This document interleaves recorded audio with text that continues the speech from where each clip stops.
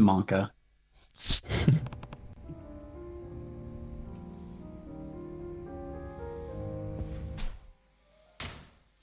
This is really in the chat. Okay, we're live. I heard we're live. Is this thing going on? Hello, hello, hello world, hello YouTube. Okay. Hello. Hello. Okay. I think. Oh, look at this cool music. Okay, but I think we should introduce ourselves. I'm Grumpygamergray. You can call me Grumpy or Gray or whatever. And I'm the speedrunner for this marathon, which is well, as percent, as you guys can see in the title, all sub stories. I also ran Yakuza Kiwami 100% and Yakuza 0 100%. And together with me today,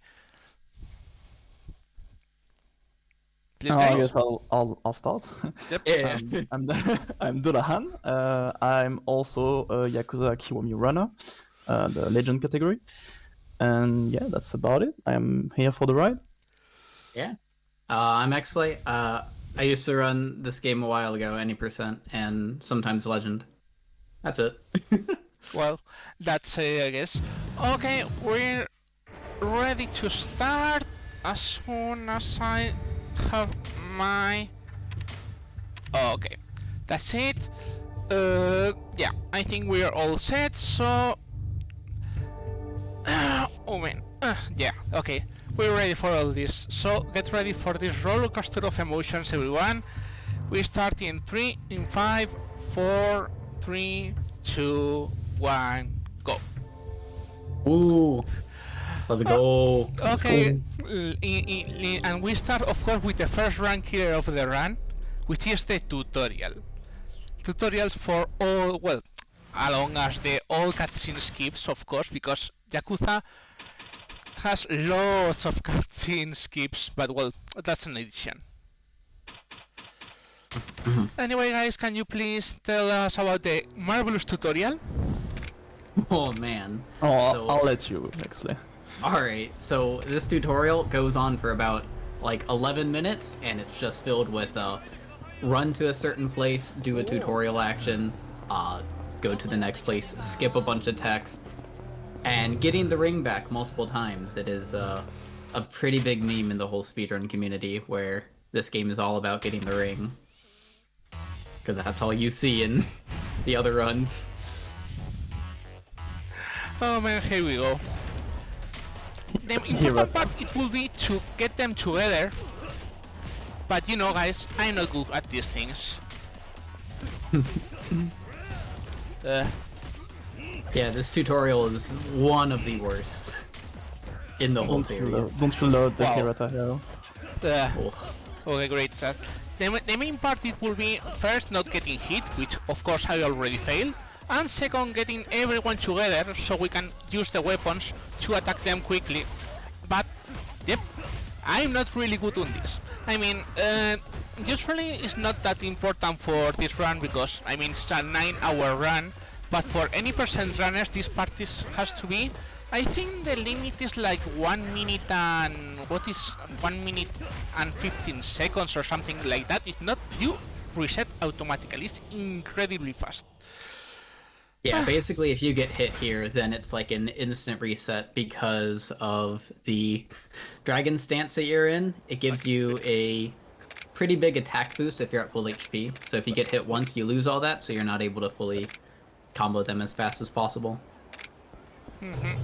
Yeah, the first thing they told us about the completion points, we're going to use some of them, but not all, because this is not Hando, by the way. And then we get introduced to the second tutorial, which is the second rank killer, because it's the defense tutorial. As you know, defense, such a good thing with such a good AI. This guy is Hiyama, and we hate everyone, because he does like that. Yep. Wow. He wanted to do the one attack. Okay, that was okay. But yeah. Fantastic RNG so far. Yeah. And, yeah. The good thing is doing this, because the throwing from the back attack is the best one. And you can instantly grab again. Okay, that was good. because this game is the greatest Yakuza game, Ryu. Okay, this was a Yakuza good Kiwami one. Hiyama. I can't It's believe it. fantastic. The whole string never counts. The second hit always gets through. Yeah. Okay, anyways. Yeah, And at least now- you didn't get hit there. And now we go for the most important and useless part of the run. So to explain everything, we're going to get a ring for Yumi, which is a girl who works at this bar, and Kiryu is quite interested in her. So we are going on an errand.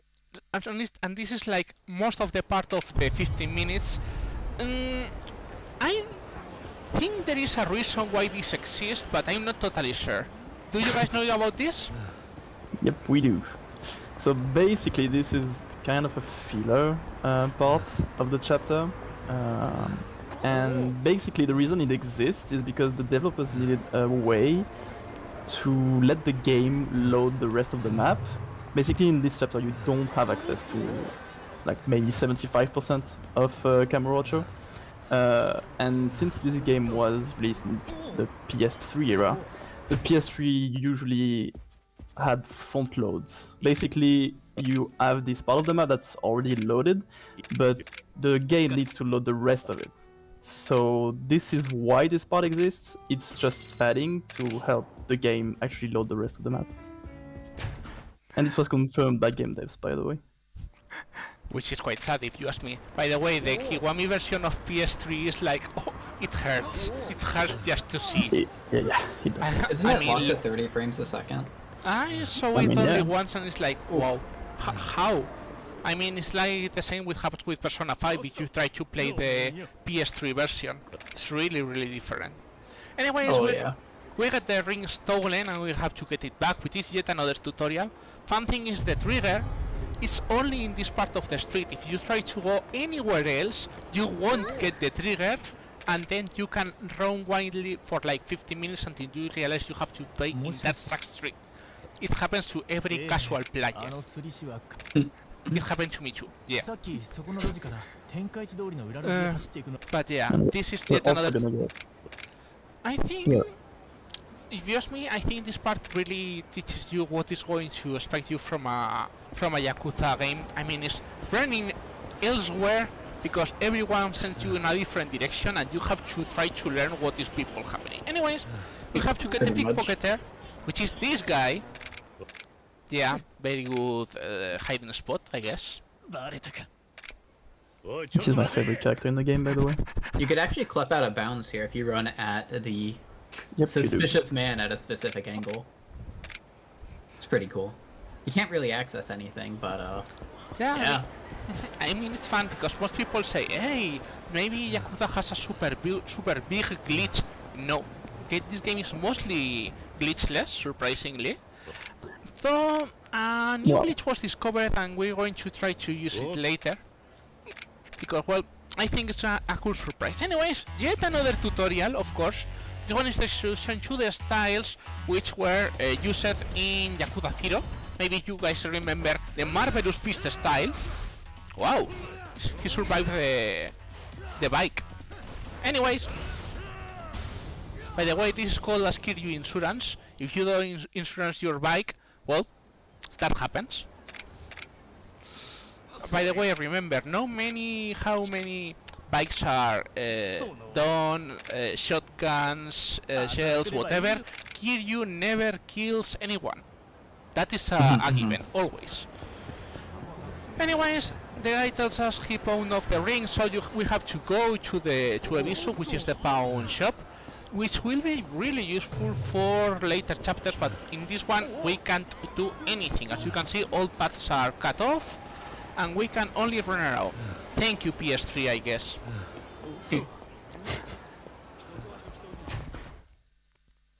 But yeah, I mean, this doesn't have anything else because it's just talk.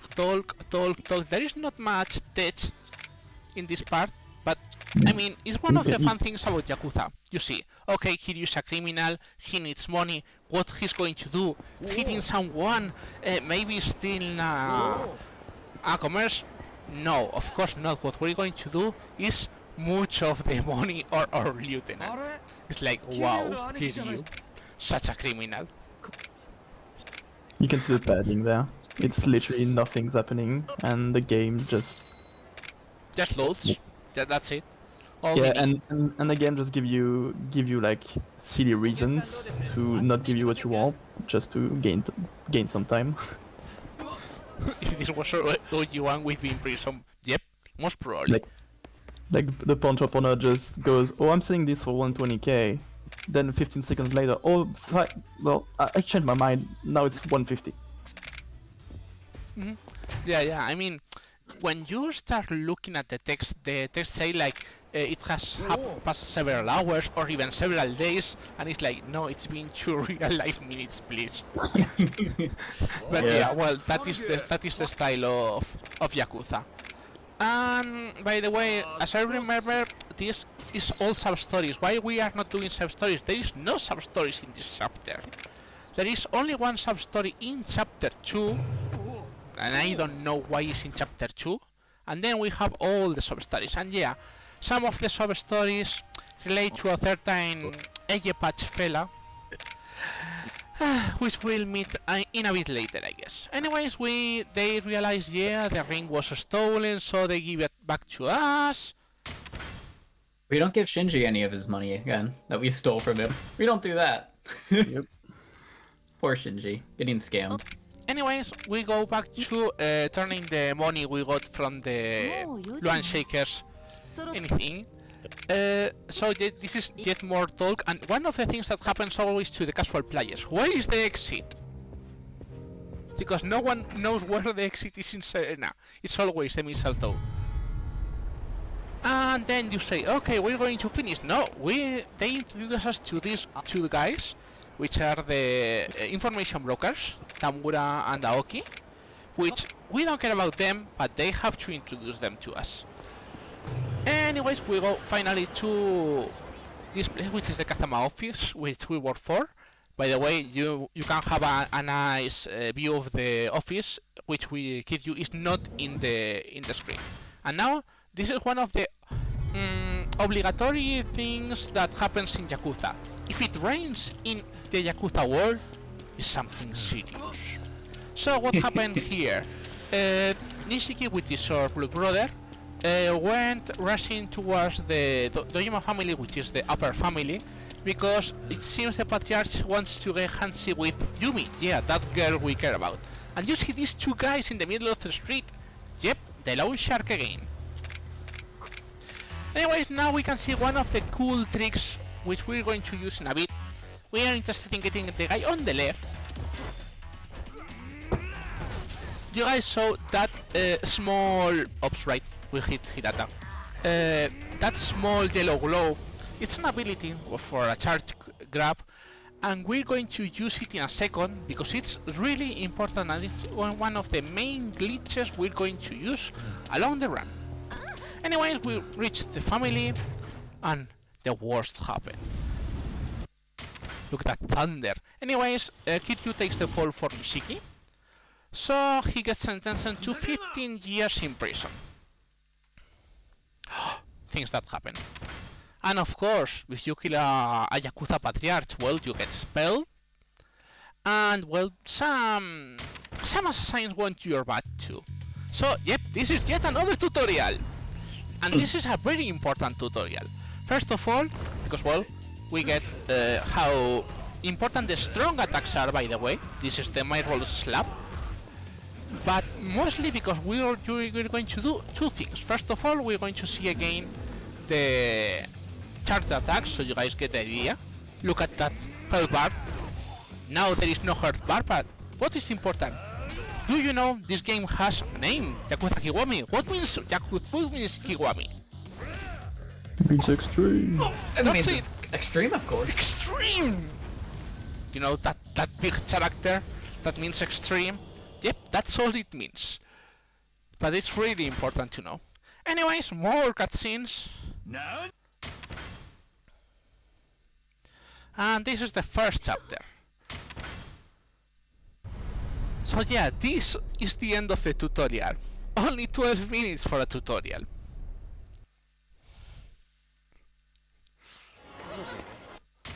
Woo. Now the fun part. Now the fun Now begins. the run killer.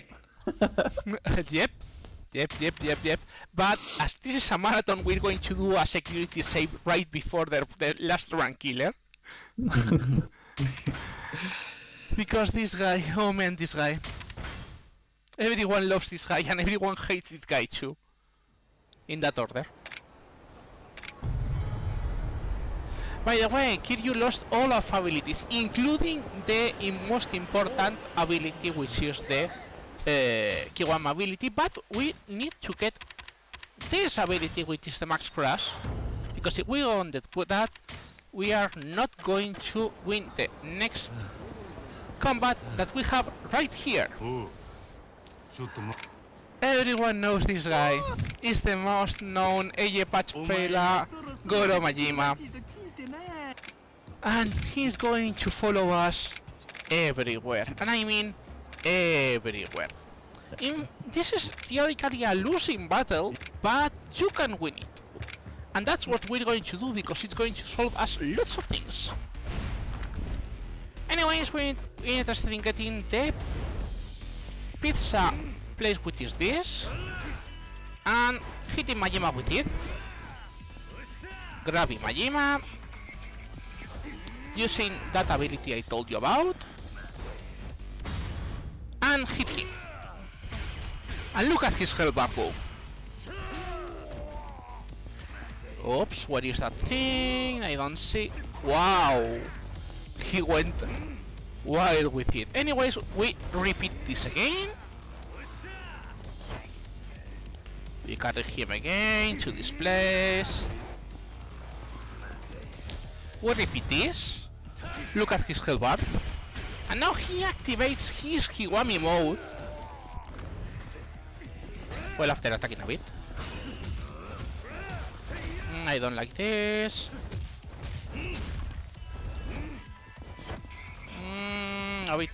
A bit away. Okay, that is okay. Oops, nope. Oh man. Oh no. No, it happens. It happens. I mean, we needed a good attack, a good specific attack, but right now, as I missed the chance, it's not going to be good. So we're going to get the pizza place again, because that can break Majima. But yep, Majima's like that. Majima is really cool, and he can screw us really good. So this is not going to be good. Yep. Hit action, we get all our health. Yeah, this is very unfortunate. That would have been a total reset for everyone. Oh yeah. But the whole thing, we're playing in easy, so that means that Majima doesn't really answer to our attacks all the time. Okay, so yeah, that's a really bad Majima, but we'll manage.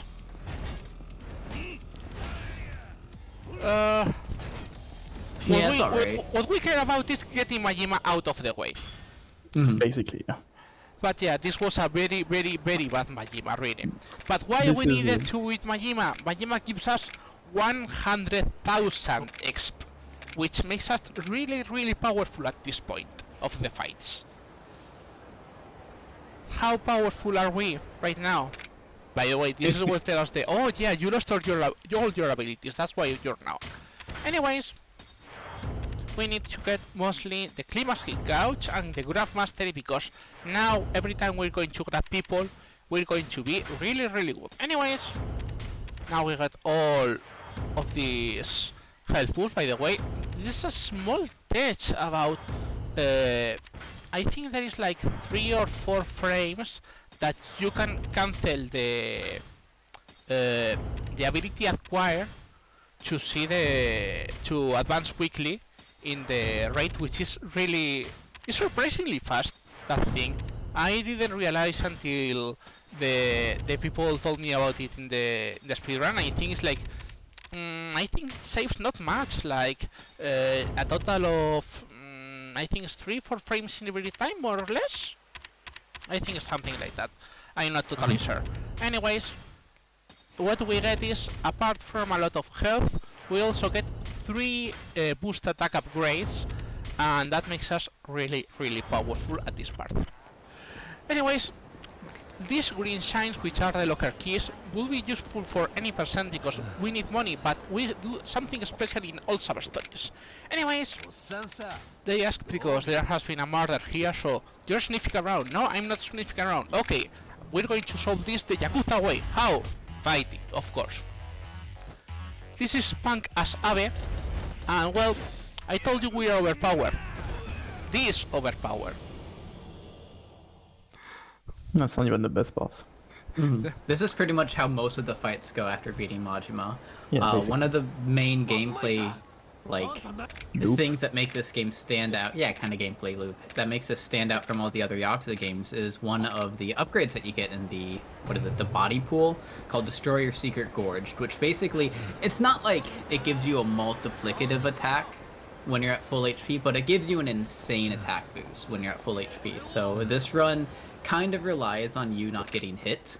It's both a blessing and a curse. In the next chapter, we are going to be able to buy some health upgrades, so... Or not health upgrades, but I guess health restoratives, so that way if we do get hit, then we'll be fine. Yeah, that, I mean, we're going to get some health for that. Usually any percent will have gained several keys of that, but we're going to ignore that. But then this is the first thing we start in Yakuza all sub-stories. This is weird, by the way. This is the only sub-story which is in chapter 2. By the way, this is one of the sub-stories which comes from the original Yakuza 1. For some reason, if you guys look at that number, is number 8. You will say, this is, well, okay, this is the first sub-story which happens. It should have number 1. No. I don't really know why, because this sub-story has absolutely no relationship with everything else, but this sub-story is the only one who was in this chapter.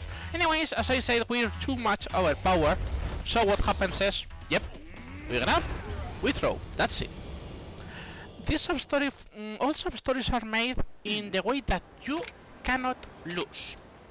If you play in other games like Yakuza 3, 4 or 5, you could make the sub-stories halfway. You didn't complete them correctly, and you will get half of the reward, and you couldn't fight the final boss. I mean the hidden final boss. So what did they do in Yakuza 0 and Yakuza Kiwami 1? You cannot fail the sub-stories. You will only get half of the reward. In some sub-stories that will be right, because it will save us some time. In others, we have to play the right way, because if not, we will lose some time. It's weird, but it happens. Anyways, we have to go to Stardust, which is the place where we reserved a letter to go to, and then we will fight our first boss. This is Yuya. He's a really cool guy, but well, we start in some bad terms, you know. It happens. So, yeah, what we're going to do with Yuya? We already talk about it, right? We grab the guy, we hit the guy, that's it.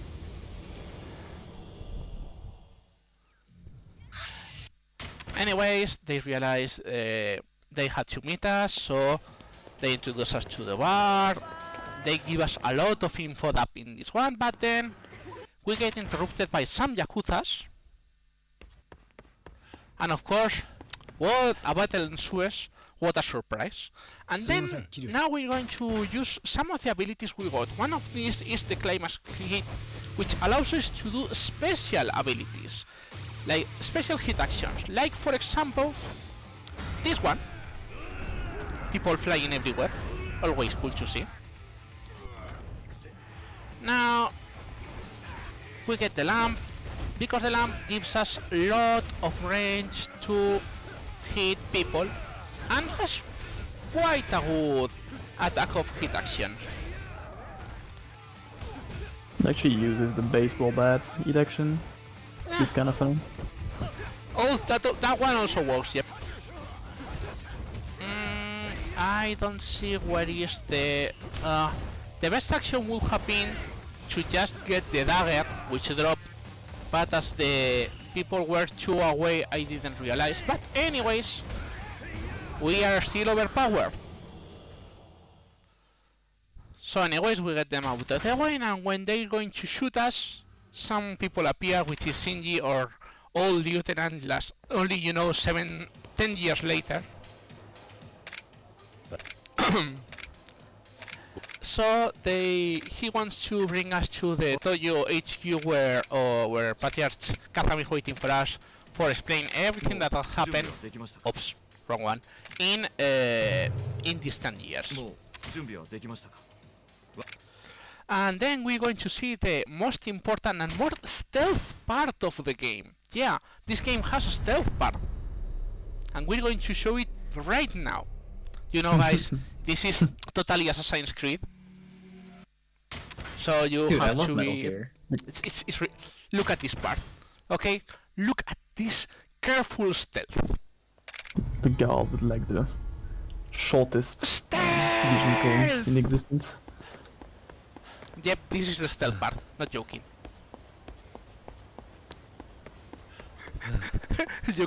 Every time you do this, it's like, Insane. wow. How does he do it? Insane dodges. Yeah. This Anyways, man can't be stopped. As you have to register your name, you can either say your real name and then say your different Kiryu, or you can say you can write a fake name and then they ask you for a question. If you answer wrong, you get kicked out.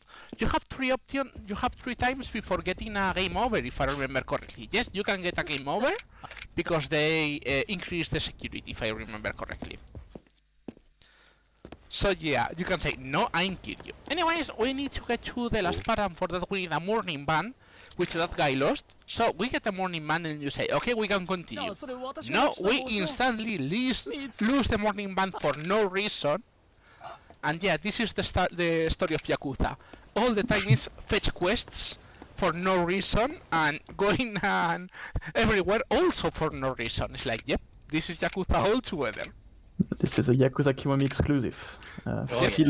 Filler part of the chapter that doesn't achieve much. Basically just pads the runtime. If I remember, in the Yakuza original, you have to enter through the parking and then you move for another way. I'm not totally sure, I can't remember, it's been ages since I touched that game. But yeah, it's totally different. Anyways, he threw the morning ban to the trash. Fortunately, it's always in the same spot, which is this one.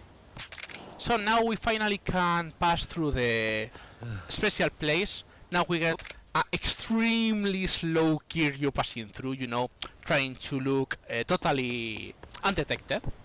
But of course we have yet another fight. I really think this fight is another tutorial, like this is a tutorial on big guys, because usually big guys cannot be knocked down and they usually have resistance to your attacks, like they cannot be stunned. But again, we're overpowered. So we grab the guy, we throw the guy, that's it. And for some reason, as soon as you finish, you have to press X again to cross the door. It's like, I don't know why, but they let you do it. Anyways, now we have, this is also exclusive from Kiwami, which we have one weapon shop for no reason in this part, and this is really important for us. We're going to buy like several health items, one Scotch whiskey, which is important, and also very important, one dagger. You'll see why of every item. Anyways, we follow Shinji and we go to the shop. Now they tell us to wait here. This is another thing that was introduced in Yakuza 3, which is the first person mode, and this is yet a tutorial only for that. You can use it with the mouse, by the way. Yakuza Kiwami has mouse integration, which we'll use later. Thank God. Thank God. In fact, Yakuza 0 doesn't. I don't know why. Bad game. Yep. Bad game. Anyways, we get again more plot, but of course the plot happens and someone gets shot and we have to fight. That is another of the canons of Yakuza. If you enter the Toyo Clan HQ, you're going to fight. Always.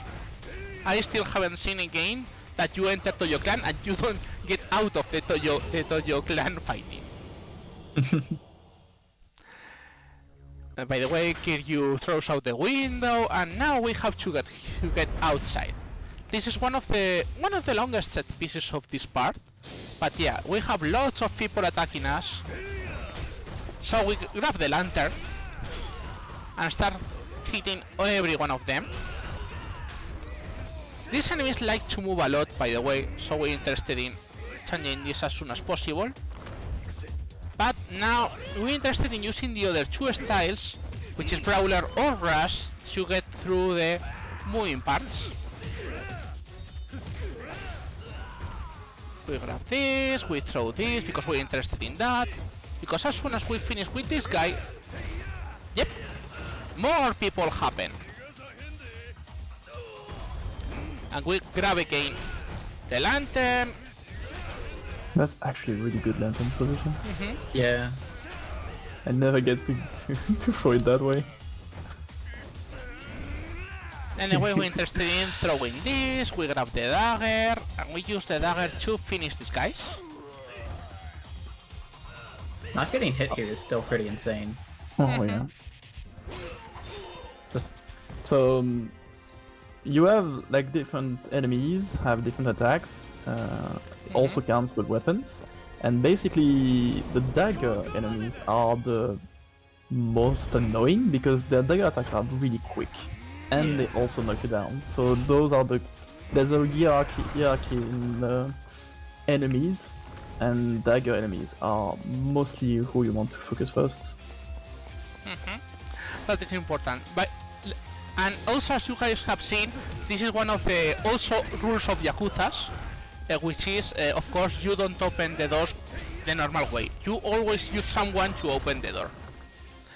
By the way, if you guys realize, the last hit of the strong actions can do things like that. So we try always to be a little sideways, because the strong action, even if the enemies haven't been hit, it does so much damage that is really useful to hit them all at once. Sometimes even you can get a quad on that group, but it's really hard to pull it off, not gonna lie. A double or a triple is not that hard. Of course, only if the game wants to cooperate, because as you can see, the guys like to scatter usually, so you have either to be fast or be lucky. Yeah, it's mostly RNG. That's the gist of it. Anyways, now more running, more... What's actually interesting about this upcoming door is that if you go into your brawler's stance, you could pick up the door with circle. It doesn't serve any purpose, but the style point. No, you can still do it, yeah. You could open it up like normal by punching it, or you could pick up the whole door. And it's so funny. Yep. Anyways, Rush is the fastest style to run, but it's the weakest one. I mean, everyone says, wow, why no one likes Rush? Because Rush is crap, it's really crap, it's really bad, not useful. Yeah, the problem with Rush is mostly lack of damage input and lack of like really AoE damage. It's really single targets. So when you have 15 enemies in front of you, Rush isn't really good. Yeah, just use Beast Forehead. By the way, hello Majima. Yep, this appearance of Majima, by the way, is exclusive to Kiwami. But again, this Majima has only one health bar. So yes, so it's like, yep, he dies fast.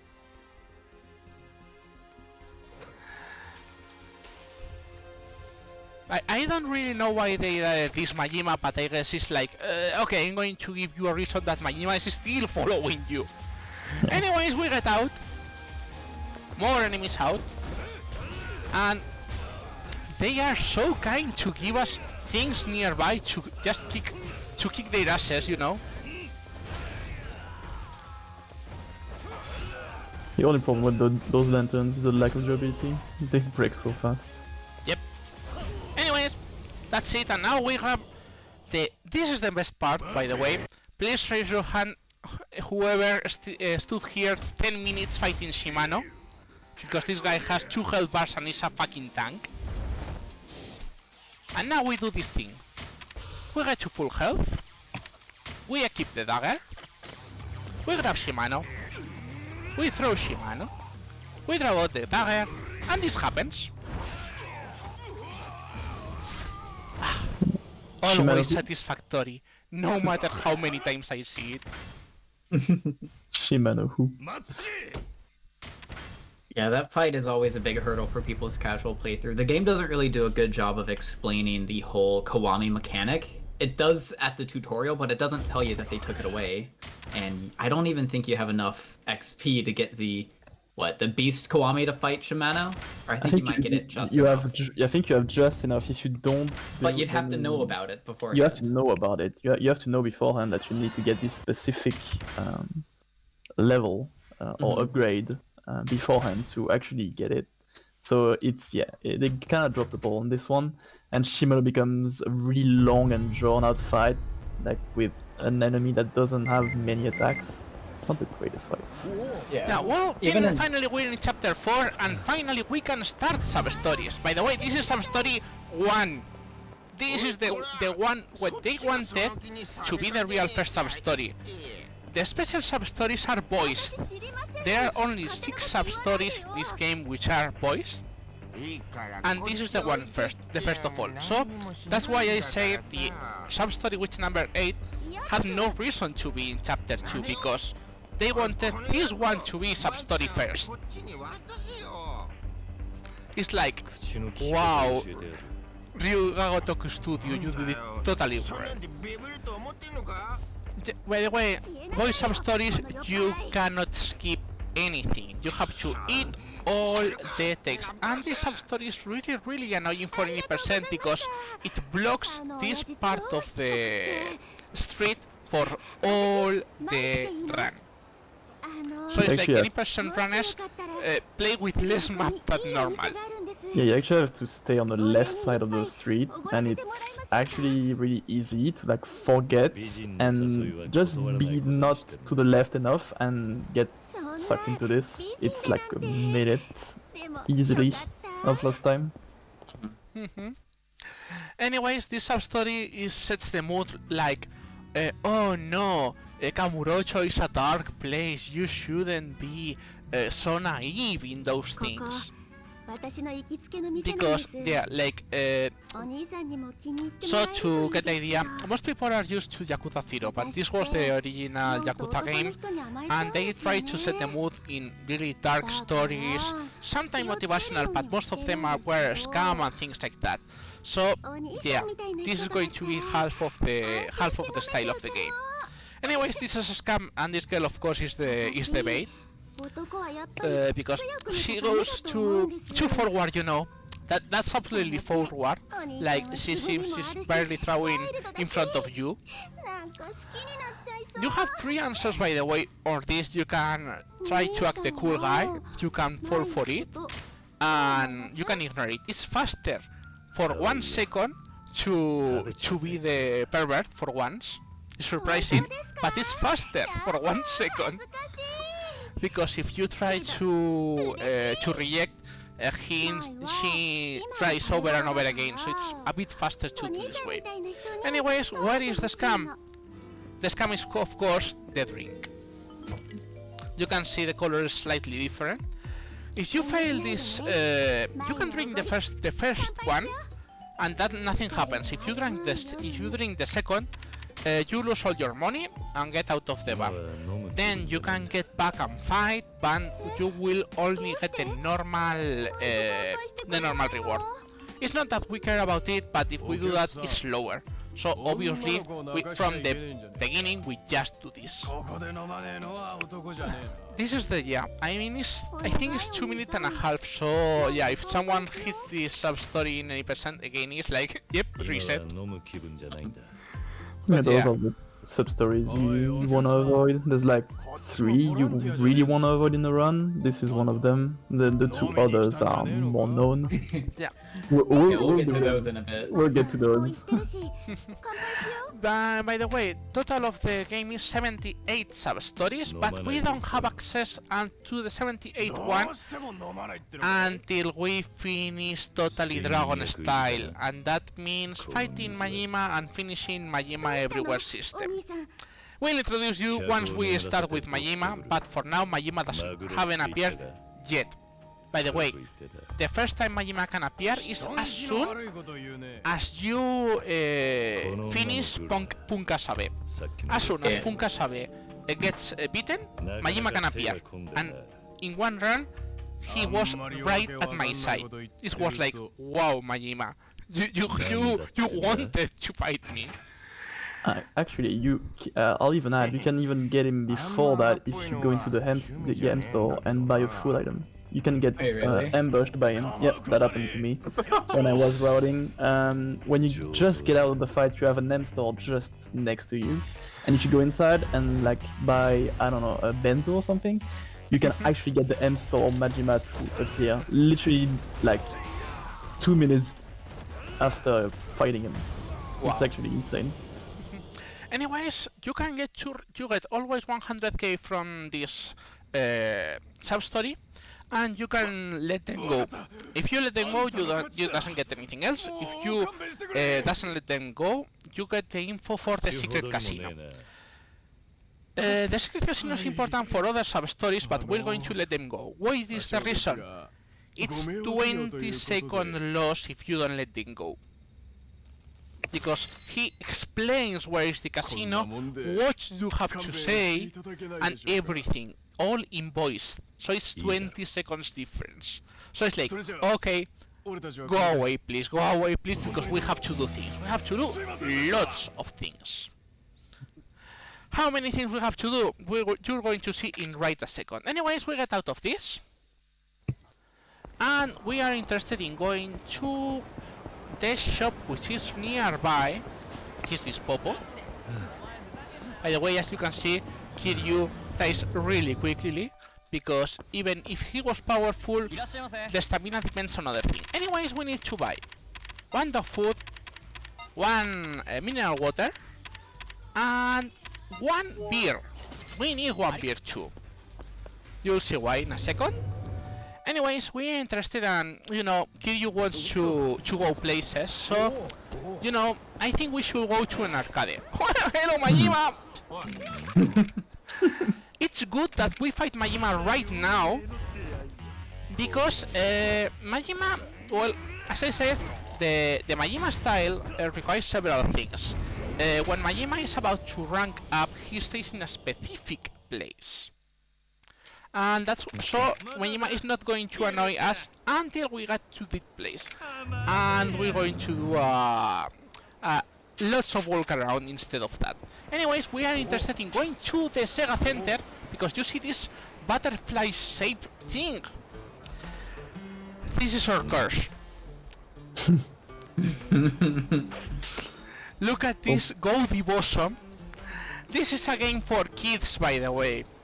And the name of the game for kids, yes, for kids, the name is called Battle Book Beauties Mesuhingo. Anyways, this is a set of 8 sub-stories, and we need to get 50 total cards to finish the sub-stories. So we have to search for them. So yeah, it's fun. It's really, really fun. By the way, if you don't tell to the kid, the cards don't get scattered. So yeah, you can play whole game without knowing this, and then you get back to the kid, and then you have to search for all the city for the cards. So it's like, yep, we have to do this now. Anyways, how scattered are them? First of all is this one. And the second one, we're interested in talking to looking at this, because this is yet another sub-story, and this is the first sub-story blocker, by the way. This is the first sub-story blocker, so that means this guy is blocking yet another sub-story. we're interested in some specific plushies. Well, this guy tells he needs this specific plushie for his daughter, and then you realize no, it's not his daughter, he's a sugar daddy, but yeah, he needs the plushies. Anyways, we need first Bunchan, which is a plushie of a dove of sorts. Then we need another 3. And then we get one of the small speed tech, which is, instead of going the front and looking at the guy, you turn around and you look from this side, so you can see the prices as soon as they are released on the machine. Anyways, this is the first one we need to get. This is the Bunchan. And I'm going to introduce you to the awful physics of crane game. UFO catcher has no flaws. I don't know what you're talking about. This is the slowest UFO catcher in all the Yakuza games, and I'm not lying. It's so slow. And yeah, this is the marvelous physics, as I said. Okay, it doesn't make sense. It really doesn't make sense. You can try to grab them, but they can sleep. You can try to... The best way for the Bunchan, because you don't really can catch them quickly, is usually just using it as a... just make the crane push, but sometimes it works, sometimes it doesn't, because yep, this is what happens usually. The crane game, it happens. Sometimes they push like a boss. Sometimes they don't push, and they sense like if the claw touches anything, it closes. It happens. It just happens. Anyways, as soon as you got something, you can instantly press circle to cancel. So we're going to keep the plushie to the guy. We get 10k out of it, so it's quite good as a starter player, not gonna lie. But yeah, the physics of the crane game, you end up hating them so much. Just like in real life. This is one of the 4 mini games we are forced to play. Maybe we'll play more, but it will depend if we are right on time or we need something else. But for now, by the way, there are 16 items in the UFO catcher, but if you want to do the completion list, for some reason, you only need 15. Well, there is a reason, but I'm not going to explain it now. If you guys look at the left where the monkey ball items are, you can see there are the 3 usual monkeys, but not the main character. The main character is, in this point of the game, is extremely rare. Why? There is a reason later, but right now it's like 1 in 32 chances of getting it in the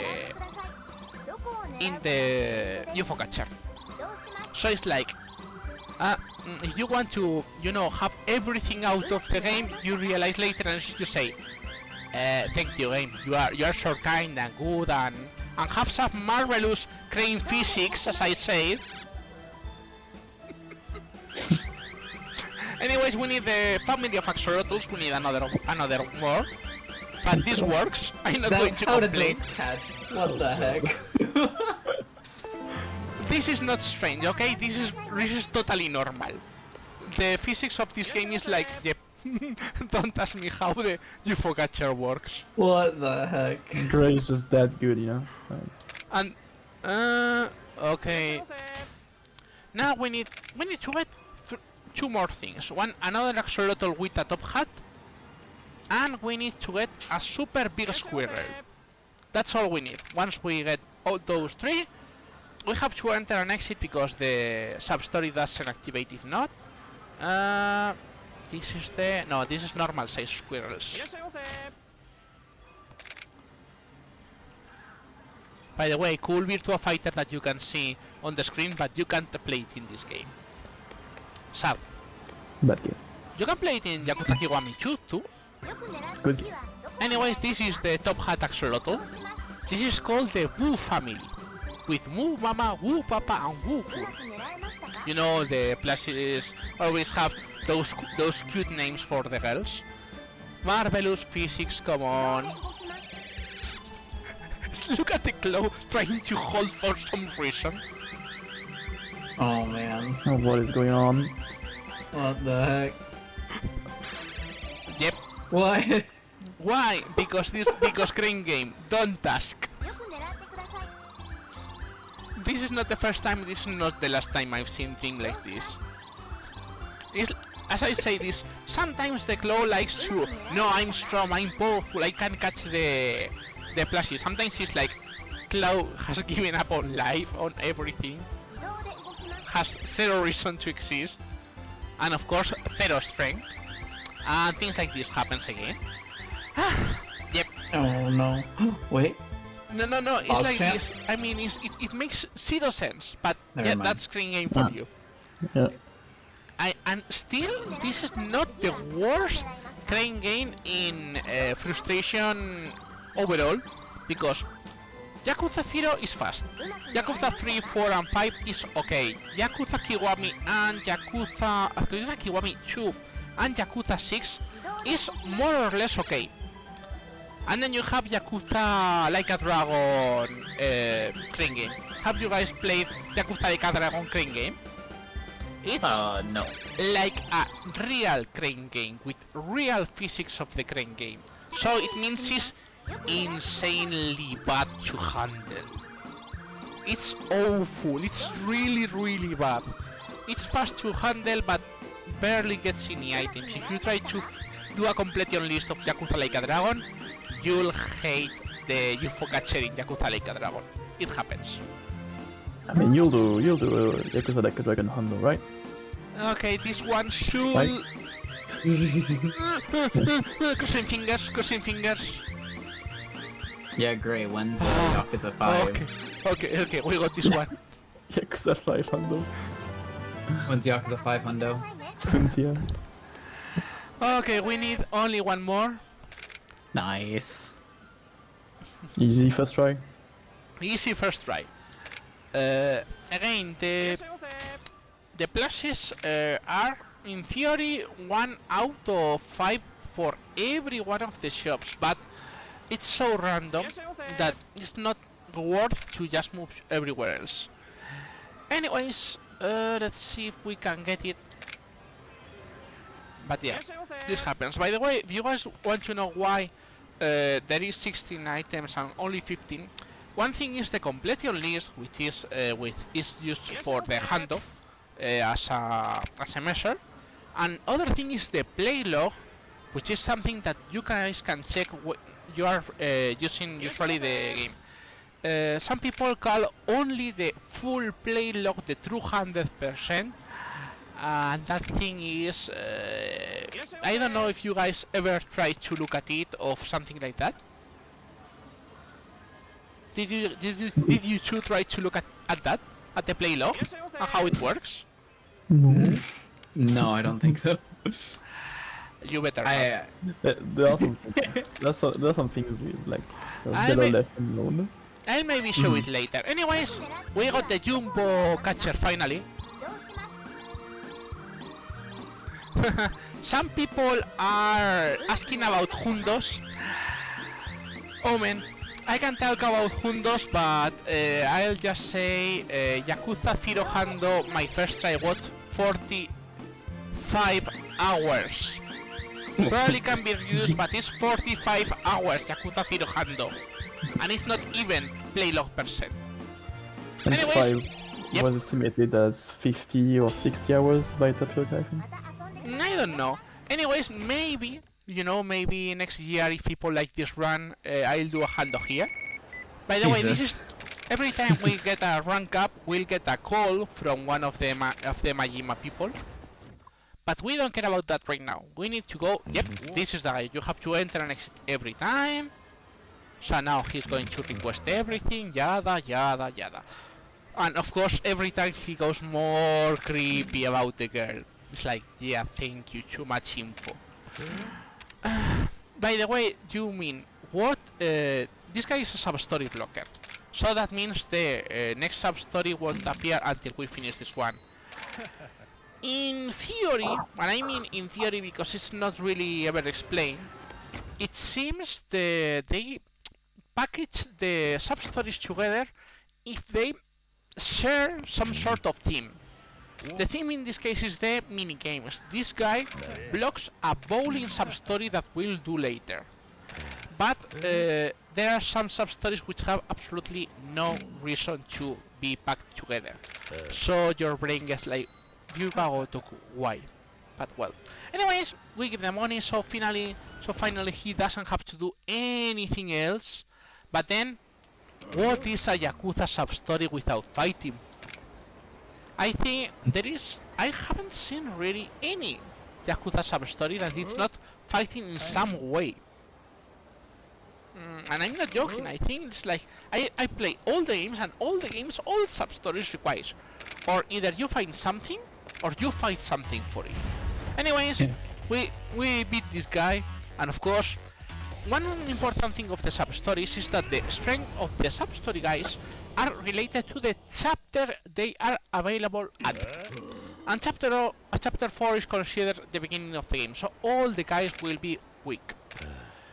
As long as we start more the sub-stories, the enemies will have more health, will have weapons and things like that. Anyways, we get a locker key, which is a gun, by the way, but we're not going to use it, because we don't need that. Anyways, you guys realize, yep, there is a not Lusega, thank you. There is this card. Now you can see the marvelous places where they hid the cards. Some cards are only specifically for this.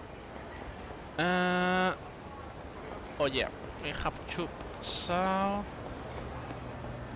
Cafe Alps. Alright. We're interested in going here, and of course there is yet another card here. We are interested in getting the cards out of the way as soon as possible, because they can be really bad. Anyways, we go here, and you say, oh, this is a visual, it will be interesting to enter. Maybe later. Why? Because there is another sub-story. Of course it's a scam. You can pay or you cannot pay. We're interested in paying him, because if you don't pay him, you have to battle him. And you lose like 15 seconds between the opening of the fight, grabbing him, throwing him, fleeing. So it's way faster to just pay the money, instantly run to Ebisu, exit in Ebisu, and going back to the sub-story. We have already packed together. And of course, yes, you fight at the end. Obviously, like another sub-story. That's why I say most sub-stories you cannot lose. You will always have a second chance to battle, and there will be no reason to say no. So it's just way better to most of the times saying yes and save sometimes, because we want to save everything. You get the same reward, by the way, no matter what you do in this one. So it's like, okay, I'm not going to complain. Now with this money, we're going to buy some useful things in Ebisu. That's which is the place we were going before. This is why it's quite similar to any percent, by the way. We get the Elder's Berry Warmer, which is a really interesting armor, which mostly what it does is it increases the when you're surrounded by enemies, those enemies will you will get, as the more enemies you are around, the more strength you have. So it's really useful. We also get the Mesukin cards, and we also get the Suspension, which is really important for the Pocket Circuit, which is another minigame we're going to use in a bit. Anyways, now we're going to show, remember what I told you, that money is not a real problem in Yakuza. Now you guys we're going to see. I'm going to explain later, but please bear with me for like some seconds. We do this, we save here, and if you look at my inventory, my inventory is a bit strange, you know, like why I have a restaurant piece in my inventory. But, hey, no, my inventory is correct, right? My inventory is totally correct. So, anyways, we want to buy something from here, which is specifically paper plate. And you say, why we do this? Well, this is a glitch called save glitch corruption. If you guys have read Reddit, some people say in PC, hey, my save was corrupted and my items are weird and I can play. What is the difference for us for now? Well, instead of 14 table salts, we have 14 diamonds. And now we have 100 million yen. Ball. That's insane. Totally normal, you know, absolutely totally normal. So to explain, when the game cannot save for any reason, it creates a temporary file. That temporary file, it makes the game go wild and it totally moves the database. So if you buy some items when you are glitched, when you finish a save, the games try to go back to the original database, but they can't. So they move a specific memory part, and that one specifically it translates. So you can get like you get, and that is fun. That diamond is not in the Yakuza Kiwami 1 database. It's from the Yakuza 0 database. I'm not joking. Oh. They share. In fact, you can get Yakuza 5 items too. Anyways, this is another protection sub-story. You know what happens when Kiryu's in Beast and there is a motorcycle nearby? Well, things happen. You know, nothing important. But yeah, this sub-story was you have to act like a bouncer. Any answer is correct, so you just have to press and go forward. This sub-story was not a sub-story blocker, but if you try to go this way, you will always get blocked, so it's better to get it out of the way as soon as possible. But yeah, this is the part when money is not a problem anymore. Anyway, we also went this way because there is... Hello! Where are you? I hate you. There is another Mesukin card, of course, but she likes to be... Ah, here it is. This one is not first person, so it's really annoying. Anyways, now we have to meet the most important guy of all the game. So, without more dilation, I present you to guys the wonderful Bob. This guy handles the completion list points, and thanks for the money, we can already get 2 stamina upgrades, which is really good. Also, as soon as we do this, we are interested in this. Please bring back Bob. We get a taxi to Pink Street. Why? Remember the contact guy? He was a sub-story blocker. Which sub-story he blocked? This one. So it's really important to do the sub-stories in order. This one is the Little Match Girl, which is a girl who is selling matches, of course, or a present for his boyfriend. Why we did it in this order? Because we get teleported to Public Part 3, which is the usual consultation place for Kiryu for some reason, don't ask me why. That always happens, always in this park. But yeah, we got teleported to this place, and in this place, there is another sub-story. We're not going to start this one now, but we are interested in this Mesukin card. Don't ask me why it's up in the tree, by the way. Anyways, we interested... that was... By the way, this is one of the cool things that you can do in... in PC. In PC, you don't have to wait for anything to save. You can save anything at any time. And thus, if you have a fight spawn like I have, you can instantly cancel it.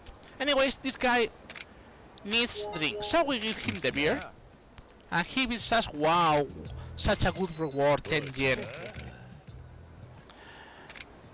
Anyways, we interested in going to the story? Not yet.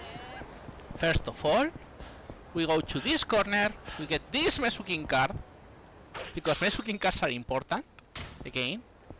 And now we go to the main story, for once. Anyways, they tell us that if we want... This is yet another thing, like, what you need to do. They tell us there is a really good information broker for bars and places specials, because you're looking to a bar called Ares. And they tell you, yeah, go to Bacchus, which is a really good place. Anyways, but now we go to the drunkard again, because this drunkard wants scotch. Where did I got scotch? In chapter 3. If you don't buy it in chapter 3, you can get it in the Popo Showa. But yeah, this is again something slow. So, but we are interested in finishing that sub-story, by the way. So we enter Popo, we exit Popo, and now the guy is not feeling really well. So he needs health. So of course we have enough health drinks, so we're going to give him one. This guy gives us a really good item if you are doing 100%. For this one, we don't really care, but it's useful, you know. By the way, why we're doing the sub-story soon? You guys guess it. Is yet another sub-story blocker. There are a total of 15 sub-story blockers, not even counting sub-story lines. And there are sub-story lines which are also sub-story blocker. It's like, wow, so good. Anyways, we need to go back here to the former Kazama family. Why? Because there is another Mesukin card, of course. But yeah, anyways, we need to go back to the taxi, and we're going back again to Pink Street. Why? Because yep, more sub-stories, of course. We're going to... This chapter, I think it has 25 sub-stories. We're not going to do all of them, but we're going to do most of them. Anyways, like the... You say, oh, maybe he has hypothermia like the book. No, she has to go to the bathroom. You have 3 options. The third one is the wood for the third one is the best reward, but it's really slow. The first one is the fastest, is the second reward.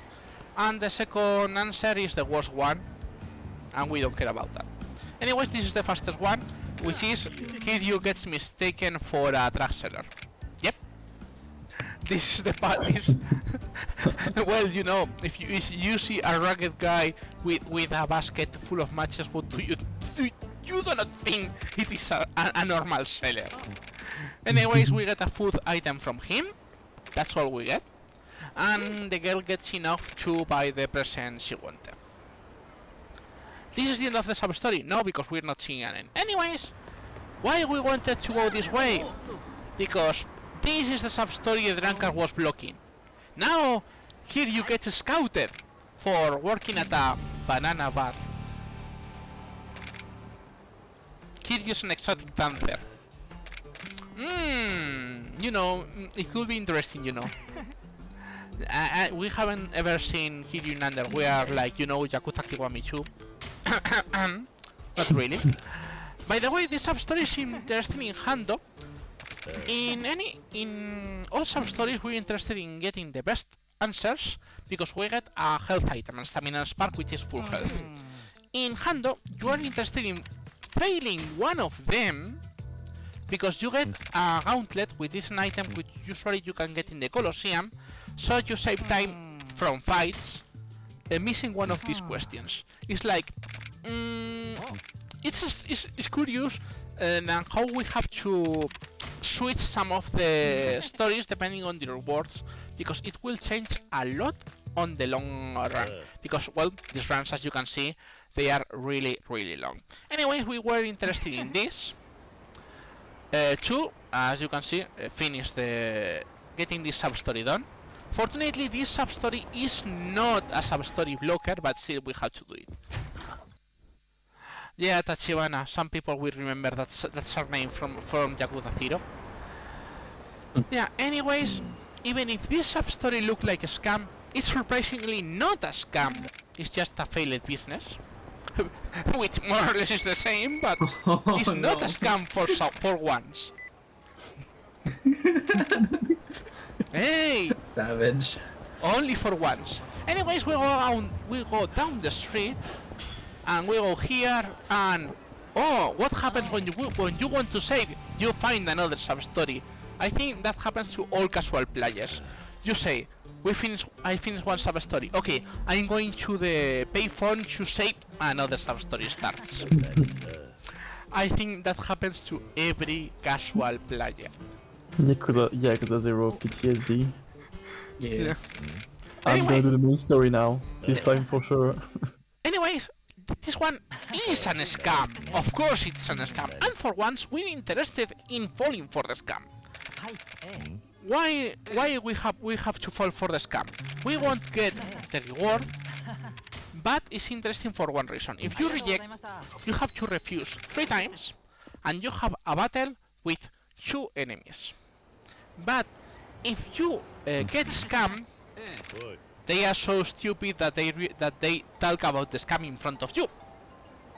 So you battle this guy, but you have to battle only him. So it's way faster because you can just grab him. If you try to do with the 2 guys have more health and it's slower. So it's way faster to do this. So they tell you, hey, this guy was the yada yada yada. He's the ringleader. Please beat him. So you say, okay, let's beat him. And thank you for Yakuza 0 and Yakuza Kiwami, they show us where. Fun thing, in Smile Barker there is a Majima, but as Majima is waiting for us in the green circle, we can't pop Majima now. Anyways, as I said, we are too strong for these sub-stories. So yeah, this is all the sub-story does. This sub-story is not a sub-story blocker, so this is the end of it. But yeah. Lots of sub-stories that work this way. As I say, scams, scams, scams, and more scams. Anyways, we go here, we get yet another Mexican card, by the way. And now we're interested to... If you can see in the map, there are 2 sub-stories there now. They are overlapping. Which ones? Remember the Match Girl? Yep, this is the end of the Match Girl. You talk to her, and the guy she was interested in, he already had a girlfriend. But for motivational, thanks to the selling, the match factory seems to be working. The reward she gives us is really good for 100%, because she gives the celebrity perfume with increases the award reaches spawn, which are usually quite rare in Yakuza Kiwami 1. Not important for all sub-stories, but it's important. By the way, this girl is also a sub-story blocker. Yep, not joking. So anyways, now we're interested in going this way. We pick this card. And now we go to these 2 guys which are standing and still. And, oh no, it's a Dine and Dasher! Oh my god! So we're going to follow him. Not a scam at least. Not a scam, no, this time she scams other people, which is different. First thing we're going to do is, well, not Majima. First we get this card. And now, yep, we go this way. And this will open map for Majima, because welcome to Majima costumes. This is the first costume and the second style for Majima, which is Slugger Majima. You guys have played Yakuza 0. We're interested in getting Officer Majima way later down the line, but for now we just need to unlock him. For now Majima is still weak, so you guys know what is going to happen, of course. But yeah, this is Officer Majima, which has special phrases and special style. Unfortunately for him, he still has only one health bar. So well, you guys know the drill. I promise it's not going to be this way all the time, okay? We'll have to switch, because Majima gets stronger, you know. The fun thing is, Majima has several rank blockers, which only advance when you go further story. So we are interested in fighting Majima, but not fighting Majima too much. It's a bit hard. Anyways, remember the banana bar? This is the guy. And yeah, he explains to us that yeah, they really wanted to do it, but it doesn't work. Anyways, we get the health item, and that's it. Even give you things about the banana bar. Again, if you want to see Kiryu in underwear, play Yakuza Kiwami 2. Because there is a sub-story with Kiryu in underwear. By the way, talking about sub-stories, this is yet another sub-story. This is the sub-story that the match girl was blocking. So yeah, it's a total pattern, really. It's sorta hard even. Anyways, this girl has lost a handbag, or seems it has been stolen. We'll get to it later. Right now we're interested in getting the Dying Dasher, who is here, by the way. And we have, of course, to pursue him. There is no chase in this case. No, there is no chase sequence in Yakuza until Yakuza 3, if you guys remember. And by the way, we have to do it in this order, because you cannot have the match girl and the Dying Dasher at the same place, because they block each other. Fantastic. If you have the match girl waiting at the if you have the match girl waiting at the park, the Dying Dasher won't appear until you finish the match girl. So it's like fun. This is how works the sub-stories in Yakuza. They sort of have a priority over them. Even some sub-stories have priority over Majima. Even if you guys don't believe it. Yes, Majima can get kicked out of the game thanks to a sub-story. I don't know if it will happen because it's Majima and it's RNG. Anyways, now for once we're going to go to the main story. In the chat is asking, why is he releasing Majima everywhere? All sub-stories requires the final sub-story, which is the hidden boss. And to get the hidden boss, you need to totally finish Majima everywhere. Anyways, this is the sub-story, and there are people dead, and we find a girl there called Haruka. But then we're going to carry her to some place, but we see some people hitting a dog, and no, hitting animals is bad, so Kiryu is going to hit the hell out of them. As usual, the climax hit will help us a bit. And then, you know, there is a motorbike nearby. I'm sure a motorbike there will be totally useful for these guys. Anyways, you can even not use the hit action and directly go for the motorbike, but it depends a lot. Anyways, we have the most important part of the main story. Save the dog. So we need food, which we bought already. But we also need water, that we bought already. And this is specific. In original Yakuza 1, you only have to buy the water. But in Yakuza Kiwami 1, you have to buy the plate too. If you don't buy the plate, you can't continue. Anyways, the dog gets right, but the girl faints, so we have to carry her. Now, this is one fun thing. As soon as you finish this part, you have 3 places that if you move erratically, you're going to have a fight, because for some reason now people are angry when you are holding Haruka. Probably to give you a feeling of, you know, anxiety. Fun thing, it's way better to go the long route around instead of going straight to the main, to the story place. If you just go this way, while Kiryu's holding Haruka, he has infinite stamina, so it's way faster to just run around. And if you don't push anyone, it's a little faster than eating the force fights. It was even, I think it's only a couple of seconds, but hey, it's a couple of seconds, I'm not going to complain. So anyways, we arrive. Going this way also saves you the heat action that you would instead have to farm on the next fight. I think so. Anyways, now the girl tells us she, in fact, she has some relationship with Yumi, the girl we are looking for. So we say, okay, we're going to bring Haruka with us. A 9-year-old kid in a very dangerous place. That's the thing we're only going to hear from Haruka, really.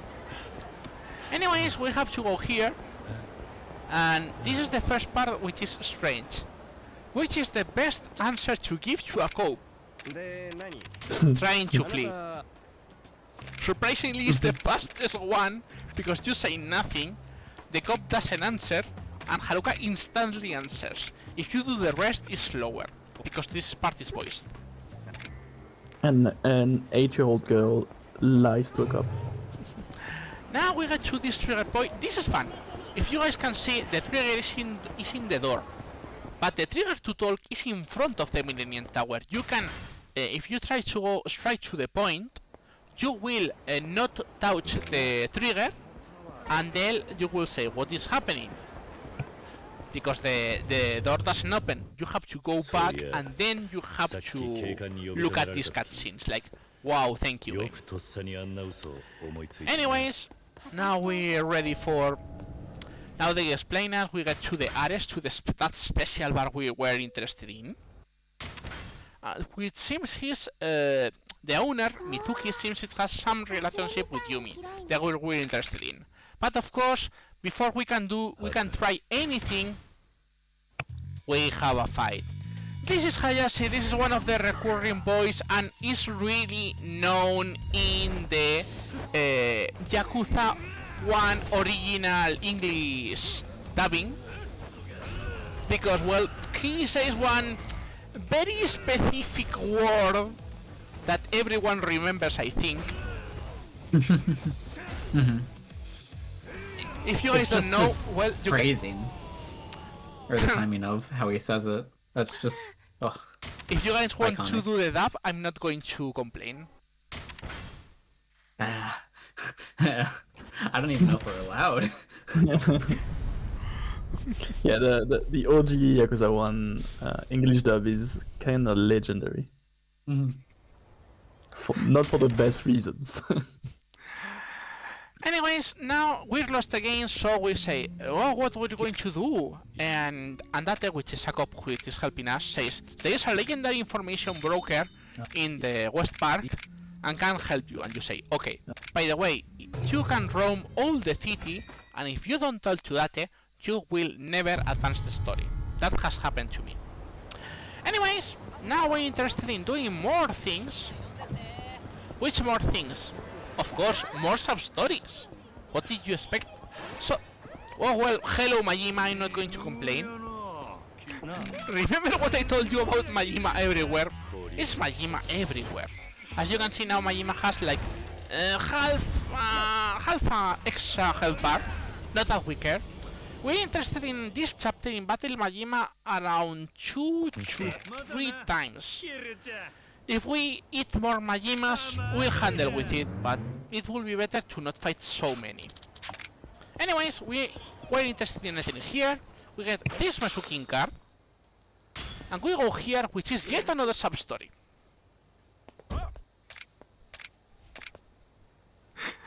We have Ryu in the chat saying, unbelievable, is my personal favorite yet. Original Yakuza dub was strong words, let's leave at that. And one of the things that most people don't know is that or the original Majima voice actor for English, it was one of the, which is right now one of the most famous, which is Mr. Mark Hamill, also known as Luke Skywalker in the original Star Wars, who right now is one of the best voice actors, which usually dubs the Joker in most of the games. Anyways, we're interested now in going this way. We're going to follow the sub-story we just got. Now comes one of the fun things. There are, as I told you, there are several custom Majimas with specific stories. And if you can see it, next to the girl we're interested in, there is another guy. We're interested in going this way, specifically close to the wall.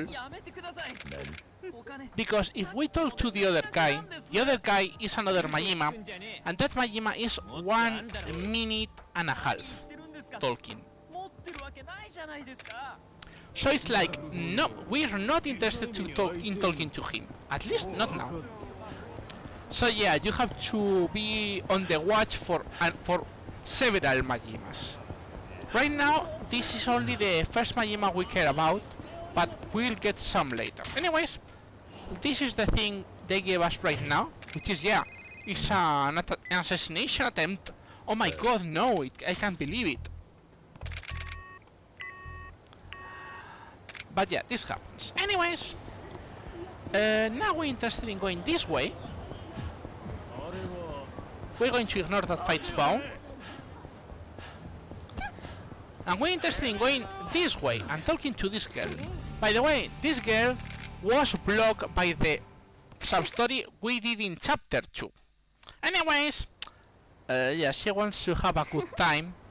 But you know, Kiryu is a virgin, is canonically a virgin. So you say, no. No. Yeah. I'm sorry, but no. And yes, it was an scam. So you have to buy this Yakuza, which, by the way, this Yakuza is not like all the other rugged ones, right? It seems like more stylish, you know. It looks special. Why this is special? This is one of the non-canon reasons. Remember, Kiryu says never hit a woman. She was a woman. And this is the guy. Which, by the way, has the triple of health, and this guy can be annoying. But as we are still overpowered, it's not a big deal.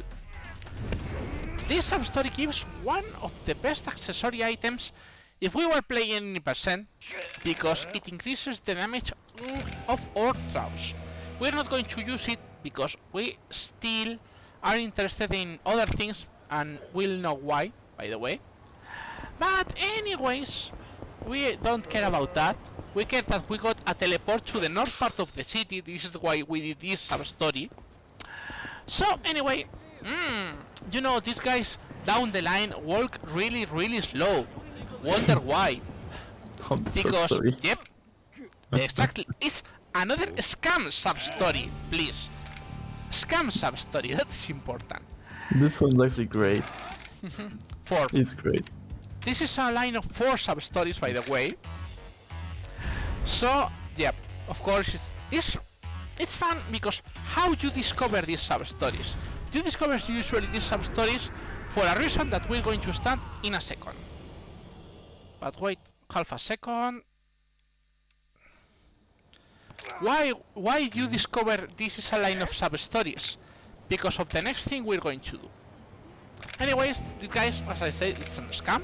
It's a really good source of experience if you're playing casually, not going to lie. But we're interested in entering Emma Store. And we need to buy several things, you know. We like to buy things. We're going to buy 3 tuna egg sandwiches.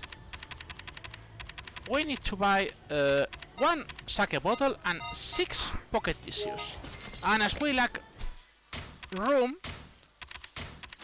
we're going to throw things around because we don't really need them. I said 6 pocket tissues. It's important to be 6. Why it's important? Well, right now these guys are still not there. So we go this way. And we find, what is this guy needing in the middle of the street? Of course, it's yet another sub-story. What a surprise. Anyways, this guy attacks us because, he thinks we're Yakuza, and well, aggression happens, you know. Oh, that says all scam story %. Yeah, mostly. I'm not going to lie, mostly. Anyways, this guy is angry with the Yakuza because the Yakuza ruined his business. Oh, what a chance is those guys. So yeah, Kiryu wants to, well, is going to help the other way, as usual. The bad part about this fight is they're too close to the wall, so you cannot grab them and use the special. So you grab the plastic basket and hit with them. It's way easier. This guy, by the way, gets a reward for the "You don't ask me how a civilian has a cheat item for the secret underground casino." But yeah, this guy gives us a red jewel, which is useful for the roulette. It's like, why? Don't ask. Don't ask. Just Yakuza things. By the way, now we're going to start one of the two big mini games we have to start. But first, yet another sub-story. This sub-story is a sub-story blocker, by the way, and it's the most annoying one.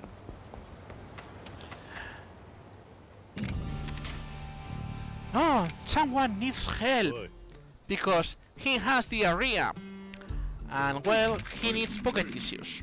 And you say, okay, I'm going to the M store and I'm going to buy a pocket tissue. But you know, we are careful and we already bought one pocket tissue, okay? So you give the pocket tissue and you see, and you think, okay, the sub-story is over. You know, because the sounds and everything. But then he needs 2 pocket tissues. So usually, you will go to the M store shop, you will fight the guys again, you will get the 2 pocket tissues, and then you will be back here. And This you is a say, scam. okay, sub-story is over. It's a scam, I know it. You just paid off by big pocket tissue. But then he needs 3 pocket tissues, so you will go again to M store, you will fight again, and then you will finish the sub-story. So casually speaking, even if this sub-story is really easy, it's sort of annoying because you get not only a fetch quest 3 times, but also you get interrupted by yet another sub-story. It's like, wow. Thank you, Ryugagotoku Studio. By the way, this guy not only blocks one normal sub-story, but also blocks one special sub-story that you can only do with Haruken some chapters. So this guy is a double sub-story blocker. It's like, wow, thank you. So anyways, let's forget about this, you know, let's play some games. Which game? Let's play Pocket Circuit. Yeah! Sep, they have to play Pocket Circuit. Pocket Circuit has only one sub-story, but we need to beat 90% of Pocket Circuit. Nobody ever hit Pocket Circuit in 80%. And this is the best character, you know, guys. If you guys don't know this guy, he's the best character. So, Look Pocket Circuit is Yakuza kinda- 0, look Yakuza 0 style. Only 17 years since Yakuza 0, and of course it's exactly the same as said, copy and paste. They didn't change anything. It's the same characters with the same clothes. They just copied totally without a single thing changed. It's like, yeah, we know they have to reuse assets, but change a bit, please. Anyways, the story about the Pocket Circuit is that you have to find a successor for the Pocket Circuit Fighter, who is the commentaries for the racers. So, why we... yeah, because he's engaged, and how do you think... But he's a virgin, no, he can't be engaged, no, he can't be engaged. Anyways, we get the basic items for Pocket Circuit. Casually speaking, this game is marvelous because it gives so many completion points that you can get lots of upgrades. For us, it's a bit annoying because this game has so much RNG that is really, really, really, really annoying. Also, we'll do one of the most important things in all Yakuza games, which is skipping all the tutorials. You can skip the tutorial and there is no problem for that. Anyways, the reason we are not going to do walls, all the pocket circuit in one way, but we are going to try. Also, we needed anyways to enter the pocket circuit because there is a Mesuhin card, of course, because it's a game also for kids, remember? In Yakuza 3 it was worse because you had to go to Don Quixote to get all the items to start, but here at least you can buy them totally in the shop.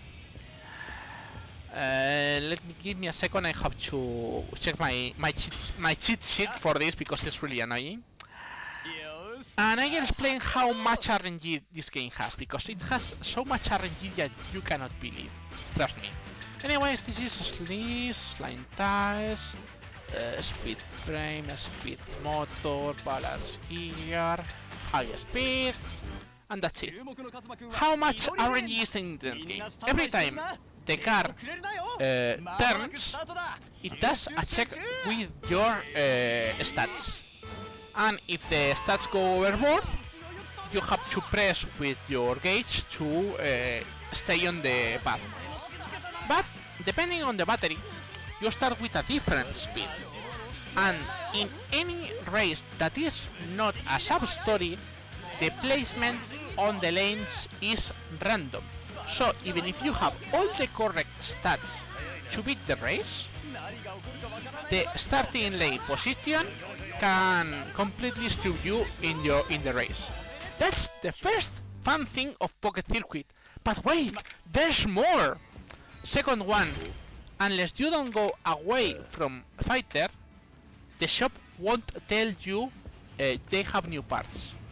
So you can try like trying to customize 10 or 12 times, and until you do not get out of it, you cannot get the items. Another fun thing of Pocket Circuit. But wait, there's more! And this is the most absurd RNG of this game. If you guys have realized, the first time we talk with the fighter, we just talk, and then when he tells about the race, we can skip everything, and then he says, Kazuma-kun is in the red lane, or whatever the lane it is. The next phrase fighter says after that one is random, and it can be either this one, look at this one, this one, and this one is random. And there are like some of the phrases are like 1 or 2 seconds longer than the rest. So you can get even bad RNG on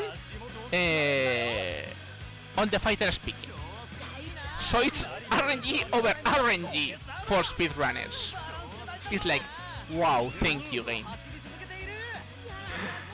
So yeah, that is the most part about Pocket Circuit.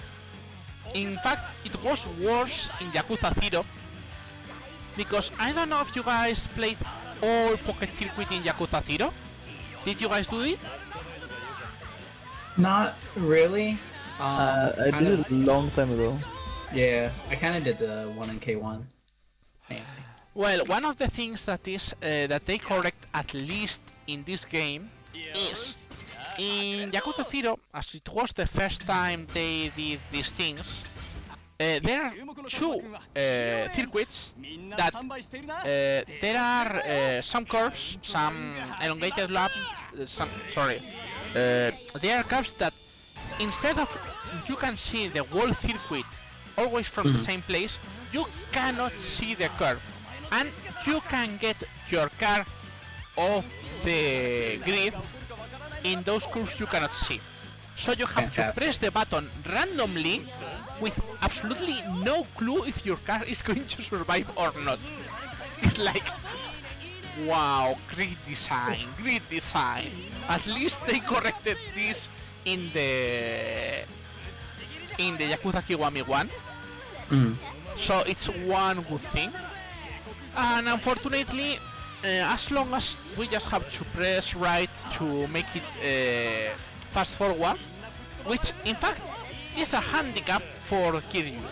For some reason, when you press forward, the game goes at 1.5 speed, and you say, okay, that's good.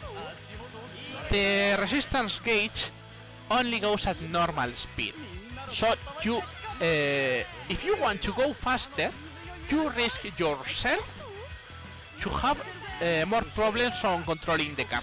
So it's like, wow, they fix something and they get something wrong. It's like, wow, thank you, game. I mean, it's a cool game, but I think they really did wrong in the setting of the stats because of the. I think if this was in another game, it would be perfect. Because, I mean, you know, they've messed up twice, they fixed it.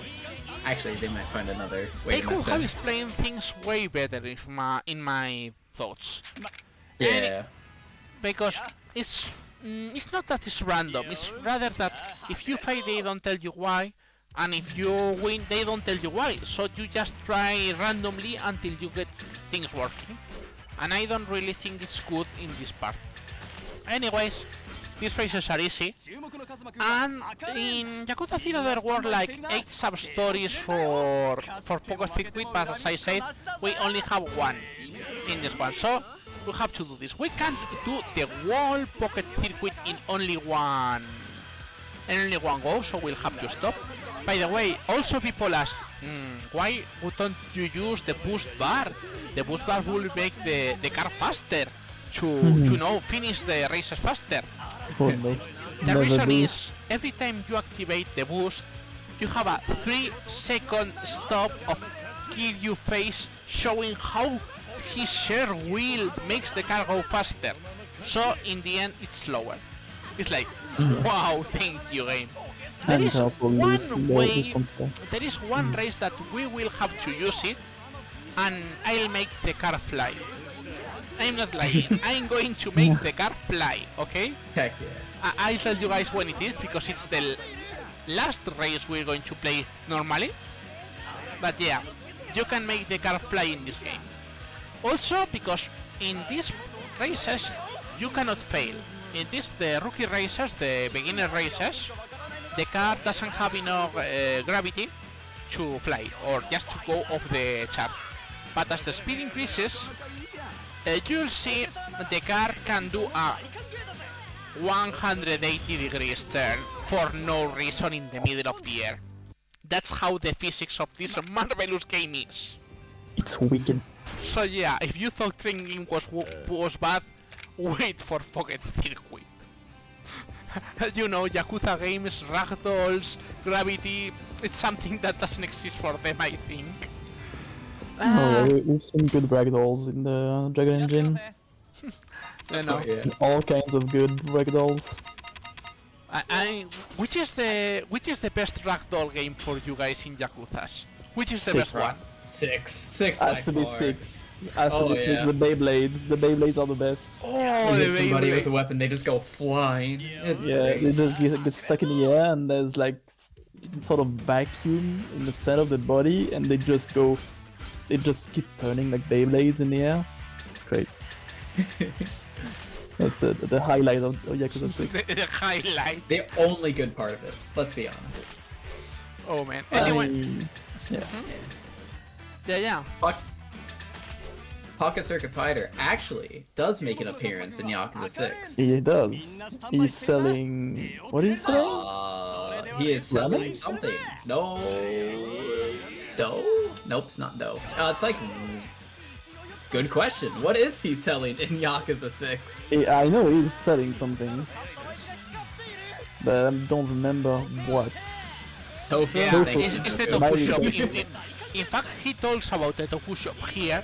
Well, he just says it's their father's factory. But yeah, Pocket Circuit Fighter appears in Yakuza 6, which are really heartwarming story. By the way, it's fun because for some reason, instead of getting the Yakuza Kiwami 2 relationship on sub-stories, they decided to get all the Yakuza Kiwami 1 sub-stories into order for Yakuza 6. I think it was due to the development, because I think Yakuza Kiwami 2 and Yakuza 6 were developed at the same time with the same engine. But I think that is the only reason. I'm not totally sure about that. I'm not that knowledge in Yakuza games, but I think that's the reason. Anyways, this is the last race we're going to do for now. We know the standard cup, which is already a middle rank. We only need to change this, switch this for this, add this here, and that's it. Fortunately, it's like the cheat sheet helps us a lot on this, because if not, we will be really lost. This one is the first one that already can the car go really off-road, but usually it doesn't happen. As I say, it's RNG. You can have the wall race with no problem, and you can have three bad checks and get really annoyed. By the way, every check we have to do, so it means that we have to use the gauge, is about 5-second loss. So it's like, yep, we are totally at the mercy of the RNG in this game. Speedrunners and RNG, you know.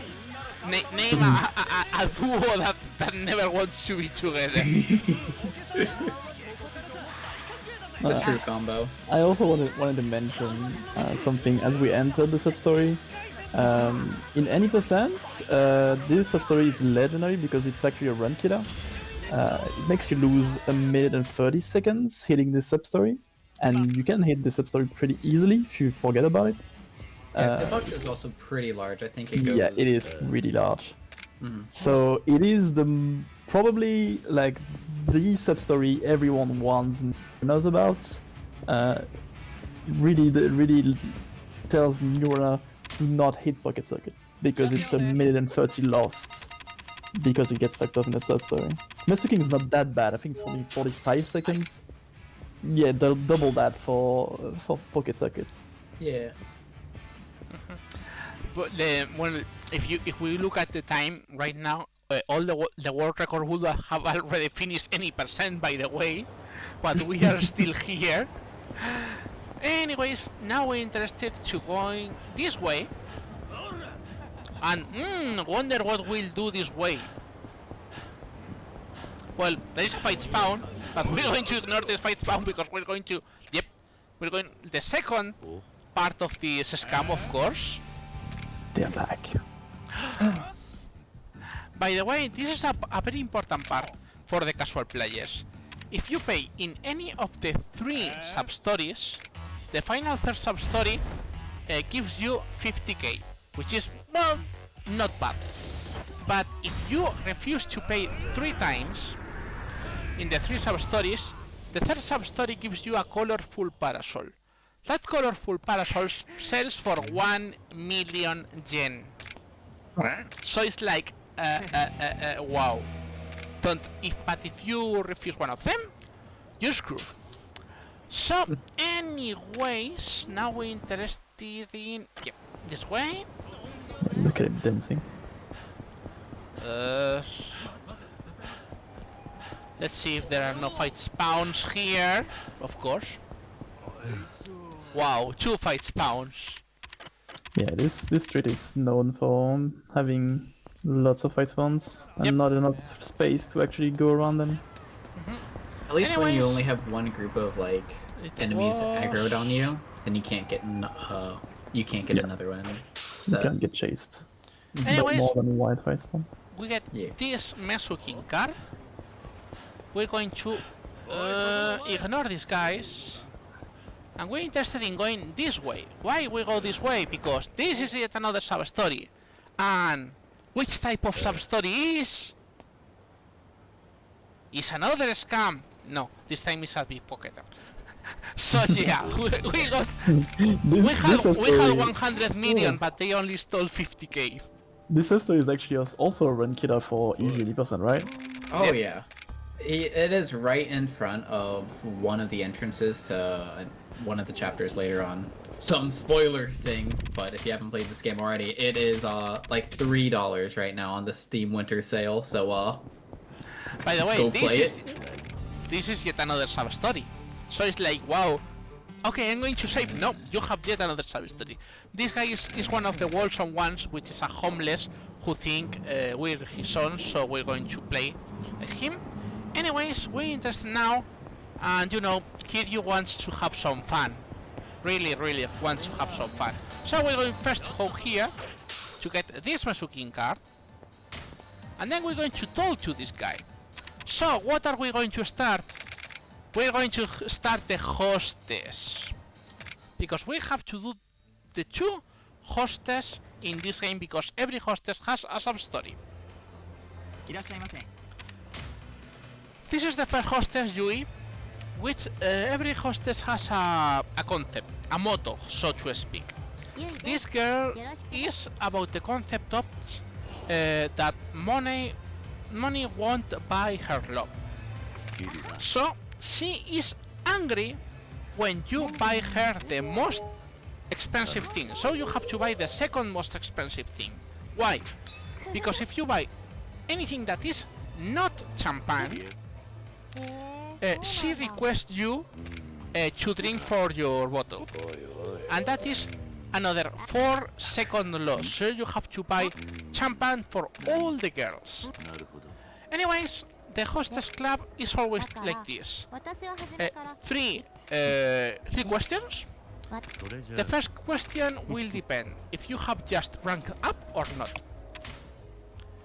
The second and the third question are always from a 10 straight questions, which always go in the same order. So it's like random trivia, girls taking classes, wanting to buy a dog, like if she likes karaoke. It's usually a small chat. So what we care about is that we have to reach to the to this yellow bar, which you just got the small sound, because that is enough to get 1 rank up. So we have to do 3 dates with the girl. We get the first date at rank D, the second at rank B, and the last one at rank S. But the first time we go, there is no problem, but the second time and next you go, you can't have the elder belly warmer on, because if you do, the girls get repulsed and they get instantly all the affection down. It's a bit annoying, but you have to do it anyways. As I said, we buy any champagne that is not the most expensive one for this girl, and as she ranks up, she tells us about another thing, which is working for the hostess. And as I said, Yui has this motto, which is always the I'm not going to fall in love due to money. So she is always about the a girl dating one of the clients from the hostess bar. The other girl is more about other talk that we will approach. But anyways, this is the most annoying part. I mean, you cannot do anything that just press the buttons quickly and cannot advance more than it is. One fun thing for the trophy hunters, by the way, is once you reach rank C, you can't ask the girl out. We are not going to do that because it's really slow for the speedrun. But the trophy, and it's also a course for all casual players. Yep, someone said it in the chat. You have to bring the girl to the mahjong parlor. So it's like, I have to handle a girl and I have to handle also mahjong. And you go like, wow, thank you. Anyways, we were interested in that because, as I said, we're going to start. And as you can see, there is some exclamation already. This is the first date, by the way. So, what do we have now? We have several things. First of all, the pickpocketer. Remember the pickpocketer? There are 5 pickpocketers like him. Which is the right one? It's always this one. Because it's always at the side of Kanrai. So anyways, we accuse him, of course.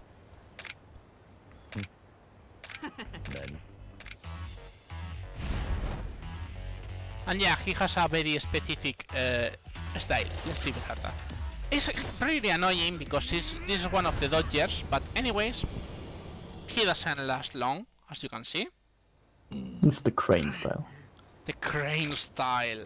Like, you know, like Judgment. Maybe, I don't just remember. maybe. I don't remember which actual martial art uses the crane style. I don't remember the name. It was the massive, it was like the area of effect when they were massive. Anyways, we have yet another Mesukin card here. And we're interested to go in this way. First of all, this is yet another scam, which this time we're interested in saying pain because in the end they will always bring us to the same place. So it's way faster to say we'll pay, even if we don't pay. So anyways, we're interested in going this way, getting this Mesukin card, and then we're going to enter the worst sub-story of all, which is this one.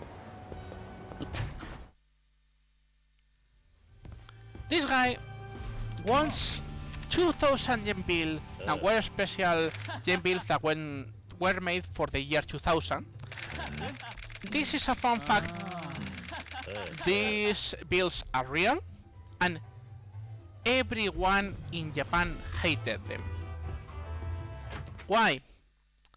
They were special. There were not too many, and of course you couldn't use them in normal vending machines. So it screwed everyone. So we need to get 5 of them. Why we hate them? Because you cannot get them all 5 at the same time. You have to pick one, go back to the place, pick another one, go back to the place, and so on. Fun. Yeah. Especially fun for speedrunners. Anyways, this was the first date for Yui, and as you can see, is sorta not important. You just save him. You just save her from that guy. Anyways, now we find this place, and yes, of course, it's yet another sub story. This guy, if you guys remember, there is a sub story in Yakuza 0 called Try and Hit Me. So this guy is sorta a sequel of that, but it's not trying to dodge exactly. It's just yet another scam. Of course, it had to be another scam. So yeah, he has lots of friends. So this time, this is the only fight that we could use weapons, because there are 6 people. Anyways, we don't care about that because we hit 3 of them with a hit attack. We switch to Brawler because they scatter a lot. And we try the same as we try to do in the set pieces. If not, you just kick them out and that's it.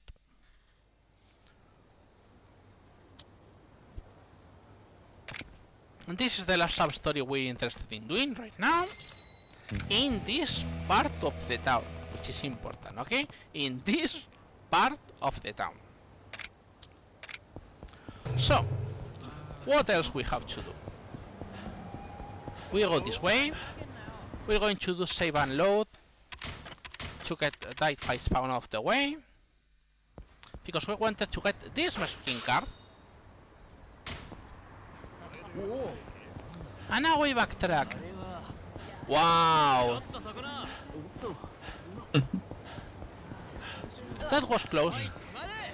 By the way, hello Majima.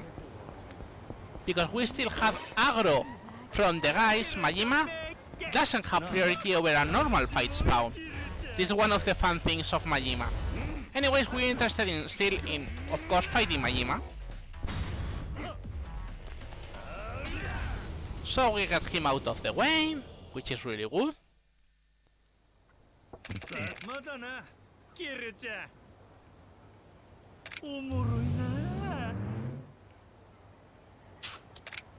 And if we're lucky, the next one will get something useful.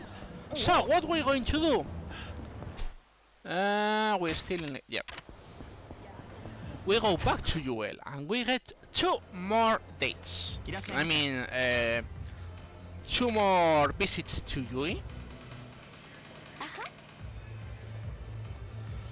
We want to get the girls out of the way as soon as possible because it's slow, it's annoying, you know.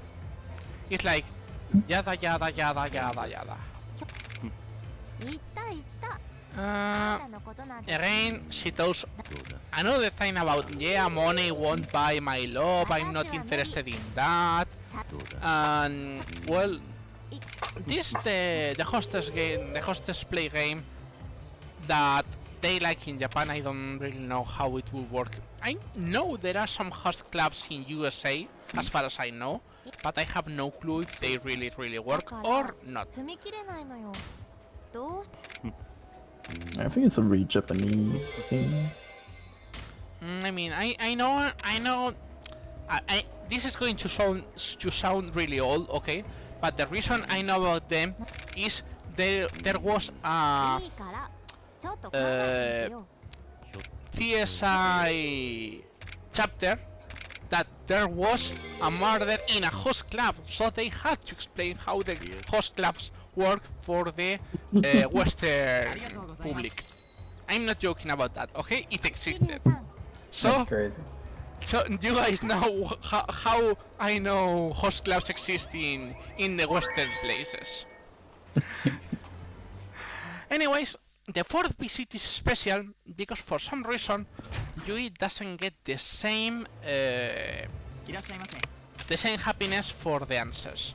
So what you have to do in the 4th one, because if not you have to eat as 5th one, and we don't want that, is buying the whiskey. It's slower, but the increase is, and you see this is the thing that we were dodging, is the, yeah, we want to buy from the same bottle.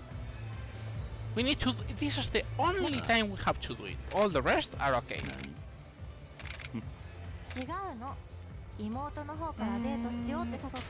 It was this one.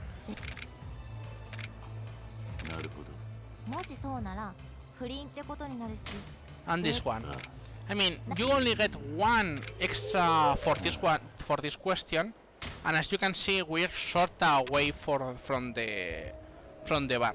By the way, if you wonder why the bar is sort of split, we only need to reach the small stop that is at the right end. But for some reason they decided, okay, maybe the guy can screw up on the last question. So the rest of the bar is a buffer. It's literally a buffer. So if you get wrong the last question, you can still get a rank up. It's like, okay, at least they were kind enough. But it's like, I still don't know why. But well. Okay, I'm not going to complain anyways. So, this is all we wanted to do for now on the hostess. We're not going to continue. By the way, I did say there were 2 hostesses, right? I lied. There is a 3rd hostess, a very special 3rd hostess. But right now, we're not going to approach it. Anyways, The best one. Oh. the best hostess, you guys know already. Anyways, Best hostess in Kamurocho. we are interested in going to the 2nd Yui date, which is in Theater Square, and you are going to see why. Anyways, we're interested in this order. First of all, you see how many sub-stories are packed together, right? This one Oh my is God. this one is the handbag that we were searching before. This one is Yui date.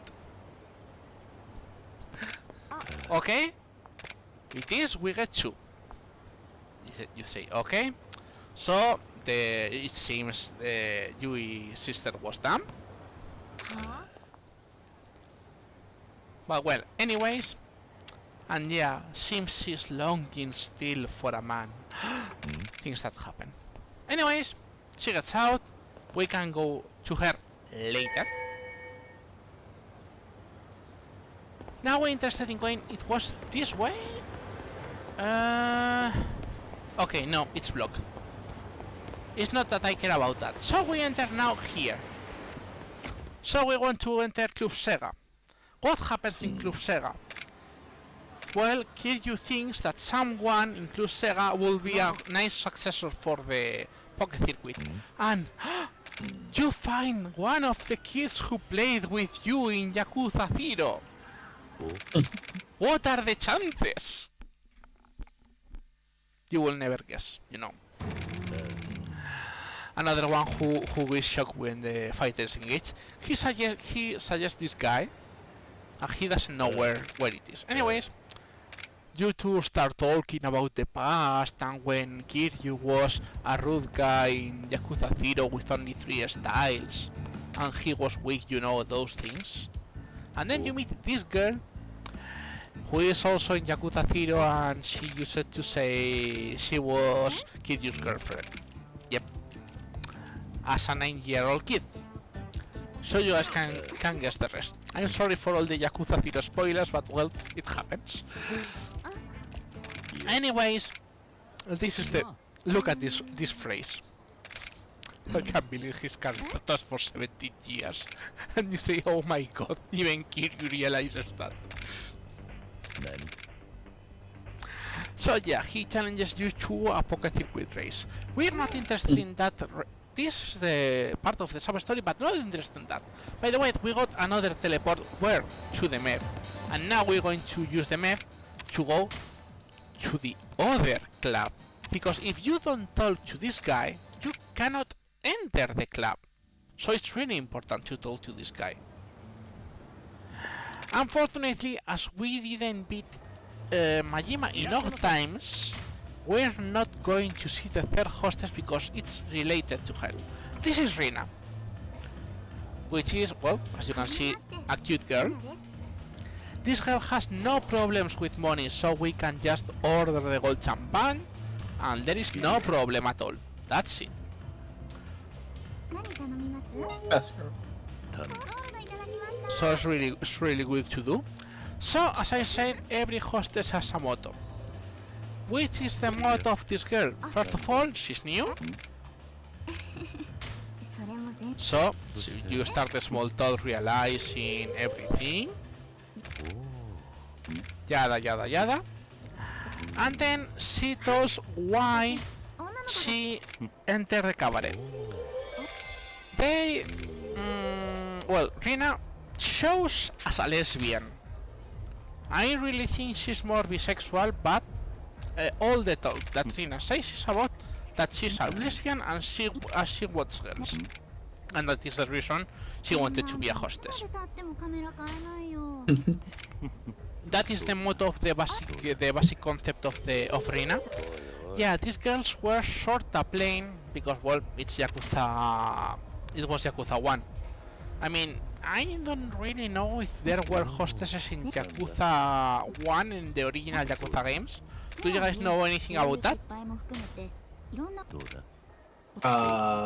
Not really, no. Yeah, I mean, I've seen some strange videos with one of the Yakuza, I don't know if it's Yakuza 1 or Yakuza 2, with the hostess doing the champagne roll and things like that. So I know there is a bit of hostess, but I'm not that keen on that. I know, I mean... Yeah, the hostesses wasn't really I wasn't too keen on the hostesses. Original Yakuza minigame had where you were a host. Not sure if that was the hostess minigame. See, original Yakuza had a minigame where a host, but not sure if it was a hostess minigame. I'm not that kind of that. Anyways, as I said, we just buy the highest bottle for Rina. Surprisingly, we only need to do this. We are only going to do this once because we're not interested in continuing more about that. So anyways, it talks about relationships, cheating. As I said, Rina is more about the time of girls marrying and so. Like, of course, she always says, of course it was a girl. It's like, yeah, you only think about girls, Rina. Rina is the easiest hostess. I mean, it's really easy to get her to max level every time. The Yui is the only one who you have to be a little more careful about your drinks and the things you have to buy. But yeah, I mean, the only bad part about this game, as I said, you guys would have seen it in the last time we will go to Yui. The 6th time you go to this place, the girls repeat the first 2 questions again. So it's like, I mean, you end up getting the girls up because the questions repeat, but it makes it feel dull, if you ask me. So, I think this could have been better. Yeah, it could have been better, but it happens.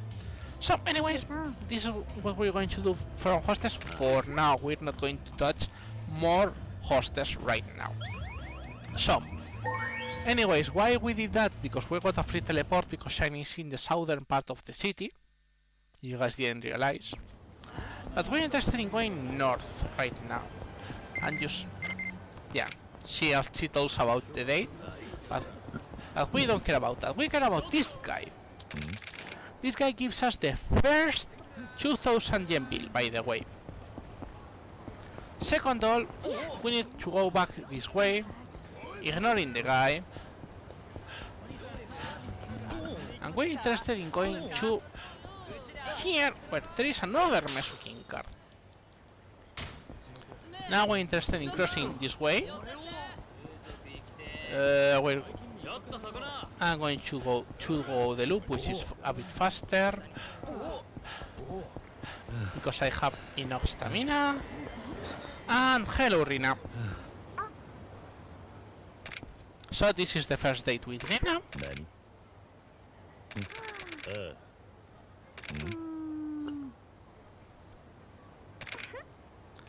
And you just have tea with her. That's it. That's the date. Nothing else. So, anyways, maybe we could go to the main story. You know, just maybe. Maybe. So Maybe.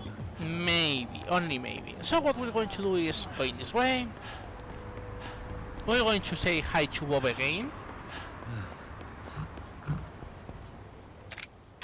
Because, you know, we did some things, not many. So we got another stamina upgrade. And we picked the taxi to West Park. I want to say that by this point the floor is already relocated to the Million Tower. But, you know. We're still not entering yet because we first have to fund the first 2000 yen bill, by the way. Because remember, this sub-story is going to pursue us for a bit. So first we do this. Second of all, we get out. We try to go to the main story. I say try, why? Because as you can see, there is yet a sub-story waiting for us there.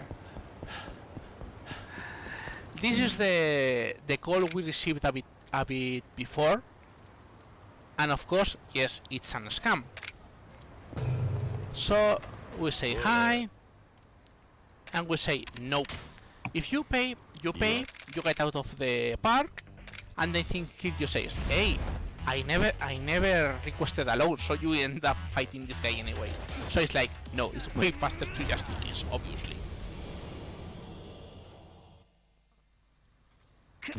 So we get this.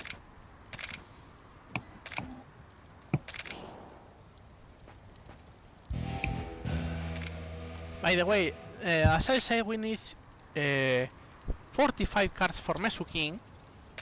There are 60 total cards in the game, by the way. And look at this sneaky card. This is a sneaky card, if you ask me. Anyways, now we go to the only sub-story any person does. Remember, guys? Oh wow, that card. Well, okay, explain you guys to me, why any percent does this sub-story? Because we used that road. It's faster to use that road and get rid of the sub-story there, and also the item that we get from him we're able to sell for a lot of money. Because we don't do save corruption. At least I don't know, I haven't seen any of the current runs. No, we don't. Yeah. It's still 'cause very save new. corruption, yeah, isn't a thing yet, but I guess you probably don't need to use him anymore. Because, yeah, he gives us these leech gloves, which I believe give us more heat when we grab an enemy, so it kind of does what one of the item or upgrades we got, so it's kind of useless now. But it sells for a pretty good amount. Yeah. And if you compare it to the street next to this one, where you get the call, the item you get from completing this sub-story only sells for 100k. So it's not as good. Anyways, yeah, finally we go to the main story, and so we enter West Park, which is the... Look at that black man, is the marbles. By the way, we're interested in going the Western shops. Remember we stopped playing Pocket Circuit because this guy has the last pieces we need for Pocket Circuit, and also these 5 Mesukin cards. So it's like, yep, it's really important to do that. So with this we have 34 Mesukin cards. So we enter here, we skip this cutscene, of course. And now, we start. There is a Mesukin card here. So we're almost finished with Mesukin, surprisingly. We run this way, we run this way, we go up here, we get this Mesukin card. And this is the reason I didn't re-equip items. If you guys realize, you have to unequip every time you talk to hostesses. And in this part of the story, you need to unequip everything you have. So we don't even have to do it. We just go ahead and continue. So anyway, this is the legendary informant we talked about 1 hour ago, more or less. And to give us the info we want, he wants us to fight. This is the first battle, Daniel Feldman with the most important phrase: "You must die." So anyways, the long battles. Grab the guy, throw the guy. Nothing new, no.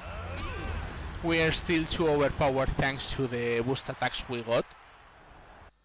We'll have to battle in the Colosseum later, but fortunately not for now. That part is the only part it's a bit boring, and so I apologize in advance. But well, I'm not going to lie, compared to the grindy I've seen along this marathon, I think this part is sorta short.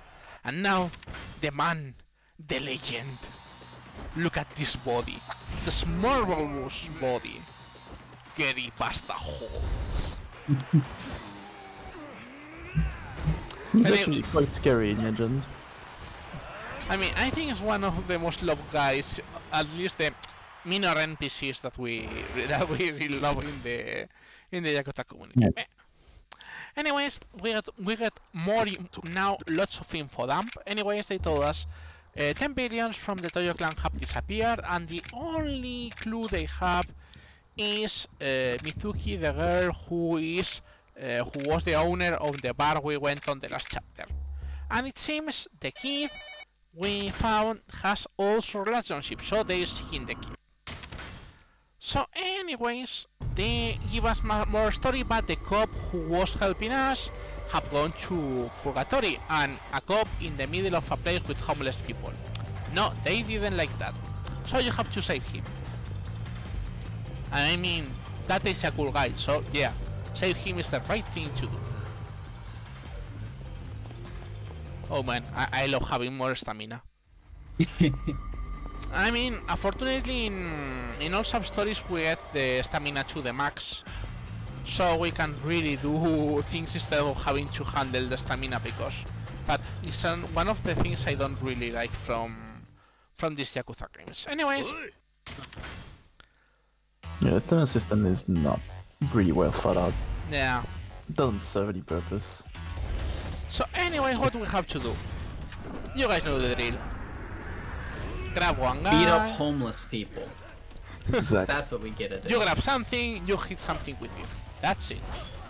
The katanas are just enough to one katana last one of the guys. Sometimes you can do it better, but well, this works. That's it. So anyways, we get out of this and they tell us Haruka has been kidnapped. First time in the series. So for those that don't know, Haruka gets kidnapped in like every game but one, more or less. I'm not really sure, but I think it's all games but one. So, yep, no, I don't want to talk to you. I want to take this and go to this one. I think Aoka gets kidnapped more than they go fucking up. So it's I mean, something, you know? In one game, I think it was kidnapped at least twice, but okay. So Oh, anyways, in this game, yeah, 3 times. so now, this is the fun part. Most sub-stories are blocked in this part because Haruka has been kidnapped. But you know which sub-story is not blocked? Well, if we haven't done the second one, the guys would have been here. But anyways, as we have done the second one, yep.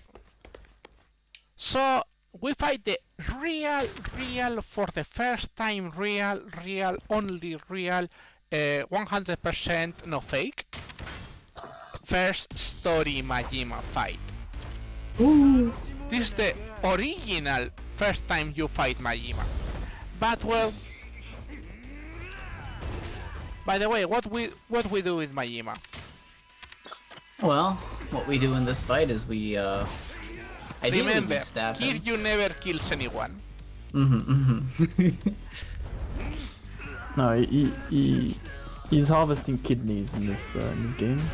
Yeah, they're Like, they're rubber knives. Okay, I didn't want to do that. I want to grab the bats, but for some reason they falling all over the bats. I mean, you can grab bats. You can Yeah, also grab bats are actually people, quite you know? good. Yeah. See, the second I managed to grab one bat, it was enough. But anyways, now it's more plot lore. And I mean a lot of plot lore. Yeah, bats used to be regarded as one of the worst weapons in the series. In the whole series, but in this game they're actually quite good. But in this game, they are actually quite good. And then Yakuza 4 had a brow change, and we discovered that bats were completely broken in Yakuza 4. So yeah, they made a comeback. Gray, I gotta go to bed. So good luck on the rest of the run. I believe in you. If you're still live by the time I wake up, I might join for a bit. Okay, thank you for coming here. Yeah, thank you. Take care. Take care. Good night. Okay, now this is chapter 6, which is known as the filler chapter. This chapter has absolutely no reason to keep with the story, but we still have to play it. So anyways, we start here. We talk to this guy, because he has one of the 2000 yen bills. So we exchange. And now we're going to do several things. Remember this guy who was on the park drinking sake? We bought a bottle of sake about 2 hours ago.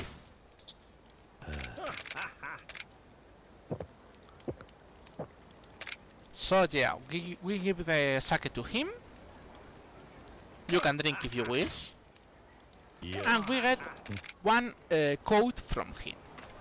So anyways, now we are going to go to the children's park to get all the sub-stories we couldn't start when Majima was kidnapping Haruka. You know, priorities and things like that.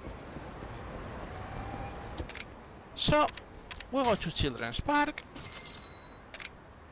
and we activate the sub-story that the homeless who thought who we were his child. So we find yet another homeless, which is this guy.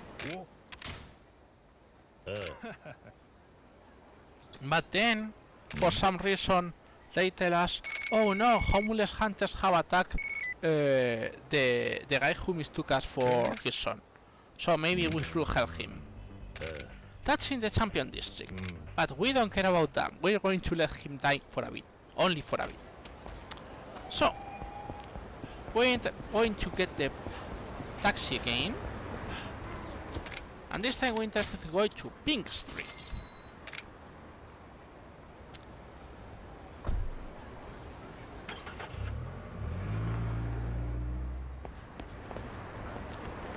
So, you know, Kiryu likes karaoke, so maybe he should go sing karaoke.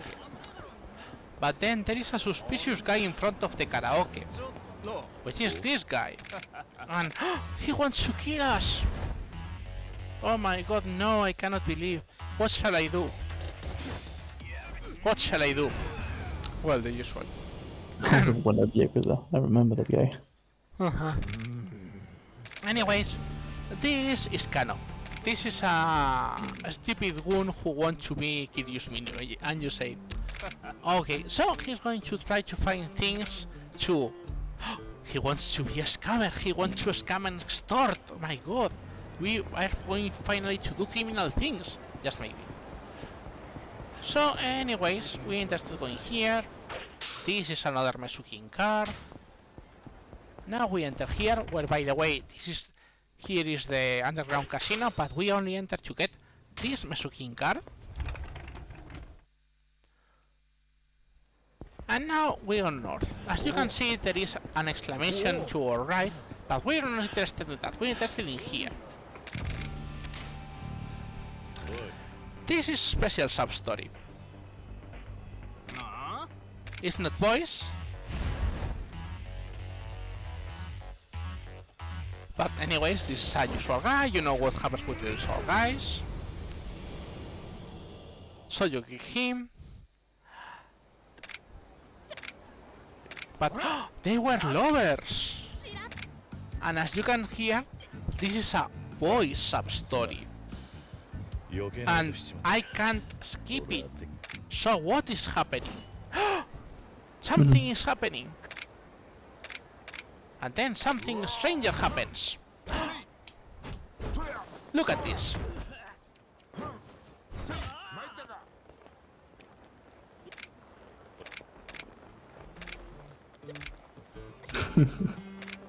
Always cracks me up.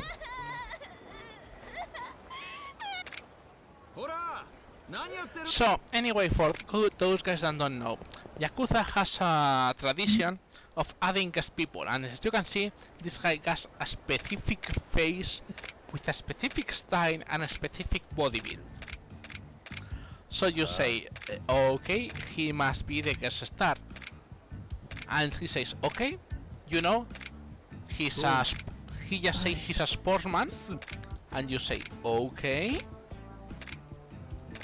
Yeah, the chat's already spoiling it. Exactly. I don't know. It's just a man with a big head. But yeah, if not, you will have noticed right now, as you can see.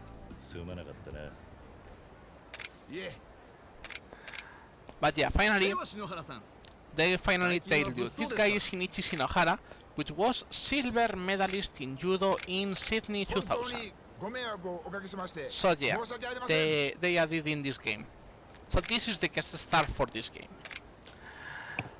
Anyways, he wants to have fun. But first, he wants to eat. So you say, okay, we'll bring you to Kanrai because it's a Korean barbecue and it's really cool. But we don't care about that right now. First of all, we're interested in going here. Because here, it is that stupid goon Kano. By the way, he is a sub-story blocker, he is a weapon dealer, and he is also a for sub-story lane. So he's a fucking ass. Anyway, Sejak, which is known in Yakuza 0 for a human trafficking ring sub-story, in this time he's only extorted by the Shimano family. Yes, that's Shimano family, by the way. he's not only having to pay for extortion money, he also have to buy the towers.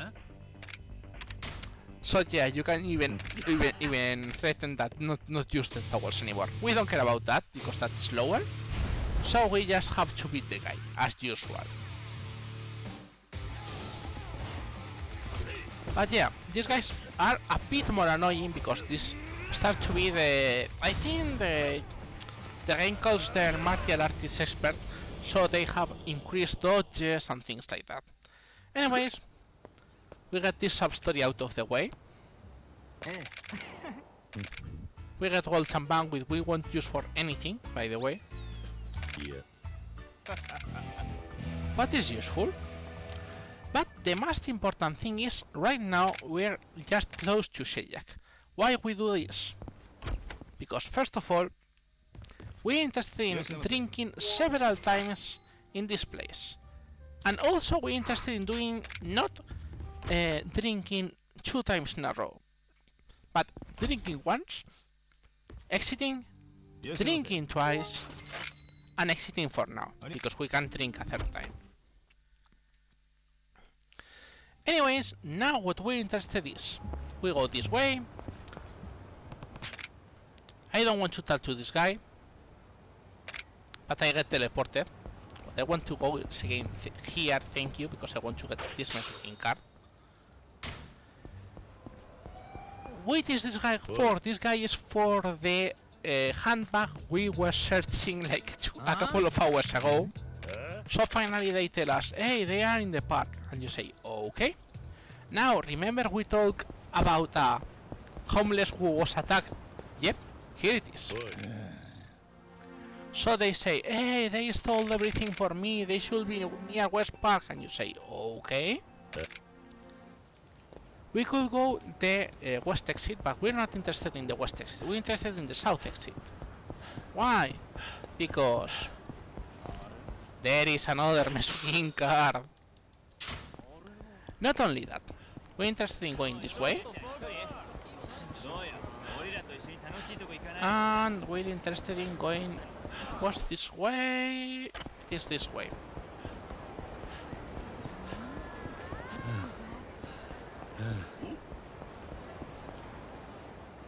We have to talk to this guy, by the way, who tells us the shop called Bean has a secret weapon shop. So we're interested in that. Also, it works to despawn the 5 pound we have at this side. We're interested in talking to this guy, because this guy is homeless who needs a code. And, well, we had a code.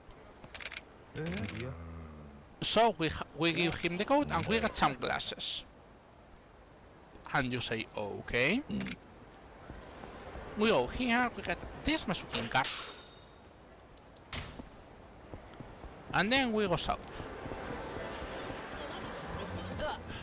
Dodging everything we know. This is another 5 spawn, we ignore the 5 spawn. And then we find this guy. This guy wanted to see a bikini bar but doesn't have glasses.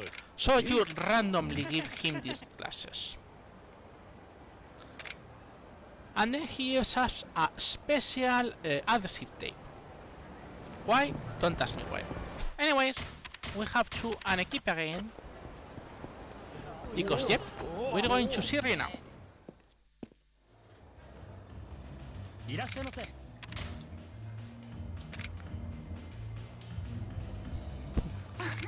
I love how people like the aspercent, but I mean, it's the natural contraction of this category. It's not my fault.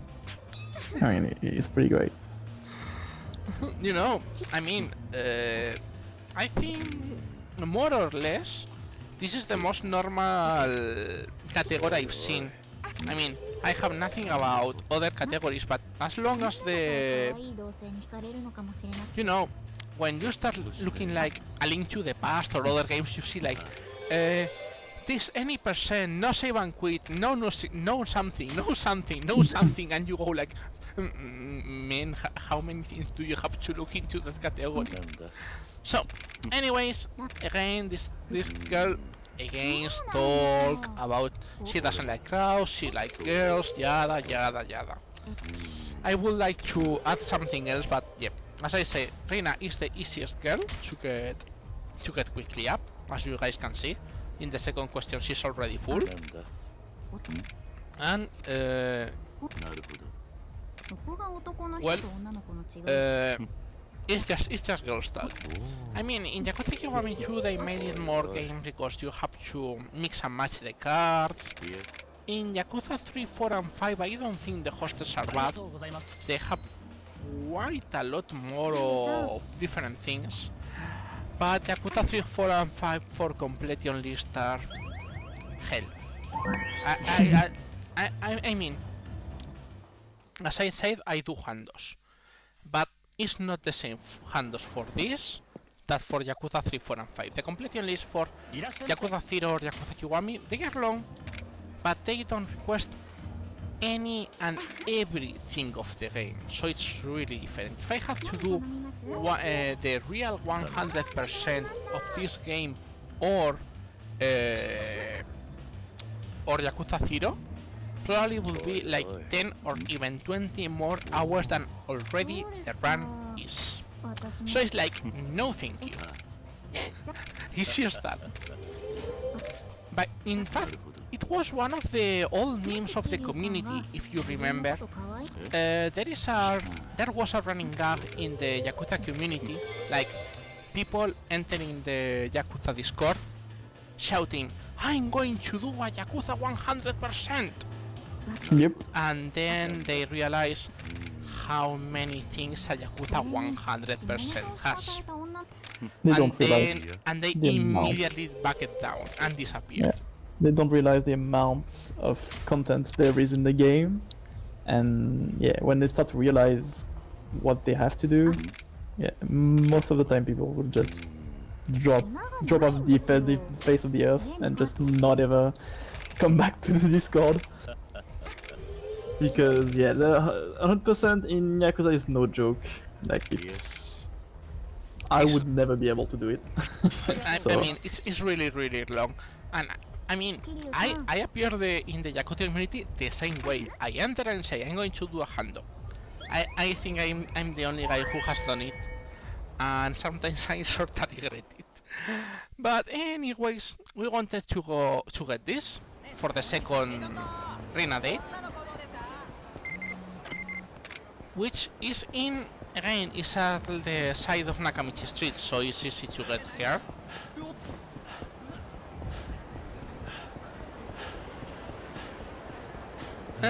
One people is asking me, wouldn't 100% will require things that request? Sorry, yes and no, fortunately. I'm going to explain that. Meanwhile, we make the second Rina date. As I say, one thing is completion list 100%, which we use for the 100% concept. And another thing is play log 100%. Play log 100% means all swords, all hammers, all everything. That will add like 15 more hours than the actual Yakuza 100%. So fortunately we can dodge the Mahjong weapons and we can dodge the Shogi weapons. Just barely, but we can dodge them. So right now I have the world record for obviously for 100%, and it's 20 hours 46 minutes. If I had to do play log 100%, probably we will go about 34-35 hours, probably. So it's like thanks but no. That's it. Anyways, we enter West Park because we want to talk to this guy. Remember the adhesive tape we just got from the guy who needed the glasses? We give him here. And we get a silver briefcase. And we have no clue what is inside. It's the Yakuza 4 silver briefcase. I guess you remember. No, it's not a weapon in here anyways. But yeah, it's the same style. I mean, the silver briefcase in Yakuza 4 is surprisingly good to strike with. Anyways, now we got out and There is another big exclamation I just didn't realize. Which is this one. This is a guy who wants to hang himself because he lost a silver briefcase. So yeah. This is the silver briefcase, of course. And we get a Swiss watch out of it. So this long sub-story is ended here. And why we care about it so much? Because it was a double sub-story blocker. Yes, again. This sub-story is really long. And it's even a sub-story blocker. So it's like, ugh, hell. So anyways. Now, well, hello Majima. I'm not going to complain. If you come so close to me. I mean, Majima still dies as quickly as usual. He won't soon, but I'm interested. And I think with this we can meet the best girl. Yeah. Did I hear best girl? There we go. Anyways, now this is the fun part. You haven't seen this kid before, right? Yep, this kid was one of the sub-stories blocked by the trading sub-story. So we're going to give him, we can give him any of these. So he eats and he's happy. Now, these are the homeless hunters, which beat the homeless man. So we're going to beat him. By the way, they are exactly the same guys in chapter, I think it's chapter 7 of Yakuza 0. Exactly the same faces and the same assets. It's like, wow, bro. So anyways, you guys know the drill.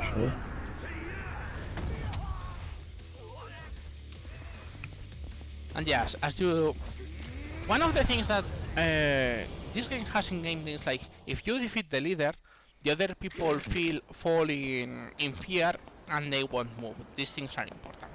Anyways, we're interested in getting this out of the way. Now we go west. We turn the second 2000 yen bill. Finally, we're halfway more or less.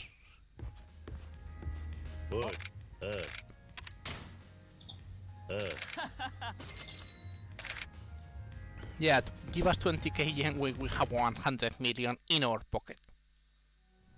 Absolutely normal. And now we go south for that other sub-story. And as you guys can realize, this is the Shinichi Shinohara one. And he only wants to buy a couple of cows for eating, you know, totally normal.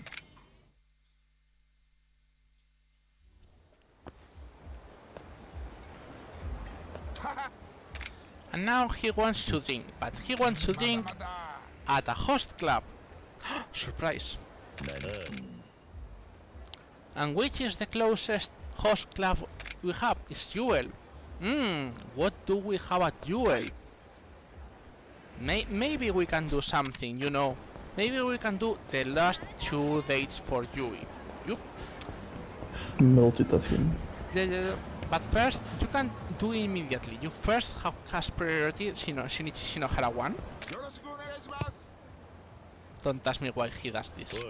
But he does. But yeah, he has fun at the place. So anyway, he's still not content for this. So he wants to fight. So you think maybe the underground Colosseum, which is illegal, you know, you should bring a former sportsman. It sounds the best idea. Yeah, for Kiryu it is. Anyway, Shinichi disappears. So we do the last 2 sub-story, the last 2 dates for Yui. Which again, remember, you don't have to buy the first one, but the second. To make sure we can save time doing these things.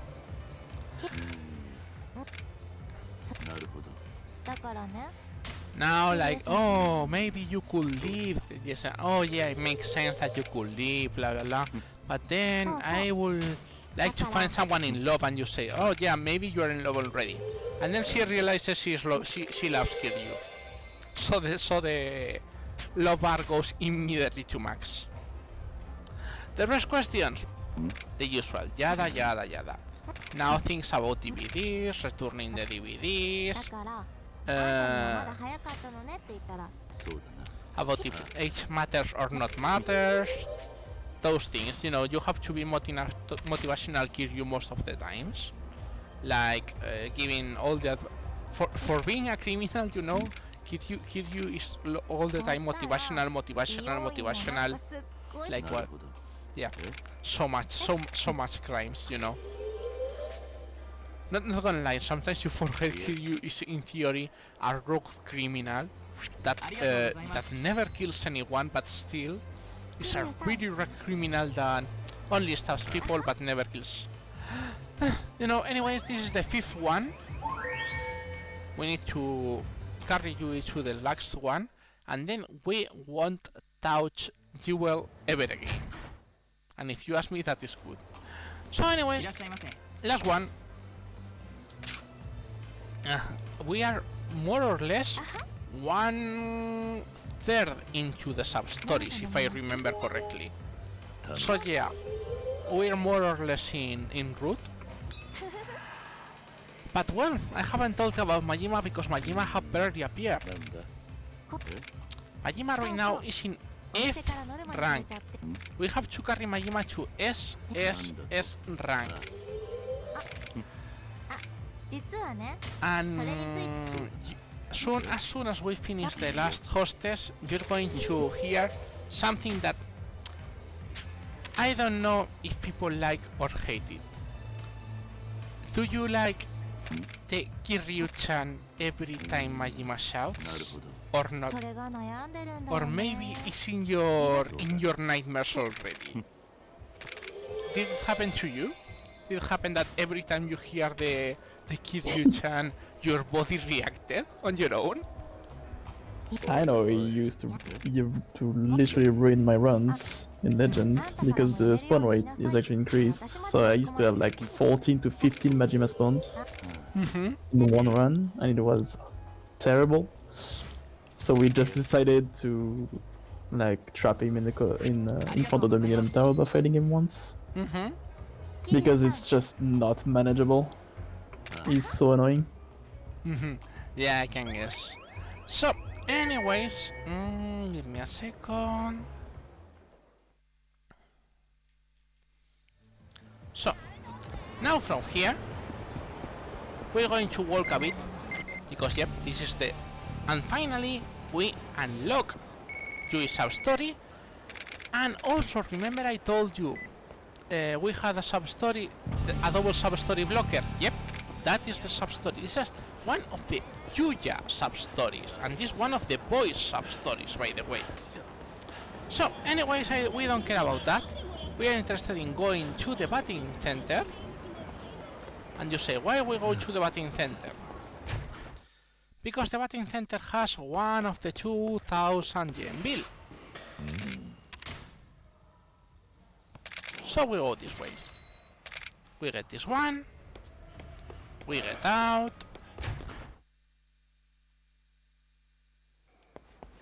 And then, what we could do? Remember those guys? By the way, you cannot, if you push them from the back, they won't activate a sub-story. You go from the front. So yeah, this is the 3rd sub-story of this line. Again, you say you don't pay. Oh, we got a ride from Metroid Prime. Thank you for coming to this marathon. We're in the middle of Yakuza Kiwami all sub-stories. You know, beating guys. A classic in Yakuza. Beating scammers. Beating scammers, yeah, that is the most correct answer. And this is the infamous Kiryu insurance. If you guys don't know what is Kiryu insurance, please search Kiryu insurance in Google and you realize what is Kiryu insurance. Anyways, this is the color parasol. It sells for 1 million yen, which is really good. So anyway, now we're interested to go this way because as you guys can see, again, lots of sub-stories together. So we're interested in going this way first, or should have been this way. Hello. No, it doesn't activate because you is here. This is what I told you about priorities of sub-stories. Some sub-stories requires that there are no sub-stories around. So it's like if you have another sub-story in the same place, you have to answer the first sub-story and then the second one. It's weird, but that's how sub-stories work. In fact, there is a fun thing right now. The phone call we got with Yuya, it's a sub-story that starts in Asia, which is a bikini bar. In rank D, Majima has a battle there. If Majima is there waiting for you, and the Yuya sub-story appears, Majima gets out of the map. The sub-story takes priority over Majima, and he disappears. By the way, this is what we call the pink screen of joy, and here are your 2 frames of grabber. 2 frames of porn! That's it. You lost it. But originally we thought this couldn't be skipped, because usually you skip everything with the start button, but you skip that with the circle. So anyway, this is one of the 2 hosted sub-stories.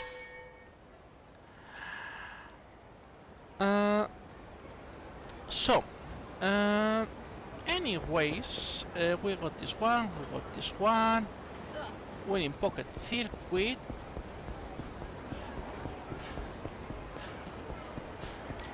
So, what we're going to do right now is... Nah, don't worry. Well, hello Majima. Fine, don't. Kiryu is canonically a virgin. Yeah, Kiryu is canonically virgin. Totally correct. By the way, if you guys realize, I have a sliver of health now. Oh, and we got the graphical glitch. If an enemy falls, if the last enemy belongs with a sliver of life and you stomp, for some reason, instead of having the usual fade, you get that sudden flash of action. We still don't know why, but you know, we know it happens. So anyways, we enter here, we hand the third 2000 yen bill.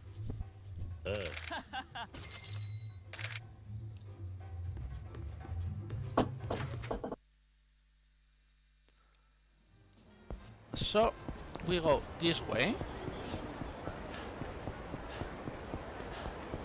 We're going to ignore again the main story still, and we're going to Tenkaichi. Why we go to Tenkaichi?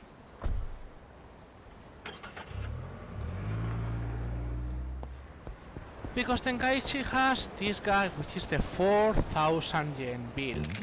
If we get it out of the way now, it's way better.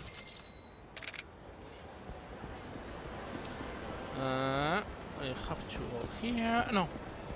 Yeah, right. And now, as you can see, in Public Part 3, again, there are 2 sub-stories together. Which are these 2 sub-stories? One of these is the kid. But he's bored and wants to talk to someone. Right now we can't do anything. And the second one is, if you guys remember, the handbag, which we still were looking for like 3 hours ago? No, we are almost 3 hours. Only 1 hour and a half ago, you know. Something not really important. So anyways, these guys are awake. And it's way faster to throw them, as usual. So they give us finally the handbag back. And why we did it this way? For one main reason. Which is the main reason?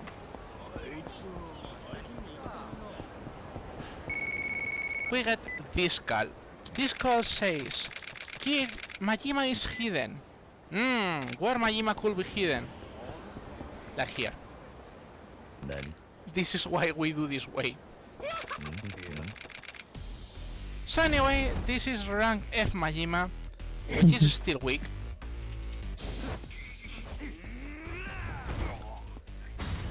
But yeah, now the bad part is that we activate again the graphical glitch, we activate Hidden Majima. Now Majima can appear from the side, from below, from above, and hidden in places. And that is really annoying. Also, he can appear in fights, by the way. Fun. Yeah, you can crash fights. Yep. There are specific enemies that now will join with Majima and him. So anyways, we are going to keep the handbag back. And why that handbag was so important for this woman? Because she uses it to look like a high school girl, don't ask me why. Okay? And who is his boyfriend? The thief who stole the handbag.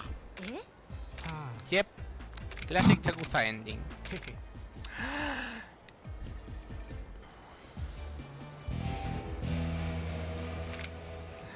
So, anyway, we want to go to other parts of the city that we haven't go yet. So, we go this way. We ignore the fight spawn. And we're interested to go this way. Even if it is the long way.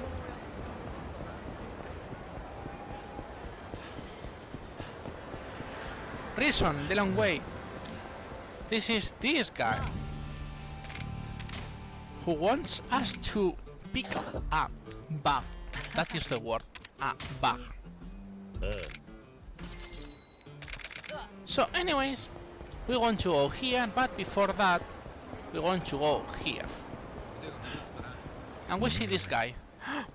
He's mumbling something. Wonder what, wonder what. It seems his cafe has been vandalized and wants you to find the guy. So you say, okay, right now I can't find anything, so I'll do it later. So we pick this Mesukin card.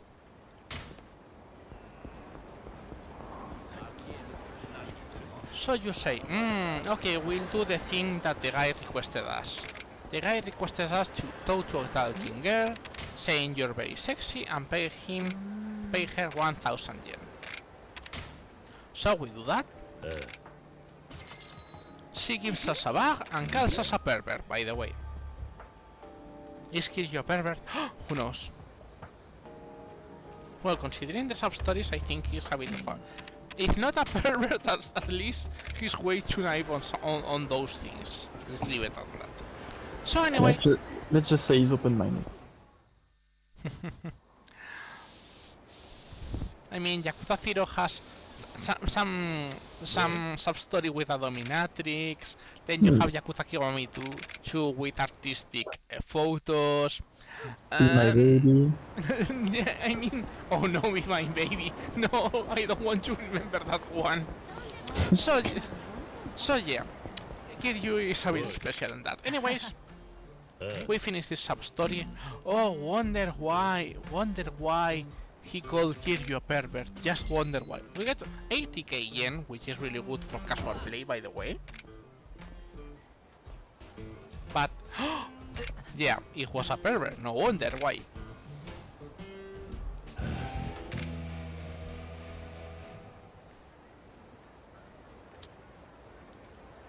So we continue down the street, and the kid who was vandalizing is hidden behind these two guys. And for some reason, these two guys get angry. Because we ignore the Yakuza. Oh my god, no! That cannot be. You know, things like that.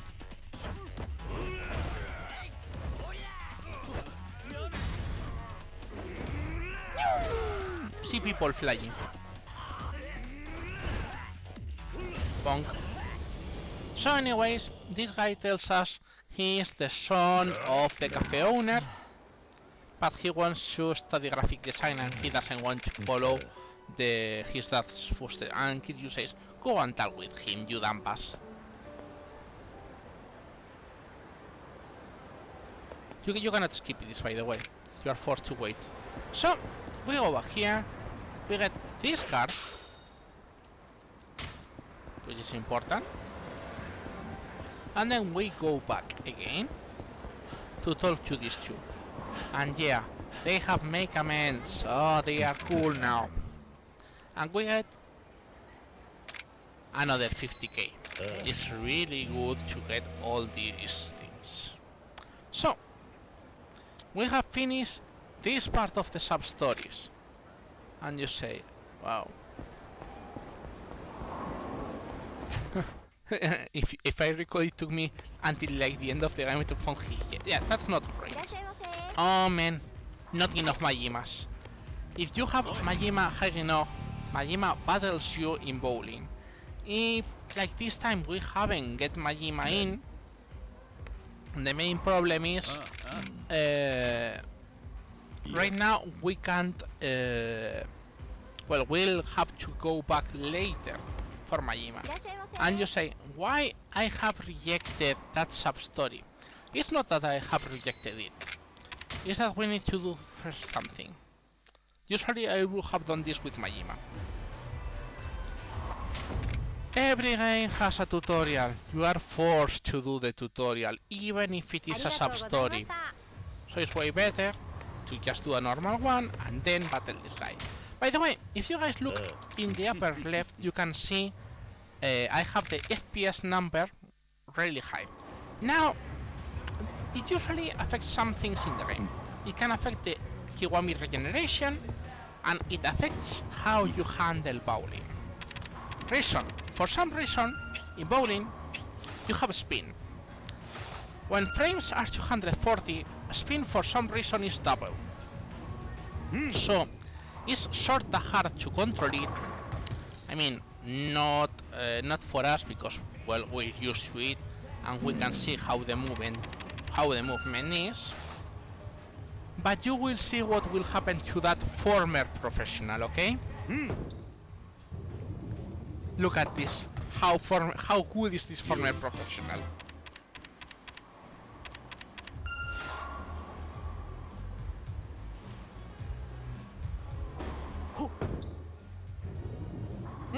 Hey, this one is decent for now. As you can see, the spin, every time the computer or me we're trying to do spin, the spin completely goes wild because it doubles. So it's really risky. Fun part is also, for some reason, the game can think the spin went too wild, and then it refuses you to use spin.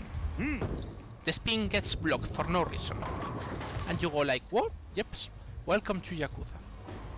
So yeah, the 240 FPS for some reason changes everything, also in the minigames. The original reason, if I remember correctly, was mostly for the Kiwami regeneration. But Yeah. I mean, you know anything else about if affects more things about that than that? Yes, it affects also what's gonna happen in chapter 9, the shooting section. Basically, the camera sometimes, if you go too fast, I think it also happens in Yakuza 0. If you go too fast, the camera actually struggles to keep up with you and keep up with the car. So you lose time by going too fast in the car, in the shooting section, if you have high FPS. But basically, yeah, the main part was the Kiwami region. So we don't see it in most easy percent categories because we actually one-shot bosses. But bosses have Kiwami region. They, at certain thresholds of HP, they enter Kiwami stance in which they regen HP.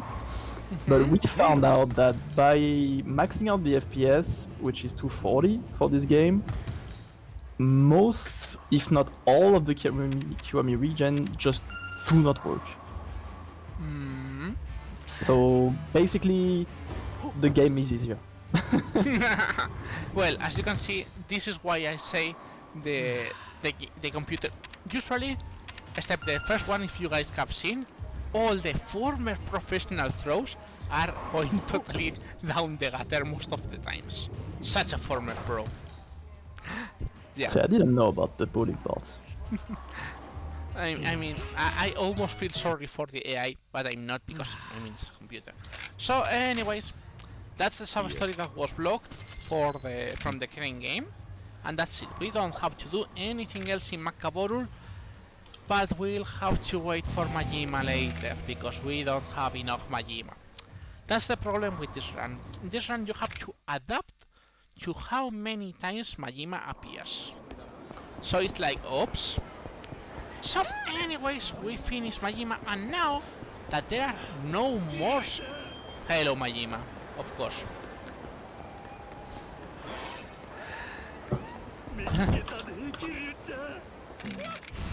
As I say, not enough Majima, don't worry. So now, as you guys can see, Majima has another half extra bar. So yeah, now we are started now in hitting Majima. So did you explain the Max Crush glitch? No, not really, because we were really... I mean, we were in too many things at the same time, by the way. Yeah.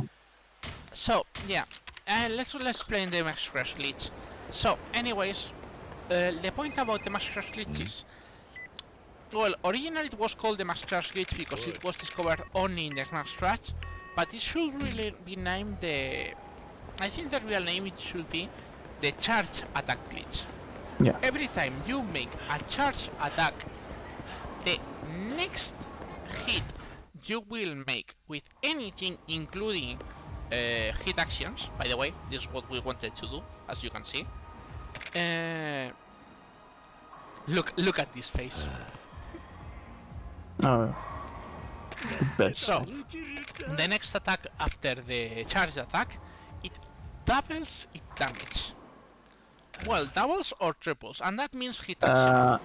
Yeah, we don't know exactly, but it at least doubles, maybe triples the damage. So yeah, we use that to overwhelm Majima as soon as possible. I just realized I put the wrong one. It should be okay anyways. So yeah, as I say, we have to get the 48 abilities that there is in Dragon Style, and every several times we have that. We have to beat Majima in minigames, we have to beat Majima physically, and we have to beat Majima in specific costumes. Right now, we have 2 minigames unlocked for Majima. One of these is this one, and as you can see, we needed 5 Majimas to make this one appear. Sometimes it's 11 Majimas, sometimes it's 26 Majimas.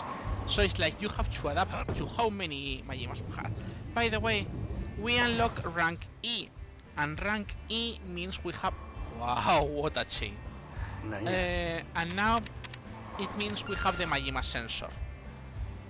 And the Majima sensor is just Majima shouting. So right now the nightmare is going to appear. The good thing is that we now can manipulate Majima. I'm not going to manipulate him right now, but we are sorta interested in doing it. You'll see why in a bit, but first we have to beat Majima. I don't like what happens. I mean, the best thing will be always to get strikes, because strikes are faster and you can cancel them. Spare you can cancel them too, but it's still slower because, well, 2 balls. That's it. The best line is always staying to one of the sides, right or left, and then giving just enough spin to make the pins fall towards the center. This is not a usual Majima. He's hitting way more pins than usual, by the way. Usually Majima hits like it doesn't reach 20. Okay, so right now Majima is being a good player for once. I guess it's marathon luck, you know, these things. But well, I mean, still Majima is easy to beat. This has never happened before. Usually it's like Majima gets 15, 16 pins, something like that. It's usually he tries to hit the...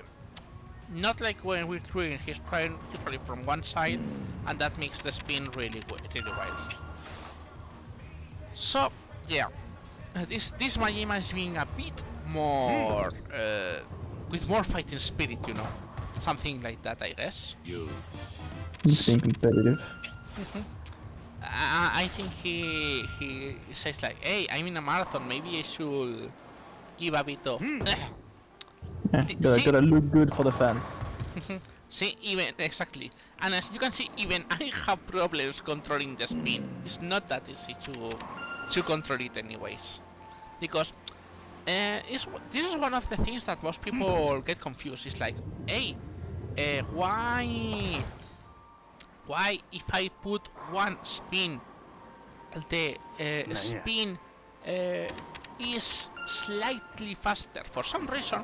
The first spin, it has 2 speeds, so it's like one spin slow, one spin fast, and then it's 2, 3, 4, and 5 is fast. It's like, why? Don't ask me. Ryuga Gotoku. That's it. So anyway, we now won't have to go back ever again to Mac Bowl. So, what are we going to go now? Surprisingly, we're finished about I think it's 30 to 35 sub-stories. So we are not interested in going to sub-stories right now. We're interested in finishing Pocket Circuit. Oh hell yeah. Yep, we still have to finish Pocket Circuit. Remember, we had to stop because we didn't have one specific item that we bought from Purgatory, but now we have it. So this is Super Slick, Super Speed, Super Speed 2, Boost Plus, High Capacity, this out, and we have to add this. And from this onward, we are going to have problems. And you'll see why. Remember what I told you about the phrase? That phrase was one of the long ones.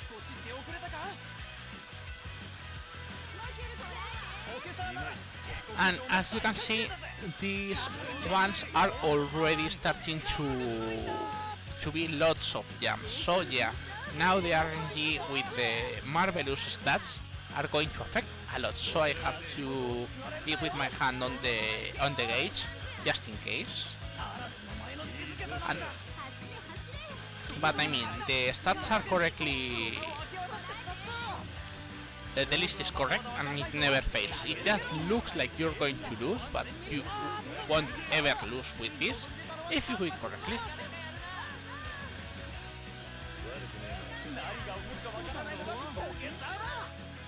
I mean, I would like to say anything else about Pocket Circuit, but we already... Oh! Panda! Panda! Wow, lots of people, I guess, who has raided before. Thank you for the raid, by the way. Pandemonium is one of the... Well, one of the runners. First, she was on Yakuza Dead Souls, that game that no one tells about. Now she's with the game that everyone should look to, Yakuza Ishin, because if you guys remember, we have Yakuza Ishin Kiwami, which is going to be released in February. It was the 22nd, the 23rd? I don't remember. I think, but remember guys, buy Yakuza Ishin Kiwami. You are not going to regret. Well, the Western name is Like a Dragon Ishin, but yeah, this game is the Yakuza fans. We've been waiting for it like 8 years, 9 years already. A long time. Yeah, a really long time, and really, that game is worth it so much. The community has been begging for at least a localization of the game, because the game was only available in Japanese. 21st they tell us. Really. pre-order that game, buy that game. It's really good. I mean, it was the first game, the first Yakuza game made for PS4 before Yakuza 0, and still, the game is super cool. The styles are really interesting, and for those that seek a challenge, trust me, there are really hard mini-games. I'm totally sure for people that are rhythm game freaks, the Fan Dance mini-game are going to drive them nuts. And I'm totally sure about that. So yeah, guys, get Yakuza easy. You are not going to regret it. Oh, and by the way, you can also get all the mainline Yakuza games right now because they're on sale. By the way, if you guys play in PC, the Steam sales have started and Yakuza games are usually at really low prices. So, if you guys have some money to spare, I would recommend it, totally. Because usually Yakuza 0, Kiwami 1 and Kiwami 2 are not more than 15 bucks. And with the remasters 3, 4 and 5 are also quite cheap. So yeah, I would really recommend it. Anyways, more things to get. If we didn't have the 100 million, as you can see, these things start to pile up some money. And also lots of completing systems, so everything is good, I guess. So we have to finish now another 5 more races, by the way. Yeah. This has less races than the original Yakuza 0, but they have still lots of races. And this one is where the... what's this? Yeah, it's this one. High capacity, media.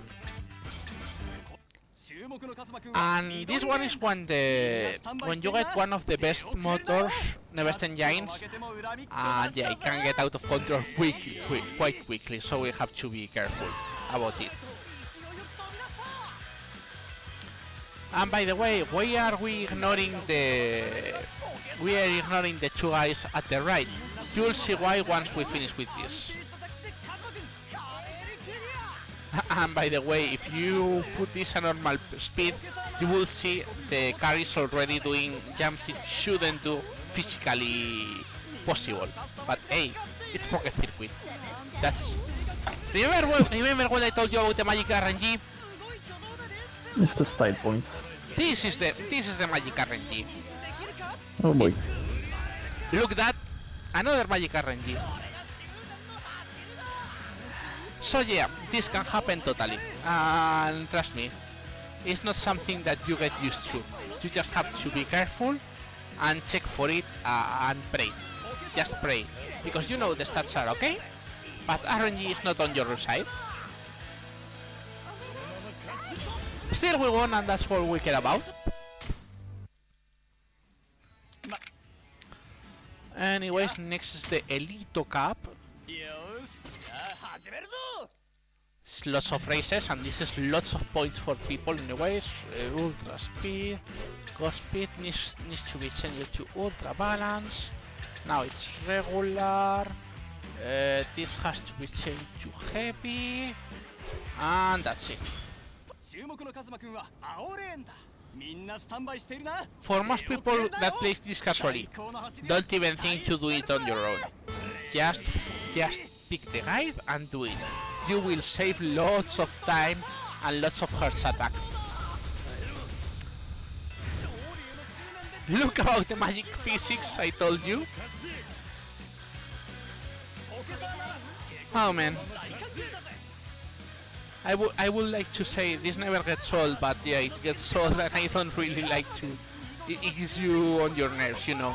It's like I'm losing time, and if I fail the race, I'm losing more time even.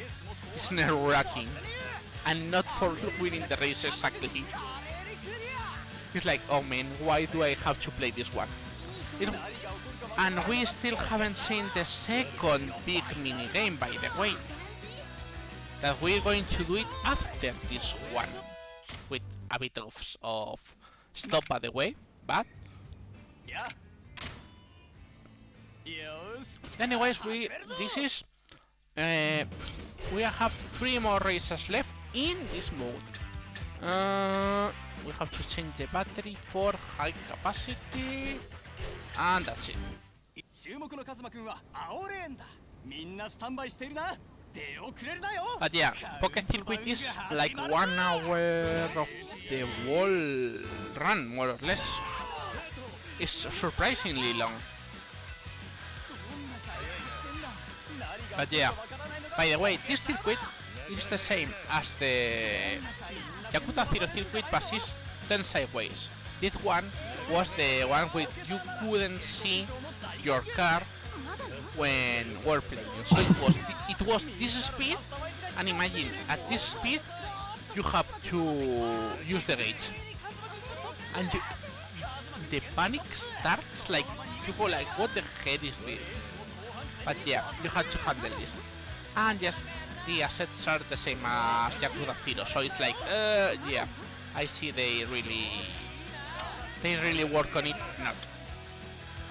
Yeah, Well, RPG and reusing assets. I mean, Name a better duo. they really like this game, but it was when they changed to the Dragon engine, they say no more Pocket Circuit, sorry.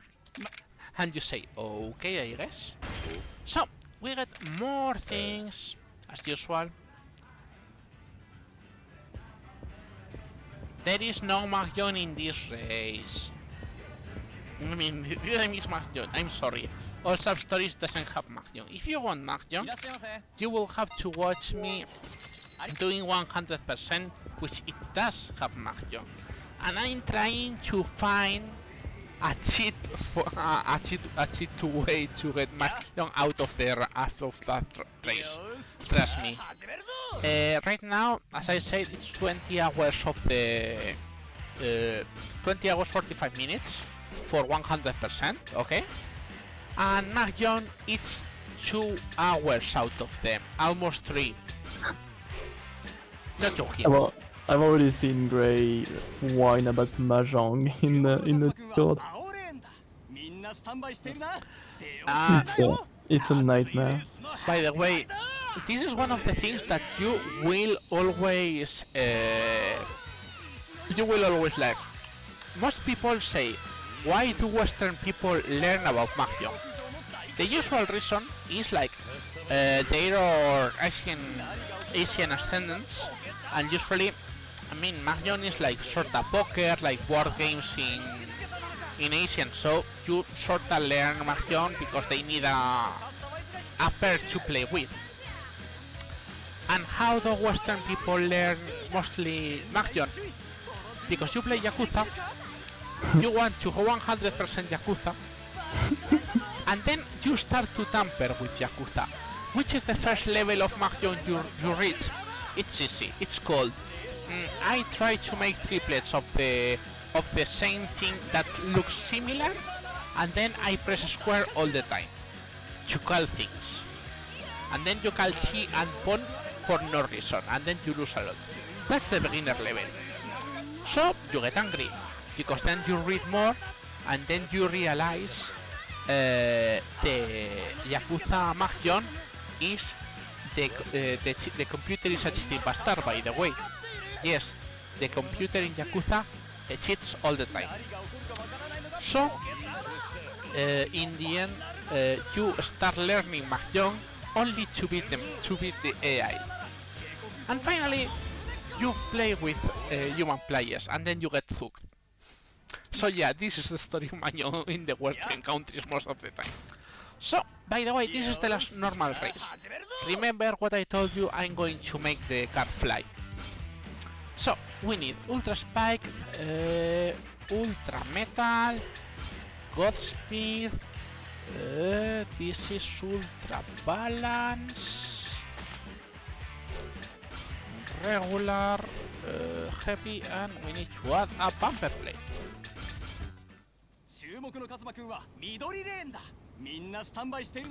Yeah. Specific Yakuza is the worst part in Yakuza. But it could be worse. Because Yakuza 3, 4, 5, and I think Ishin has a specific requirement, and it's like having a huge win, a really huge win. By the way, get ready for seeing the car fly, which will be in a second. Yeah, this one is the hardest one to pull, and you'll see why.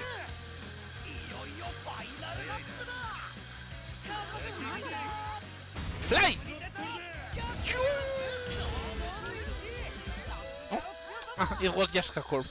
Usually, if you are not in the inner lines, if you are in the outer lines, instantly the car spins and goes fly off the circuit. You are forced to boost in that one.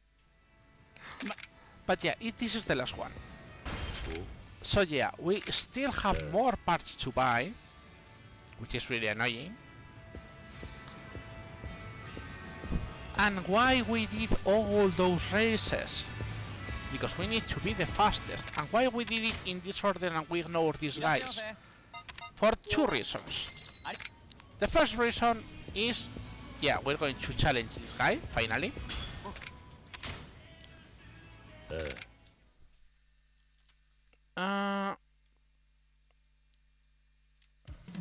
So, which is the problem?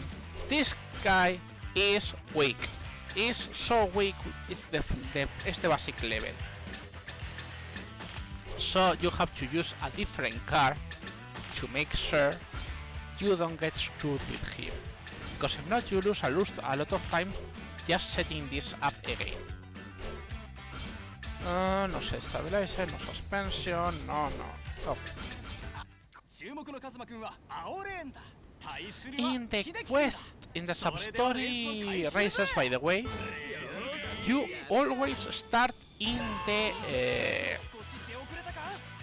the blue line, so there is always the same result. So anyways, after seeing the last race, this one looks like snails racing. But yeah, you still have to do this one, no matter what.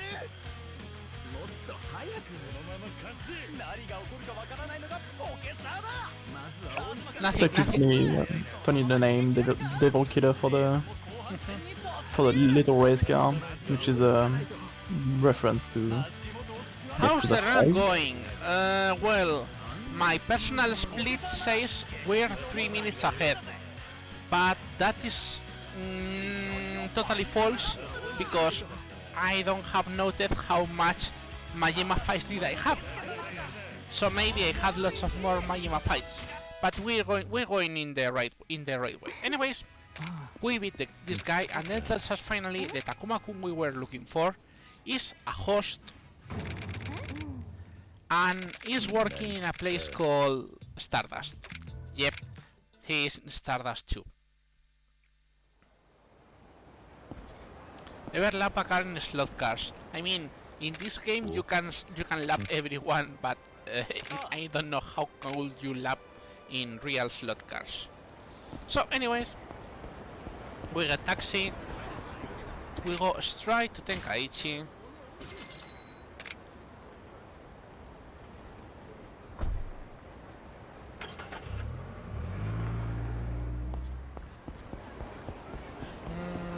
We will talk to Bob, but I don't think we have enough points yet.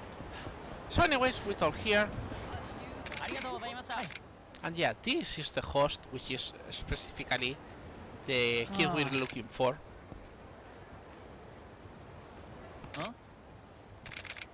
That boy's like brass knuckles. So anyways, you explain everything, and this is the moment of motivational Kiryu. He says, no, I don't want to go back to Pocket Circuit, I hate racing. Because I don't want to explain, because I hate racing. But Kiryu knows deep down, he loves racing. So he'll wait for him in the Pocket Circuit Stadium. Because he's Kiryu and he's cool. Gasp. So yeah, this is motivational Kiryu, you know.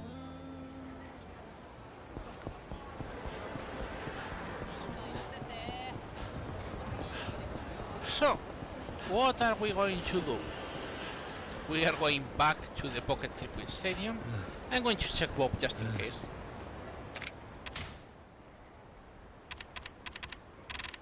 Almost. We need 5 more. Okay. So anyways, back to Pocket Circuit Stadium.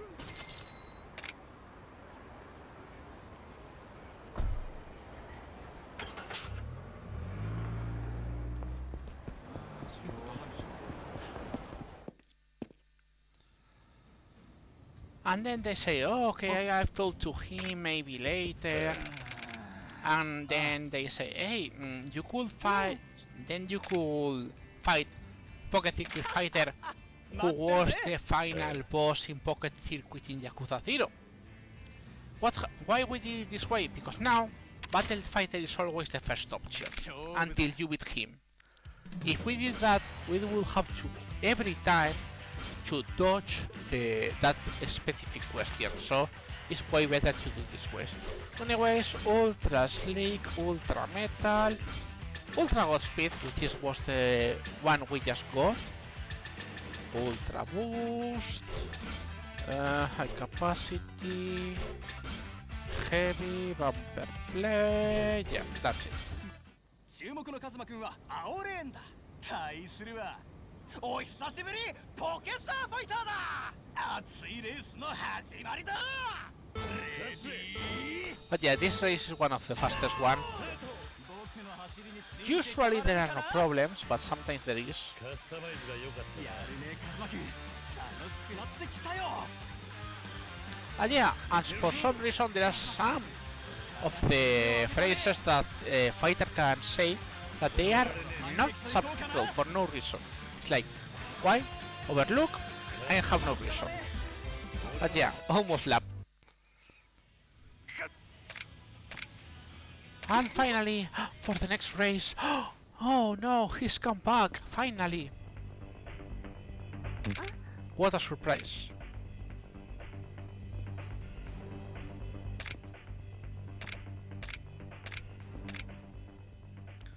And This is so anime. totally anime.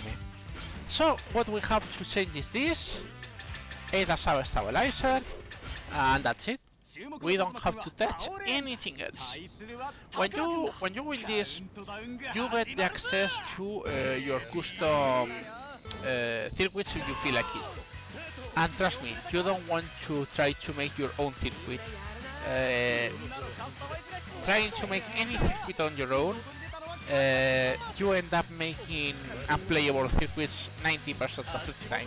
It's like, wow. The game is so unreliable even in normal play that if you try to make custom editing, it just doesn't work. It's like, wow. So anyways, by the way, this is one of the things that can happen in Yakuza Kiwami 1 and doesn't happen in Yakuza 0. In Yakuza 0, all the races have the same speed, and they won't change no matter what, how far or how close you are.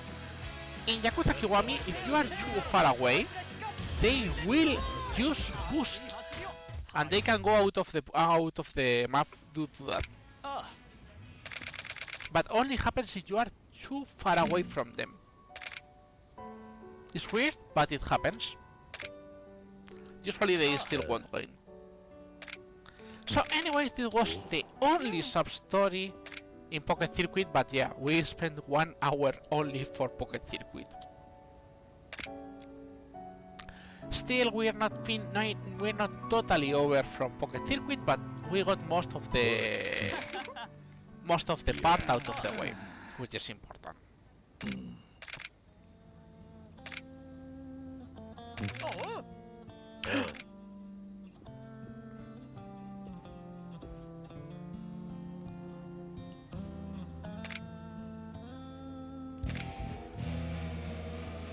Dun, dun, dun. And with this, we got one of the 2 big minigames out of the way. But remember, we haven't finished everything. So, what we're going to do now? you know, maybe, just maybe we could go to the main story. Just maybe, you know. Maybe. You know, we have to beat the game eventually, right? It's only a suggestion. So, anyways, but first of all, of course, what we're going to do first is handing the 2000 yen bill again. I hate so much this sub-story. Wonder why.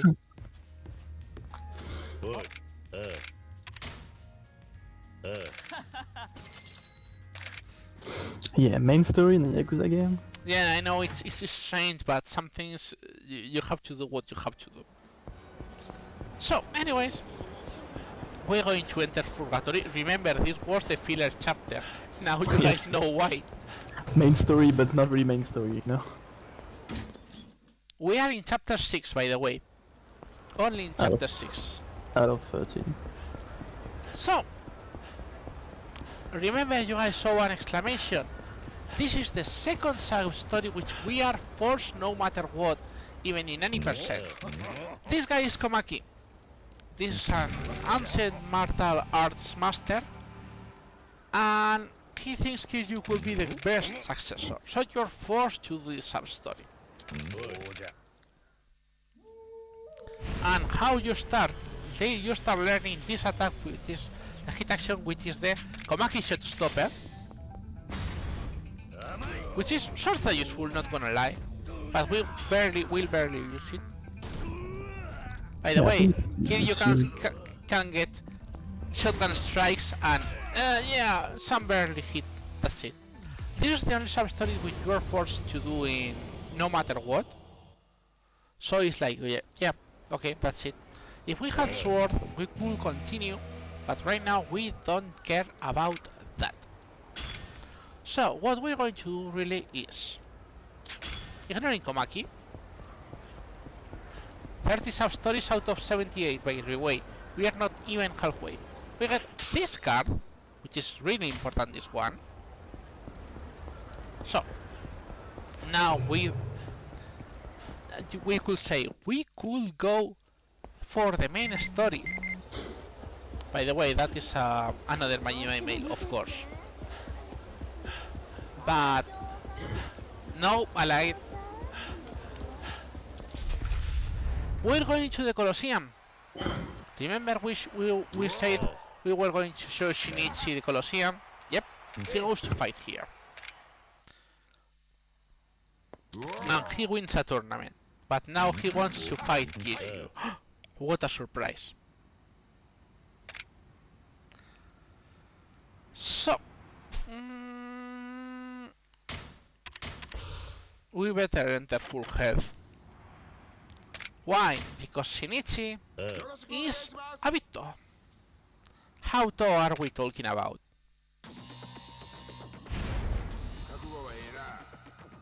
He has hyper armor, so that means that we try to attack him with punches. He will ignore those punches and then he will grab us. But this is a fun thing. If you try to grab while they make the animation, they are immune. But if you wait for the last half a second of the animation, they're weak to the grabs. So you have to wait to the right moment to grab and throw. So anyways, that is Shinohara. Now Shinohara will join us for the tournaments. And this is the worst part of the run, and I'm sorry for it. Because we have to green tournament. We need 27k points. And how is going to be most of the tournament? You guys get what we're going to do. We're going to grab. And we're going to throw. That's it. That's all of the tournaments.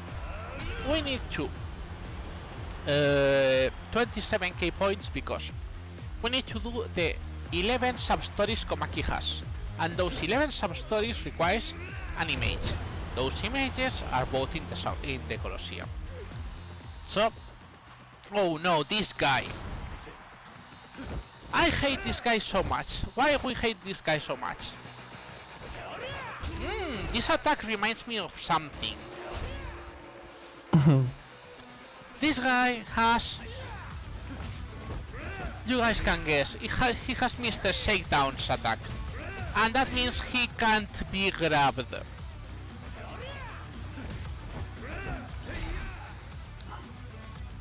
So he's the worst one.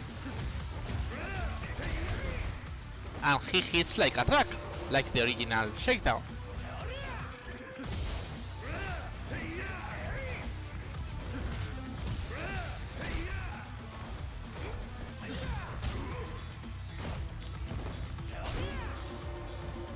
So he's really dangerous.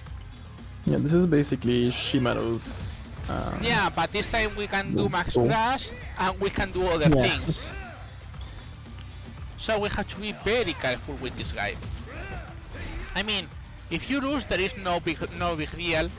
I mean, it's only some points you lose. You But really cannot grab him at all. Hmm? You really cannot grab him at all. your hand literally goes through him. I'm not joking. Wow. Your hand goes through him.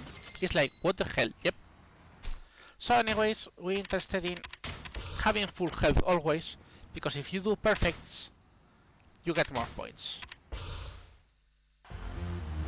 So yeah, that is the only guy you cannot grab. This tournament has special rules, which usually is there are bottles that fall from the sky that can give you invulnerability, poison, attack power, or defense power. Anyways, it's so fast doing this that the bottles don't even fall. But we need to do this because we need to get rank. To get the 27k points, the best way is to reach more or less rank, it is rank A. And we start, as you guys can see, at rank F. So yeah, it's slow. Let's leave it at that. For some reason, we still don't know why, but yeah, this part is always super slow point-wise. The fun part, we only need 27k, okay? For hand up, we need 2 million points. Not joking, 2 million points. The last tournament gives from 30 to 60k points every time you win. So still it's like 20 or 30 tournaments, which adds yet another hour. I'm trying to find something, but for now I haven't found anything that we can make it faster. The reason you'll see it in a second when we reach rank C, which is the worst part. So anyways, we get now 200 points on these tournaments. Next tournament I think is 400 points. So it's like, yeah, we get so many tournaments, 4 out of 10, and you can barely get points out of them. So anyways, these guys, as you guys can see, already have like one long health bar. I mean, I could get maybe I can get some upgrades. Oh, remember this guy from the main story? You must die. Feldman.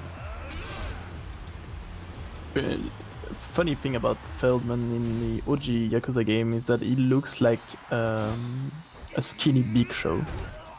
if you guys know the Big Show from the WWE, his model in the OG Yakuza is actually really similar to the Big Show, but a skinny version.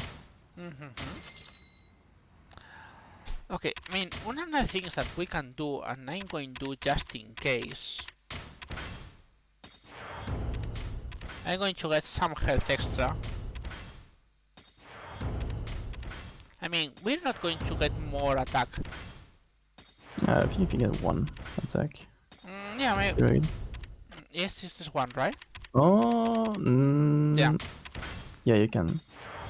I mean, these things are not exactly super useful, but hey, more extra attack is always more extra attack. And more health is more health. So anyways, this one is the one when you when you like hit actions, you get this one because well, you see how many items you can use.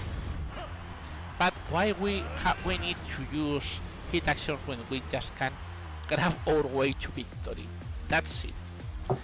This is the worst part of the run, if you guys ask me, because it's unfortunately too much repetitive. I mean, compared to other runs where in this marathon, I think it's weak in grinding ways, because I mean, I don't know if you have seen other runs of this marathon, but I remember the Pokemon Let's Go Eevee index order. And that race, I only can take out my headset and bow to the winner, because he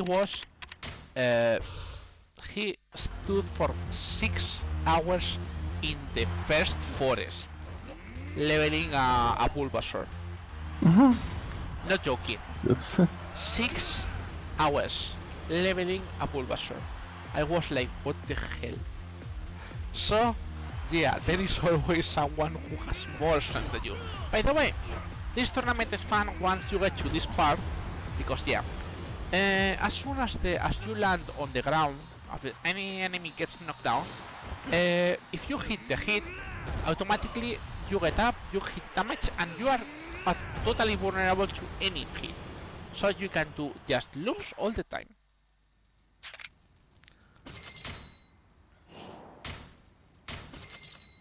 So, what can we do? We can do that tournament, or we can do this tournament. Both tournaments go more or less the same quantity of points. I think the other tournament is a bit more, and I mean a bit more, like probably not more than maybe 100 points or a bit more, okay? So, we need to reach rank B for the next big upgrade. Which is the problem? Rank C has the first tournament with weapons. How the weapons work in the tournament? They are weapons with unlimited durability, but they are insanely weak. So if we try, as you can see, this is 10 seconds, 10 to 15 seconds. Yeah, and the points have diminished, so I have to do the other one. Yeah. So, these tournaments, as you can see, I can, if this guy likes to dodge a lot. I hate him so much. I mean, if you guys look at this, more about 10-15 seconds the enemies die. If you try to do the same in the weapon tournaments, every enemy is like 1 minute at least. And the difference between this tournament and the the difference in points between this tournament, which is about 600 to 700, and the weapon tournament is about 700 to 800. It's very different. Say, MC has the right idea. Can get grabbed by the seat if you have no shirt. That's a lie. And I'm going to prove it to you. Give me a second. This guy, which is the worst one to battle, you see he has no shirt either. Where Kiryu is robbing him from? Don't ask me. But yeah, you can grab them even if they have no clothes. As I say, I don't know where Kiryu grabs them from, but you can grab them. Grabs them by the nipple. It's the weak spot, you know. I mean, it looks in the middle of the chest, so yeah, maybe. Yeah. Maybe Kiryu's hand goes to the left or to the right, and we don't really notice. So yeah, this is the boring part. I'm sorry, but yeah. See, this is 700. 750 is the best because it's 3 perfects, and even if you can get what is called the crowd pleasers, but crowd pleasers need 20, I think it's 25 seconds to start one, and could be like throw the enemy to the ground, and they don't allow hit actions. So it's like you can't rely on the crowd pleasers. It's way better to just do the chains on throws, and throws. I used to do this in 2 parts, but all the walking delays a lot, so in the end it's just way better to, even if it's a bit boring, or the enemies, well, they don't copy-rate, let's leave it on that. Oh, this guy dodges a lot. When I say I hate this guy, it's for a reason. And look at my health. By the way, you recover 30% of your health. See, this is the crowd pleaser, and it doesn't count because the enemy is on the ground already. You recover 30% of your health between combats, but you don't recover that health in the last combat. You only recover in the first and the second. This guy, by the way, doesn't have aura, so you have to wait for that, like I did. So that is the reason. See, now we're rank C. So yeah, that is the reason I had several health items with me, because as I say, it's way better to always start with this. We have to wait for this B tournament, and for the B tournament I'll be saving. Ah yeah, this guy also hits like a truck.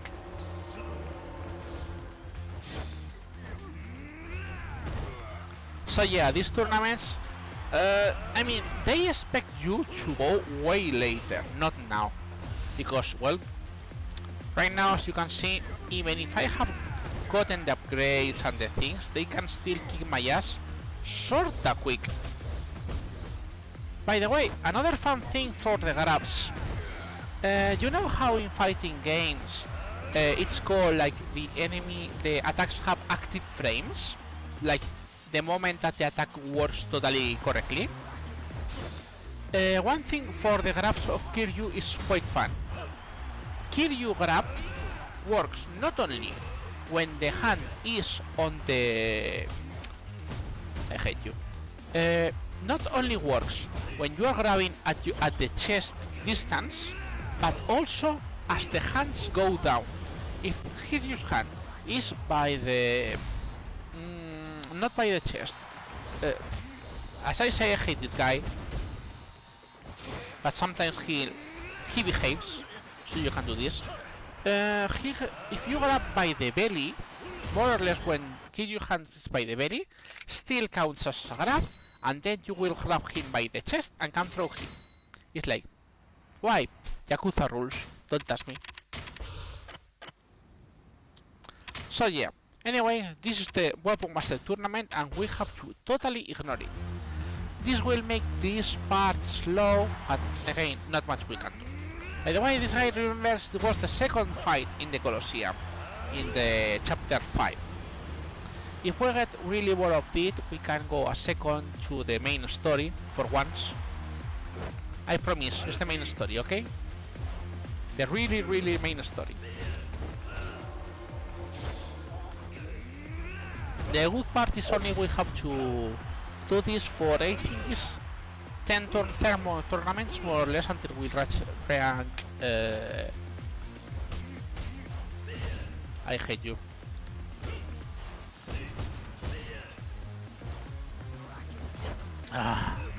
Yeah, by the way, anything that is not a grab does barely damage, so you have to do this all the time.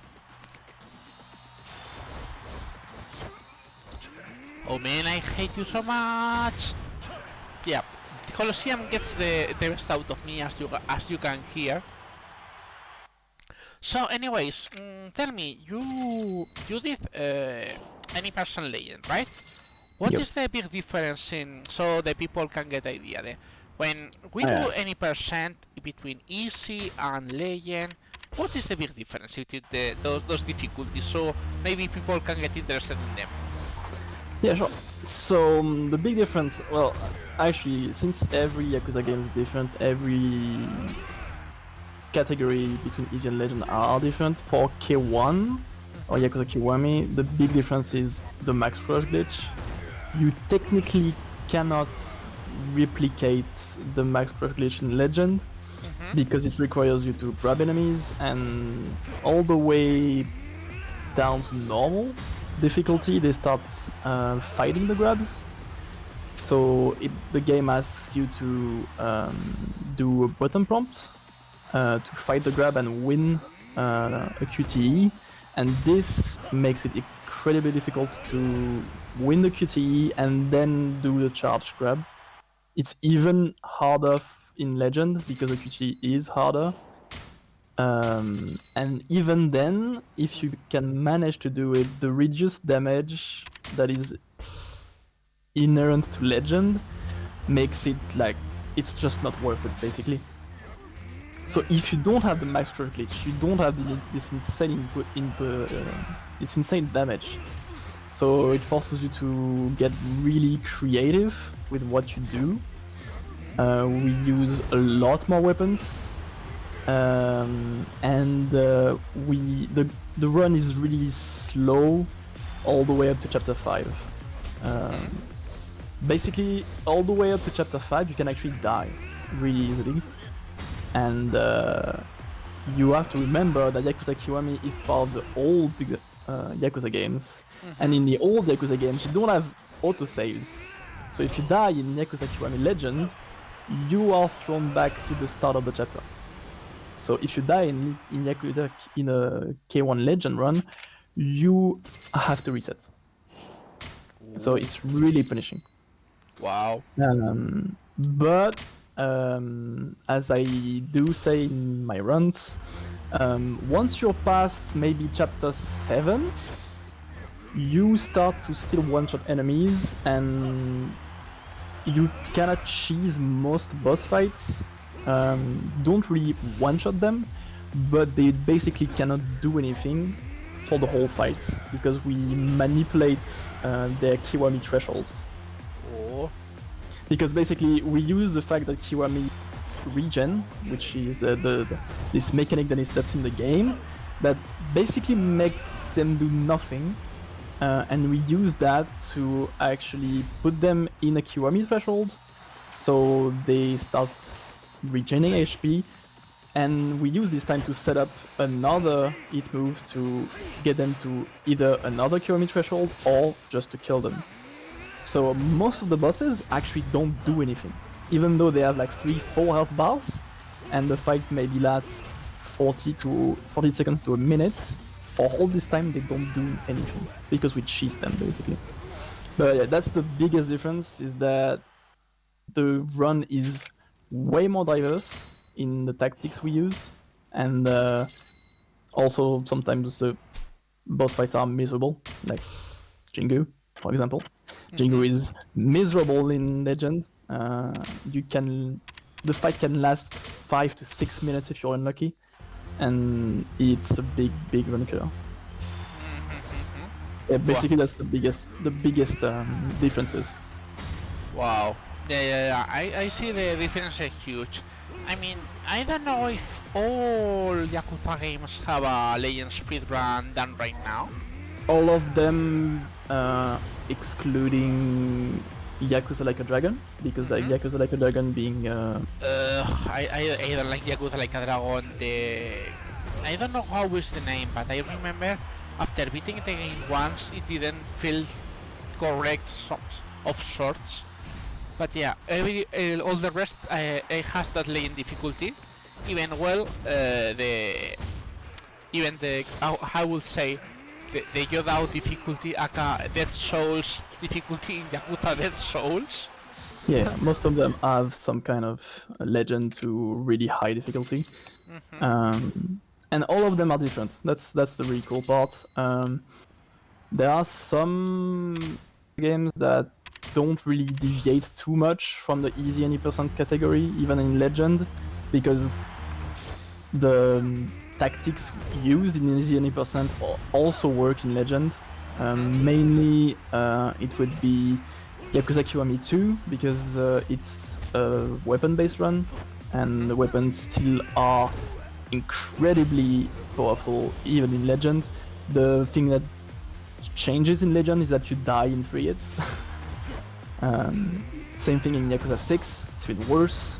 You die in 3 hits basically 30 minutes into the run. It's a 2-hour run. For like an hour and a half of the run, you get 3-shotted by basically everyone. Wow. It's an experience. Like doing it once, you really realize how bad the run is. The route is really bad, but it's something. And then you have all the games which are really much slower. 3, 4, and 5. In Legend they are much slower because the damage input is not as big. But yeah, basically that's why I do Legend runs. They are much more diverse, and you have this danger. It's inherent danger to Legend because you can die in most of the runs. For let's see, I mean, we the Yakuza community could know more or less how all the any person runs, which are usually the more accessible. For all the runs we know, which would you think it will be the most resourceful, speaking in any person? I mean, we know, for example, Yakuza 0 relies a lot on shotguns. Yeah. But for example, which was the most surprising breakthrough in 100%? I remember when in Yakuza 4 when it was the bat flurry was discovered. I Yeah, think. Bat Flurry, yeah, the baseball bat. So, for me, a fast speedrun is not necessarily a fun one. Yakuza 4 is a great example of that. The old Yakuza 4 was somewhat fun because it was diverse, because we basically used the 4 characters and their move pools basically. And then we found out about the bats, and then we realized the bats were way quicker. Maybe like we went from like 2:15 to 13 world record with old routes, and we basically gained 10 minutes with the bats. The problem is it's basically the same thing as you literally do the same attack for 2 hours straight.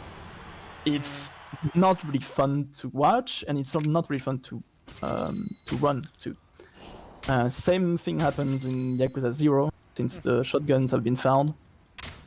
It's fast, not really the most fun run.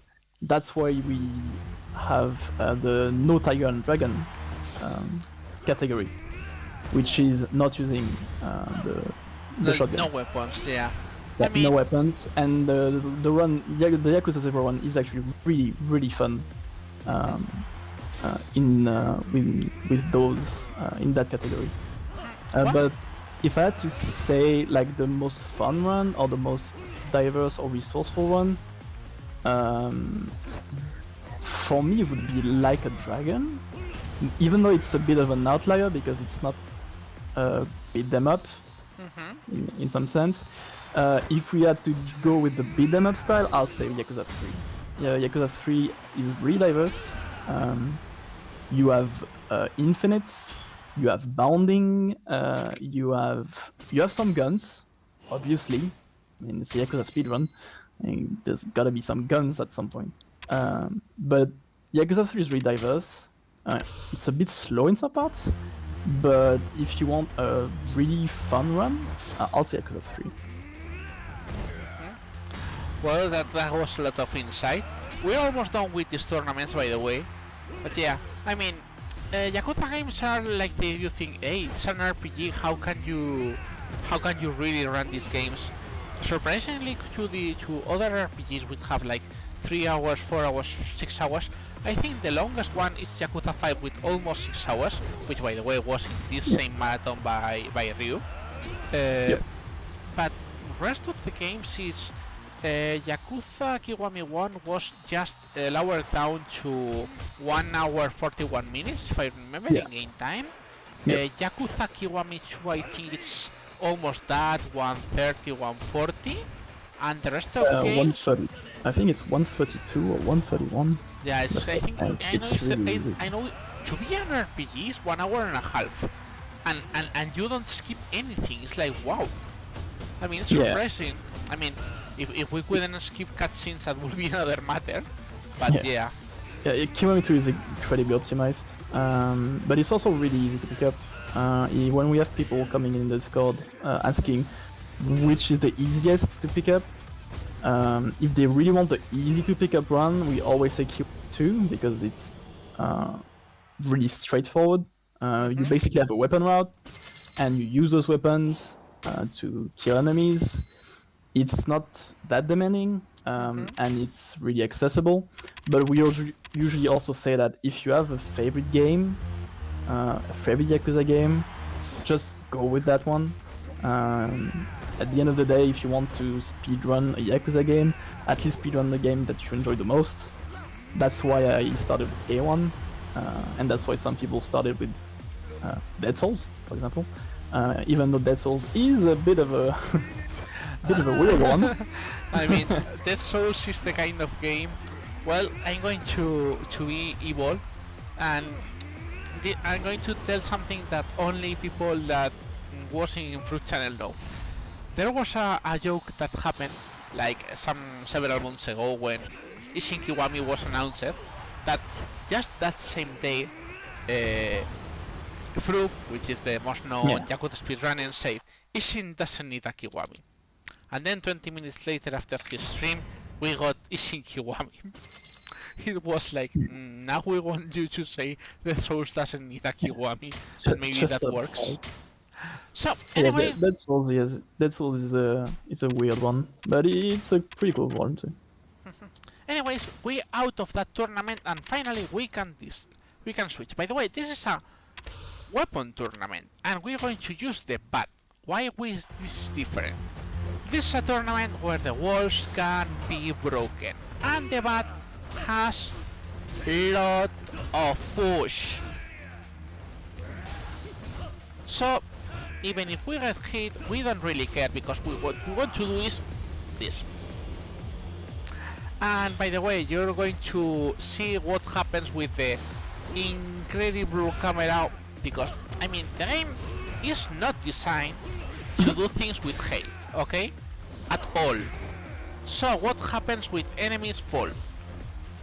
Well, I mean, if enemies want to fall, that is. Happens this. I don't know why, but the ragdolls on these enemies are so weird, but so weird, really.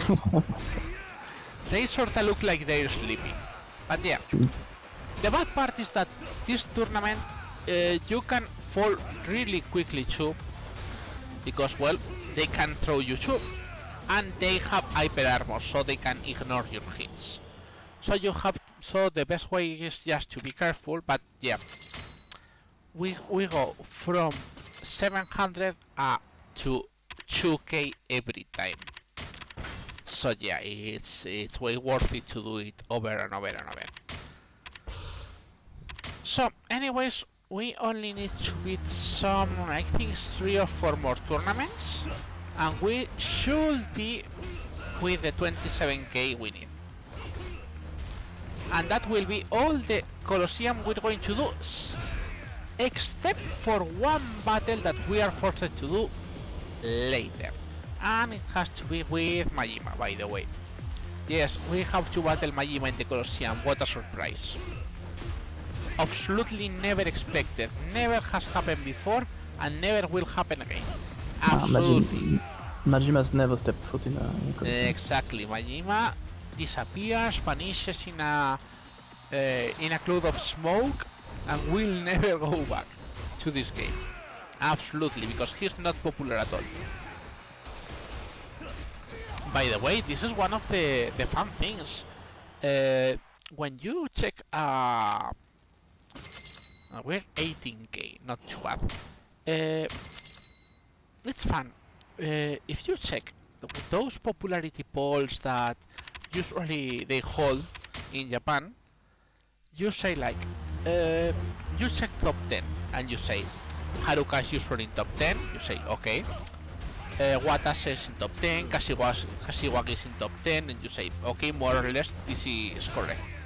There is one guy that we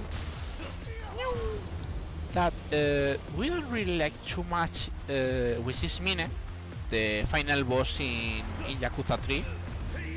But for some reason that guy has insane popularity in Japan.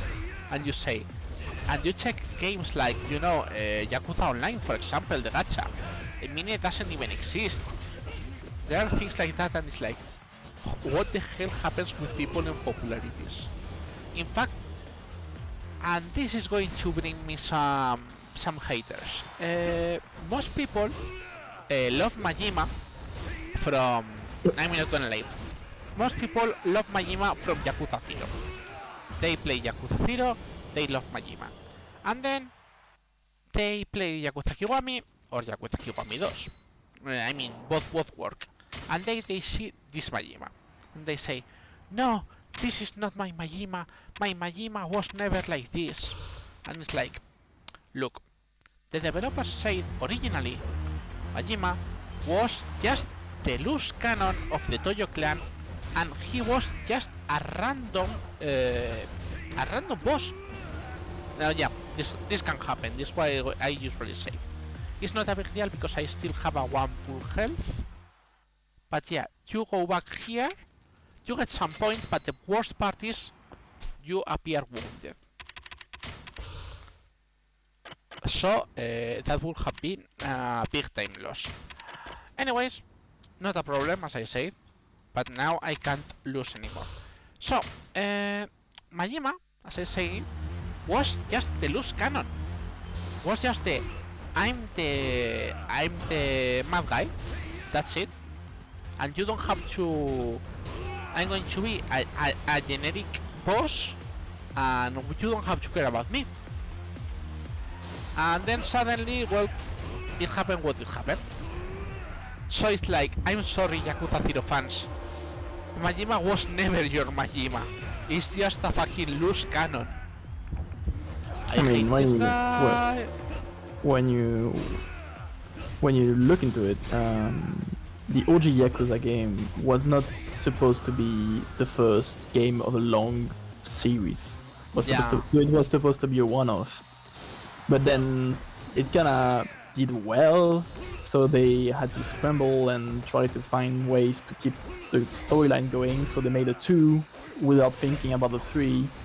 And then the 2 got even more good feedback, so they made a 3. And it was by Yakuza 3 that they started to really take it seriously. I mean, as far as I know, or the info I have, that Yakuza could have bankruptcy, will have make Sega fall in bankruptcy because the development was insanely big. But they recovered all of the development costs in like the first or the 2 weeks of the game. It's like, wow, damn. Yeah. So, yeah, like you have to take that into account when look at the yes, this can happen, by the way. Introduced. This guy has 1 inch punch. Don't ask me why.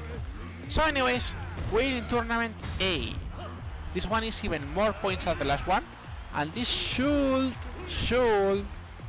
be almost finished.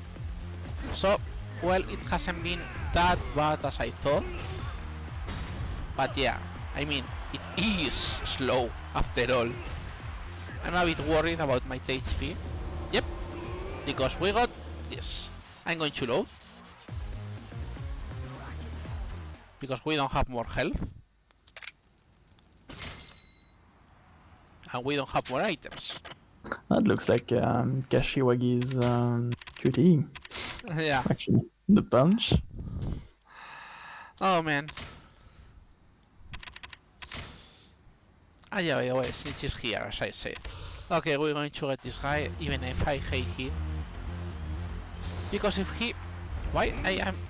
Ah, yeah, as I... For some reason, I was in Brawler. That this can happen. When you when you reload the game, instead of keeping the same style you should have, it can just reset you for no reason. It's like, why? Don't ask me. Just Yakuza things. Oh man. Look at this hunk of a man. Anyways, Gary Basta Holmes. Yeah, as I don't have this. I hate you.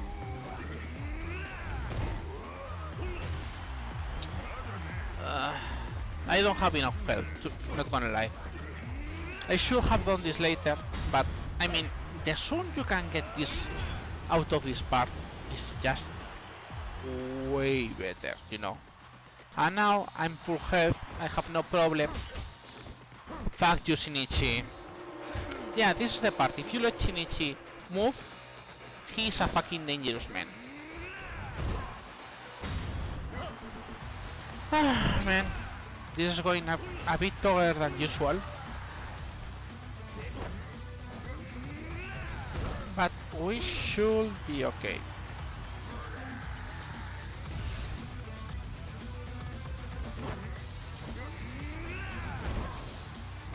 By the way, things like this finishing blow, they mean the last hit of a combo, for example. They request things like that. It's like, wow. They so specific sometimes that you can't get barely anything done, most of the times. Okay, with this should be no, we need another more. But only 3k left.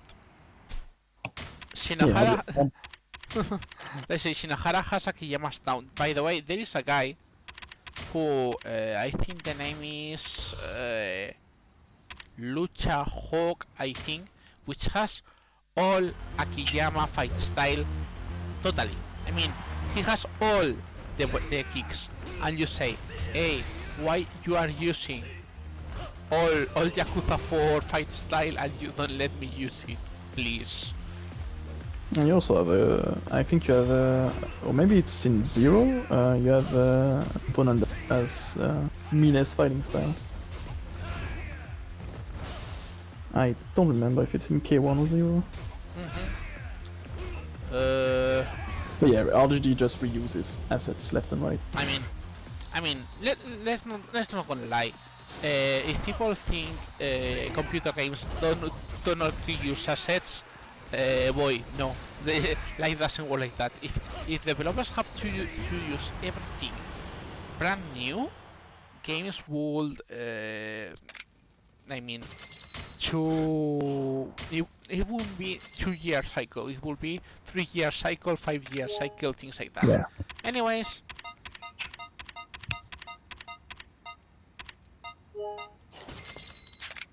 We got all the points we need, so we're out. No more grinding. Yeah. Do you know what we have to do? With what we really have to do? Main Progress the story? Oh. Yeah. My god, the progress story. Only for a bit, okay? Only for a bit. Only until we get to chapter 7 and then we do some more sub-stories.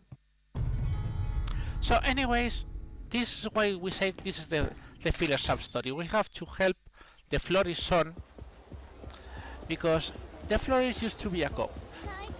But now as the undercover broker, he has no relationships with his sons, but he wants someone to take care after his son. So he says, Kirio, you do it. And you say, okay. By the way, remember this guy from the information brokers?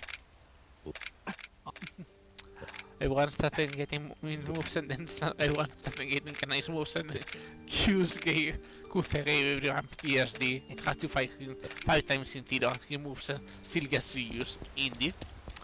By the way, we're going to use this and we're going to use to do the first Komaki Komaki specific dragon sub-story, which is the sword ship. Fun thing, you can use the square or the triangle, but the fastest way to do this is playing in style, using the circle, because it's double hit. By the way, this is taken from Machine, so if you guys want to think how Machine will work, think about that part. So anyway, this is the second sub-story we get from Komaki, so 9 remains.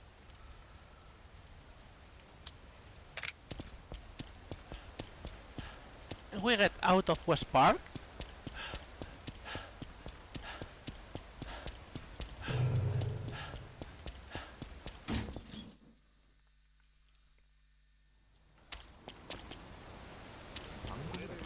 So yeah, by the way, it's raining.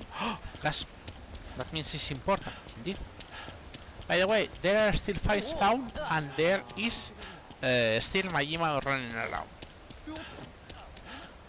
But first, what we're going to do is, we're going to finish this part, which was the homeless who was falling here, by the way. And then they told us the son was already there, but he was like, okay, I wanted to see my son once last time. Sniff, sniff, sniff. So, what are we going to do after this? We go this way. We get out of Champion District. Hello, Majima.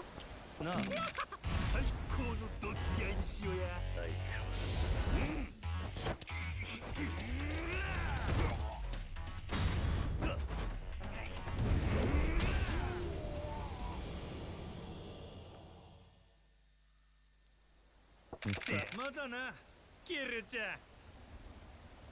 おもろいな。No, we want to go south. So,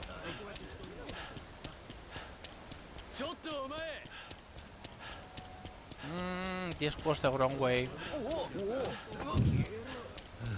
But I'll use this because we have enough to avoid the fight spawn. So we go to this sub-story. Enjoy this, by the way, it cannot be skipped.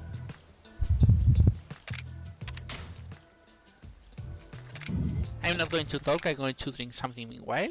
So enjoy this 15 seconds.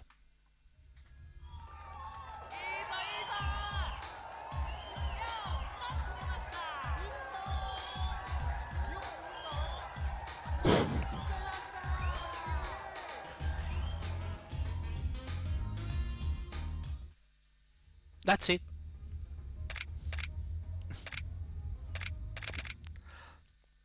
And then the sub-story turns into an assassin with a shotgun.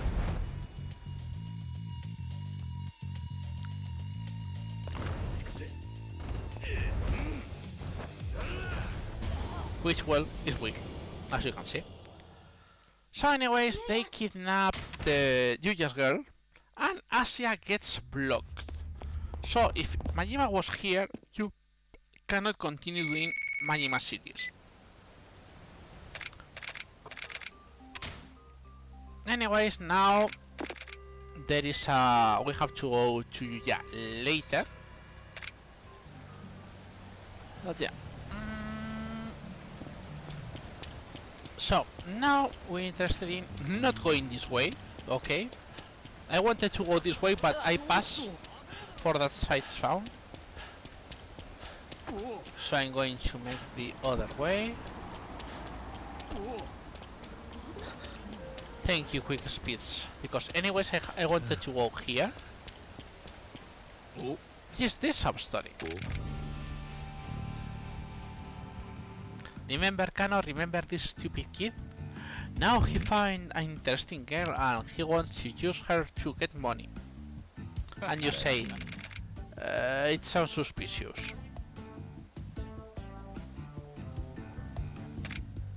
Yep, that kid is dumb. It's really dumb. Anyways, we don't care about that right now. So what we're going to do is we're going to unequip weapons again. And now, are you there? Yeah. Okay, please guys, get ready everyone for the best hostess ever. Oh hell yeah.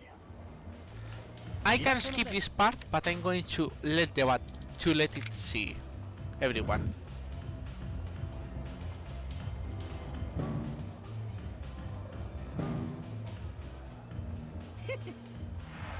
どうもゴロミです。 This is not Majima, this is Goromi, best hostess ever. Yeah, definitely not Majima. I mean, you can skip that that introduction, by the way, pressing circle, but it's like, no, Goromi deserves more. And yeah, you have to play the game. As far as I know, if you don't get the full level, you can go back. But at least, like, let's get it out of the way.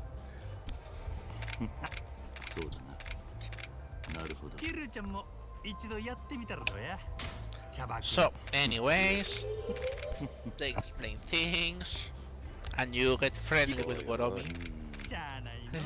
I'm gonna give you a hand. Oh, okay, it will be okay. I feel relaxed with you, Goromi. So, but then something, it gets sour, and then you fight Goromi. Go me, my beloved. I gotta say, fighting in heels, my fucking god. Okay, I'll just say that, fighting in heels. I'm sorry, Goromi.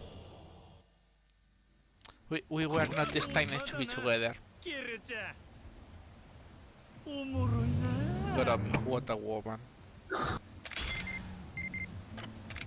Anyways, Majima, as I say, is blocked depending on the level of the rank, and that is too high for us in this chapter. So Majima won't appear for a while right now. The whole thing is as soon as Majima appears, he immediately will call us with the requirement. But that will be in chapter 9, I think it's chapter 8. So anyways, remember Rina, she's still interested about girls, but now she's thinking about kids. This is the last 2 times we're going to see Rina, by the way. That's why I waited for Majima to appear, because so you do Goromi, then you do Rina, and then you won't go back to hostess ever.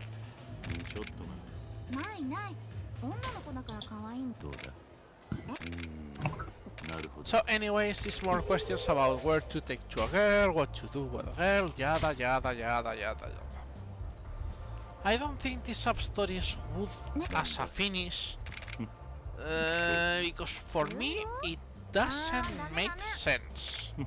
Because I mean, maybe they wanted to Rina to be shown as a bisexual, but my thoughts are they show Rina as a lesbian. And of course all hostesses end with Kiryu sharing a night with her in a hotel. So it's like, if she's a lesbian, she shouldn't share a room with Kiryu. So I take it as they wanted to be a lesbian or just a bisexual, so she can be with Kiryu one night. I think this is a miss from the Ryuga Gotoku studio, but I mean, they have had lots of misses with these parts, so I'm not going to say much about it. I know they have a positive influence slowly, so I think that is for the better. So anyways,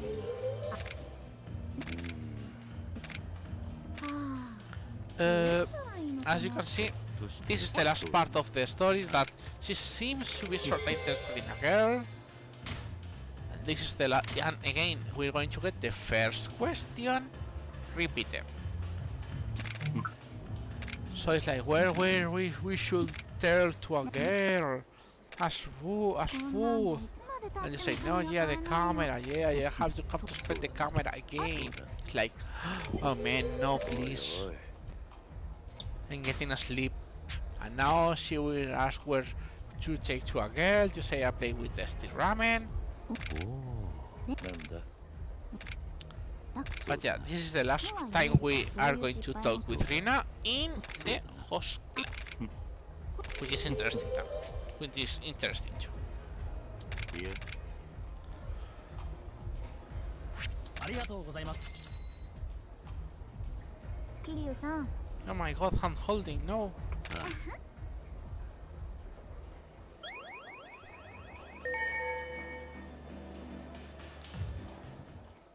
My god, hand holding in this game. So anyways, Holding before marriage? it's even in tensor. And it's not tensor hand holding, that is, my god.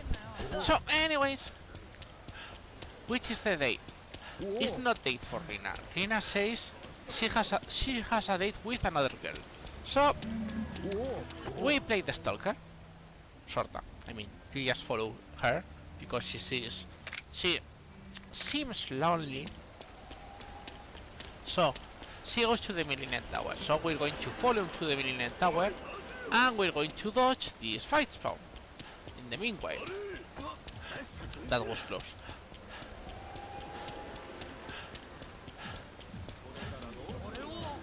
Another fight spawn, by the way. But yep. Silent segment, no please, this is not judgment. Oh man, Yeah, judgment. yeah. It's a good name, but Yeah, get me, where are you? for those that don't know, Judgment is a 6-hour long run, as proof show on day 1, and it has 45 minutes of dating segments where you do nothing, and it's like, no please. So anyways, this is the part, as I say, the kid you get late for this girl, so we're going to get another 2 frames of Rabure. I'm sorry for that, but yeah, it doesn't make really sense on this part. But again, let's forget about it, so to speak. Or you can think it's friends with benefits, I guess. But that's it. Pink screen of joy. My god. Wait, I think Peace Scholar has been running Judgment, so I'm pretty sure the time has gone down drastically. Ooh. 4:29. So, anyways, this is the almost last part of the sub-stories for this chapter. Really, really, not joking.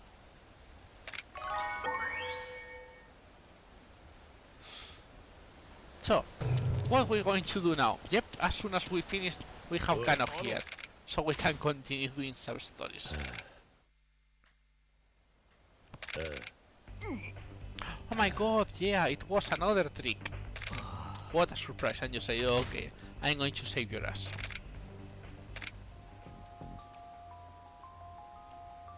Oi. Okay, thank you everyone for, well, thanks for coming anyways. I'll be able to manage the rest of the run alone, I guess. Wait, what's that? Okay, thank you. So, by the way, we got this, which is the famous secret casino info, which is really, really good. And will be useful later, again. This is the second sub-story of this guy. We still need to do more sub-stories. So, now, finally, really, really, finally, We're going to ignore that face spawn. But yeah, we going to the main story. So yeah, the Florison is at the batting center. So we're going to say hi.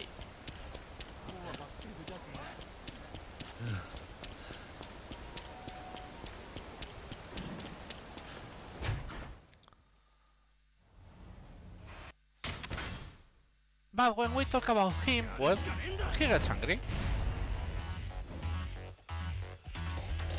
So we do the beating sense into him, like this. Oh, what a classic. But then we discover he left his hand by email, not even talking. So his hand came to beat his ass. So what we do with his hand? The usual, you know. We grab things, we grab a bench, we hit everyone with that.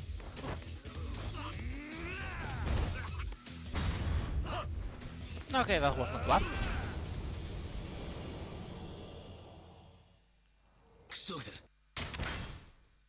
So anyways, some Yakuza kidnapped the girl to Debola. Because the girl who was with Takashi, it seems to be the son, the daughter of a Yakuza. By the way, remember the cell phone from the dead guy? This was the guy who was calling.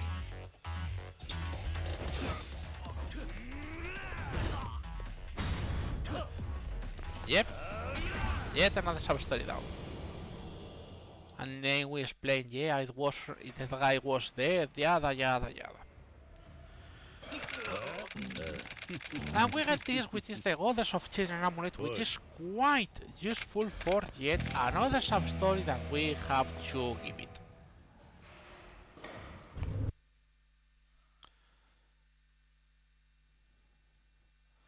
Okay, with this... okay, I had to... second...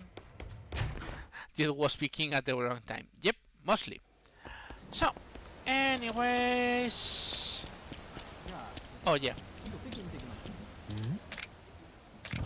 This is the last part of these guys, of these scammers. We did wonder what they up to.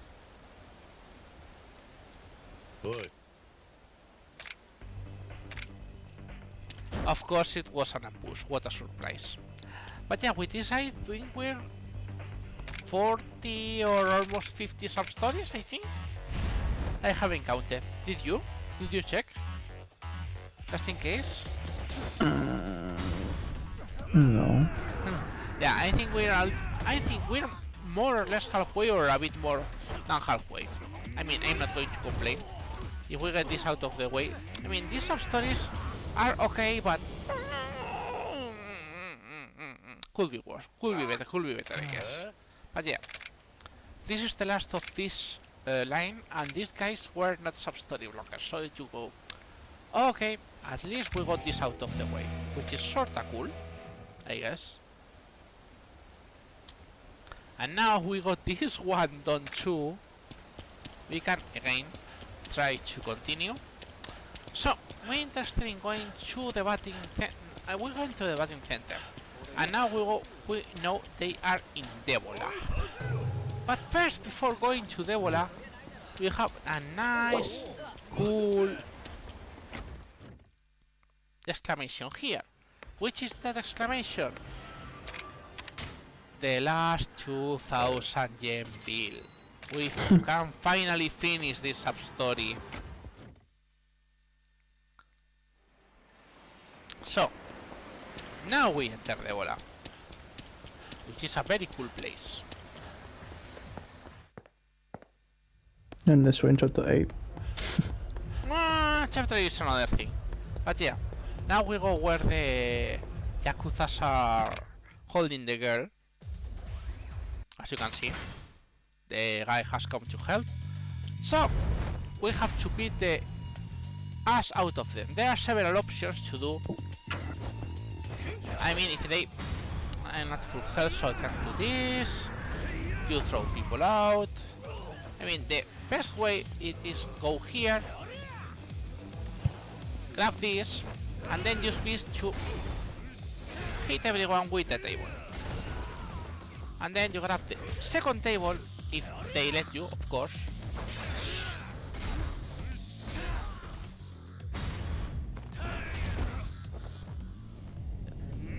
Bonk!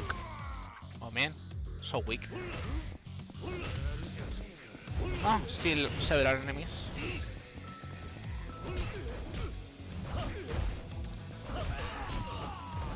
I love doing that. That you strike forward and you hit the enemy behind. And it's like, okay, it works. So anyway, this was not a good fight.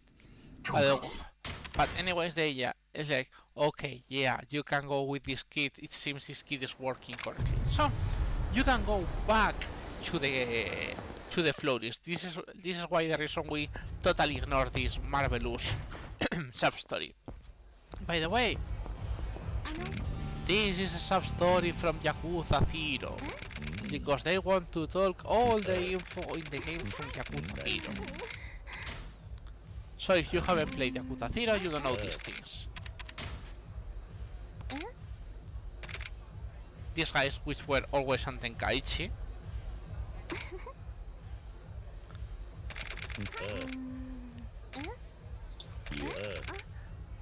This is a reference to the Erran-kun sub-story.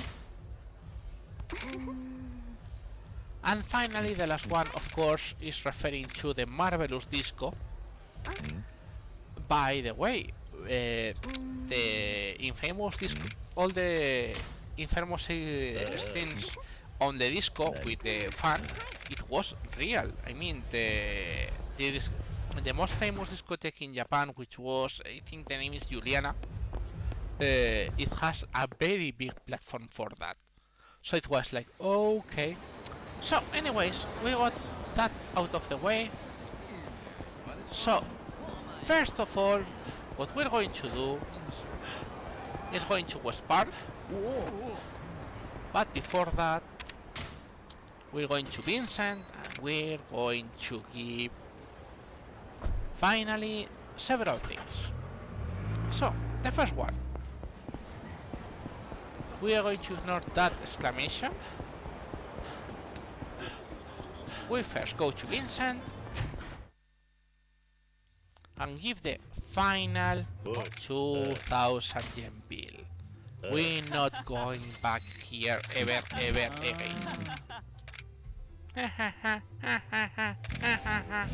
Hey you.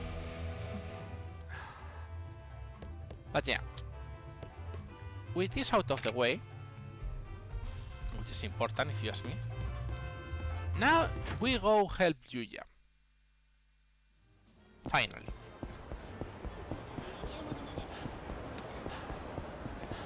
Which is this building.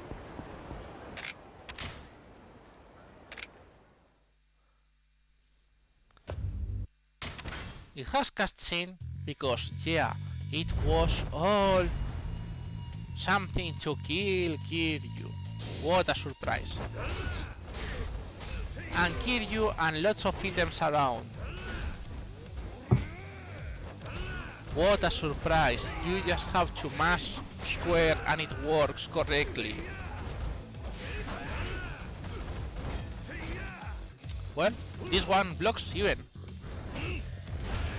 Oh, okay, it doesn't matter much. But yeah. Oh, we're going to follow you to the ends of the earth.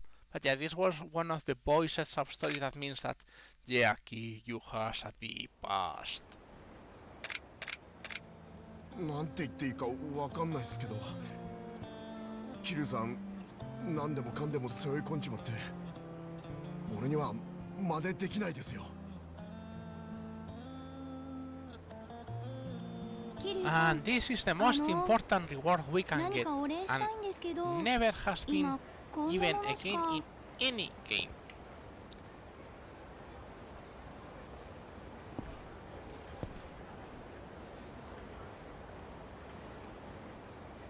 バカ！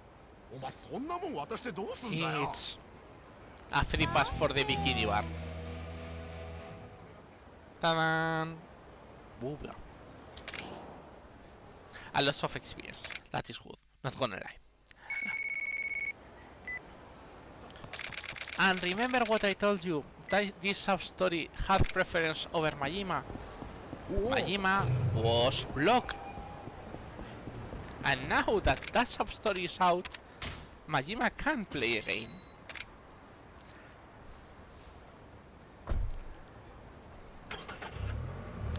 So that's why you have to adapt to Majima RNG, because this can happen perfectly.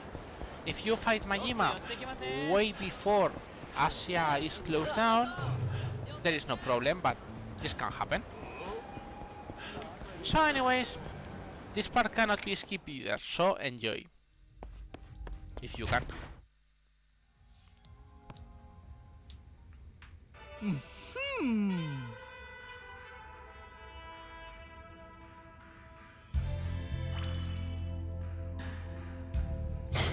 どうやキルちゃん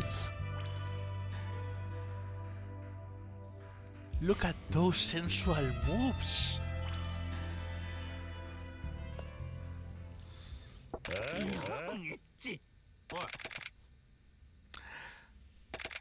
So anyways, by the way, this is the real unlock of Majima with the third style, Breaker.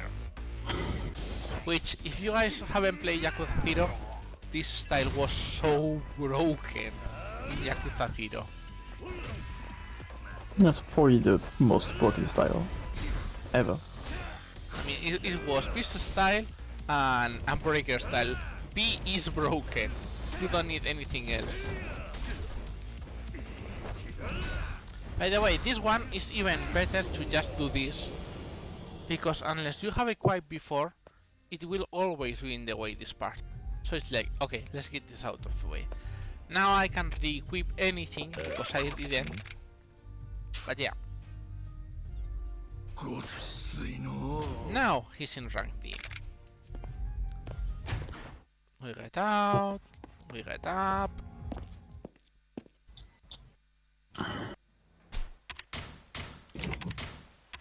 Okay, I mean, and we can now give me the right one, which is hello. I want this thing too. So, yeah.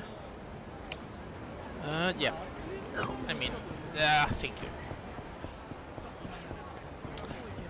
Now we're going to finish half of the filler for the chapter. I mean half of the filler for a reason. We go to Parkpool, you go to Purgatory.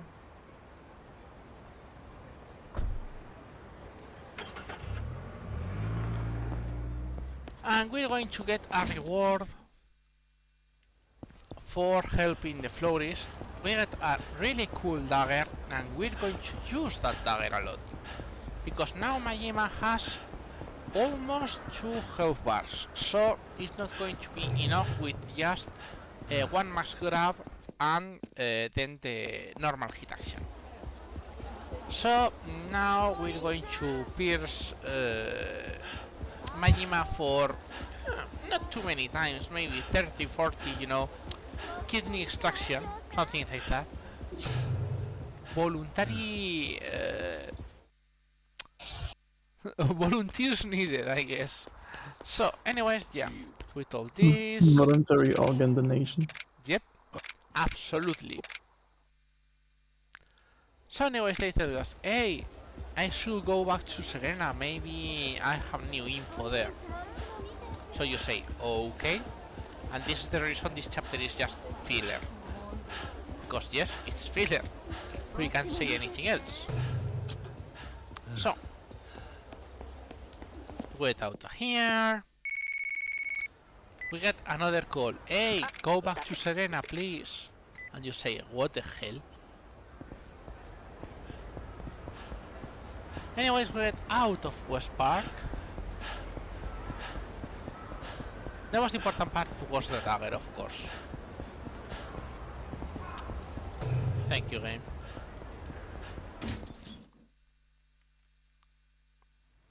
Then, what are we interested in? Well, we can say hi to Majima, which is always useful.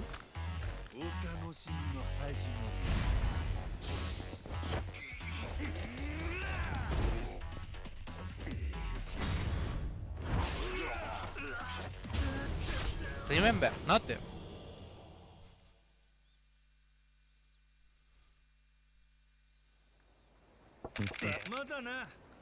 Now it makes more sense that he's covering his stomach, you know. So anyway, where we're going to go is going this way, and then this way.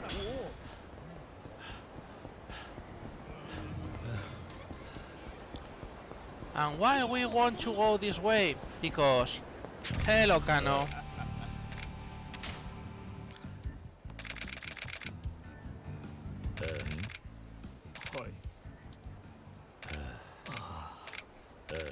This is a special sub-story. First of all, for this part. Look at this sneak 100.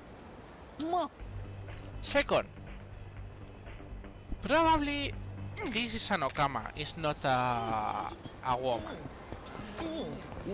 Second, yeah, it's sorta a tail segment. And third and last, this is the first and last time we're going to use something we haven't used before, which is dun dun dun dun dun Rush style. This enemy moves so fast that you are forced to use Rush to get her.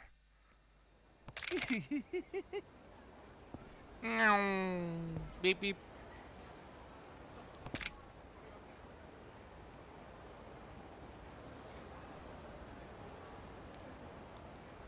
Yeah, super fast, I know.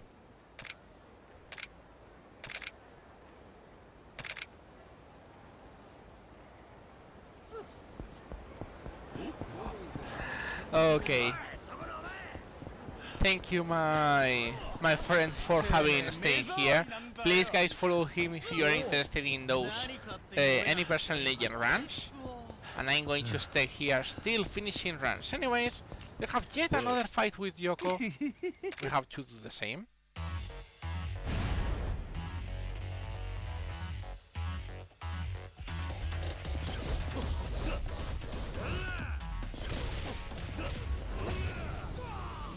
Remember, Kiryu never hits women. So, anyways, now they want to recover.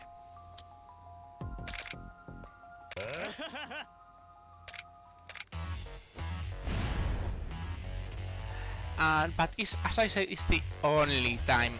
They are 3, I am 1, and I have this climax action. That's it. It's over.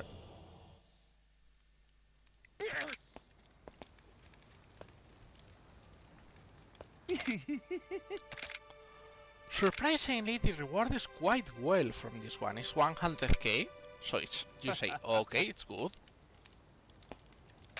Oh.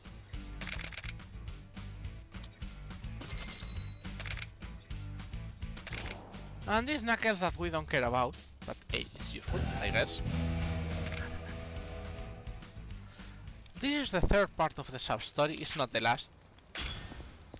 But surprisingly, and the whole thing is, as soon as you can get out of this, you have the last one. Here is really fast to do.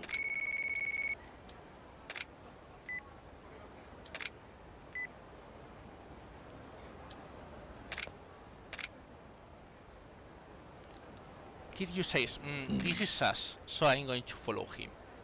So yeah, more tailing segment. But we're going to ignore that, and we're going to go...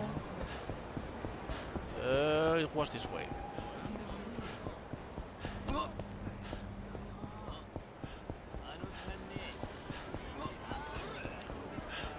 And you say, why we go this way?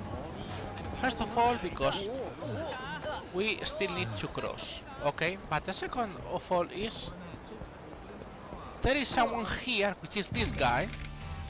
This is the only sub-story in all Yakuza Kiwami that is a moving sub-story. The guy moves in circles, but still is a moving sub-story. We get a key out of this guy. So we're interested going to the Kilokas.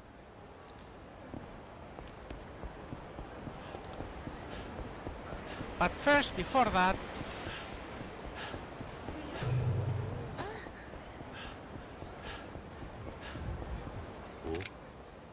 we go to say hi to Kano. And he offered, yep, a hit to kill someone. And you say, okay, I'm going to save your ass again.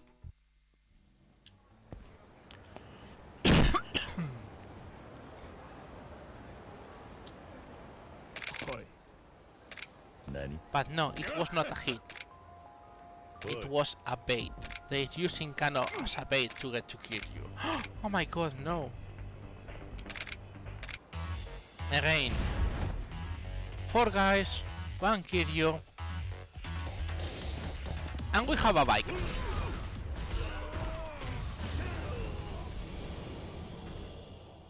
Lol, that guy vanished.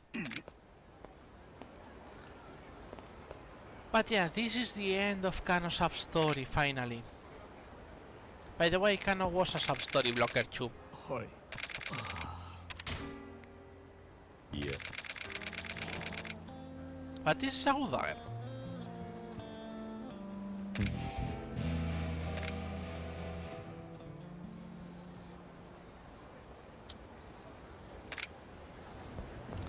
So, how many sub-stories were Kano blocking? Answer is yes.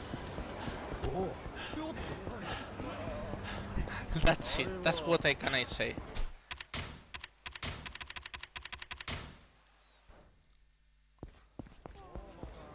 Answer is just yes. So, anyways, yeah. We need to follow this way to get to the key lockers, if you guys remember.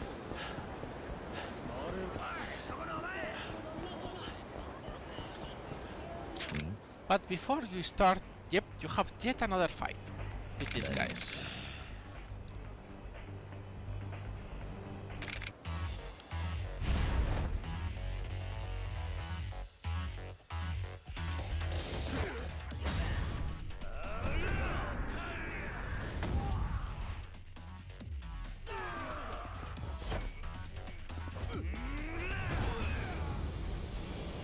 So you get this sub-story out of the way.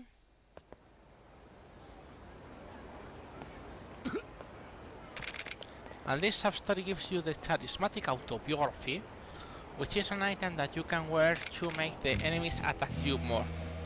Not joking, it's like, wow, such a good sub-story.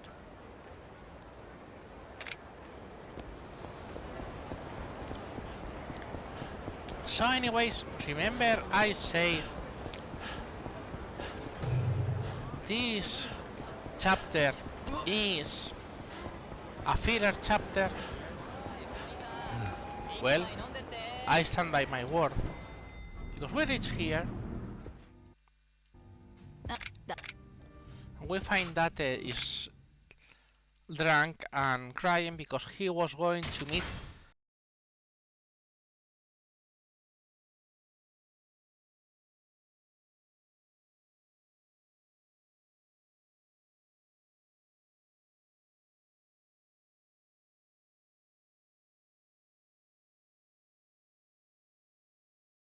her daughter, which he haven't seen in years. So you say, okay, I'm going to see.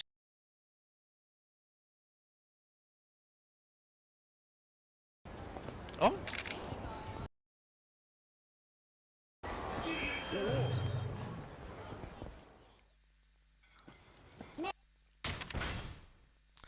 So anyways, the girls look like they want to play and get money for some reason.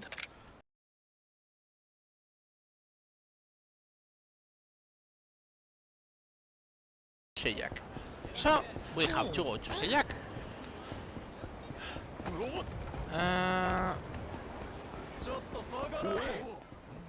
All right.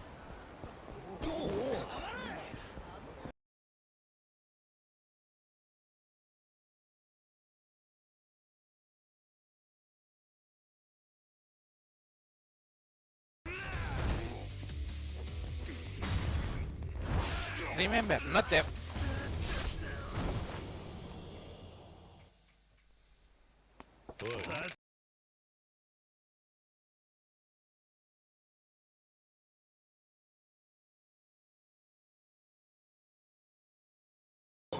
Sejak is in the other part of the city. So what we're going to do is... they requested for us a bodycon dress. Where can you get the weirdest thing?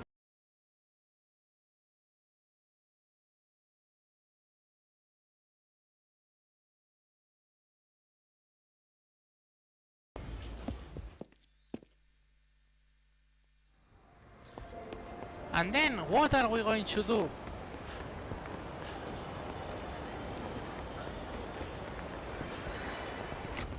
We're...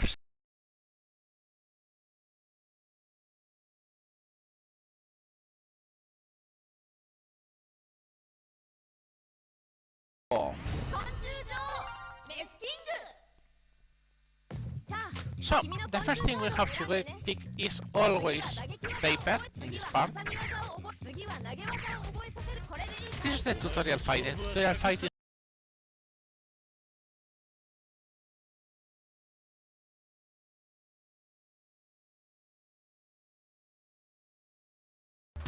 Look how strong of a game it is for kids.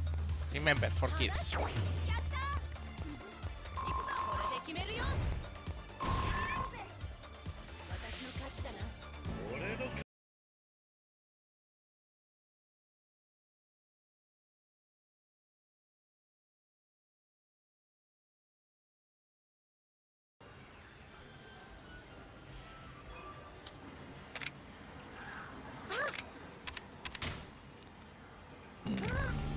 So all sub stories.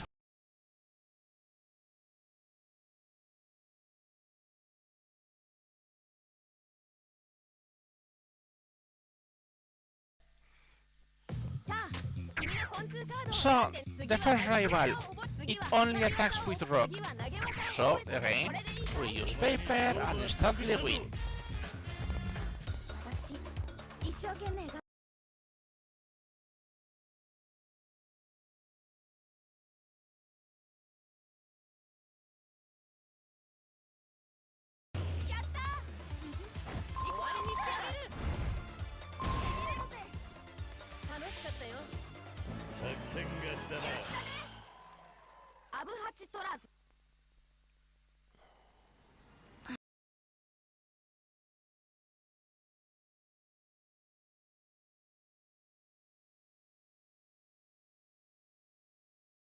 Go.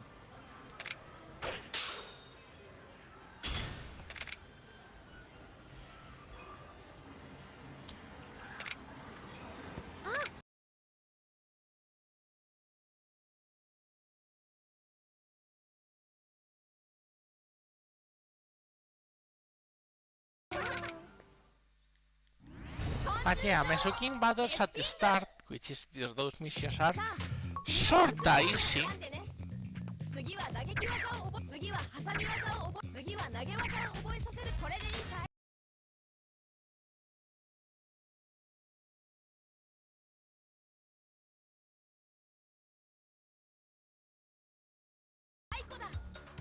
I could have used the paper.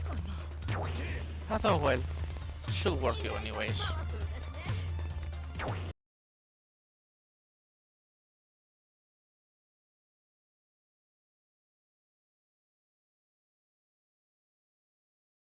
Oops.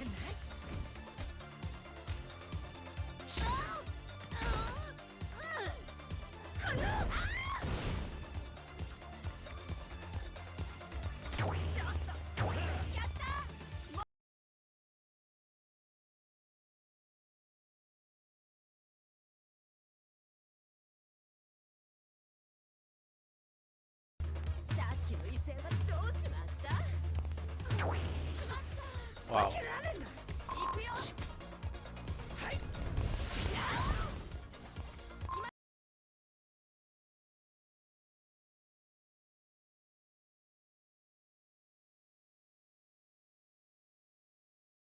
But oh well, I guess it's my... Am I wrong? But yeah, she's down too.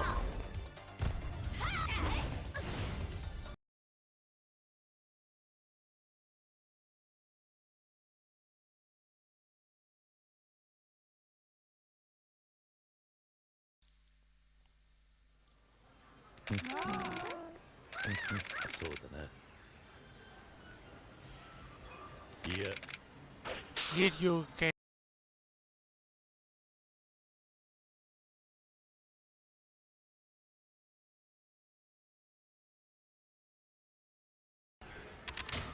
So yet more Masukin sub-stories.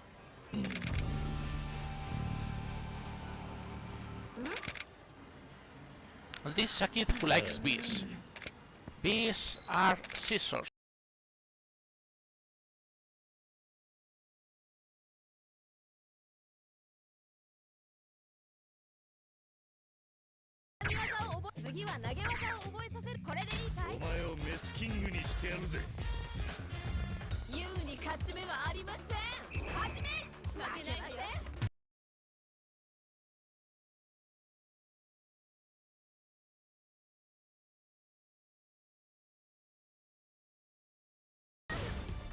Meow.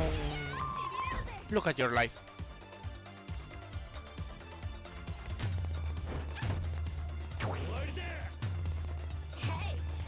Yeah, you can mostly can use this, and usually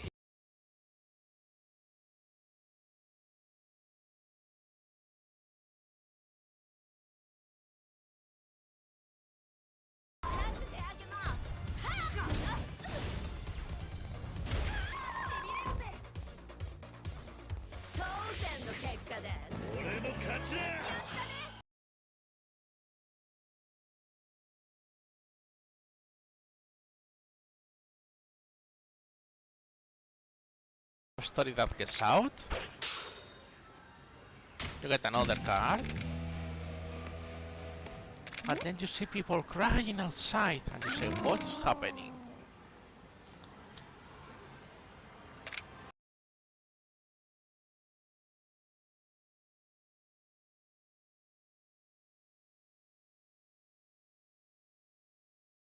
Square are bullying us.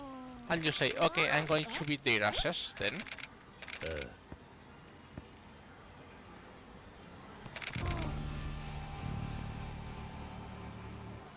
And this is Masukin for now.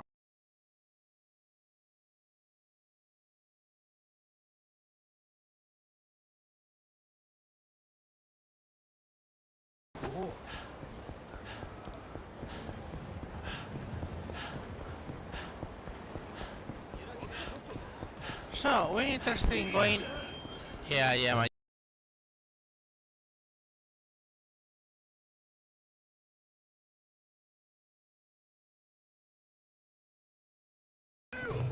Meow.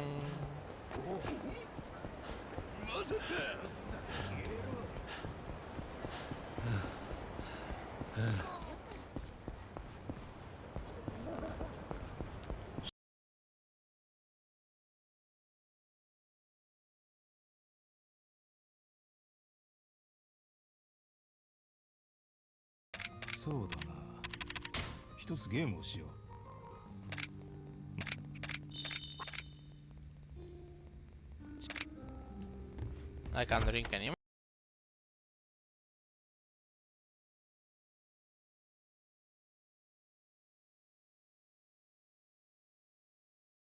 I'm going to be shut up.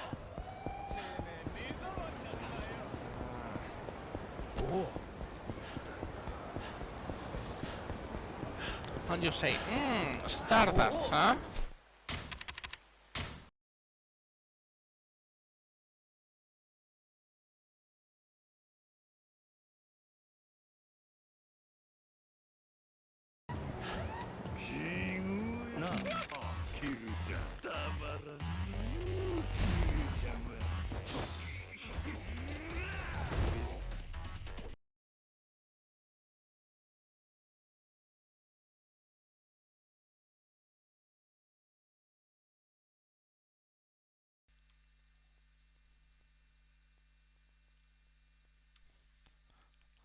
I mean, I'm not.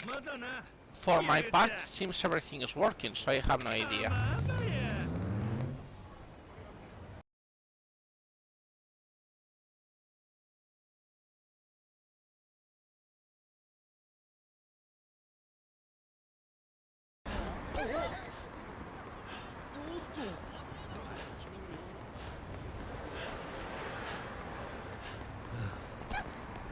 So we just cross.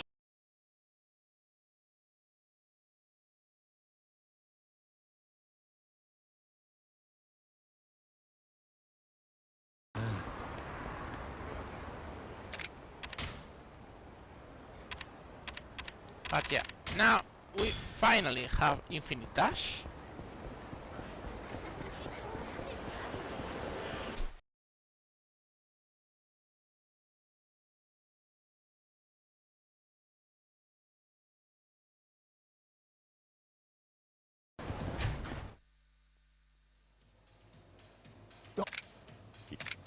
So anyways, just say, oh yeah, we have to meet Shota.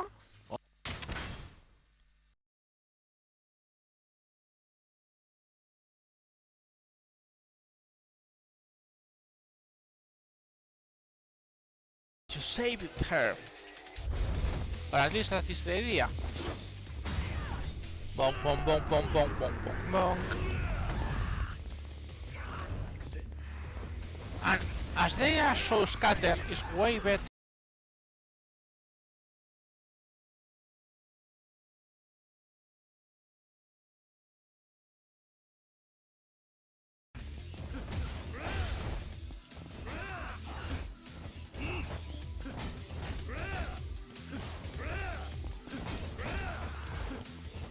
Wow, this guy is resisting a lot today.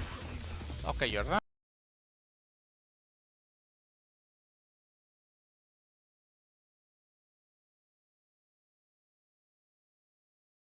Want to follow Shota, so we get the place. They explain us what happens with the hostess when a host has a debt that he has to pay, yada yada yada.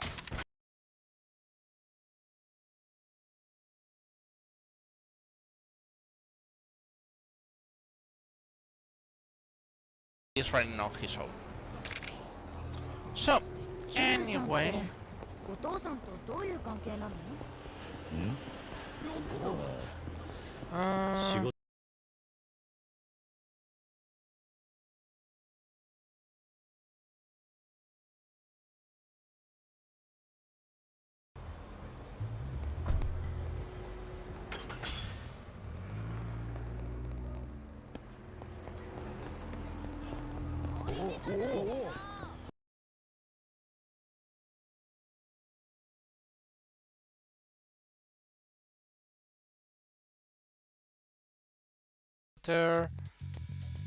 And then we fight this stupid kid.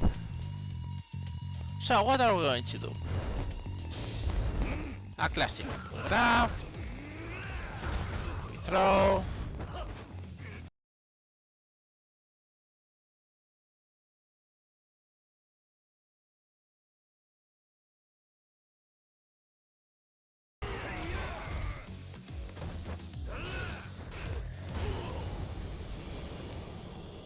Use the furniture. Always helps.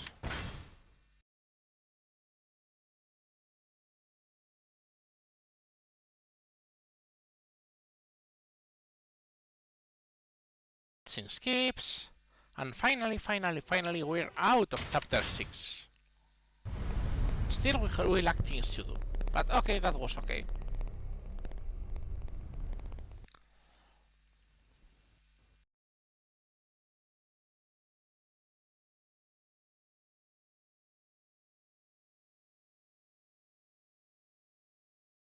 Hello, Majima.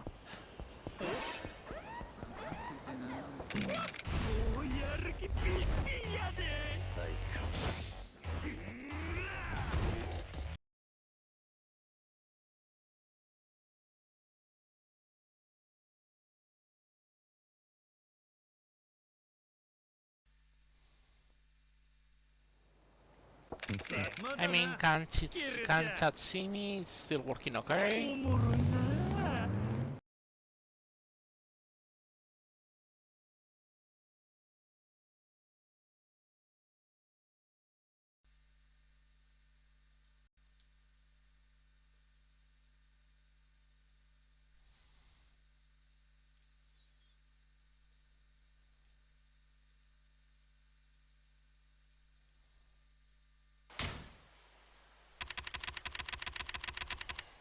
Okay, guys, you hear me? Are everything okay?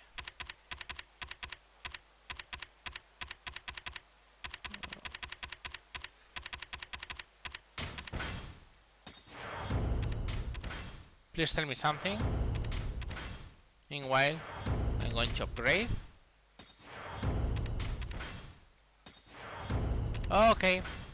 Anyways, if you guys didn't look, we get out of Shota, and then we need to know the information of what happened about the Mizuki, the girl we were interested.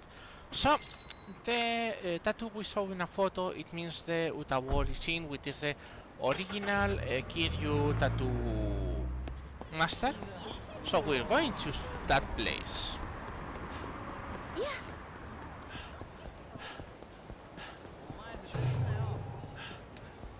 Which is this place here. Anyways, we get more talk and they say no, this is not mine.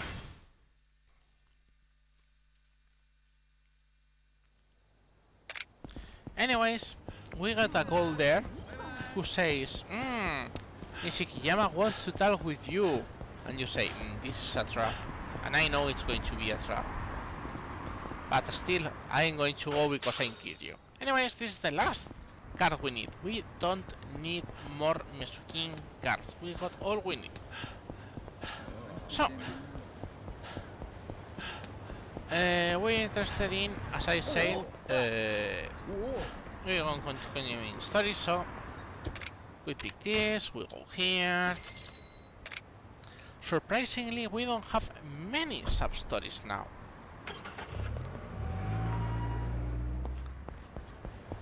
So, first, we go here. Yeah, I know.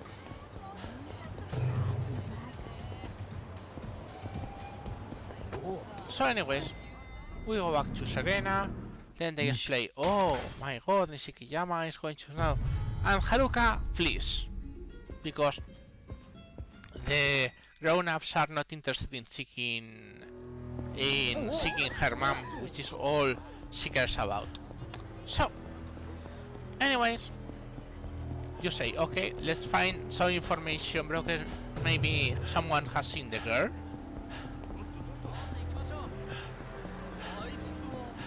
We're going to know that fight spawn, because we have infinite stamina. So we're going to talk to him. And you say, hey, she went to the Sega Arcade. And you say, okay, we're going to the Sega Arcade. Sorry. So we enter the Sega Arcade. And see these girls talking about Haruka and say, hey, she went to the Shichifuku factory lot. But you know, other thing that we can do is playing Mesuki. Yeah. So yeah, in the middle of Haruka has been kidnapped, Mesuki is more important.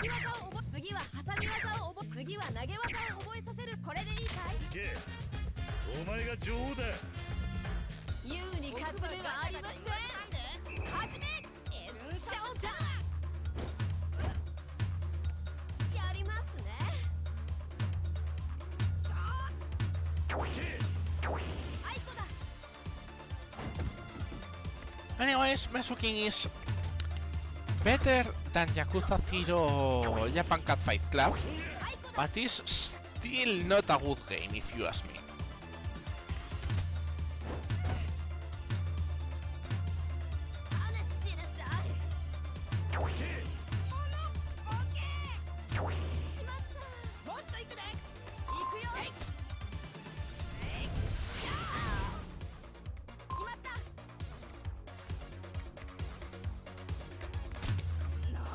the fun thing is that you have absolutely no reason to pick anything. I mean, in Japan Cat Fight Club, they have like a probability of using one or using another. Here, they don't tell you anything. The only thing you know is, yeah, one is a strong attack. That's it. Everything else is totally random. Enemies in theory they have a pattern. In reality, I've seen everything. So it's like, okay, let's go with it. That's it. But yeah, with this, we have 4 of the 8 sub-stories for Mesu Kingdom.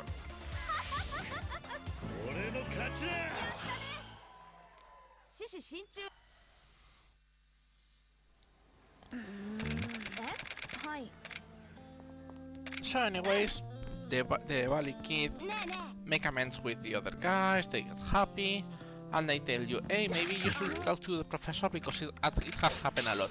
And meanwhile, Date is still looking at us. I know. So anyways, they told us, hey, Shichifuku parking lot. So we say, okay, let's go Shichifuku parking lot. And as now we have infinite stamina, we can just do a beeline for it. Poor Date. Meow.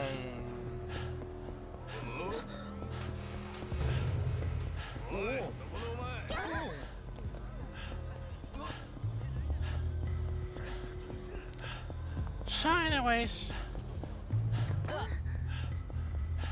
and we thought we find this guy. You can give him sake, but it is totally useless. So you have to threaten a lot, and she says, okay. They went to a park. This is a thing very stupid. They show you 2 parks, like Children's Park on the north and west, and West Park on the park. Where is the real park? The real park is Public Park 3, which is not shown. This part was overlooked by the community for quite a long time, until when I was testing this run, I found that you don't have to check those 2 cams. They confirmed it, so it was like a 20 second save, and it was like, yep, fine. That's what happens sometimes with the breakthrough. You just have to check things over and over again. Anyways, some mysterious organization is interested in Haruka, and dependent Haruka has for some reason. Mysterious organization. Dun dun dun dun dun. So what we're going to do? We grab a knife. We throw everyone else. By the way, these guys have guns. So it's way better to get them out of the way as soon as possible. Because guns are bad. See? I say guns are bad.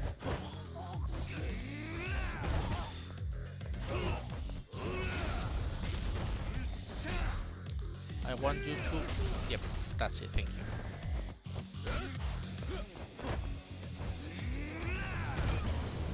And that's it. So anyway, these guys flee. And seems they are for an organization that is not a Yakuza. It looks like something related to governmental. So that says, okay, I'm going to look at it, but we have to hide Haruka. So you talk to the florist, and Haruka now sleeps in the West Park. But they tell you, hey, Haruka is not hurt. You should you should move her around a bit, just enough to make sure she gets happy. And you say, okay, and they say you, hey, I'm going to offer you a place where I'm sure kids will be happy. So it's like, okay. But there is an important thing. Haruka has its own, her own sub-stories. So yeah, we're going to follow Haruka's sub-stories now. So, this is the first sub-story. No, it's not Poké Circuit. is this kid.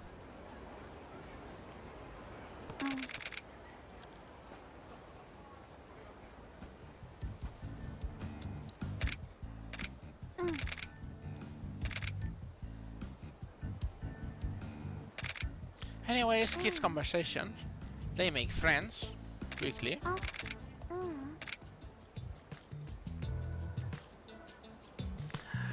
And they make friends and then says, I want to give a present for a boy. Oh my god. And Haruka says, I help you. And then she goes to Kiryu and says, Kiryu, help me. Because I have no clue.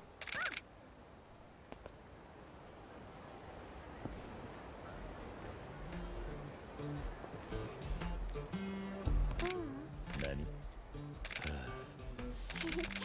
And you go, what the hell? Okay, I'll help you.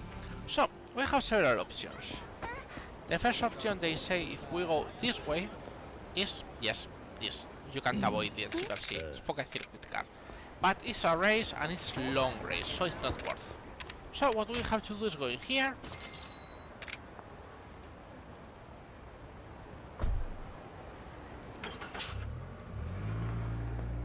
And then we go here, and only in this popo this happens. Then, hey, you could buy him a big magazine.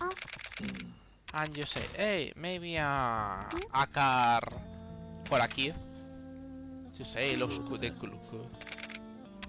And you say, the gift you are going to give, it depends on the item you're going to receive later.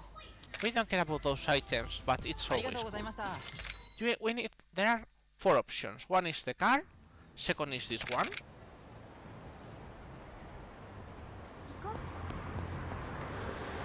Iko. Third one, you're going to see it in a second.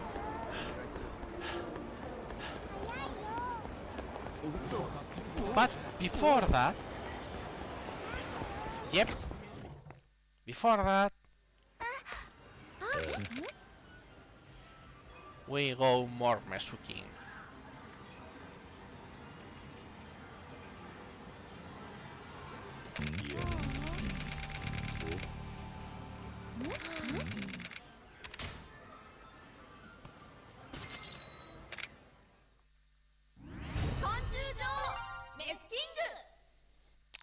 This one, it was paper if I remember correctly.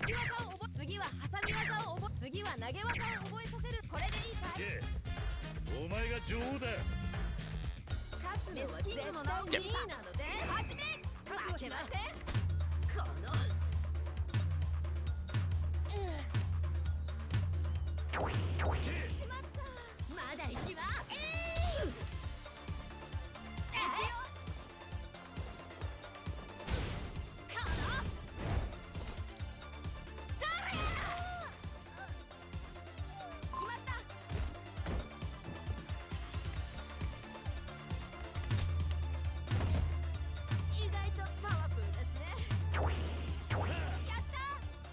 But yeah, sometimes it seems this should work.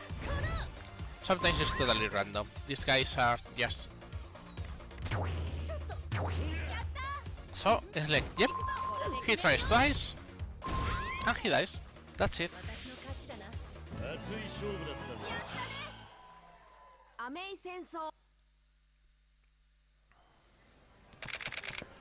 So anyways, now it says, oh, the queen, which is the king? This is Hime, which is the queen of the theater square. So the next sub-story is there, is in theater square.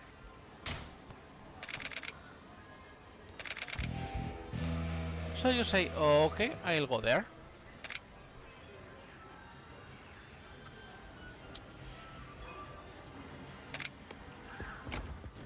So we get out of here. By the way, Haruka cancels most of the sub-stories. Only the sub-stories that Haruka can be in are activated right now. So, what else? You see these 2 big exclamations. Yeah, hello Majima.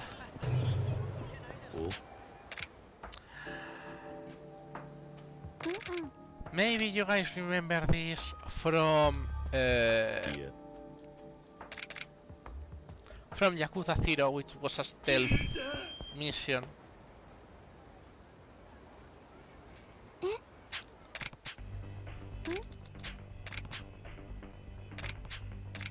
何 She knows.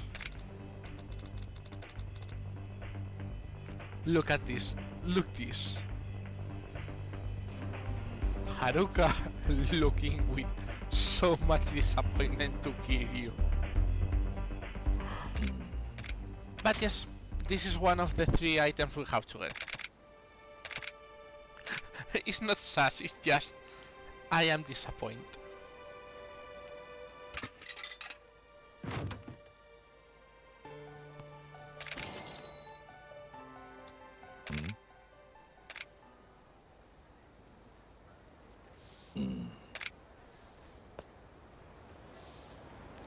So anyways, this is 2 out of 3.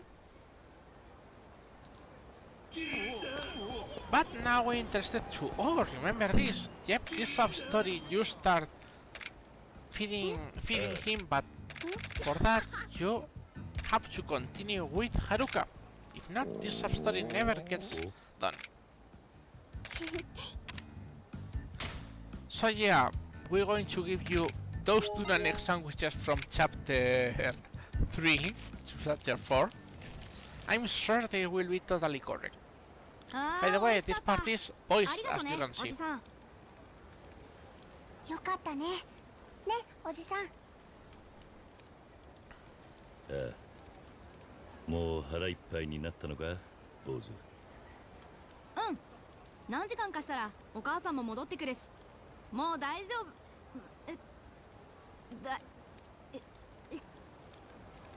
んどうしたの？ Something happened. ちょっと大丈夫？ねえってば。おじさん、どうしよう。これは食当たりじゃなさそうだ Are you sure about that, Kiryu? な。急いで病院を探そう。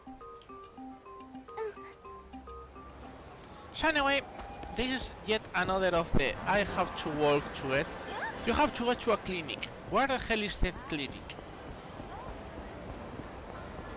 Even if it looks like anime, this is the clinic. But then, as you barge in, as you can see, you have this fight because there are people who are also caring about their bro, who seems to be affected. And these guys are fucking annoying because they dodge a lot.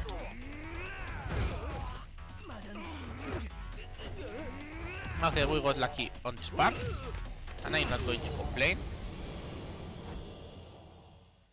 But yeah, the kid has appendicitis, so yeah. Anyways, he's ill, he's sick, but and then this, we got this sub story.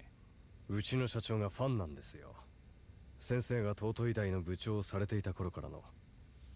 そっか。まあ、会ったことはないが、その風間社長さんとやらによろしく伝えてくれ。はい。President Kazama, wonder who he is. Yeah, it seems this guy, it is never really explained, but yeah, he was the head at the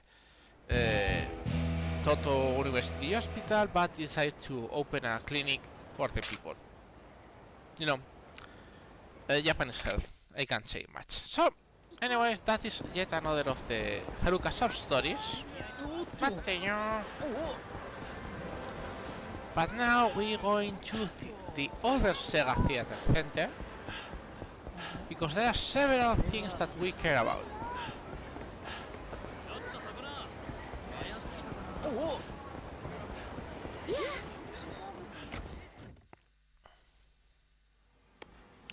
By the way, remember I told you several hours before that this item was really hard. This is the reason the item was so rare. Because it's specifically for this sub-story.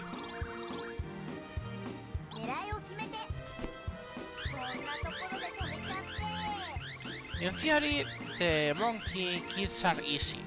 Sometimes.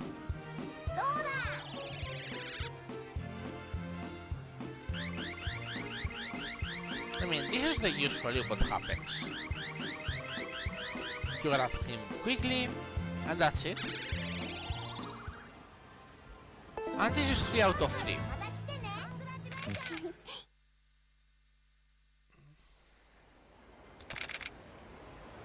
So yeah, that's all. We can go already. Anyways,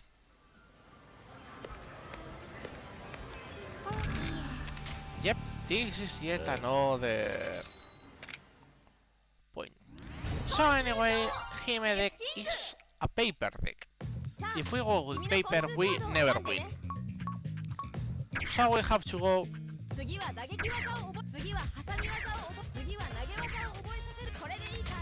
with this.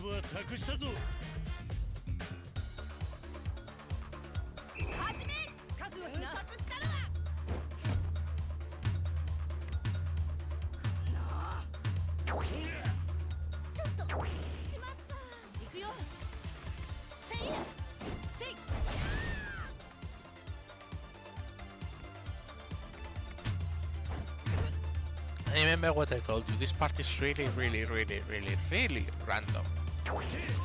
So sometimes we just have to press and expect the best.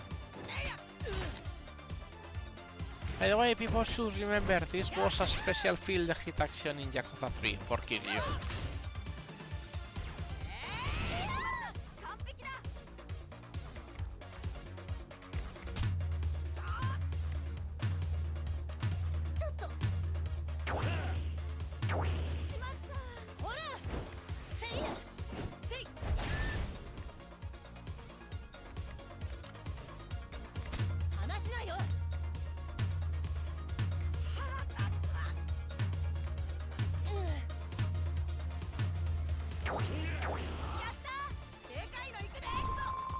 It's fun because I say, logic would say she would play again Rock, but it's like, no, I'm an EA, I don't care about that.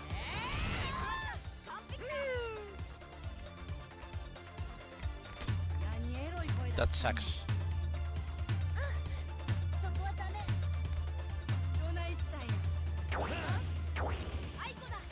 And with a tie, it's no.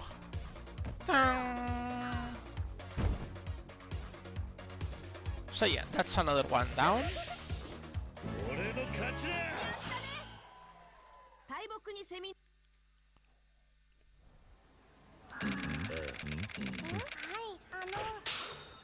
And we got the best.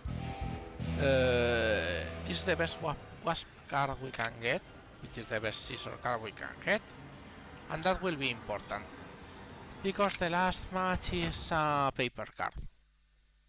So anyways, with this, hello Majima.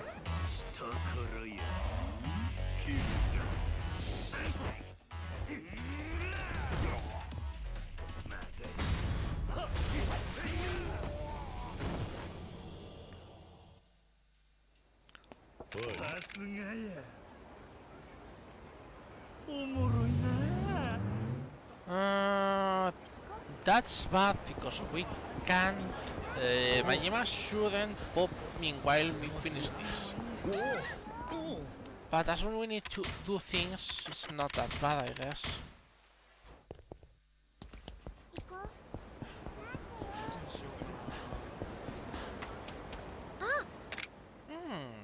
Now I think about it, it will be okay.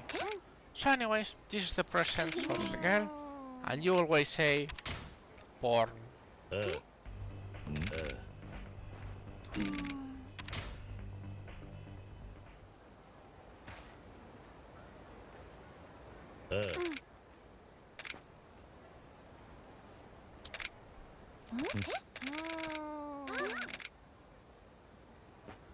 So anyways, she goes out to give the present to the boy, and we should wait. That means that we have to at least reload the zone. So what we're going to me? So we're going to do meanwhile.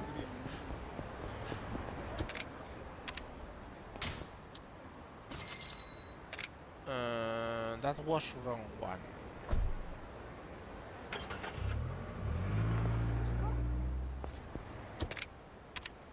Oh yeah, then it's better to do it this way, yes. I forgot.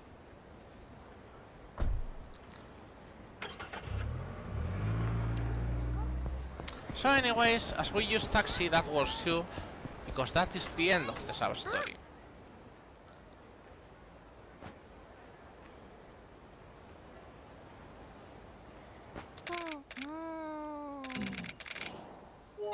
That is the reward which we don't care about, but that's it. I thought, it was a good idea. By the way, this is a thing I haven't talked about since the start of the game. But you know, this game is a Christmas game, right? The game happens in December. It's cold, and it was a Friday night. It's a perfect Yakuza moment. So anyways, I'm going to ignore this.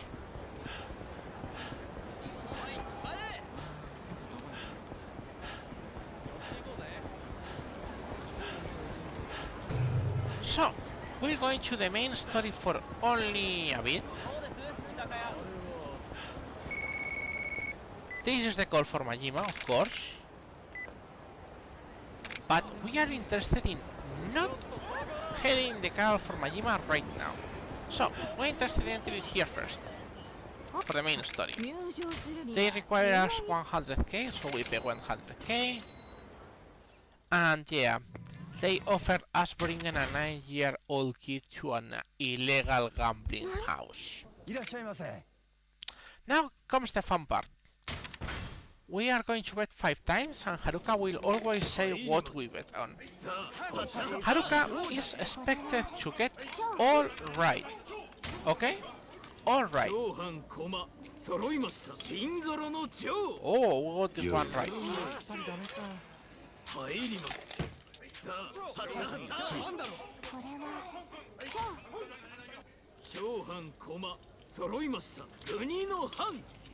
One miss.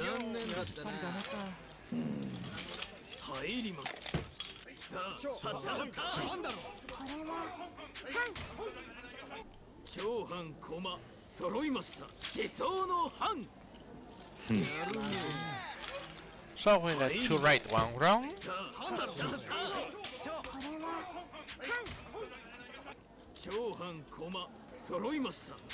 2 right, 2 wrong. And the 5th one.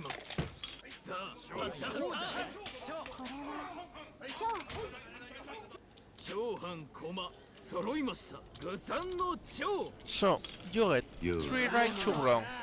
And you say, okay. More or less statistic. But then this guy goes to the bathroom. And then you automatically always lose the next one. Yeah. Because yeah, he raised the dice. I mean, it would make sense if Haruka gets all right.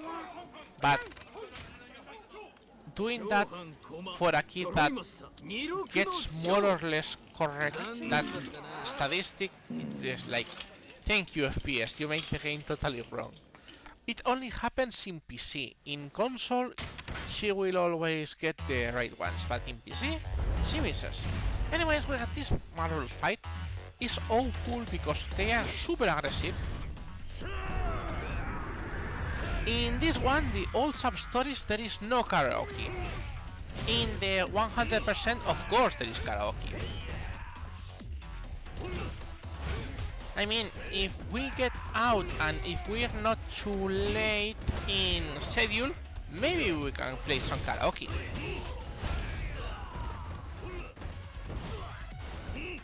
But that will depend on what the streamer needs. This is all sub-stories, and sub-stories doesn't need. We played Mesuking, we played Proco Circuit, but we didn't play karaoke. Well, we also played bowling. So anyways, we get out of the gambling house, we got the money, and they say, hey, we just will go to Serena, leave Haruka outside. And we will say, we will do that but we still have another Haruka sub-story. And it's really good that Majima is right in other place, because we have to enter Bantam. And if Majima was outside, we would have had to wait the other place. Anyways, this part is voices and we still cannot skip. So I'm going to go to the bathroom. Meanwhile, be right back, Miss you hear this. お前に言われる筋合いはねえよ。ひょっぱらいのうさんくせえボクサーよりはマシだ。あ？お前、誰に向かって口聞いてんだ？俺を怒らすとただじゃおかねえぞ。酒に溺れた男に負ける気はしねえよ。口だけじゃなく手出したらどうだ。音速の右なんだろう。てめえ言わせておけば、じゃあ望み通りにしてやるよ。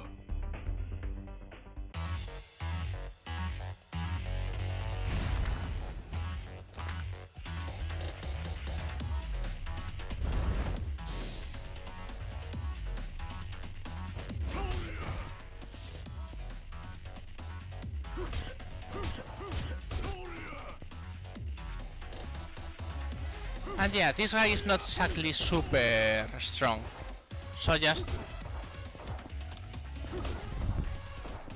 I mean, it was a bad idea to wait a bit, but...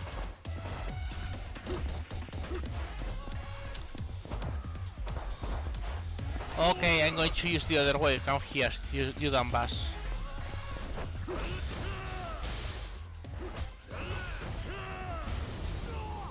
But yeah, usually I will have just got him and that's it. So anyways, the bathroom break was okay. So anyways, what happens? This is Yakuza, which is a boxer, which Haruka is really fond of, but he has a rigged match. So he's drowning his his sorrows in alcohol because it's something that he doesn't want. So anyways, Haruka requests to help and says, if you find the place where the bets are being done, maybe we can help. And say, hey, it's at the Magion Park, Lord, use this password. And you say, okay, we'll do that.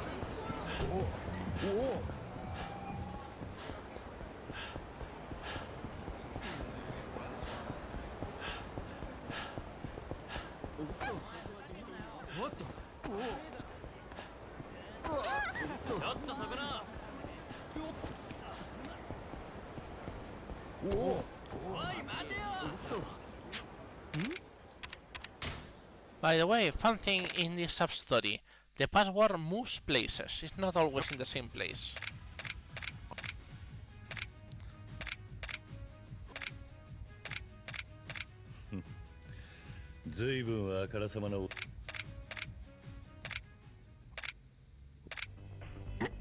Nani?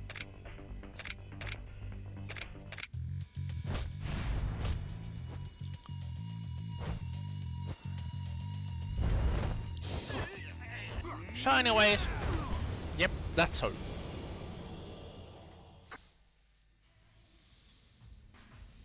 And this is the last Haruka sub-story.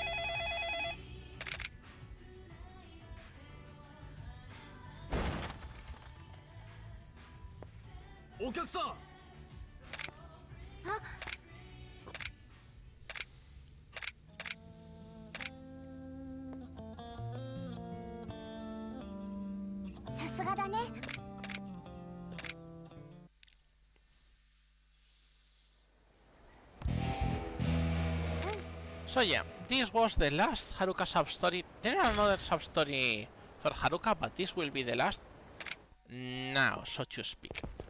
So, now we're interested in going to Majima. Why? Because this is another costume, and a specific costume for Majima that is interesting that we unlock him as soon as possible. So, who played Death Souls in the chat? Because welcome to zombie Majima.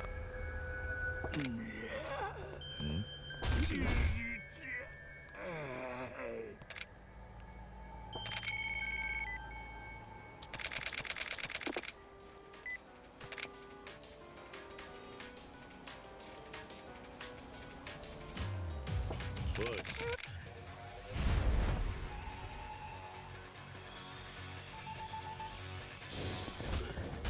By the way, very zombie, but he really is just normal tag mode. By the way, this part is from chapter 7 in Yakuza 0. It's a set piece where you just have to dodge zombies.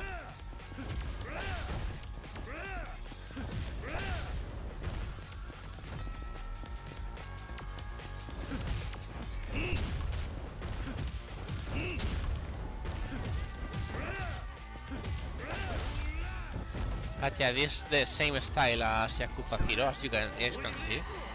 And we have to battle Majima 3 times, by the way.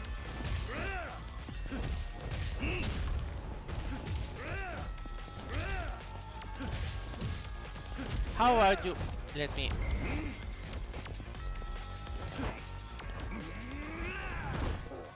And yeah, these 3 times, now we have to... Stabo.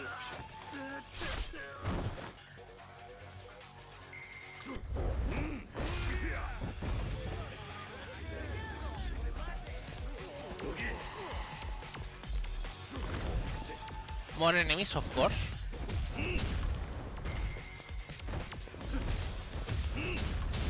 Look, a double.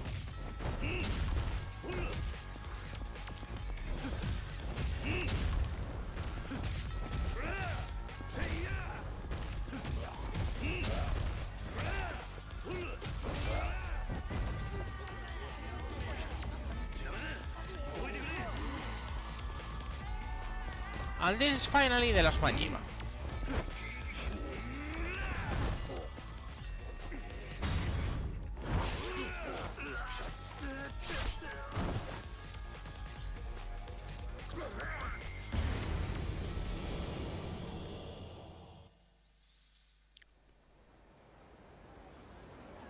Anyways, of course, this was all a bait from Majima.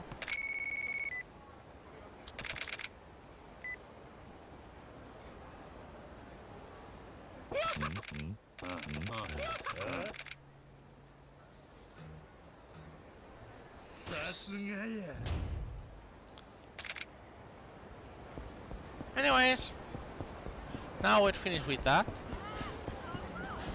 You can go this way. I mean, I'm going to go this way because I don't want to fight that. Yeah, we're going to drop Haruka. It looked like a zombie, but he was not a zombie. It's a reference to the Yakuza Death Souls, which is the well, the shooter game for Yakuza spin-off, only for PS3, if you guys don't know.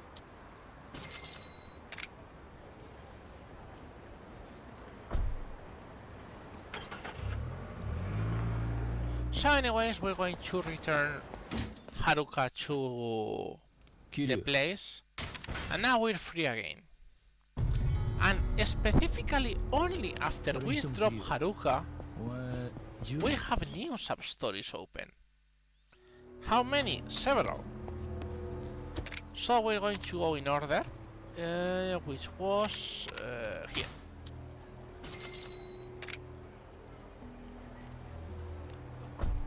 Oh no, I forgot there is another one that I should have done.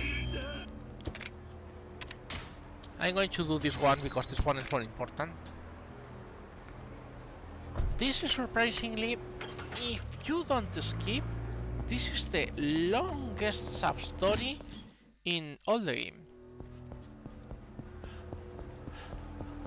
And you'll see why.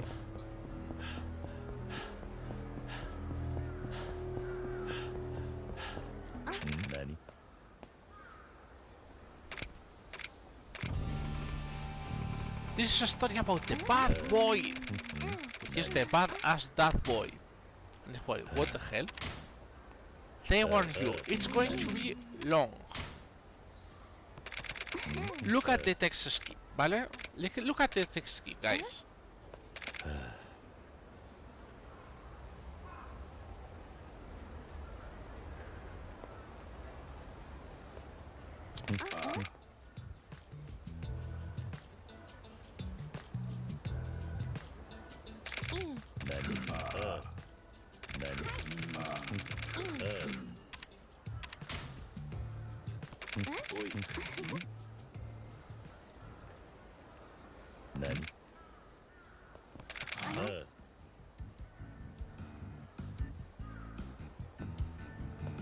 By the way, we don't really care about the answer in this version, but in 100% we will be interested in failing 2 of the questions, so we get a wild shirt, which will save us some time in the Colosseum.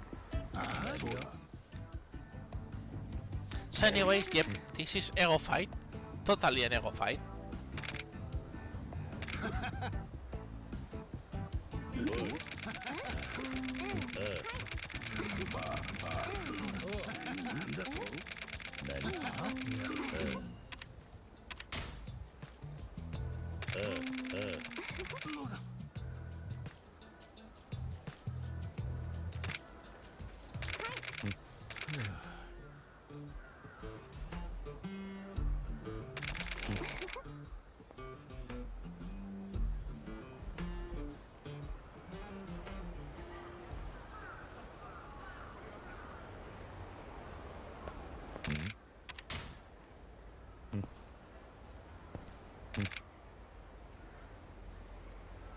So yeah, if you don't skip all the text, it's like about 12 minutes, not joking.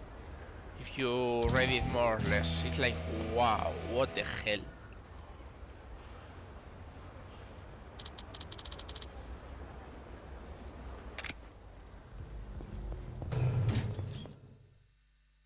But it's important to do this one because this one is a sub-story blocker.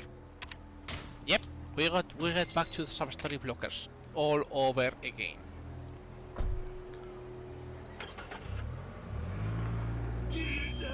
Yeah, hello Majima, I know. Are you here? No, you're not here.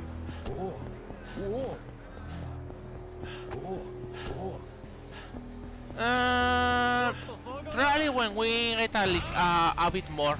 We don't really need the... I mean, once we only are interested in the boost attack. The rest of things are totally useless. So it's like, it's just way better to focus later. But yeah, I mean, to just see how just we beat these guys. We don't really need the extra abilities. There is one extra ability that we could have been used later, or even before maybe, but now we don't care about that. We just go ahead and continue. By the way, this one was a sub-story blocker, so this is the main reason I had to do it as soon as possible.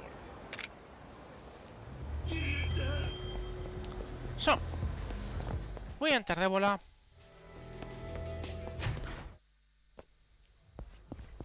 And remember this girl who was from Yakuza 0? Now you're going to see the asset reused.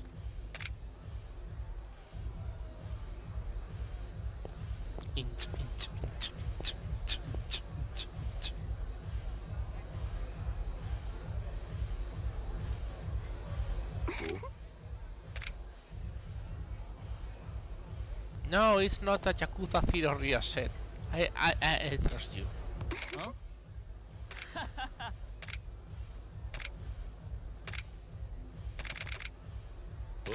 So anyways, this girl is Aya who wants to act to be the main role for a bubble economy movie. So yeah, she's trying to play the part. With everything, as you guys can see. Oh. And then this happens.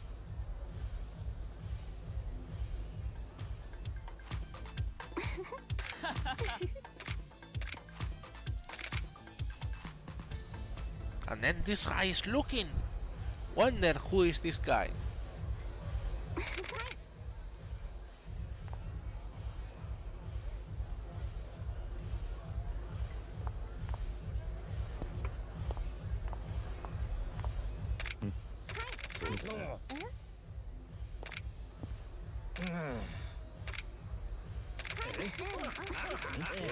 But yeah, he was the flying direction for the movie she was going to audition. It's like, what a coincidence, you know. Yakuza coincidence.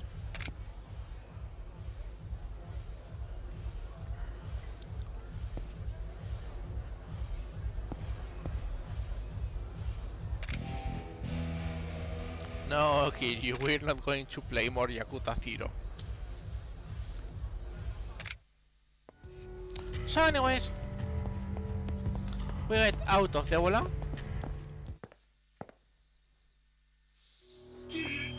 Hello, Majima.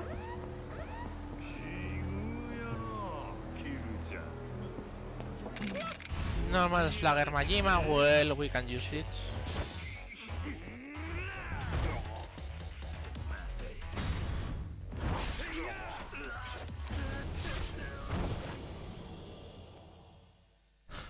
We got now another 100 experience extra. Thank you for this, Majima. This is not strange, by the way. You get lots of experience from Majima only. So, anyways, we're interested in getting the taxi and going to Pink Street and adopting. What the hell? See, that face found shouldn't have aggroed from that far away. But yeah, that can happen. Ah, it was for this guy. Now I see why. Ah, I hate fate phones. So anyways, we need to go to Pink Street.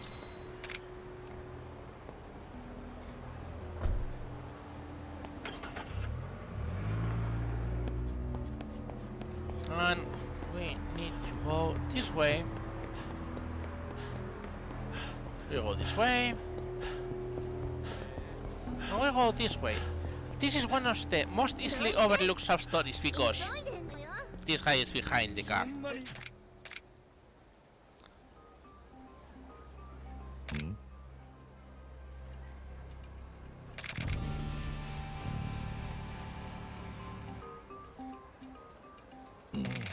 Anyways, he needs to recover his medicine, which is from a couple of guys with red clothes, it seems. So, we ignore that part for now.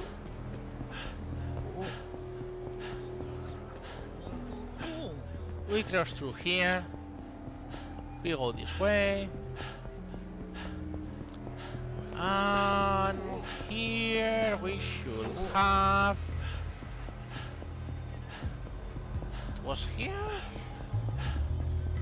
It was not here, but I'm going to get health items.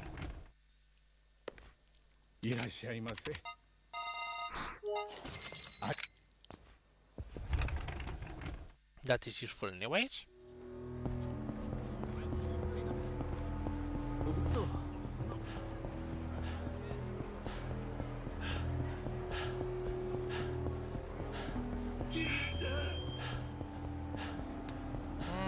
The guy is not here. Okay, we're going to try then something. Hello, Majima.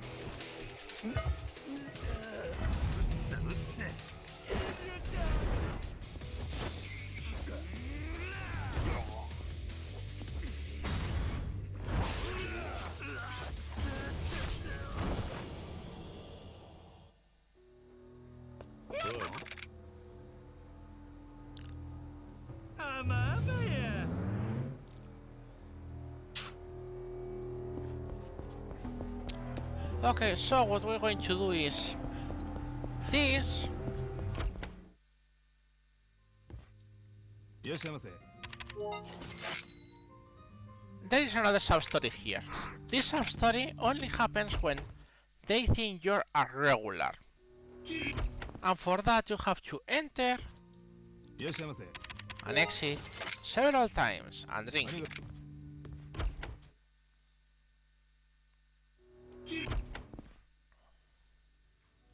And we still need to drink more, so for now we go out.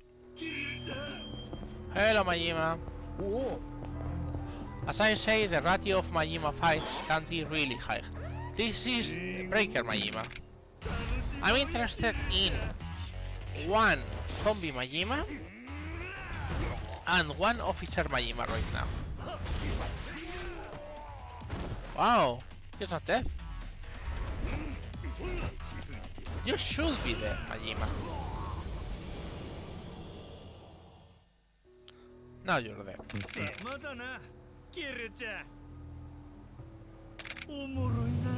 And this is the reason why you don't level soon is because for some reason you can change several Majimas and then this happens. So anyways, sorry. How it was this? We have the medicine. You have this one. Oh right. I went the right way, I remember. Because I want to go not here.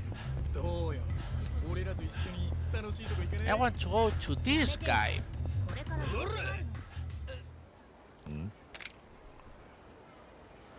This guy is one of the Yakuzas we beat on chapter 6 helping the Florison. And they say, hey, we want to find the girl. And you say, okay.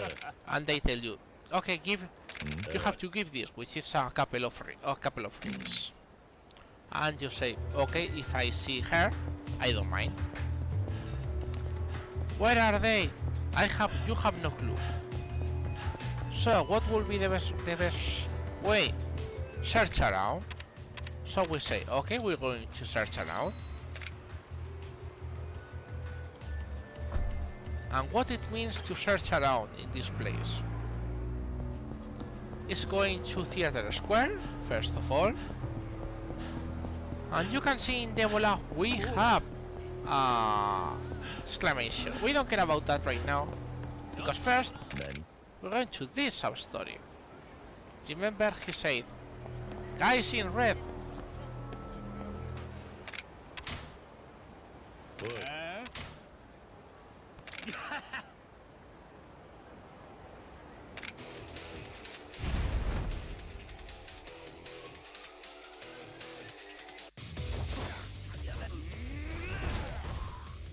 So yeah, these guys of course are weak.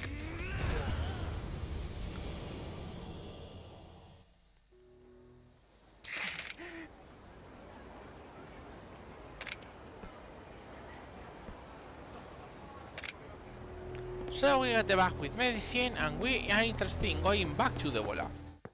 Why? Because... Hey! Look, the big king!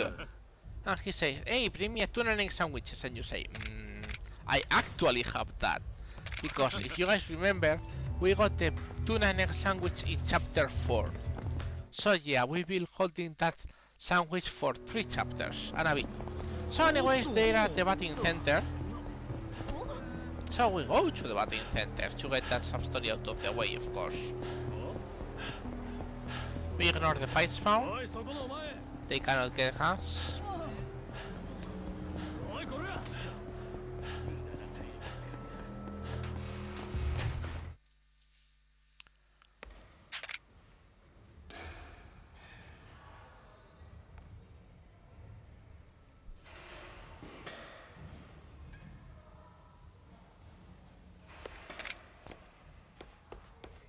So anyways, it seems the item, it is a blessing from his father saying, okay.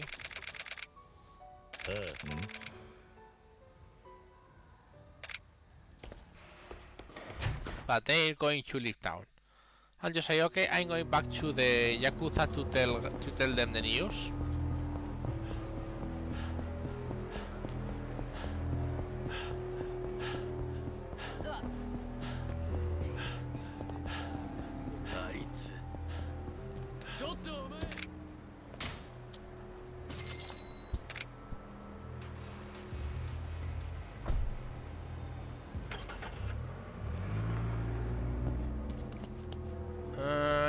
not this one.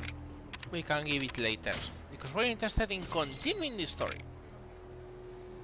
Because now we got everything. The health, the items, and things to kill. So, we're going to Serena for the conversation with Nishikiyama, who wants to take over control the Dojo clan. And he acknowledges he shot Kazama. So yeah, he won't stop anyone. Wah ha ha ha ha, he's evil. I mean, like, Kiryu should be because he's a criminal. So anyways, Kiryu says, fuck you. So Nishikiyama says, okay, kill them all. And we have an ambush. What a surprise! So anyways, Beast Mode, things to hit with.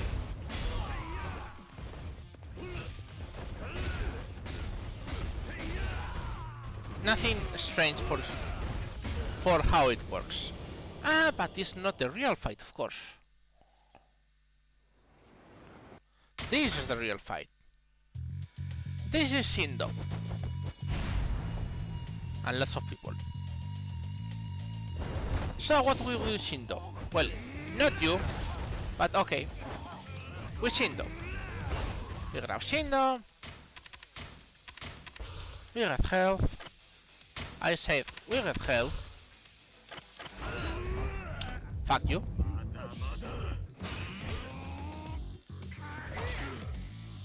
This is the main problem with these guys, that there are too many and sometimes it happens. So that was bad. Not a super big deal, but yeah, Shindo can be an ass.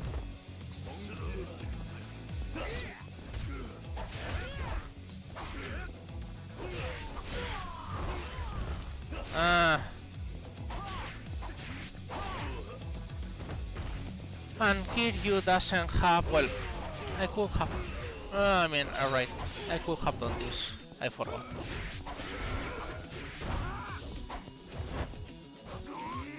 But yeah, this is the quickest way to do the things usually. You grab, you throw, that's it.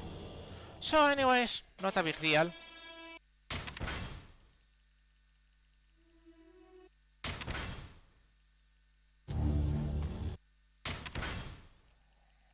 And this is chapter 7 done.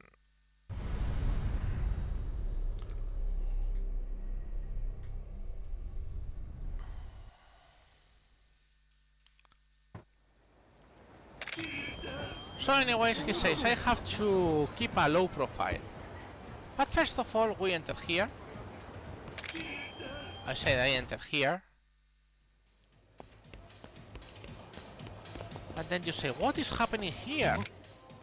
And this is one specific Yakuza Kiwami one sub-story, which seems as a special party.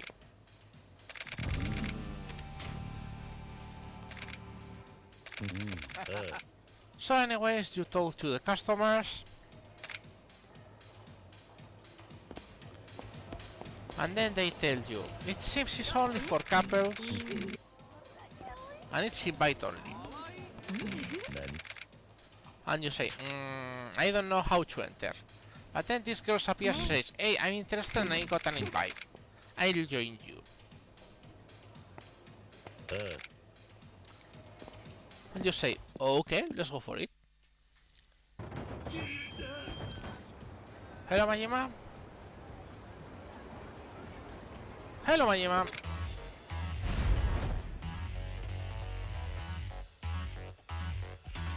Majima does the hustle.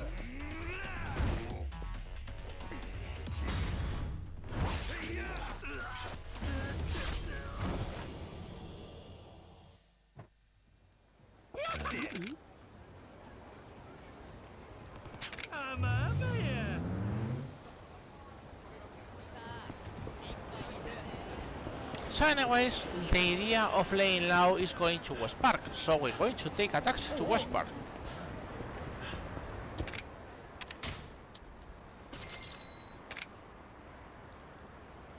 So as soon as we hit West Park, you instantly activate a cutscene. Why? Because some gangs have made the place on fire, and Haruka has been kidnapped again. So what we know is the blue gangs were there. So you say, okay, I'm going to get those blue gangs and I'm going to make them suffer. Oh, they gather around Children's Park, and you say, okay. Yeah, by the way, Majima is still active. But now all enemies have been replaced by the gangs. So, we finished this sub-story first.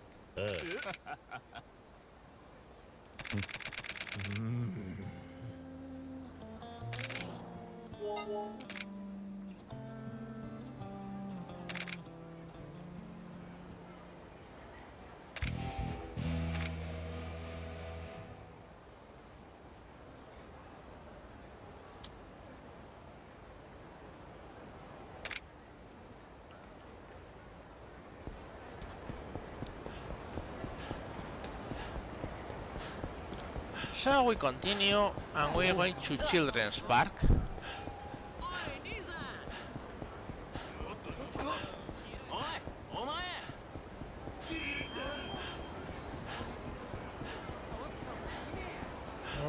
It's better to go this way. I don't want to eat the Majima for fight spawn. But yeah, anyways, here is where the gangs gather. I mean, it was the other Majima fight spawn. I hate when this happens. Yeah, this is Majima fight spawn. So you grab this guy, and then Majima appears.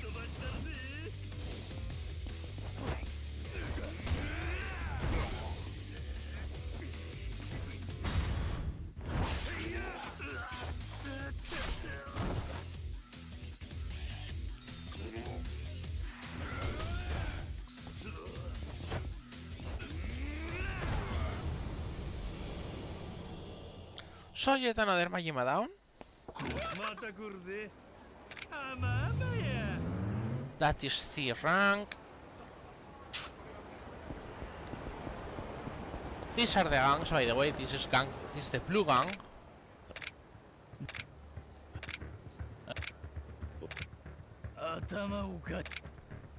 Don't say no, we weren't. They just told us to burn the place. That's it. So you say, okay, then I'm going to beat your ass.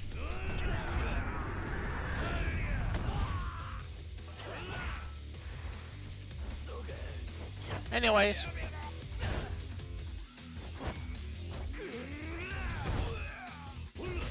Not that they really strong. So you do this and they say, no, we weren't. It was the white gang who ordered us. Where is the white gang? This is they're in Champion District. And you say, okay. I'm going to kick your ass, but okay.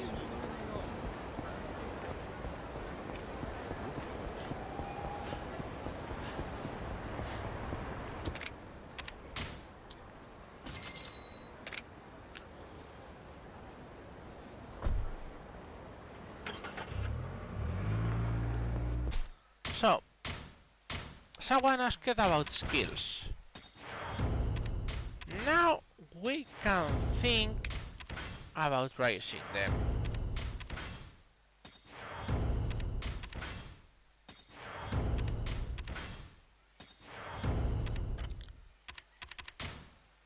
No, we don't need the millions. The million was only to show one fun trick we can use.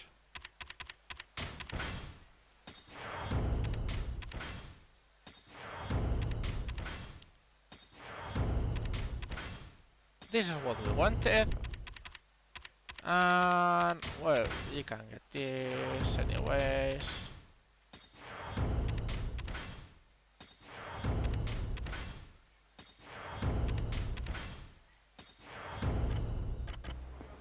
That's it. Anyways, we go down here. I mean, any percent, and also stories that don't require more than about, how will be, 4 to 5 million, more or less, I guess. So, we're interested in going to the leader of the White Gang, which is Yuji Shiraki, who is here.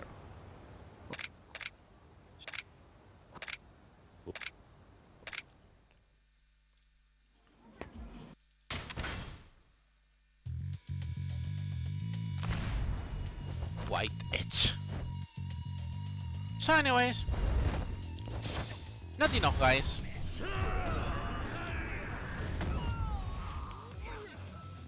You guys know the deal.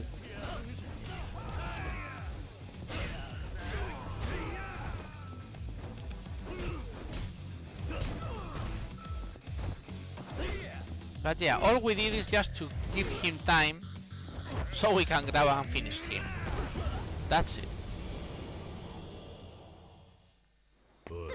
Now I'm going to show you why we need money. Anyways, the White Gang tells us, no, it is the Red Gang who ordered us. Where is the Red Gang? In the Evo Lab. So you say, okay, we're going to go to the Evo Lab. But first of all, we're going to do something, you know. This is the Majima call, by the way, which is rank C. So we can do several things in order. We're sort of interested in getting Majima out of the way, but first we're going to here. We're saying this. We enter this, and only when we reach this chapter, we can do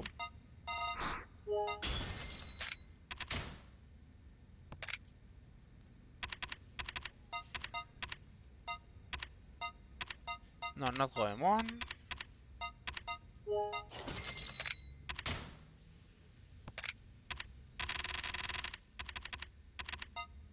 But yeah, I mean, 13 shotguns sounds right.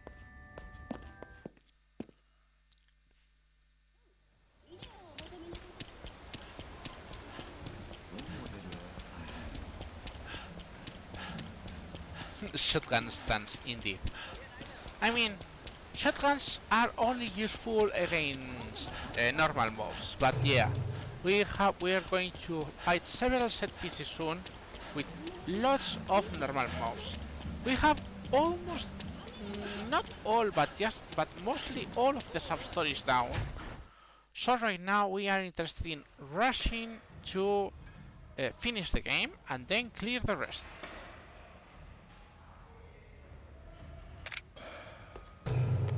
So, to put Majima in this one, you have to play, and instantly you cancel. And that's it. You fight Majima.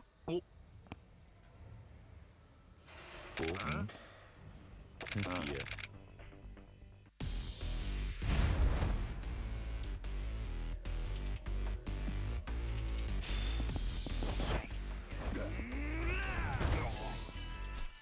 Now, as Majima is going to get a bit better weapon-wise, we switch to Master War Dagger, which does a little more damage, and will give us the extra edge to get Majima out of the way every time.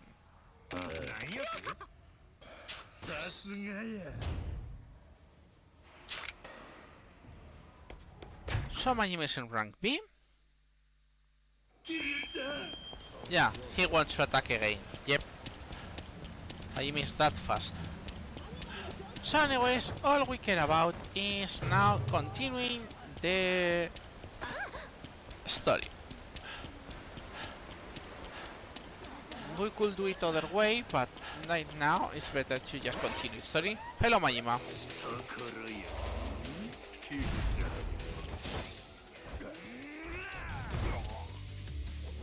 I mean, now we can sort of do things in any order we wish, but there are still some story blockers. So I always like to finish this as soon as I can, and that's it.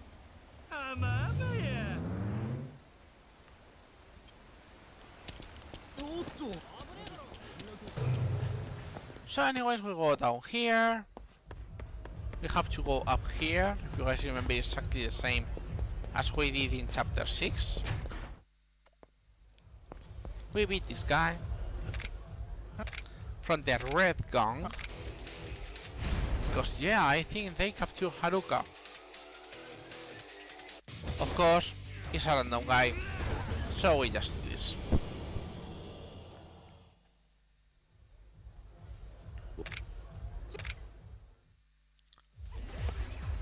So yeah, these two are the leaders.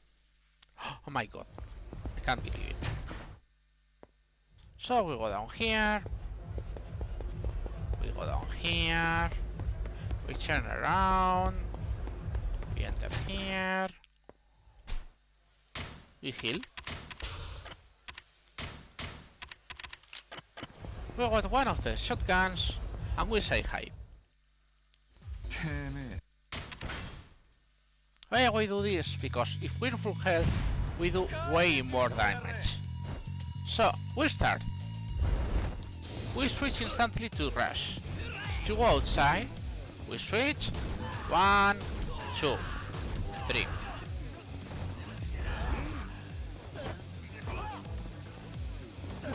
How about you let me exist? You have to move away because that guy has the rotors from Majima, as you can see, but then you just stab him. You switch again to weaponless. Oh yeah, that drop kick can be really bad.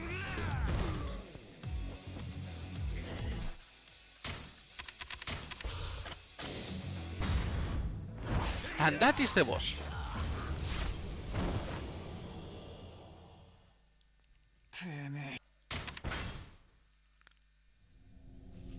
So anyway, they tell us, no, it's been the Chinese mafia who has kidnapped Haruka. And I know that guy.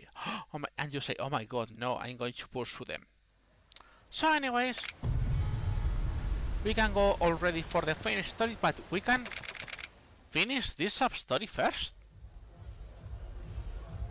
Who will say, after a bloody fight, they're already dancing? So anyways, you talk to the people to know what happened with this special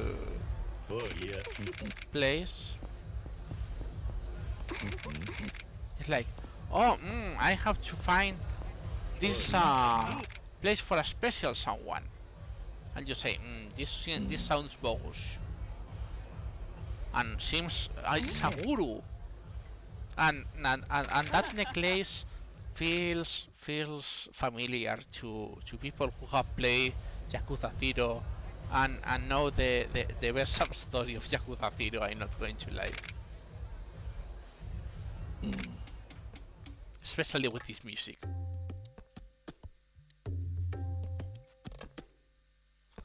They are back in black instead of white, but they're still the Bunancho guys.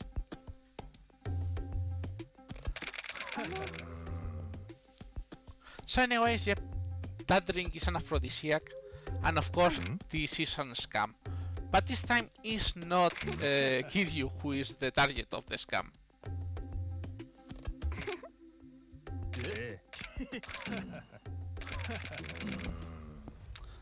After the Battle of Goromajima, the cult fell in pain. Wonder which was the Battle of Goromajima.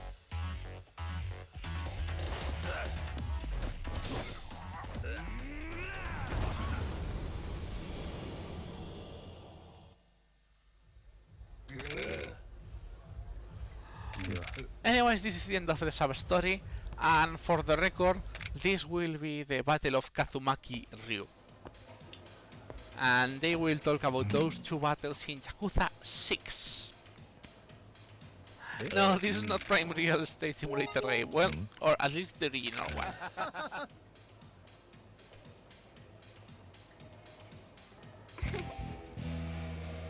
But yeah, this is yet another sub-story finished.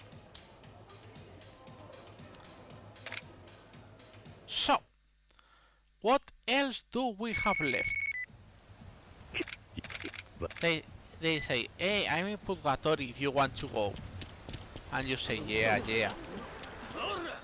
Why I say yeah, yeah? Because we're interested right now in going this way.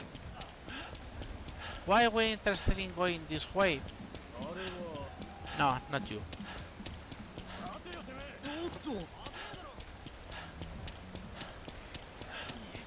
Can you please appear? Thank you. You should be around. Why you are not here? You are not pooping. I'm going to finish another sub-story then. We should have one sub-story activated, but for some reason here it is, the guy. I forgot. It's near Shine. I have this wrong in my notes. I have to delete them. Anyways, yeah, this is a fake cop, by the way. It's not a real cop. So you say, I'm not paying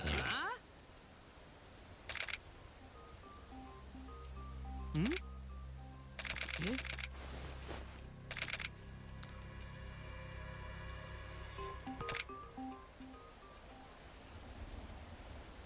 So yeah, everyone in this game is a fake of sorts.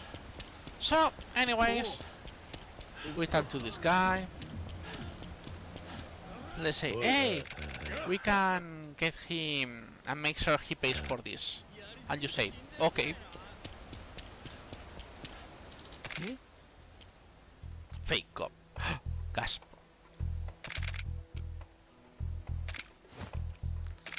But yeah, he has a gun. A dangerous gun. And he is fucking weak. So that's what happens. Ta-da!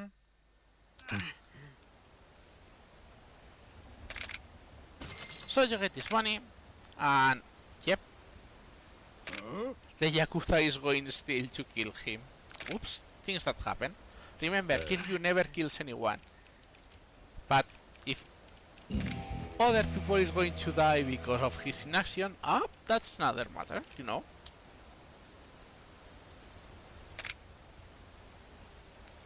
So, what else? We go down the street, not this way, thank you. We go this way, we move this way. Hello, Majima. We are not having luck with Majima.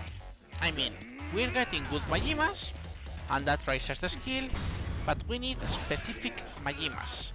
If we don't have those specific Majimas now, we're going to have to farm them later. And that is slow. But well, it happens because it's Majima RNG. You cannot do anything with Majima RNG. You can make Majima a force spawn, but you cannot control which style is Majima going to be in. So it's all sad, but that's Majima life. So anyway, we finish also this sub-story.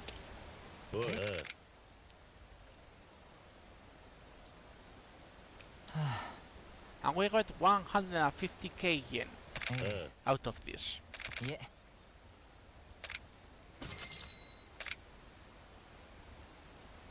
Hi. The end of this story is a bit stupid, but yeah.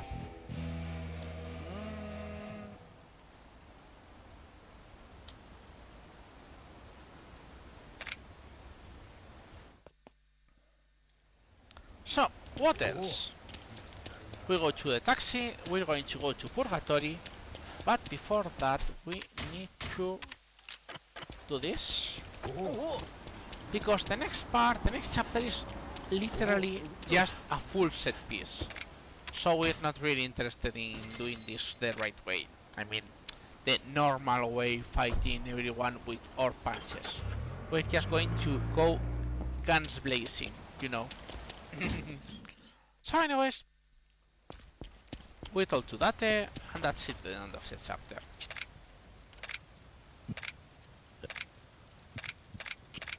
まり無茶すんな。 Yeah, yeah. 横浜へ向かう準備はできたのか。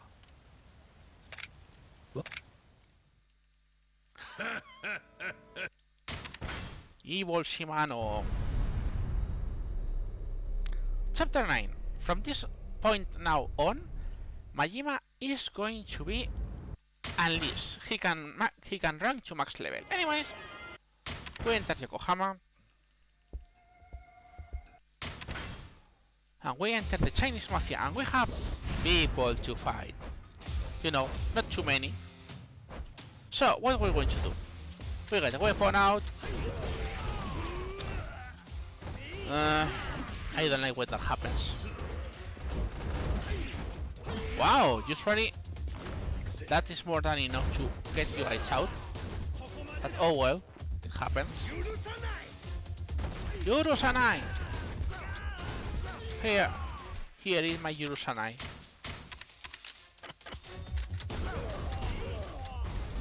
No, I want to, because you are a boss.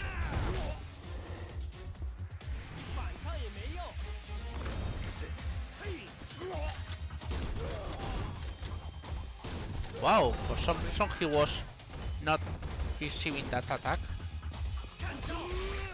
This is not the normal. For some reason the breeze is affected today.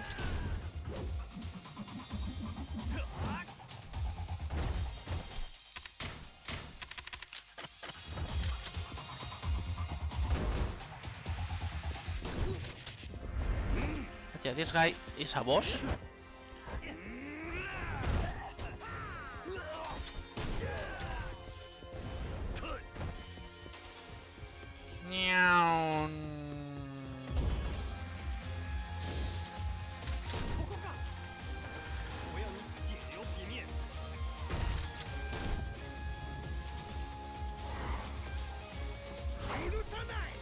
Yurusanai!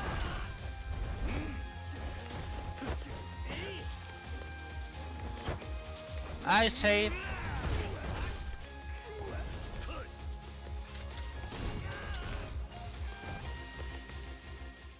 And that's it. And now the boss. Look at the boss. This is local on. So what we're going to do? We switch. We heal. We switch.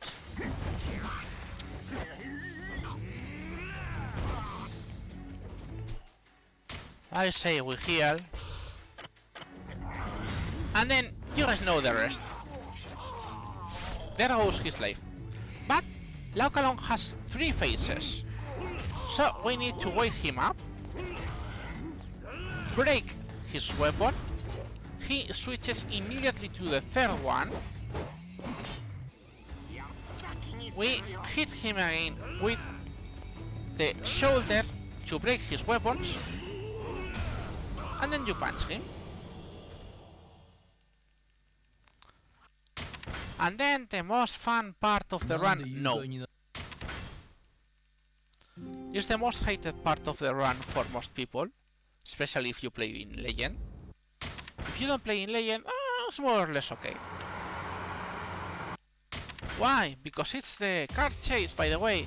This part is done with mouse, because it's faster. Fun things about the weak points. These guys don't have the weak points in the head. The weak point for this game is the neck. I'm not joking, it's the neck. If you try to hit them in the head, you don't get critical hit.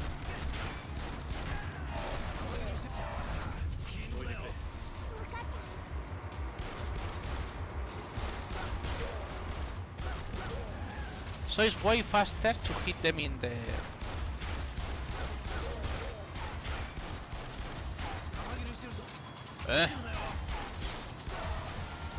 To hit them in the neck is way better.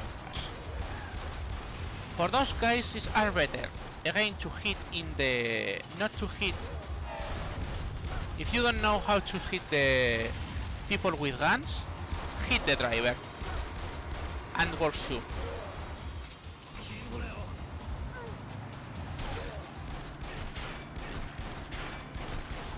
Yes, I'm not a real good player with mouse, I know. Thank you.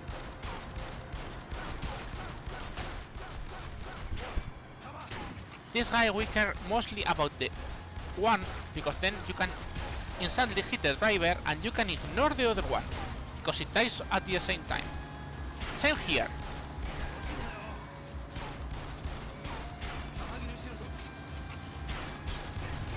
Ah.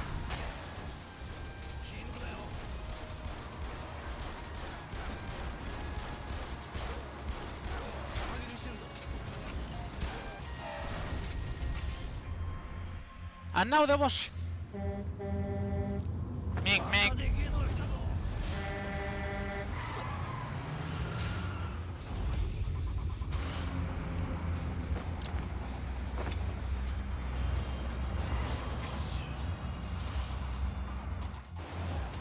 Here you never kill anyone, exactly. I see you, I hate it.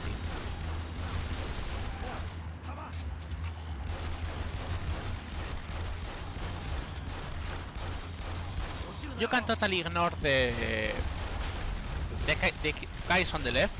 You can also ignore the rockets. By the way, do you like my invisible track? Very cool, I know.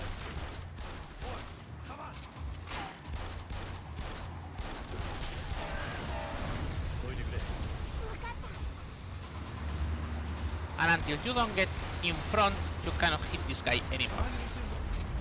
He shares half of the life, but still you have to do it this way. Oh man, I'm so bad at this.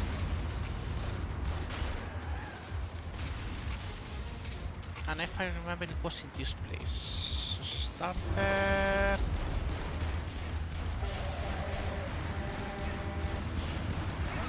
Ah, very bad.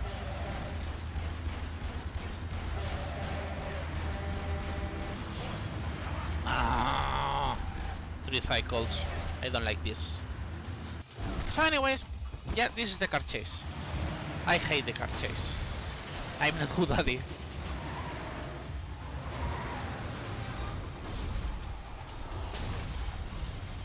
But yeah, this is chapter 9. Remember, kid, you never killed anyone.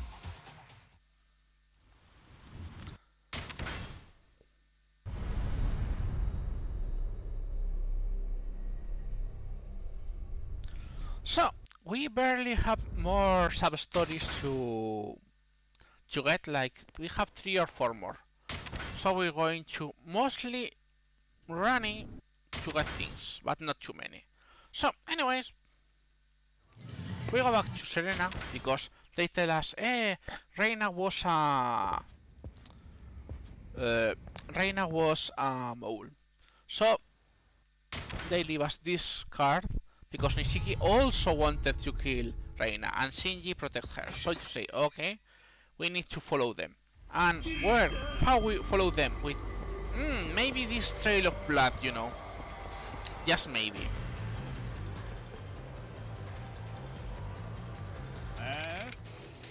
Majima fight, by the way. They cornered me, so I have no chance to avoid.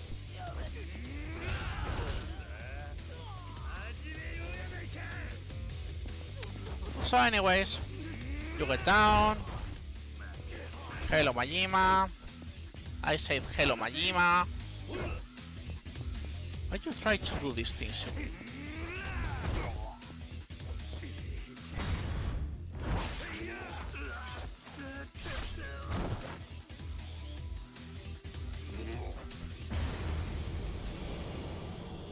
Not dead.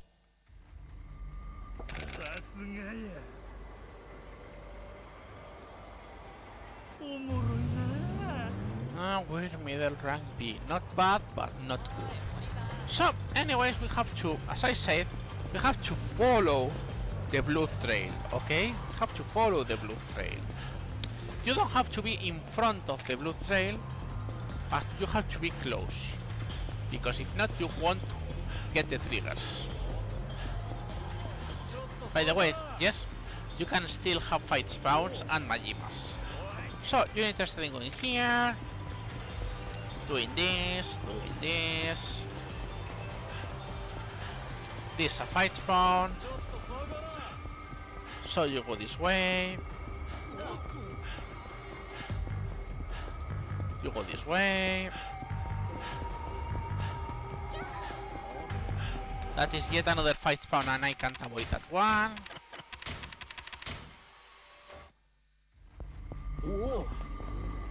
But I'm interested in joining here, by the way.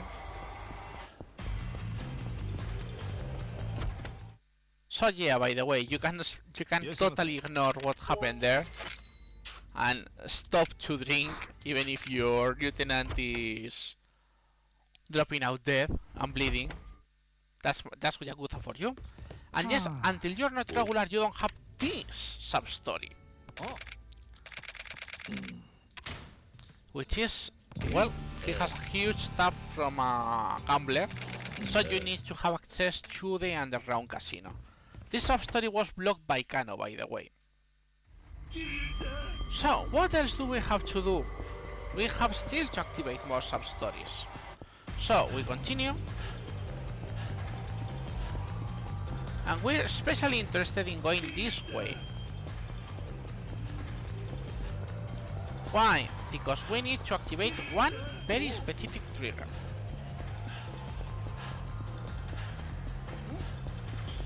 Which is, if I remember correctly, this trigger. Yeah, this is the trigger, the real core trigger. Now we can go straight to the place which is that one. But we're going to ignore it. Because we're interested in another sub-story that can only be open on nights. And also is a sub-story blocker. So we're forced to do this way now. At least if we want to save time later. So we ignore our lieutenant bleeding to death, remember? Because Kiryu never leaves people to die unless he has, like, you know, 2 minigames to finish with kills or something like that.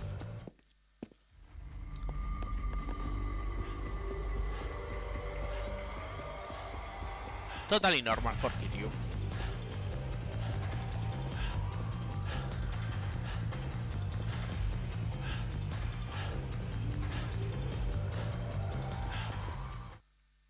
And this is the sub-story we have to unlock.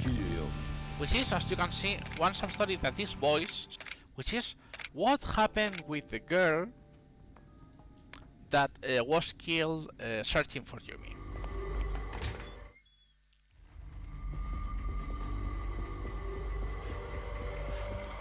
Which is again in the Champion District. That will go in the next chapter, not now. Now we focus, I'd say we focus on the main story, but first we have to start a sub-story and then continue doing other things. In that order.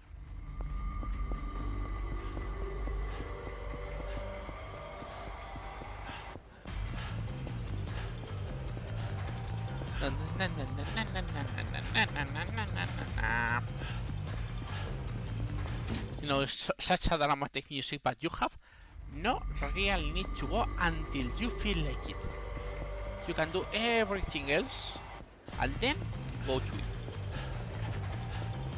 Even you can finish like half of the sub-stories, finish Majima, everything works. The only thing is, of course, this tension music will hurt you eventually. But past that, you have absolutely nothing to do.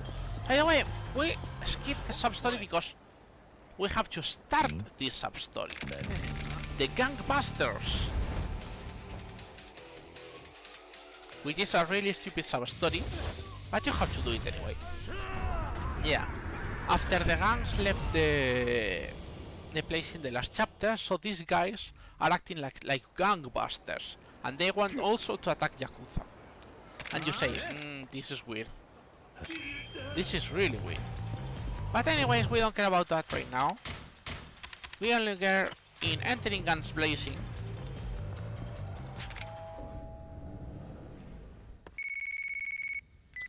They tell you, hey, I'm up. Then you say, okay.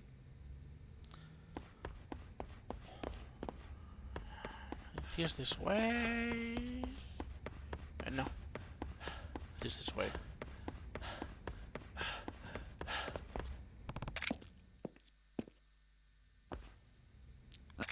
And this is yet another set piece. In this one, we are more interested in moving than attacking. So what we're going to do is switching to another style and shooting everyone. Because this is the way to open doors. Shooting people.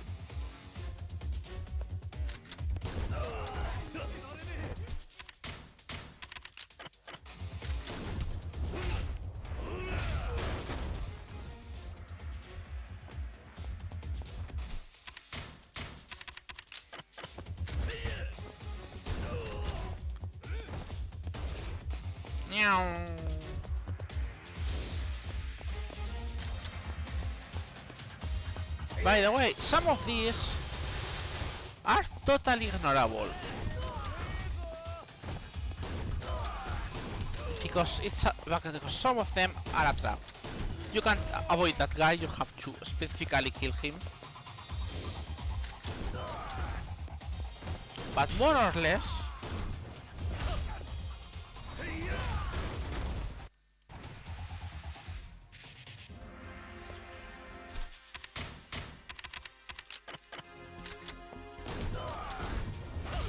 opening doors, the Yakuza wave.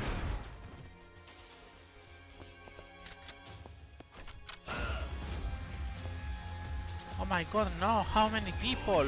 What shall I do? Ew.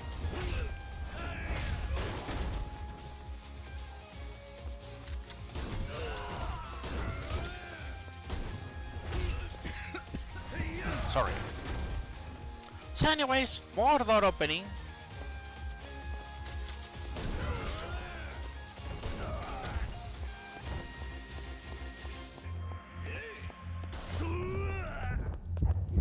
Oh my god, no, I've been shot in the back. What shall I do? What shall I do? Ew.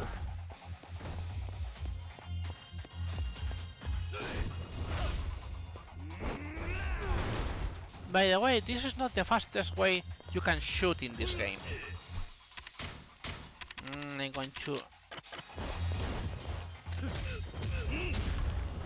I'm going to grab a gun and I'll show you guys something. Okay, if you give me a new shotgun, I'm not going to complain. But yeah, this guy is a boss. And this is one of the few bosses we are forced to do. Anyways, pew.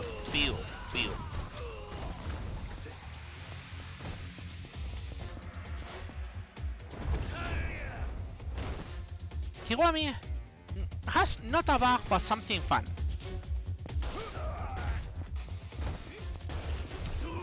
This is the fastest speed you can go shooting. You don't even have to stop.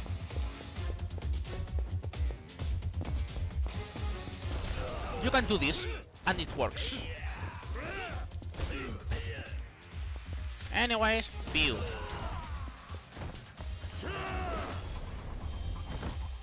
Pew.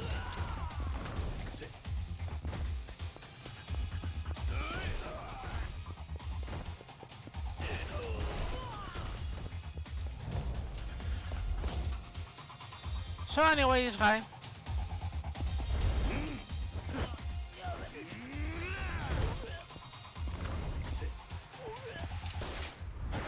I'm too cool for this.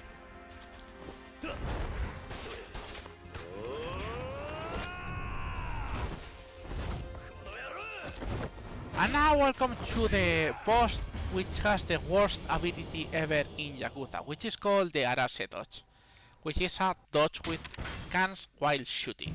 So everyone who knows this boss hates this boss.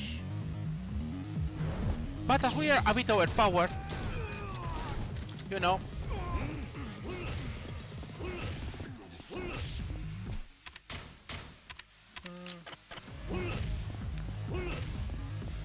fun thing about shotguns, by the way, the shotguns do damage over time for no reason. So this can happen. That is there as a dodge. And you guys can see why we hate that as a dodge.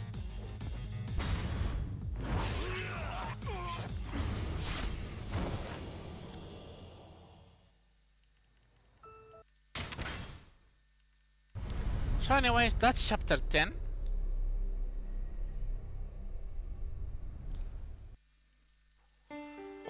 Three chapters left, by the way, for the normal story to finish. This chapter is awful. And I mean awful. We have to get to Shangri-La. Shangri-La is a huge soapland. And to get access to that soapland, we can't go guns blazing. We need a special pass. For that special pass, even if we want to just buy it and get it out of the way, we can't. So what we have to do is, first we have to do to Shine, where there is a girl called Shinmei who should help us. Yeah, Majima, I know. So, we go Shine. We talk to Shinmei.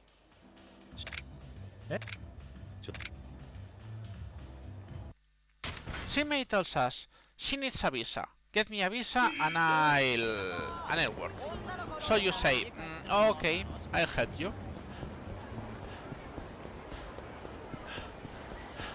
By the way, remember we have to go to the underground casino, which is here. We tell to the guy. You say the password, and they tell you the access to the casino, which is here. So anyways, we have to search for the gambler, which is this guy.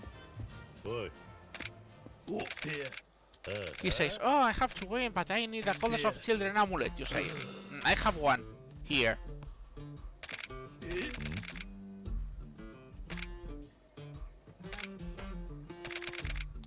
So yeah, it's the God of Children that will help me pay.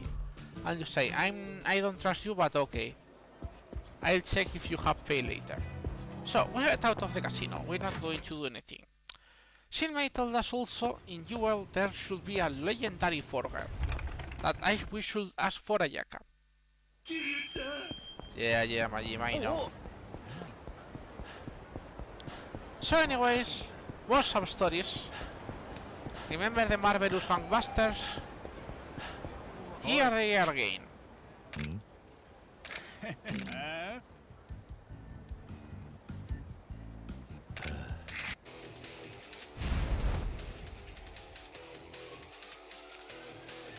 So, we switch to Rush. We keep the shotgun. They die. Classic. So they say, no! So you say, so they have a leader. Maybe I'll have to find the leader. But that will be later. So what we have to do? First of all, we have to deal with Majima, as you guys can see.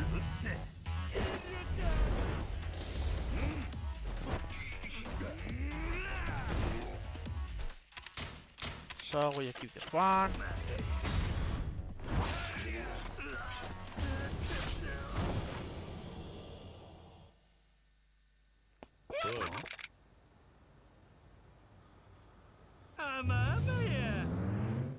Oh well, more Majima. So anyways, we have several sub-stories. This one is the sub-story for the fake Mizuki that we talked about a minute ago. So they say, no, Mizuki is not here. So they find you this girl, and this girl tells that, yeah, they created this place is a fake. And so you see, yeah, so you made this girl die for nothing.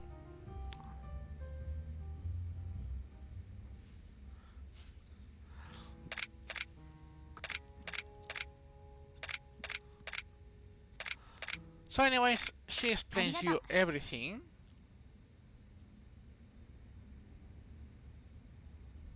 And when she lets her tongue loose because she's going to quit anyways, that yeah, this is a clone. They say, we can't let you know this.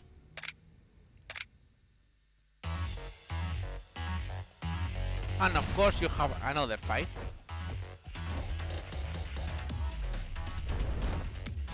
So we switch again. And yeah, this happens.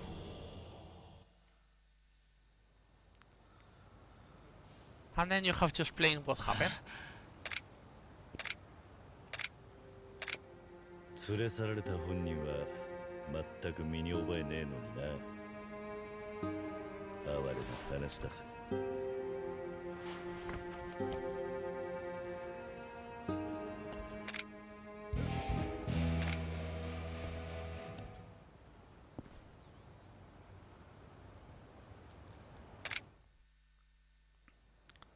So, what else?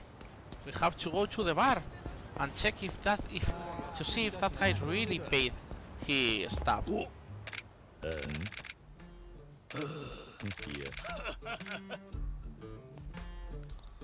So he said, yeah, I did. So you enter and say, let's see if he really did. And says, yep, he really did. By the way, no, the Goddess of Children amulet has no effect on casino, absolutely nothing. So anyways, after ignoring that fight spawn, we need to go to Jewel. But first of all, we have a zombie Majima here, which is really interesting. Remember, we still needed one zombie Majima. We also still need one officer Majima. But hey, we got one. That is always good.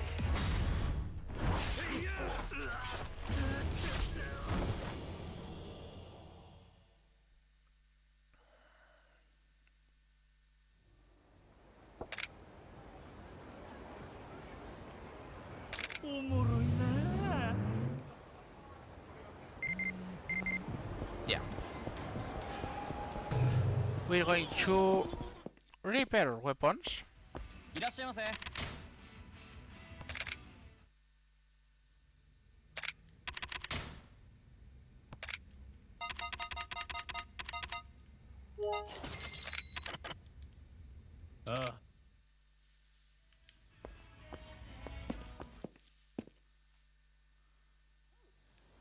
And then we continue to Euro.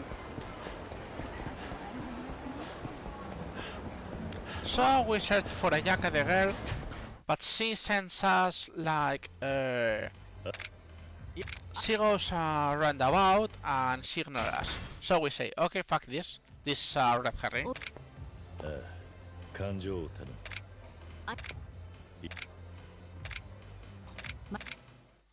And then when you get out and see I need more clues, then we see these two cue balls which are suspicious, you know. So you say, yeah, that sounds weird. I'm going to go. So yeah, these two are also looking for the legendary forger. And everyone flees to Public Park 3. So that's where we're going to go, of course. What a surprise. But first of all, we're going to get that Majima. Because the more Majimas, the merrier. Not really. But if we get lucky, that's cool. And also, we can use the taxi. And that's great because this is Officer Majima.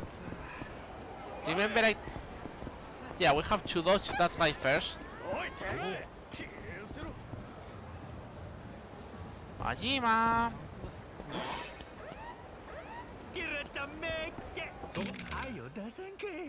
Great.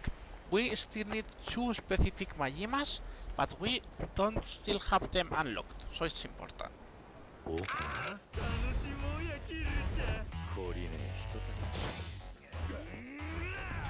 Anyways, you guys know the drill with Majima. Majima appears. Majima is an organ donor, and that's it.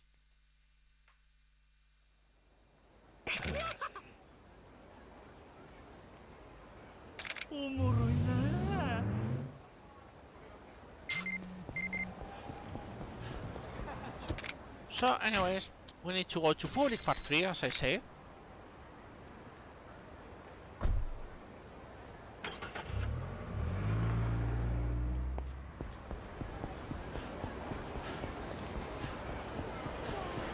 That should give us time for Majima to call us for the new level. Because Majima always needs like 2 or 3 minutes of real time to, well, call for the next trick. These things, you know. So, what are we going to do? What a surprise.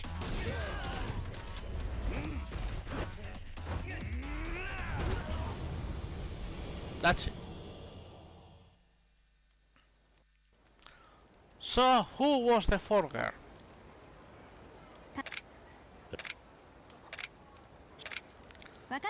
Yep, the forger was the mama. So anyways, they tell you, hey, come to sign, and I mean to UL, and I'll give you the passport. And you say, okay. So you say, let's go to sign. Let's go to UL. And my brain says, as we have to get Majima, I'm going to go fair. Why? Because we have to talk to this guy. Well, first to these two because they are stupid. Enter. Exit. And now I can talk to them about the next sub-story. Because if not, they don't want to talk to me about this. Hi.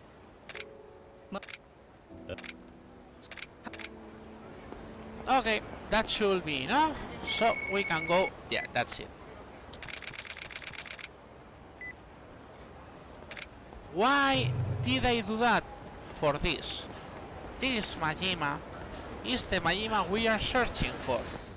So I want to pop him the sooner the better. Which Majima is this? I'm sure you guys can recognize this Majima.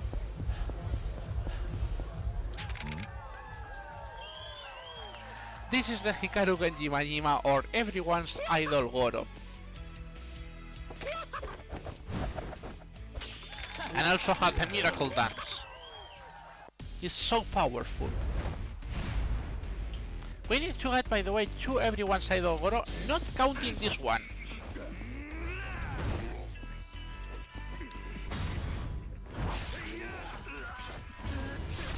And his rate of popping is about a 7%. It's really, really annoying.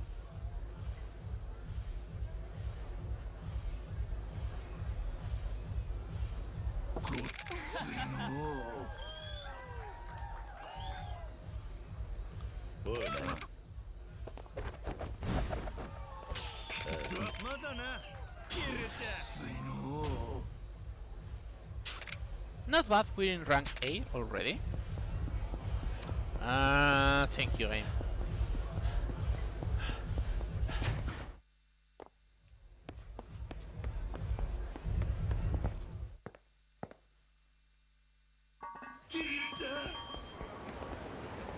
So anyways, we have to go to Shine, as I said.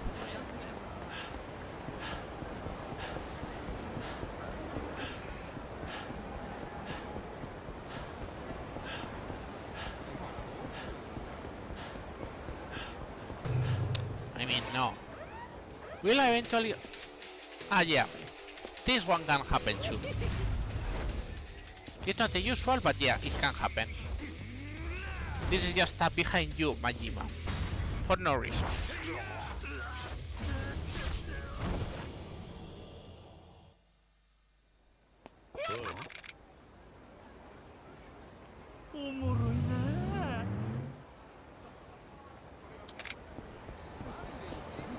So anyways, I say, we have to go to UL to get the password to get you signed. Thank you. So we get the password and they tell us, oh, but for some reason I want to explain you that I had to fake a total complete person time ago. And you say, what the hell does that have to happen with me? Don't worry. We just have to explain to you because yes. So yeah, you got an idea that something is going to happen. Anyway, now it's daytime. Majima's still there. Hello Majima, which Majima are you? Another officer Majima. Meh, who cares? It's useful.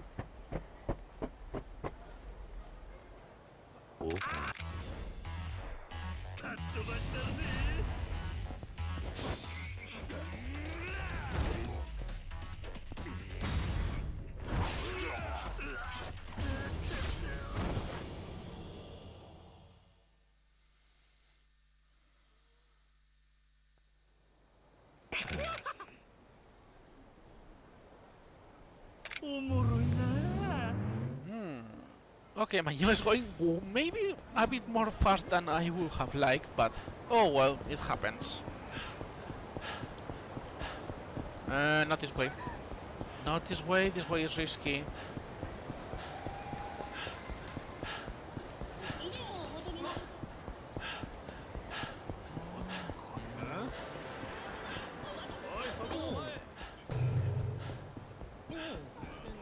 So anyways, we get to shine. So if you guys realize, it was a lot of a fetch quest. We finally give the fake passport to Shinmei, and Shinmei, instead of giving us the Shangri-La pass, he says, no, I sold it to someone, and I'm going to give you this, so, because you're going to need money. And you say, what the hell?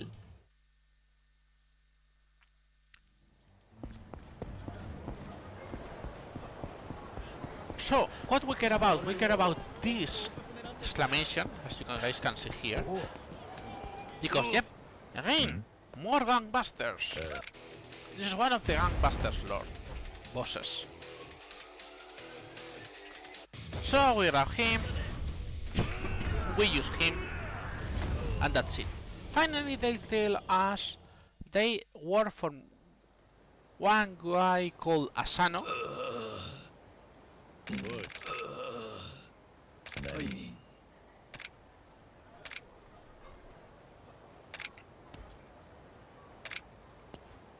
So you say, okay, it's in the hotel district. So the first thing we do is, obviously, go to hotel district, because we still have to go to the map, which is the place where that guy is with the money. So we go here, and as you can see, the exclamation is right here. By the way, this is also a sub-story blocker.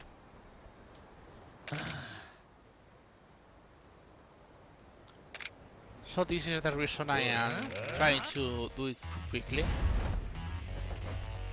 But yeah, in the end, it was a Yakuza who was behind this. What a surprise.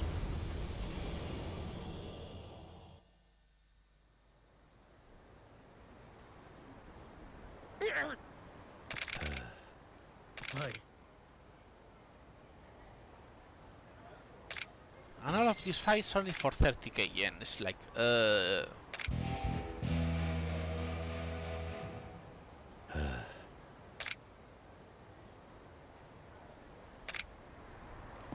So, anyways, we finished that sub-story.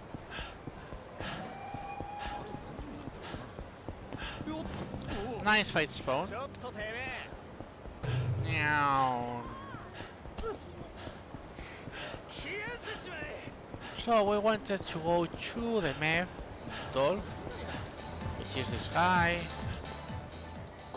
So yeah, this guy has the Shangri-La membership card, and he requests $500,000. You can lower up to 300k, but well, we have 100 million. So it's like, okay, who cares? So we can go already to Purgatory and finish this. Do we want to do it?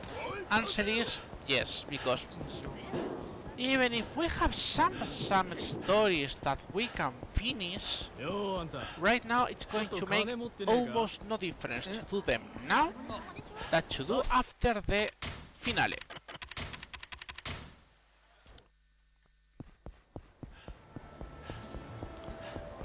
So, why not? We're just going to the main story.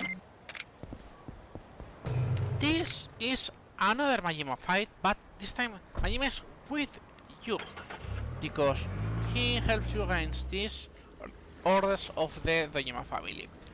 Explanation: they need to show Majima as hurt for the second story battle, so they created this part. And it's really weird, because it's quite obvious to see it's too much force because of this reason. See all these enemies. Of course, you do the most logical thing, which is killing them all in only one strike. You get this guy. You switch to the weapon. And then this happens.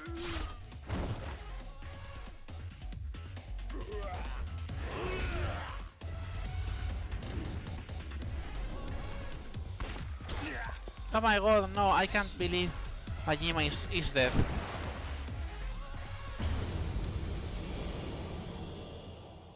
And what does Kiryu do, and what happens with Kiryu?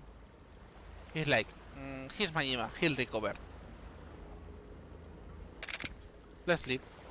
That's it. It makes absolutely no sense, but again, it's a forced situation because they just need to have this force part of the story on. Yeah, Majima is going to be the next boss. So yeah, we're going to take Haruka to Shangri-La, who she already knows what a show plan is, so it's like, what the hell, Haruka, you are a 9-year-old kid. And you will think and say, okay, we have to go straight to... We'll go straight to the place. But no. Because Haruka has one last sub-story. This is this one. And as you can see, it's voiced.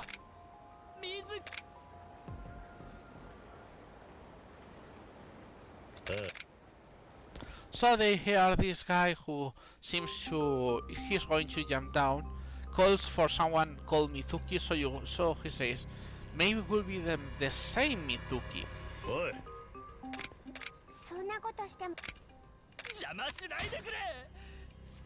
So Akimoto-kun and Mizuki-chan, they're a couple of dumbasses who are in Yakuza 1, Yakuza 2 and Yakuza Gensan and Yakuza 3.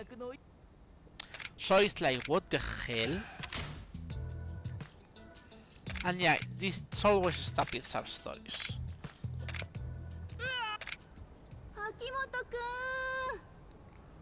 So yeah, oh my god, no. Mizuki-chan! 来てくれたんだ! ごめんね、Mizuki-chan. 借金返せなくなってさ、Mizuki-chanに迷惑かけたくないと思って。私を置いて死んじゃうの？秋元くんは私にとって命よりも大切な人なのよ。忘れたの？Mizuki-chan! だから死ぬなんて言わないで。It's an early Christmas. Yeah, it's maybe an early Christmas. That is proof that Yakuza is a Christmas game. 分かってくれてありがとう。Mizuki-chan、素敵だよ。私、プレゼントは限定のダイヤモンドリングが欲しいな。And yeah, your brain says like, oh man, these two are so stupid. So, what Kiryu and Haruka does after this? Apart from looking, I mean. We got the wrong one. We never show this, okay? And say, yes, okay. We will never talk about this. Anyways, this was the last Haruka sub-story. There are no more Haruka sub-stories ever.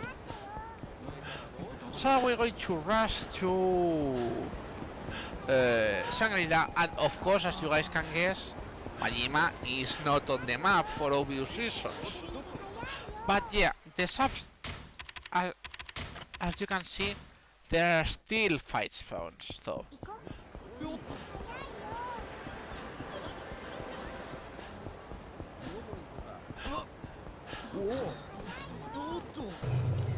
So this is Shangri-La.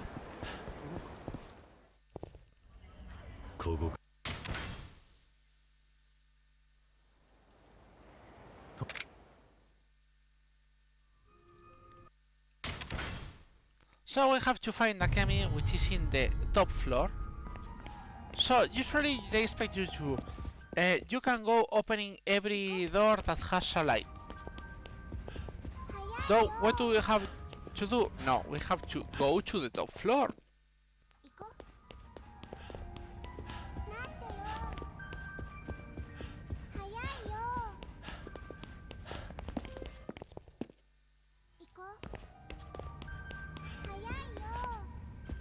I think it was this way. Yeah, it is this door. So, while you talk with Akemi about what happened to Shinji, Majima appears with a fucking truck and brings the place down. So you have to flee from here. And now the fun part from this place. We have lots of people to fight.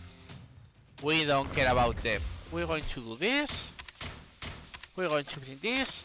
And you can ignore them, but this guy. You only have to kill this guy. That guy counts as block. All the rest, you can ignore them. And the same with this part.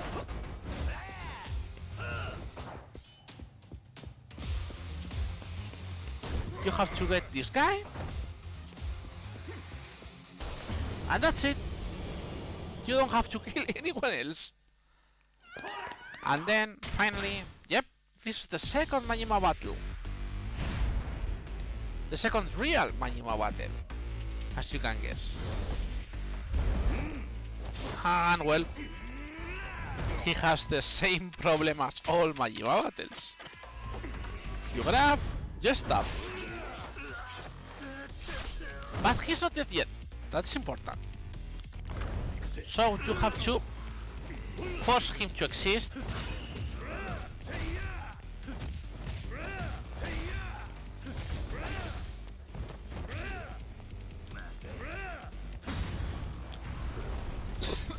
Because if you don't do that, this doesn't happen.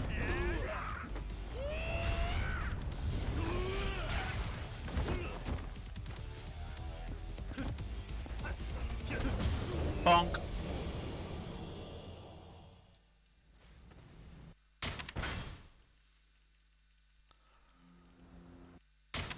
So, new chapter. After we told to this, finally they tell us Kazama, the patriarch who was shot in chapter 3, is in the Shibaura war. So you say, okay, we go there. And this chapter is the lore drop chapter. I'm not joking. It's one cutscene. You move a bit. One cutscene. You try to enter. And then 1 2 3 4 5 6 7 and 8 cutscenes. Yep. So anyways, the long explanation is all the money was from a corrupt politician called Jingu, and then the Shimano family comes to kill everyone. And I'm going to leave this cutscene only for a reason. You know, it's Christmas. And why is it important that it's Christmas? Well, these marvelous grenades, by the way.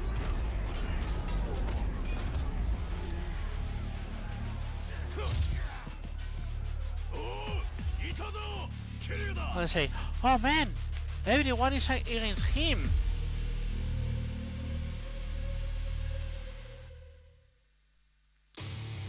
And then you have this button. It will have like... Oh, it was the other one. Right, I forgot. Well, not a big deal. Anyways, what we're going to do.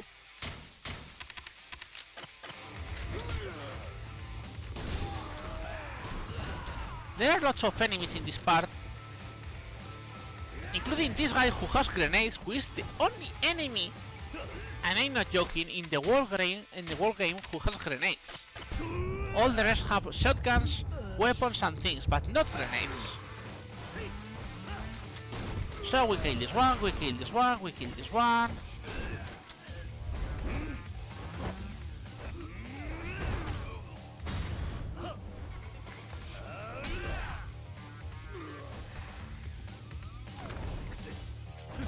Bonk.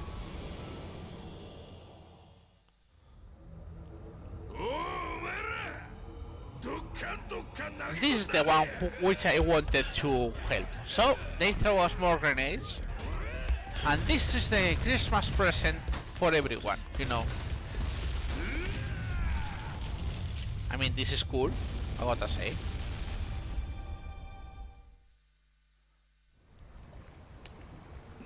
And when everything seems lost,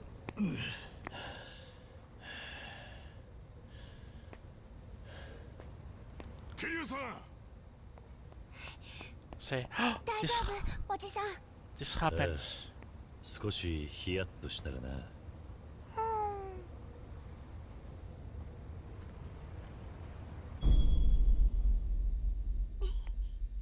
And then Shimano comes to fuck everyone else.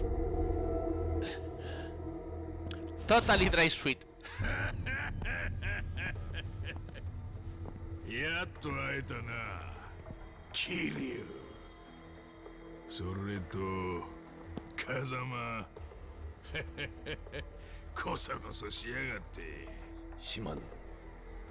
寺田はあんた錦山裏切ってわしにつくふり見せてたけどな。そんな裏の裏まで全部お見通しや。ずっと見晴らしてもろってましたわ。お前らといい錦山といい、ほんま脇が甘いわ。ガキはもらってくで。お前らはここでしまいやけどな。島野よ。なんや。おめえさんも相当脇が甘いぜ。Look, this is a Christmas present for everyone. なんや。親父。おせえぞ柏木。へへ。もうすぐクリスマスですしね。屈強なプレゼントをお持ちしました。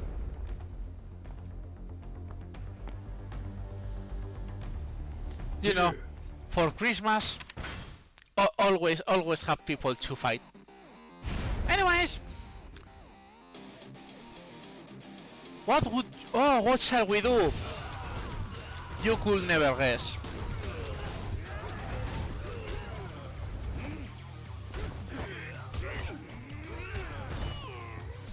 You get this, you get this.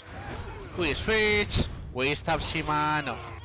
Always satisfactory, no many how many times you see stabbing Shimano.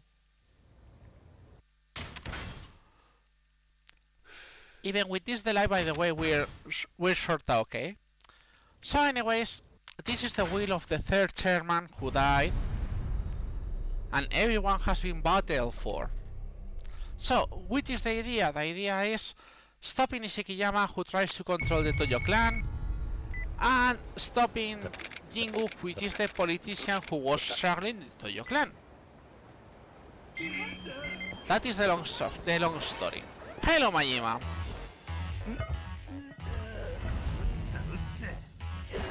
There are several sub-stories in this chapter, by the way, but we're not going to do them now because, I mean, we're almost finishing the game. It makes no sense because right now the city is a bit full and the enemies are stronger, so it's way better to just finish the minigame for now. So anyways, you have to go to Stardust. The money you lose on the Shangri-La Pass, you recover it now if you really need it. And they warn you like, this is the last time, this is the point of no return. But of course we have all we need. So, what do we have now? You know, not much. Only several mobs of enemies. And you are a mob. Oh wow, I'm so scared. What shall I do? What shall I do? Wonder what shall I do?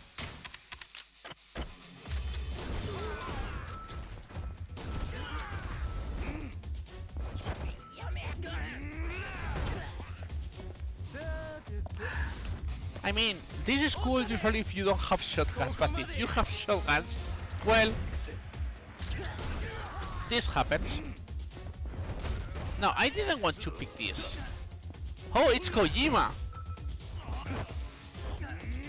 What is the date for the Shining 2? Oops, no, wrong Kojima. So anyways, pew pew.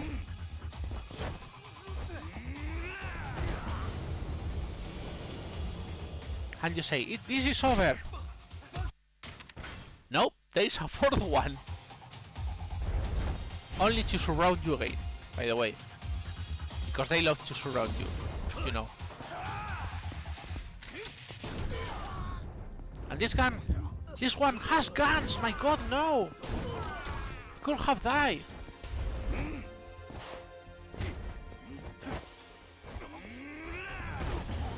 But yeah. That's all.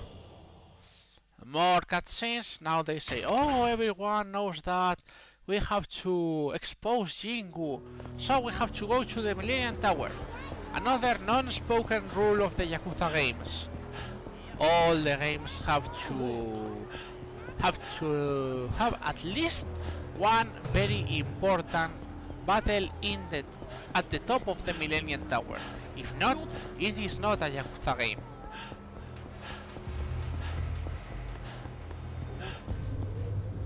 So anyway, remember the thing that fought several chapters ago? Yeah, it was a place controlled by Jingu. So yeah, we have to kill Jingu people again. And yeah, they have guns. They are quite good with them. So what we're going to do? Remember I told you the guns are marvelous in this game. If you know where you have to shoot, speed is incredible. 1, 2, 3, 4. Oops. I have no more guns. I have a new gun. Oh, no, it was the old one.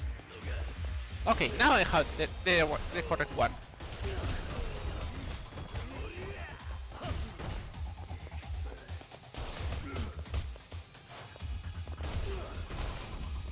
Pew pew. This part is more cool if you do it correctly with the shots. By the way, you can do this. With enough speed you can do this. Of course this is a boss, so this does nothing to him. But it's still cool to do. Anyways.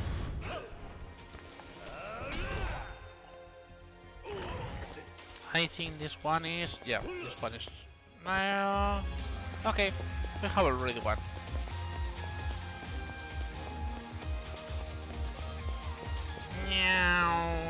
More enemies.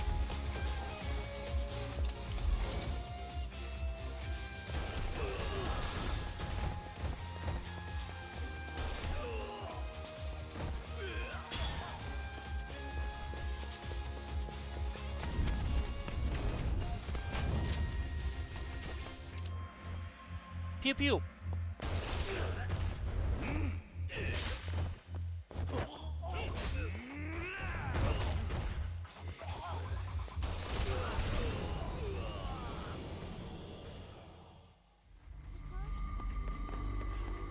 And now to the true ending of the game.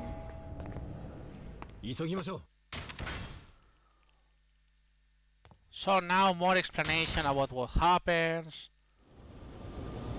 And now the true final boss of the game. No, I mean final boss of the game, which is the man with a huge teeth on his head. And by the way, the wheel makes you the fortune man, you know. But first of all, we have these guys, because Jingu sold that betrayed the Toyo clan, said, yeah, I'm going to ally with the Kanto ones because they will be useful. So anyways, this is another mini boss. And now we go again to the more people from Jingu.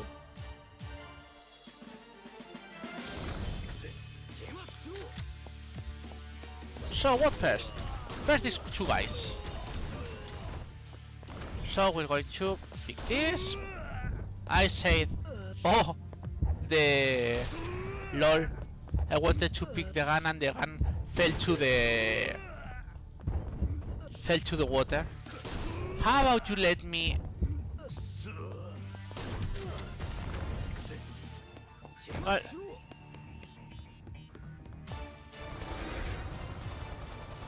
No matter what you do, you cannot watch the huge feet that he has on the head. It's like, I mean. So anyways, what people to kill?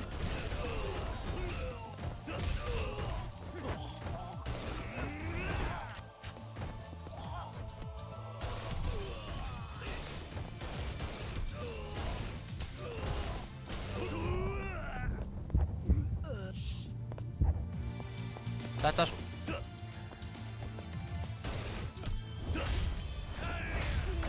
Yeah, by the way, that happens. Like, you can see how the bullets move slowly towards the enemy. Anyways, final boss! Which of course, bodyguards. We hate those bodyguards. I mean, it's not such a big deal, because these guys are not exactly super strong. But we hate Jingu, because Jingu is an ass.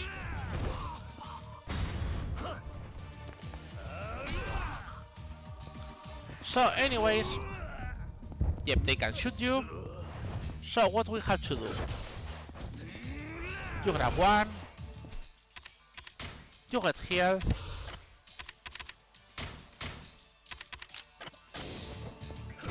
And you stab them.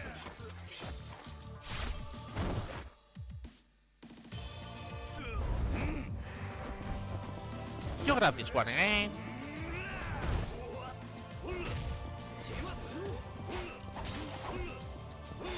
This part you can even do it this way, because it's sorta faster.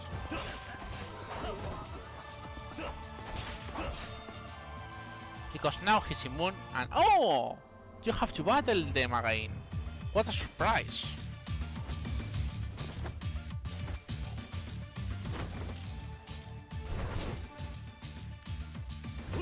So you get Jingu out of the way and only have to battle these two guys. Which, by the way, they can sort of stun lock you depending on the level of difficulty. I mean, not that they can do much in this version.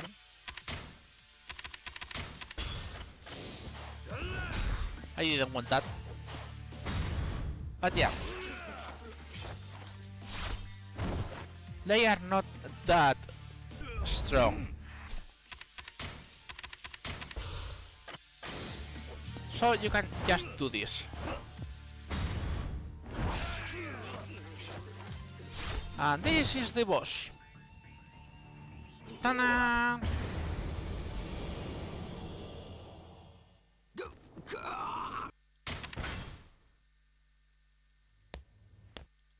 But it was the real final boss?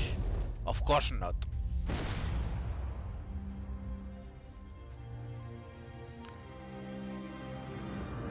True final, absolutely final, true final boss. Not. I mean, it's the final boss for the story. We still have to beat the final boss.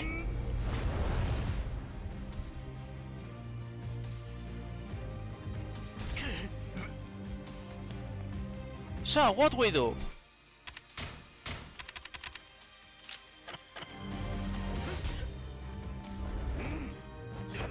We grab Nishiki. We heal. We draw the dagger. We stab Nishiki. There goes your 8 HP bar, Nishiki. Now get up. Thank you. Because we still have to change places. If you don't do this, you can't continue the story. So you're forced to do this. Still super cool.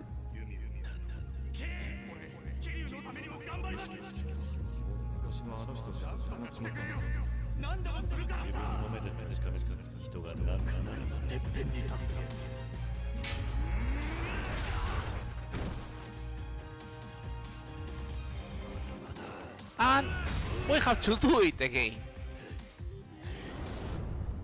今更だがお前とはもう一度一緒にやりたかっ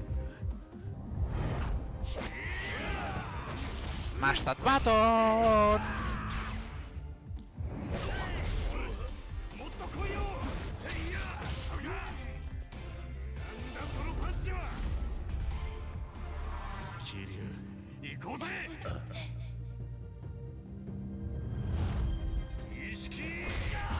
And this is the end of the normal game.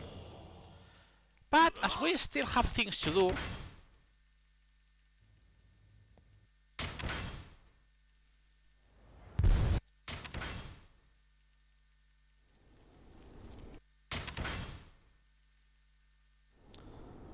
we are going just to skip everything, including credits, by the way. Is there new game Yakuza Run on max difficulty? Is there any percent new game plus? In fact, Big Nono is going to run Yakuza Kiwami any percent in GDQ in a couple of weeks. I'm not sure if it's in max difficulty, but if you are new game plus, the difficulty you don't even notice them, so it doesn't really matter. So anyways, we have to continue. So we go to Premium Adventure, which is this place. First thing we do, we need to switch the time to nightfall. That's really important. And now we can continue. So, how many things do we have to do? A lot. And of course, there is Majima.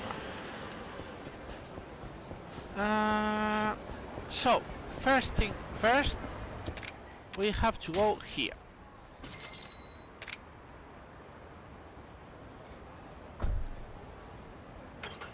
We have about 15, I think it's about 15, maybe a couple more sub-stories left. So, anyways, this sub-story was blocked by the gangbusters. It's really stupid. So yeah, this girl has a stalker. And this is the stalker.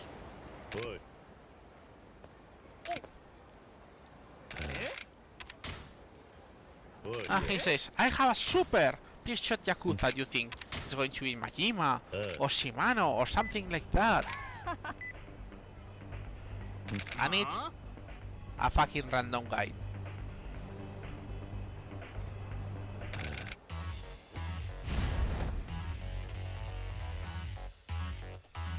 So anyway,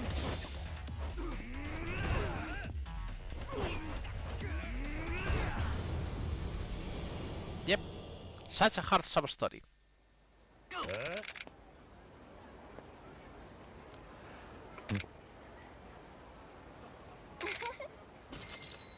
We got 30k, and that's a sub-story.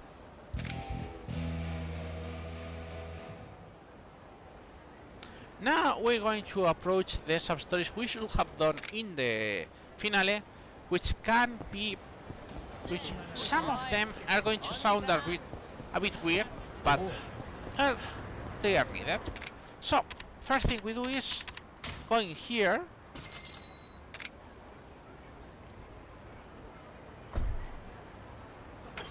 Yeah, we still have to deal with Majima, I know. In fact, we have to deal with Majima in a lot of ways, and you'll see why. So anyways, we're interested in going this way. Ignoring that fight spawn, by the way. Because, yep. This is one of the sub-stories we wanted to do. Remember the fake Mizuki one? If you didn't do that, this one doesn't activate. So anyways, we ignore that one.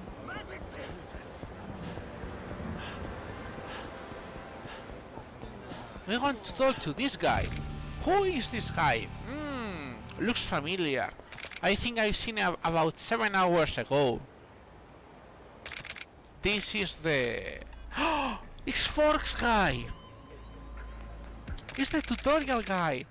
The one who taught us Kiwami means extreme! Hey, now he upgrades, he has daggers. And he has half extra HP, and he still dies in one hit.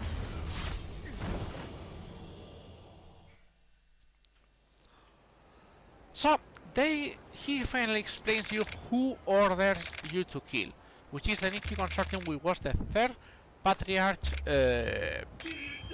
well, it was the first Patriarch clan, so you say, I need to ask questions. Which questions? To that guy who is in the underground, so that means Purgatory, so we have to go to Purgatory, of course. Yeah, Majima, I know. So, I have a question for you, chat. By the way, this is Majima. What do you want? Do you want to see special Majimas? They are in special places, or do you want to leave that for after the run? I leave that to the chat because it's not a big deal right now for me.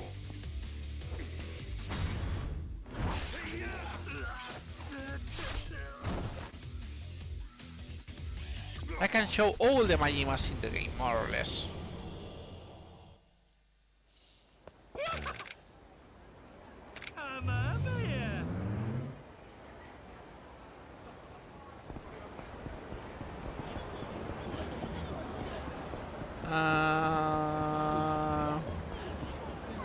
Okay, I have no answer. Show it in the run. Okay.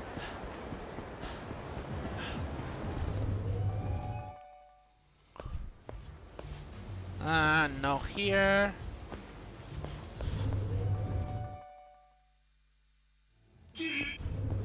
Oops, I should have done that. Look, a Majima.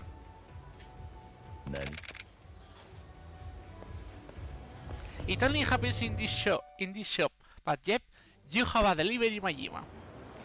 Look in the magazines.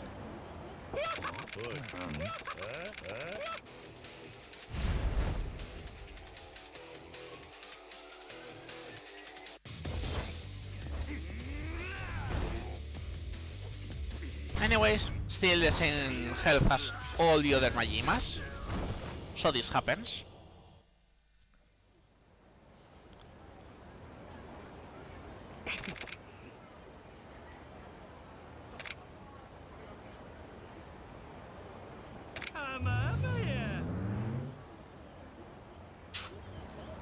So, what else? We're going to Purgatory because we want to finish these 2 sub-stories. And I'll check on the next Majima if I can.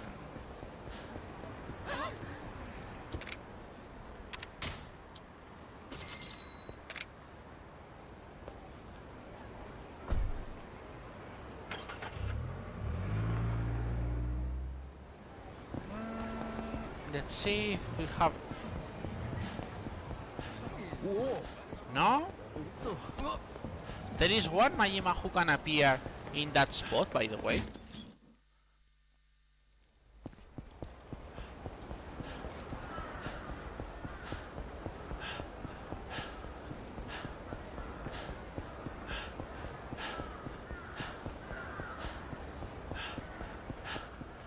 But anyways, we have to finish here to get almost all sub-stories out. So, we go this way, and specifically this way, and you'll see why.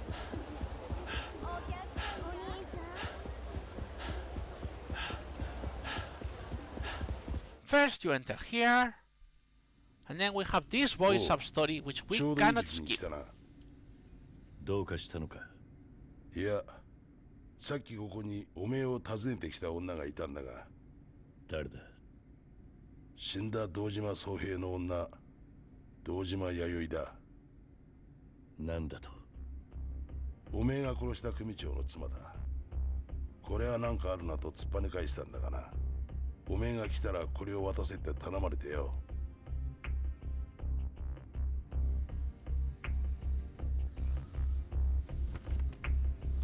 Best woman, by the way.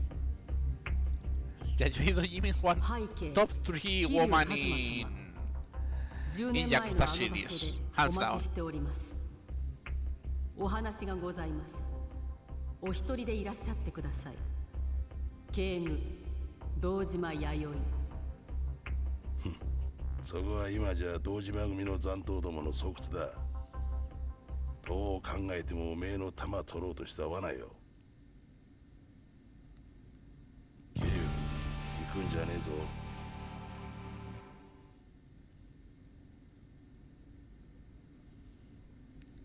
Shinda agrees with you, indeed.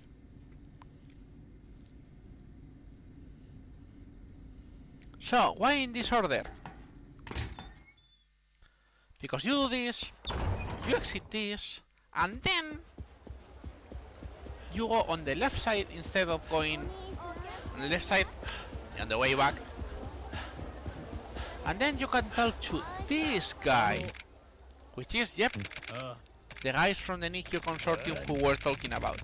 And of course, how Kiryu is going to solve everything in this game? Fighting. Of course, the word is fighting. So... oh man, such a hard choice. Of course they are weak, as usual.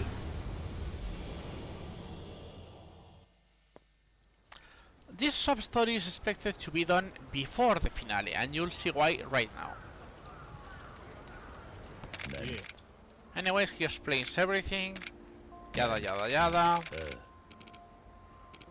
And look this Tolkien to his back.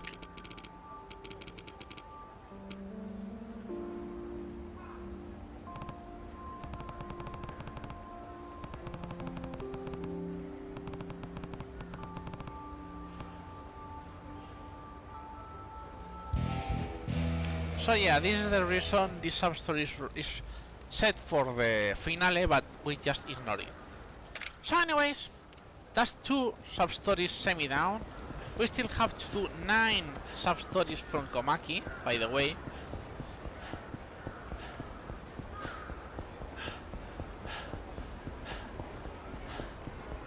But I'm not interested in that right now. So, what we need to do is... let me check.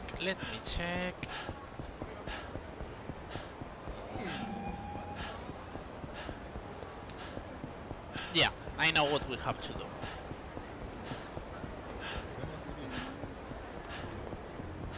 You know which game has still not finished? We still need to finish Mesu King.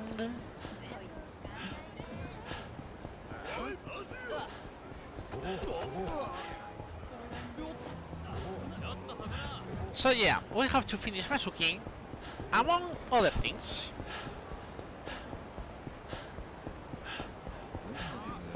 So, here we go.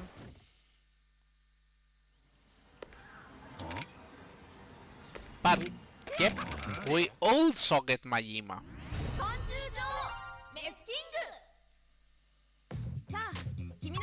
By the way, Majima likes scissors.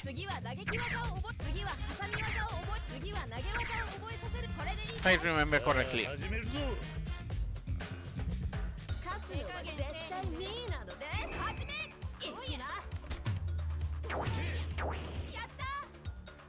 And of course, the first time, he always plays like a newbie.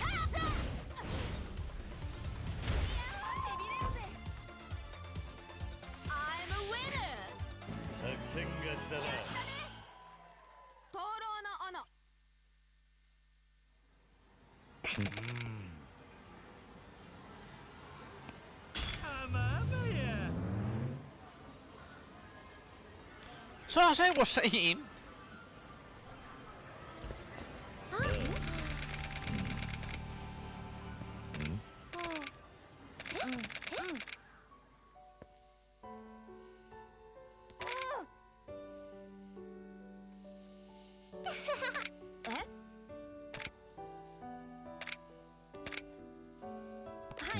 Mesuking is the savior, and of course, he wants to play with us. If I remember, this one was paper.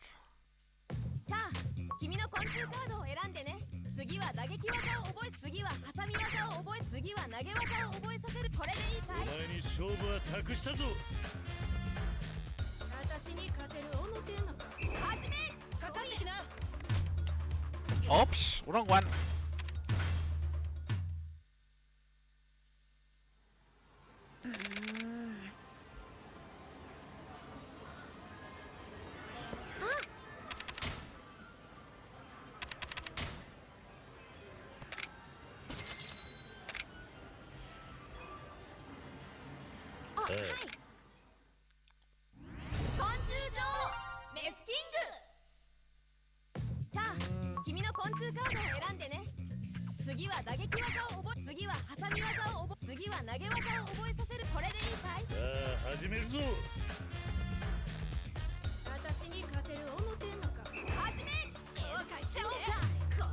So we still have to clean lots of things. How many?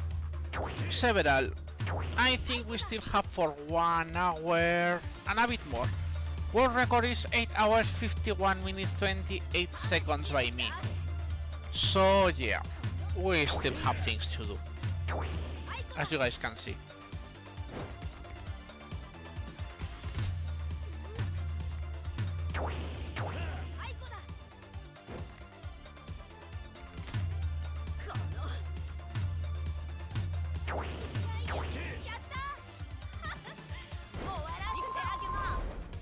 As I say, the AI on this game is like a bit special, let's leave it at that.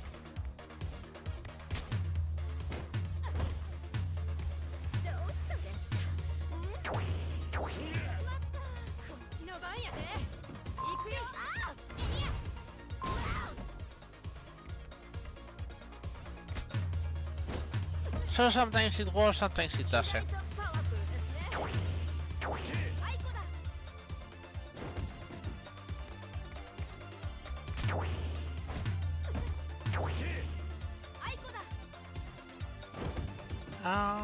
No, I didn't. Yep, that was no. Bonk.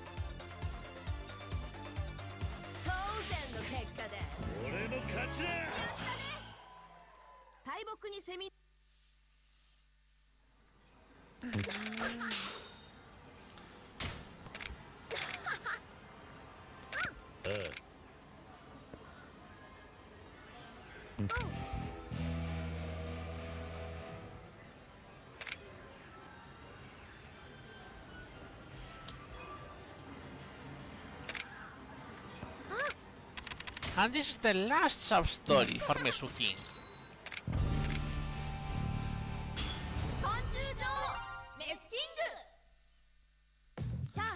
this one relies a lot on having luck. Nothing we can do against that.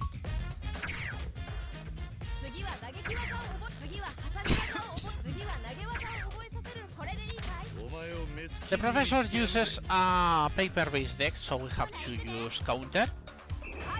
And we are always in adjacent benches, no matter what.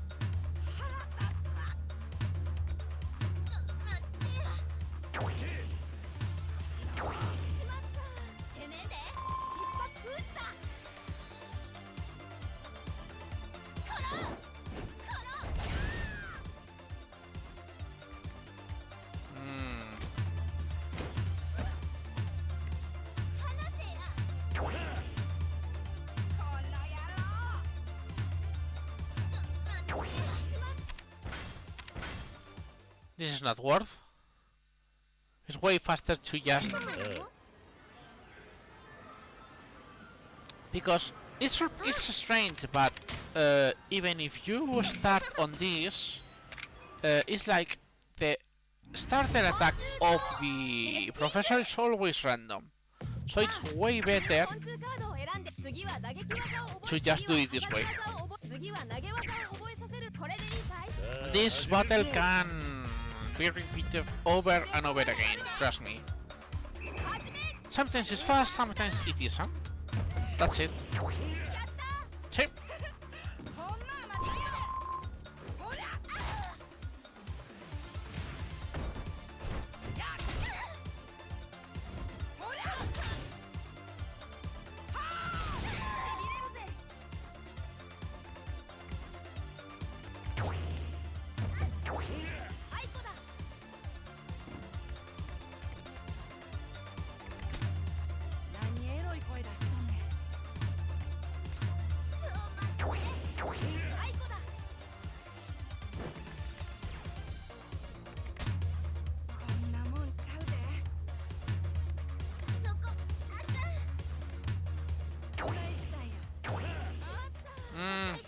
That's not good. Oh, finish breaker, counter here, tiebreaker. I hate that.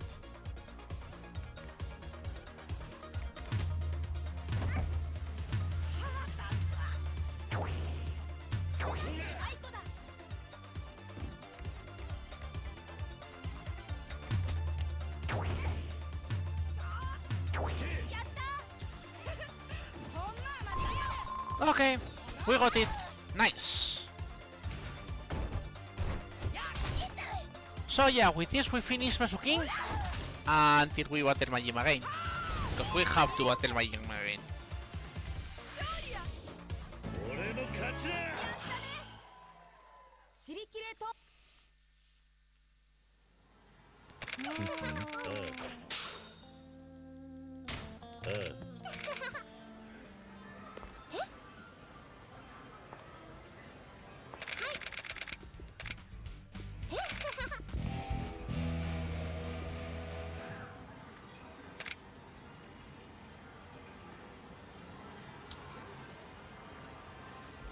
So anyways, with this Mesuking is done.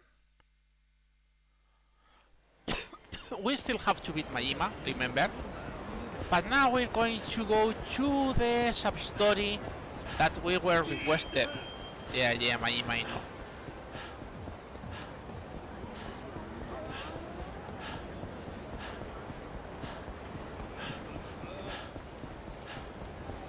Which is, if you guys remember, this sub-story, which was in the first chapter. Yep. Yeah, Majima, I know. You cannot run in this one, you have to walk.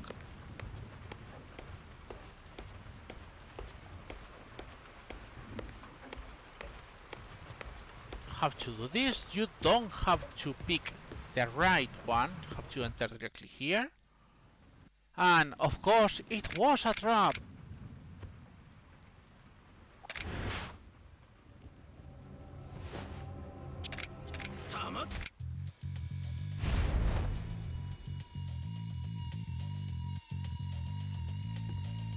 And what we'll do with them?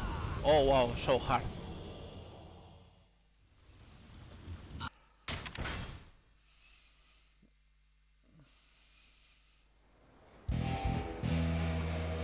Ta-da! So, we got this one out of the way. We like 10, and it should be this one, which is the important one. Okay, we're perfect. We just need to finish the most important part. So, what are we going to do? We're going to ignore that by spawn as usual. So, you guys requested different Majimas. Look at this Majima. This is the Majima we dodged the other time, by the way, if you guys remember.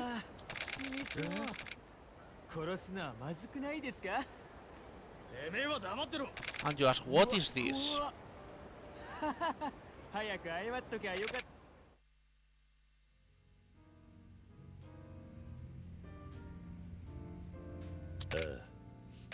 This is Lord of the Night Majima, or Barman Majima.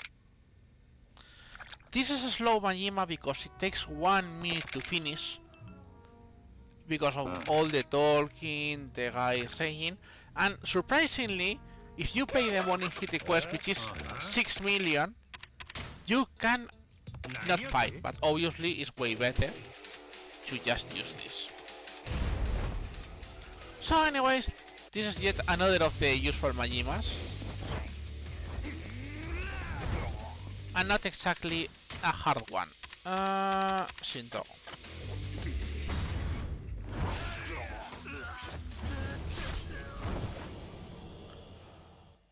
So this is yet another Majima.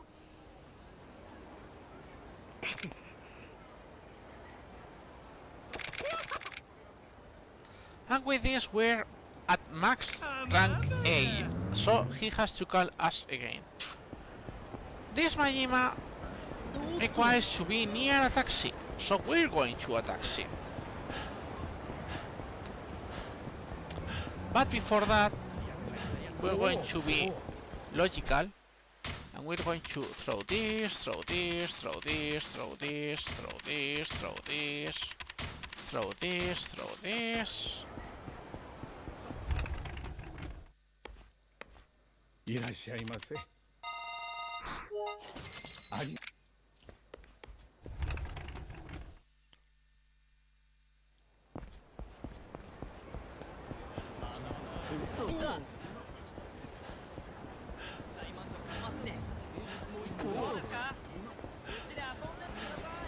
So we're interested in going nearby a taxi, and that's what we're going to do.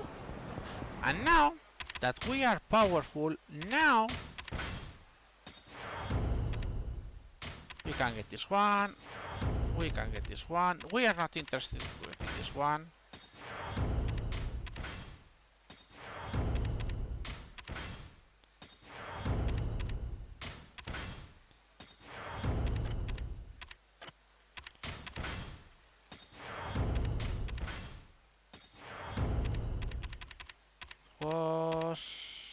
Not this one either.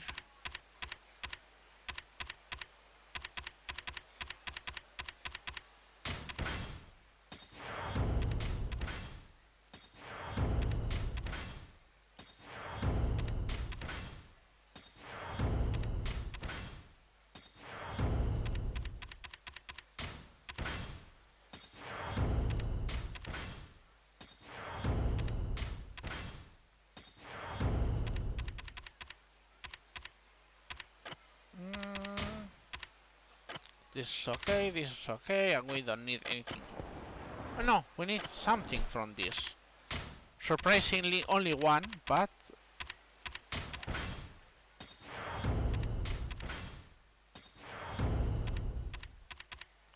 And this should be okay. Yep. So,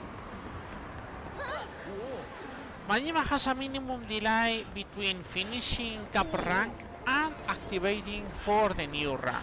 So it's not always useful to have a full Majima ready. Also, if you are inside a shop or in West Park, Majima won't activate either. So anyways, we have to take a taxi.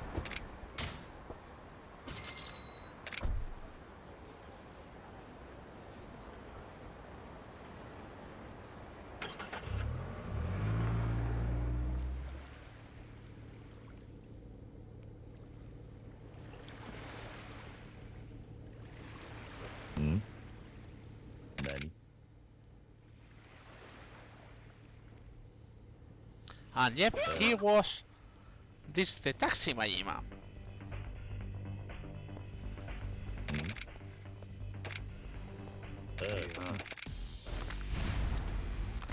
This is the first Majima that you see with the dagger. If it's not the story Majima, so we have to do this. We stab him as usual.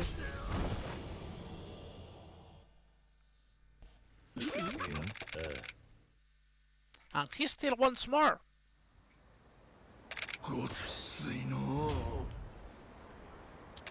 So, what are we going to do now? We move here, we go to Children's Park, and I hope you guys remember this, because this is important.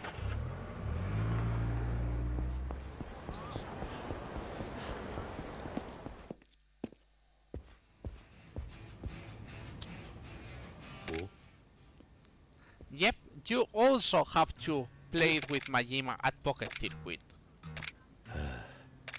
Oi! Ah, 俺の名前はポケサーファイター。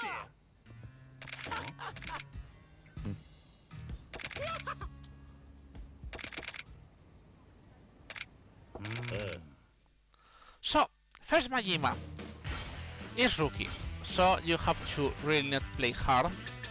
Slim plus, speed plus, balance plus, regular, nothing.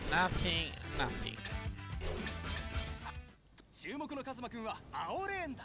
対するはゴロウくんだ。カウントダウンが始まるぞ。カズマくんとゴロウくん、勝つのはどっちだ？ Remember, this game has still lots of RNG. Not in this one, but it will happen in the two others we have still to fight with Majima.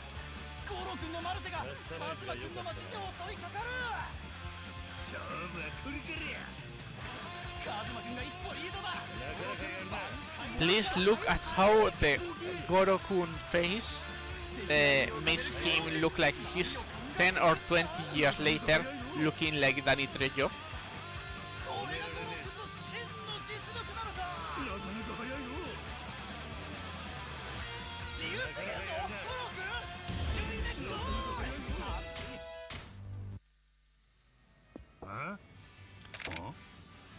Also, for the next runner, we are more or less 1 hour, 1 hour and a half, more or less. It will depend a lot on. It will depend a lot on what Majima feels like, because it's Majima. Anyways, this is the second Majima battle, and he instantly jumps up to expert level.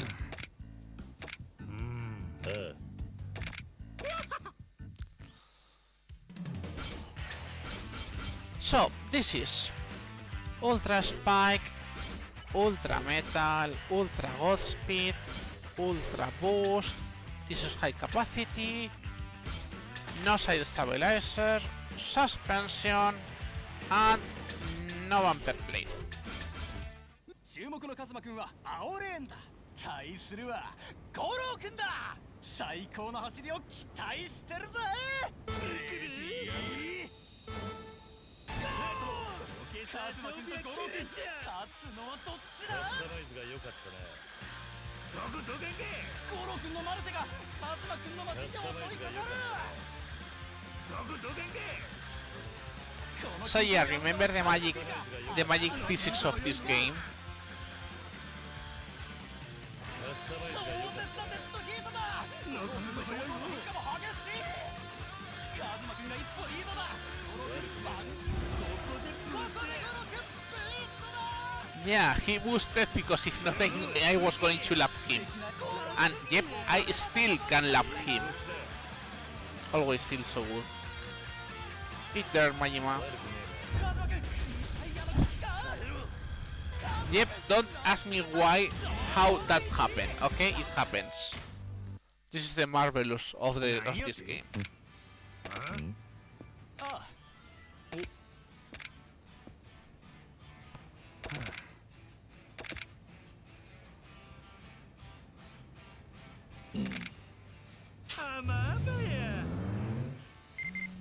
And until you do not beat these two, you do not get this email, which is the third and last one. Oh.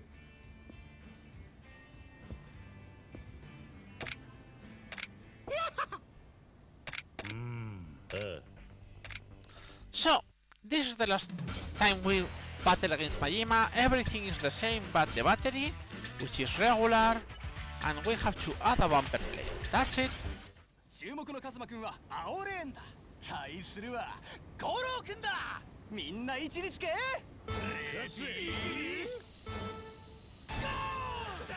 ズマ君とゴロ君勝つのは And yeah. Thank you, game. As good as usual.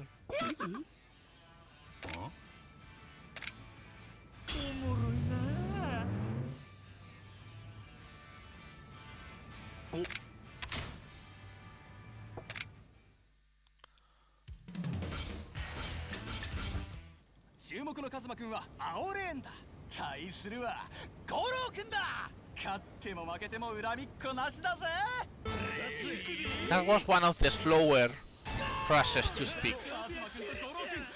See, and now nothing happened. It's like, why? Because RNG. And now this happened. You cannot win. This is the marvelous RNG of this game.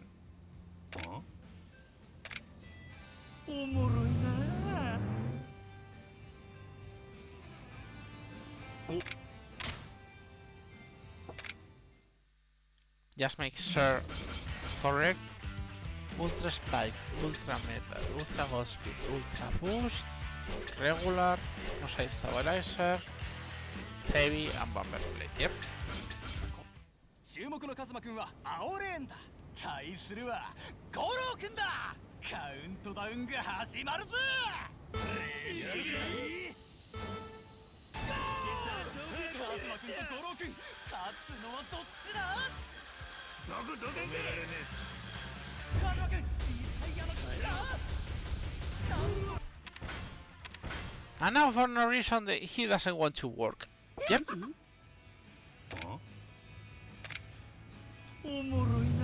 Oh man. So much time loss.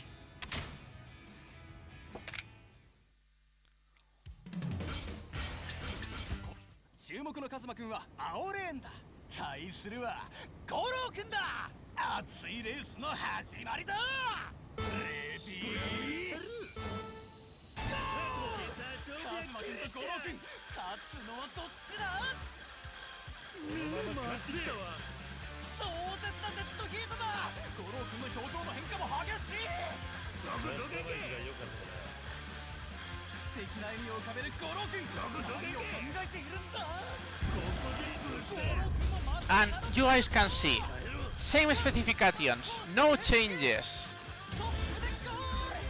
And now it's perfect. This is why I say this game is not correctly done. At all.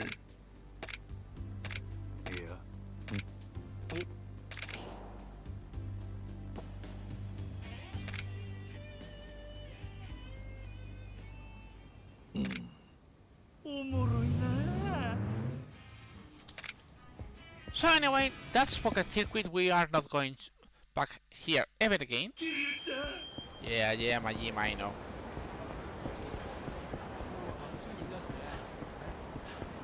So, we need several Majimas.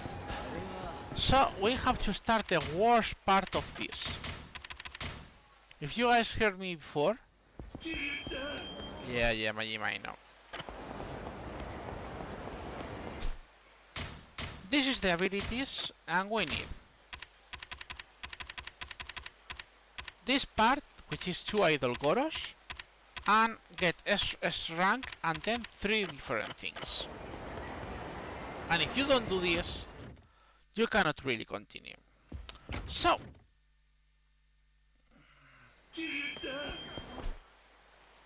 I'm going to try to show you another Majima, and then we'll start Majima grinding, which is not something I like too much, but we have no other chance to do. Which is the last Majima we can also insta-pop. One is this one. Trust Majima.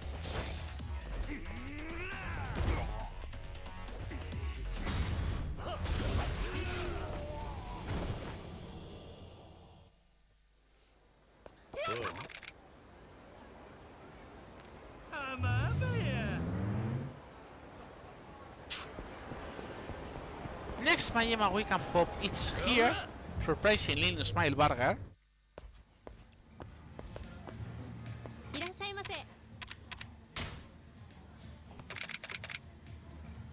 Oops.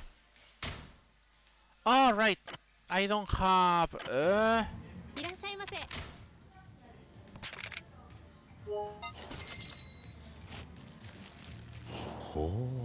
We do this, and then, would you like a side of Majima with that? Yeah. By the way, how to know you're going to pop Majima or not in Smile Burger? It depends if it says please at the end of the phrase or not.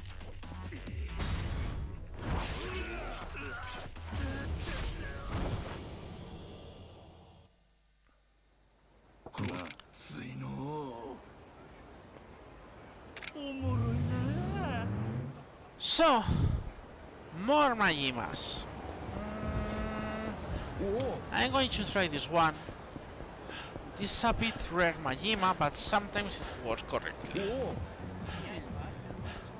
Come here.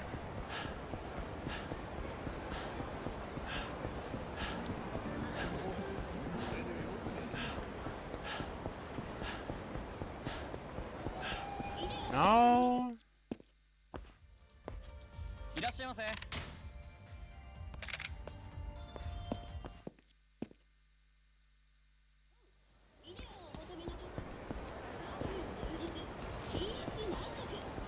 Should be this one.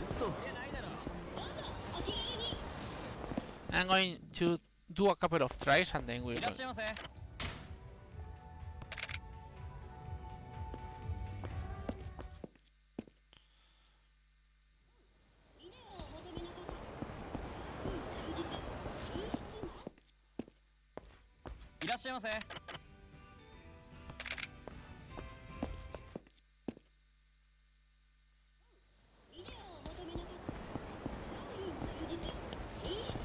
Not this one.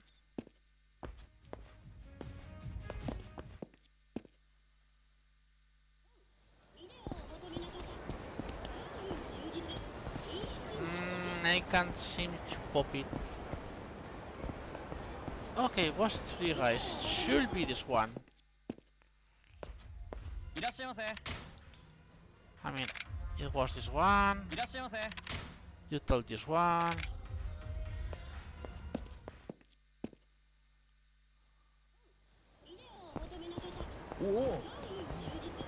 Can't you please? No, it seems Majima doesn't want to appear, but yeah, you can make Majima appear. There's a 4th option that appears to get him in.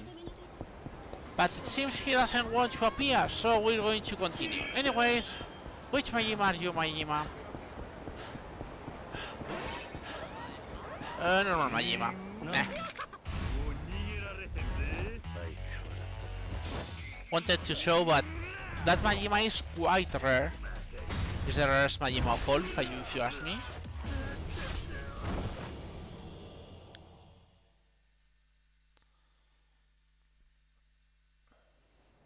There's a Majima I refuse to watch because I don't like that Majima at all. So, we're going to Majima farming. What is Majima farming? Every time you exit and or enter a place, Majima resets.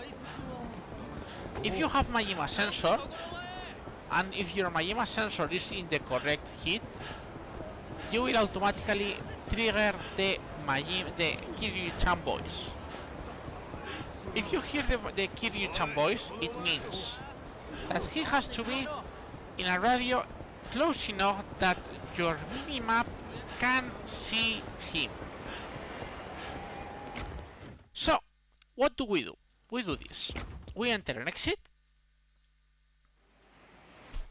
If you don't have anything, Majima is not nearby. Of course, you have to be in low heat.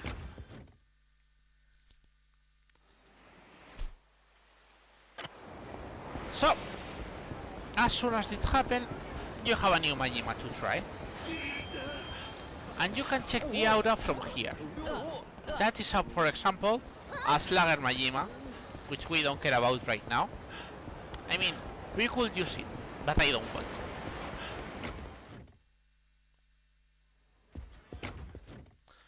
Approximately how many minutes are left? We depend of some points. I will say at least 45 minutes. Maybe more.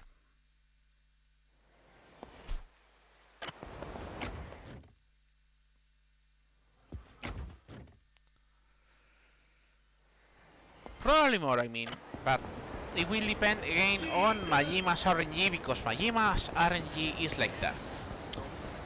And this is yet another Slugger Majima. I'm going to take it.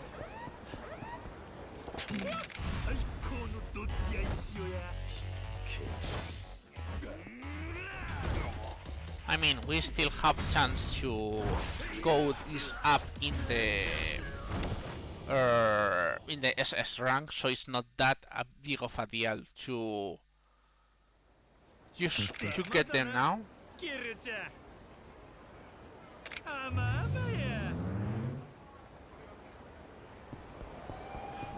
So, why we use that spawn point specifically? The reason is easy. If you pop Majima and you don't see Majima in the map, Majima is always to your left.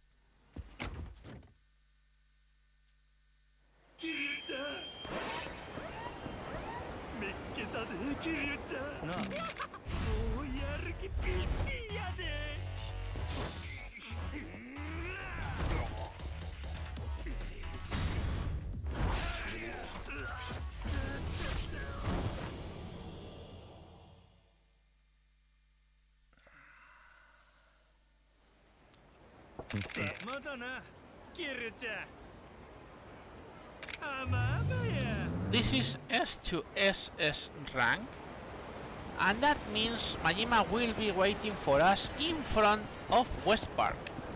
And as I said, Majima needs like 2 or 3 minutes to get our mail, so we can run there and we'll be okay.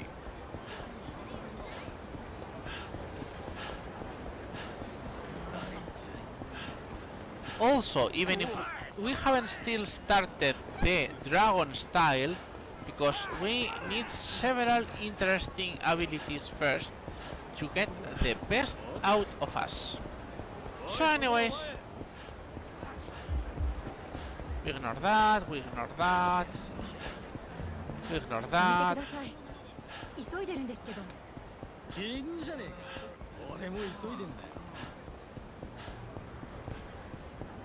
We don't have to look that way, by the way, because if we try to look that way, Majima won't appear.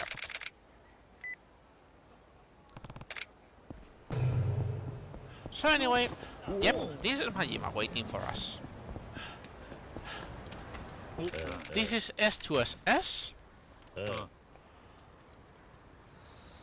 which of course is not yet settled. But it's important that after this one, we have to start doing... I think it's after this one. Yeah, let me check abilities one a second.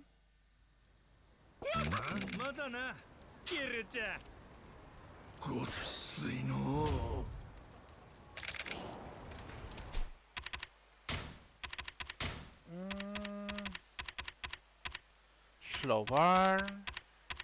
Slow burn. Yeah, we need this one. These two is the ones we need. Okay. So, we're going to switch again because we need a Thug Majima. Which is Thug Majima? It counts either Blue Aura or Hidden Majimas. Hidden Majimas also count as Thug Majimas.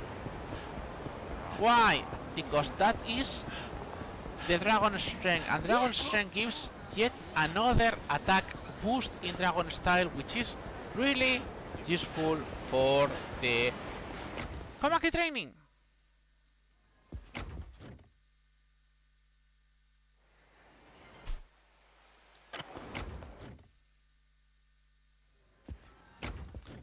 About 35 or almost 40, still about 10 left.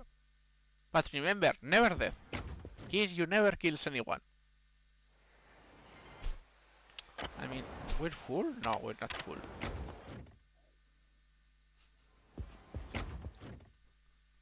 Enough time that he goes to Halloween parties as a shaker. More or less. I agree. So anyways, hello Majima again. Which Majima are you, Majima? And that's everyone's idol Goro. That's really good. We got out 1 out of 2.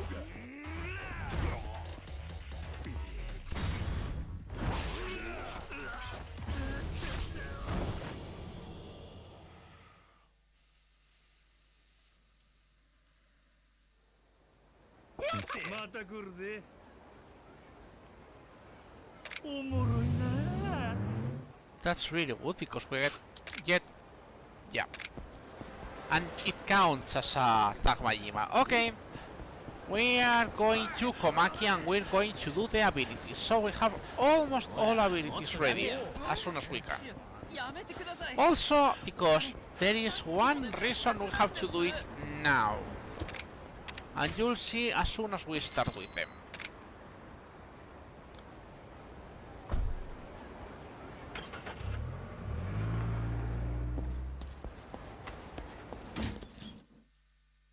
This is not going to be world record, but it's going quite good, quite good. Not sub 9 hours for sure, sub 10 hours, probably sub 9:30. Yeah, I would say less than an hour. Anyways, these are the dragon abilities. Now we can't switch styles, we're locked in dragon. We can't use weapons either.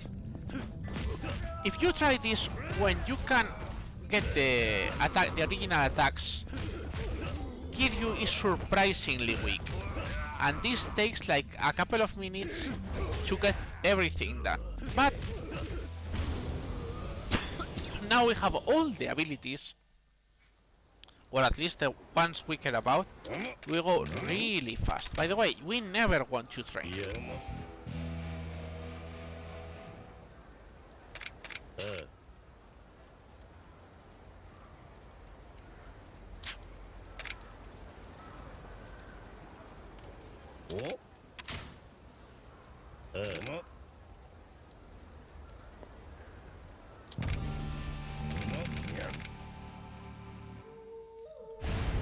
This is a mini boss, and it's so hard that we can't do this.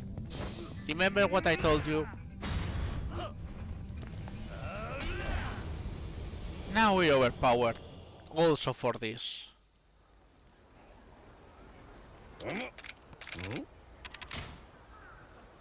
We never tried twice. So anyways, this is the image. Next is the image of a snake. We have 7 abilities left to learn.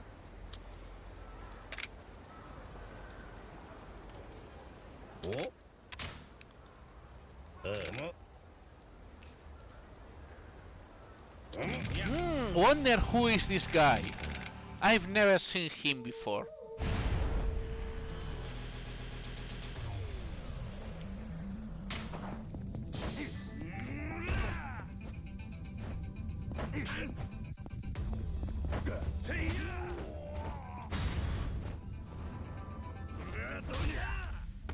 But never I've seen him.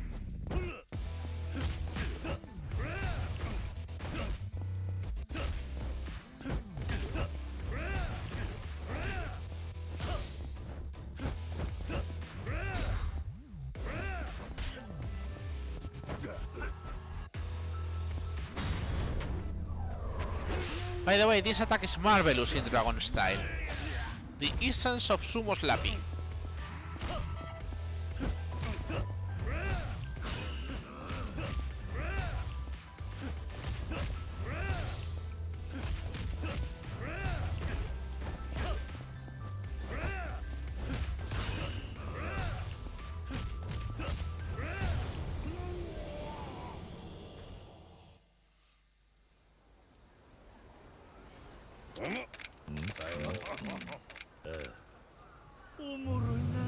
And yes, it counts as a Majima, of course. So you get extra Majima everywhere.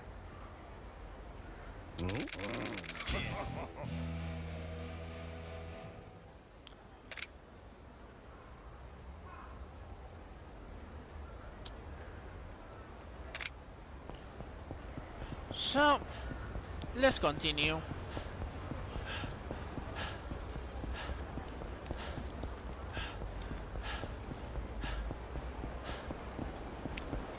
Thank you, game.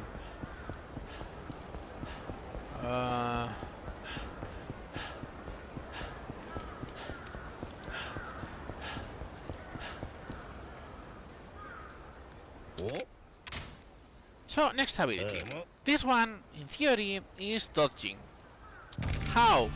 Because, yep, Komaki with a shotgun. It's not a joke.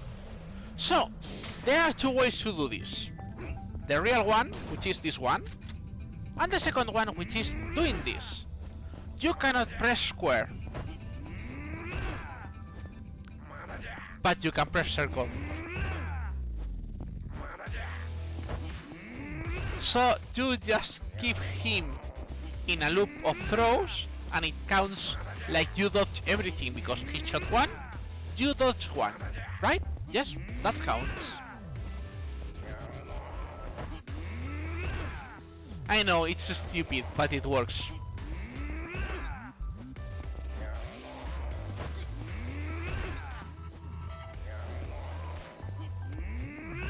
I mean, if you read the text, evade all bullets that Komaki fires from his gun. He fired bullets? Yep. He's firing normal bullets? No. But he fired 1? Yes, it works.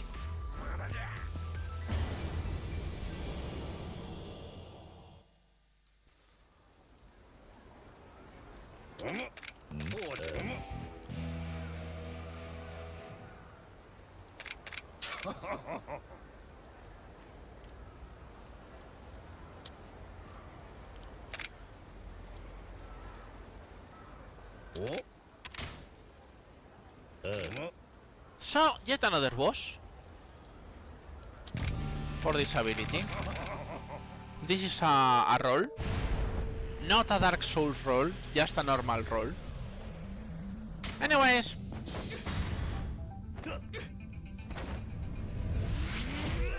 yep, this happens.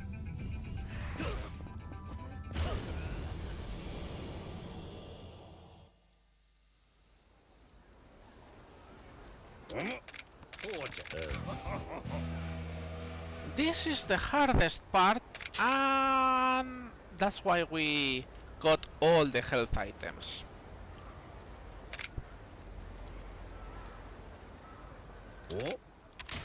This is one of the best abilities, which is the Komaki reversal. But you have to battle about these 4 guys, which are 4 experts. They hit like a truck, and they are also sort of immune to everything you throw at them. So which is the best way to do this? You spam the essence of sumo slapping. That's it. Everything else is slower. So you move, you wait from one to get in range, and repeat this attack 4 times. Everything else, nope. By the way, the guy in the green one uses Bruce Lee style. Yep. Not joking.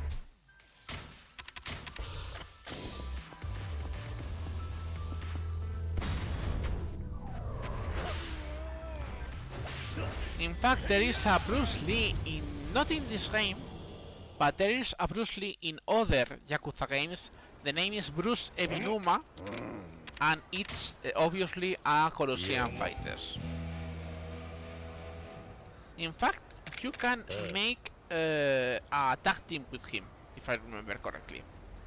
I think it's in Yakuza 3? No, it must be Yakuza 4 or Yakuza 5. Anyways, this one is you cannot dash, you cannot attack, you cannot grab. They expect you to ward, but you can just run away and it works too.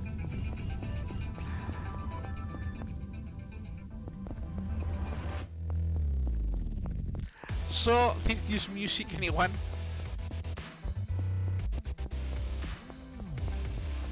Those who have played Yakuza 5, I'm totally sure they remember what part is this. Third time prison tag.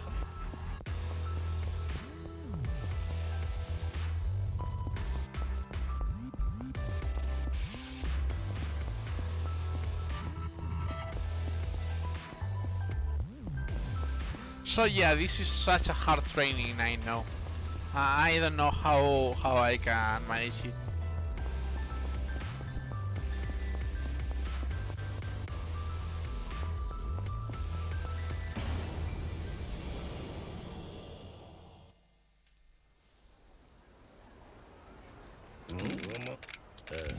Anyways, now we get the really best ability of the game. I mean, we got a couple of very good, like the Komaki reversal, but this is the Tiger Drop.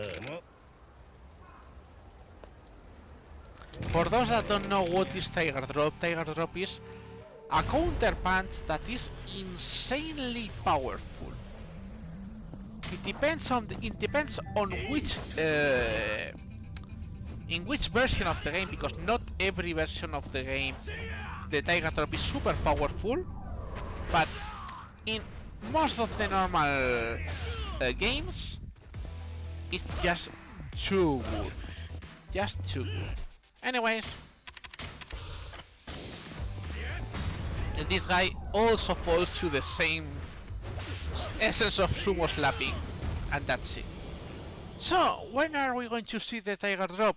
Right now, because the last skill, which is the Komaki parry, requires you to battle Komaki, and we can Tiger Drop Komaki. Please watch his live once we start.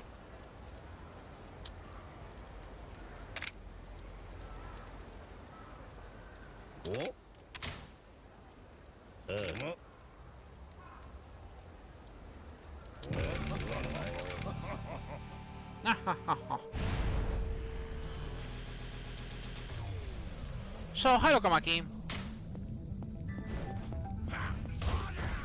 Almost. There goes your life.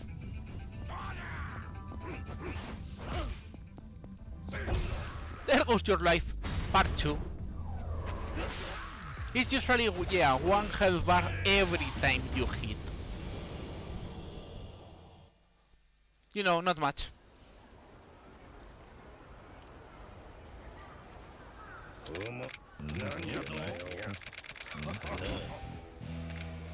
And with this we have all sub-stories but one.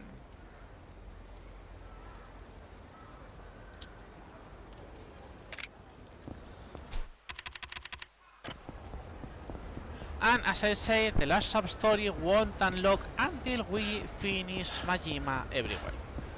So that's what we're going to do.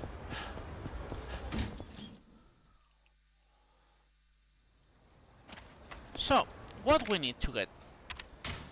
We lack one Majima Everyone's Idol Goro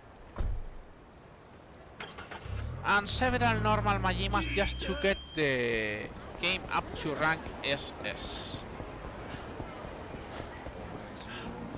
I mean, not SS, SSS.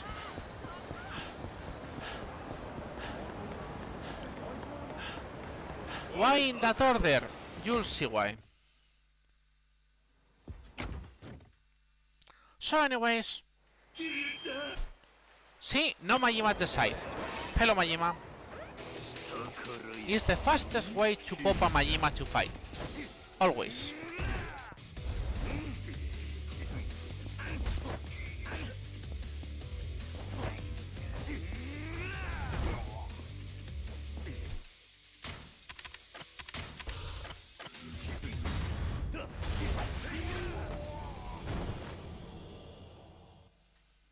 I don't want to abuse that, but it's useful.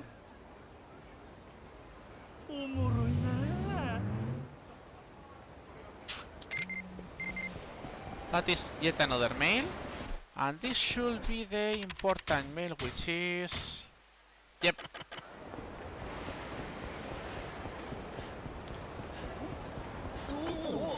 Now we're going to ignore that. We're going to see if we see Majima. Majima's not in the map. So, now we got that email, and only because we got that email, because it's a requirement, we can go now to the Colosseum, because it's one of the Majimas that we need to beat.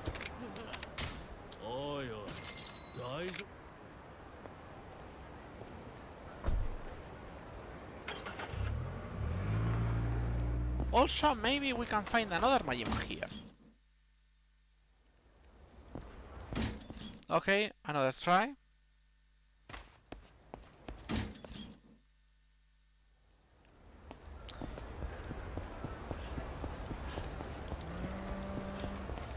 Okay, we'll do this Majima and then we'll check another Majima. Majima here, Majima there, Majima everywhere.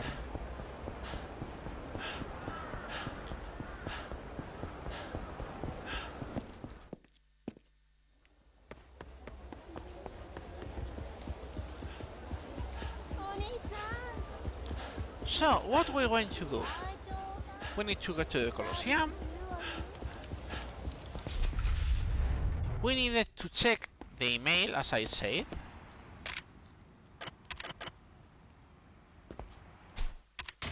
We're going to make a save just in case. And then we go here.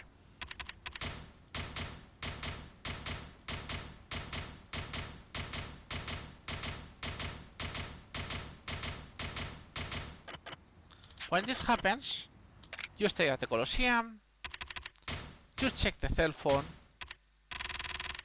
and you say, wow!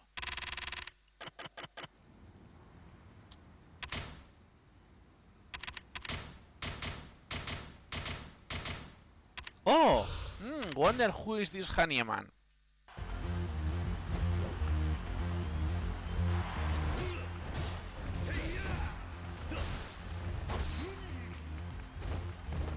That was lucky. That was really lucky. Because yes, Majima, of course, he's a fucking ass. And he loves to move a lot.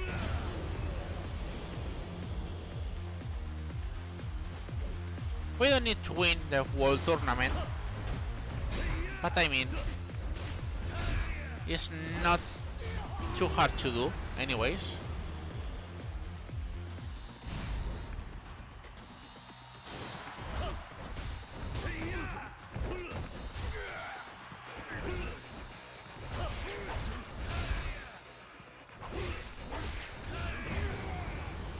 And that's it.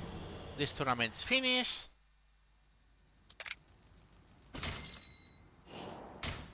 You get X, you get Yen, and you get this with abilities. So yeah, we don't have to go back to the Colosseum ever again. Even if you fight several times more Majima here, his Majima Power level won't go up. It's only the first time.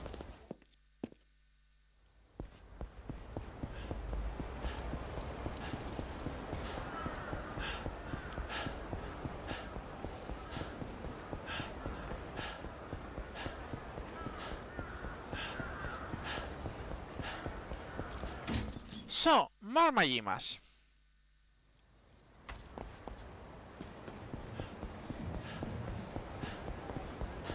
This is one of another Majima. This is Bully Majima.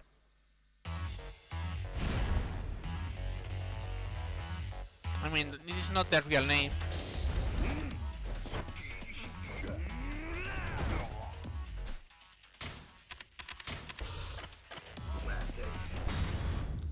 It only appears once. And which is this Majima? The real name of this one is Civic Service Majima. Majima was telling that guy that he should throw the trash where he should. So Kiryu is at fault.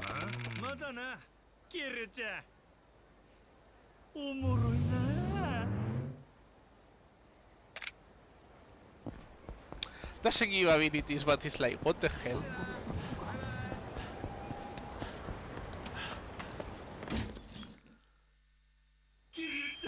There is also this Majima, which is, yep, a practicing Majima at night.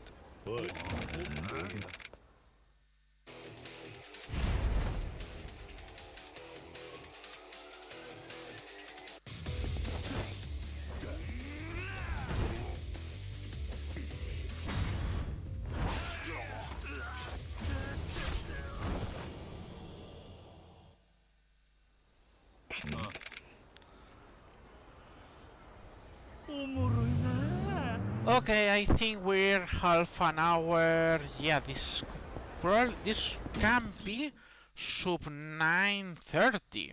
Not gonna lie. So, yeah, Majima, I know. So, what else can Majima do? It's not the usual, but Majima can also fall from above. Whoa.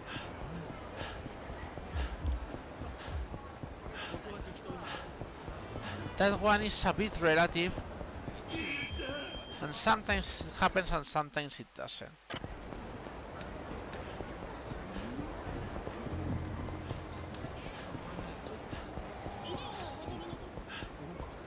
I'm going to try this again.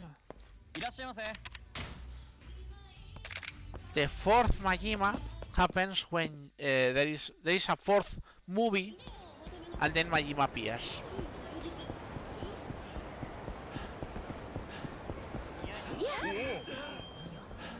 And the name is really bizarre, by the way.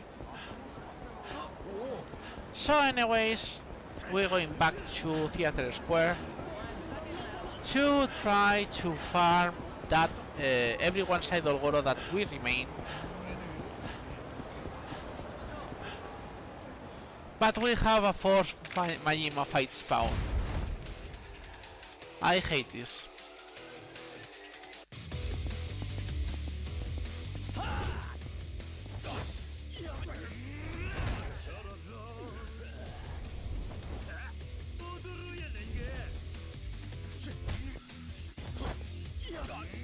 By the way, the Majima force is going to a fight, which is this one.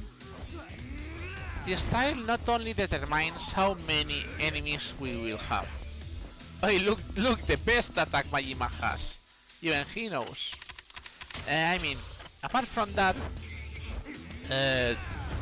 if you battle him in tag, it's only one enemy. In Rush is 3, in Slugger is 2, and in Mad Dog is 3. So yeah, it can happen.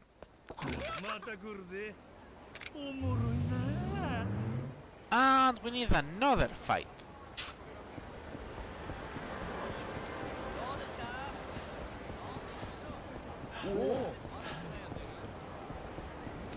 Considering this is way too close, I'm going just to pull it off.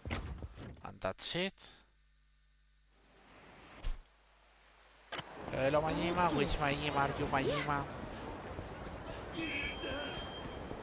They don't really have a specific position of fight spawn. This is just a normal Slugger Majima. But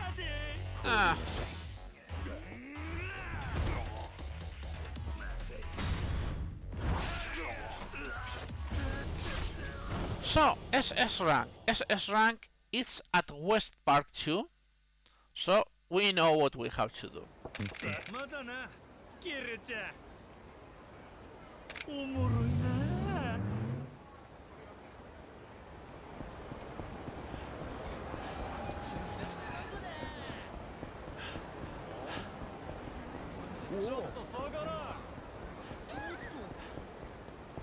Meow.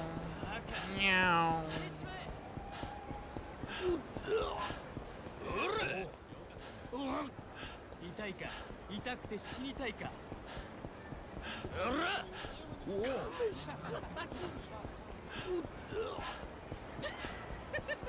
This one is not outside West Park. I mean, it's inside West Park, but you won't get it until you receive the call as usual.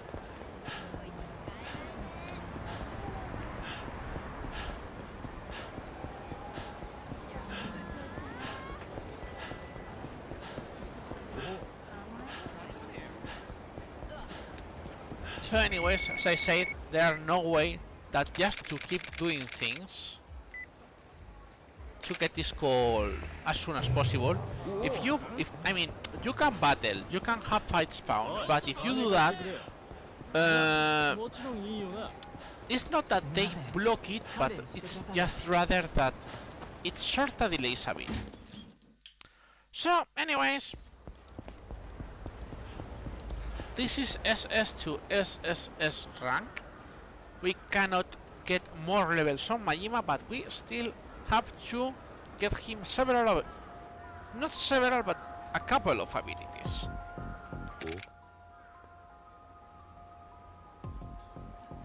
Oi. Oi.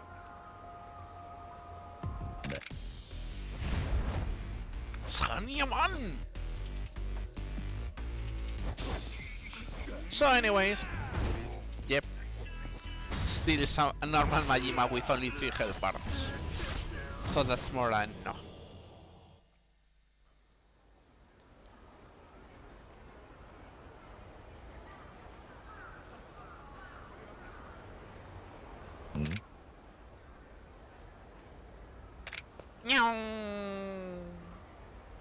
Oi.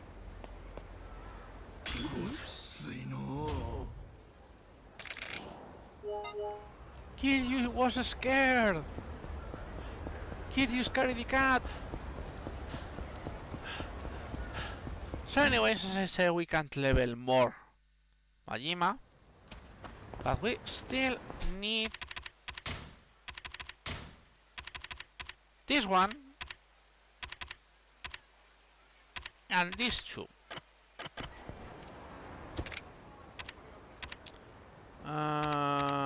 I'm testing this.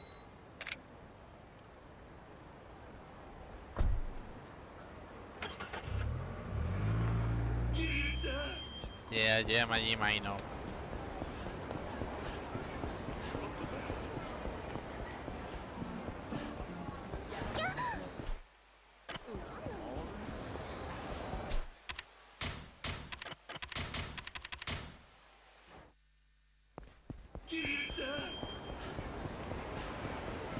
Yes, Majima, yes, Majima.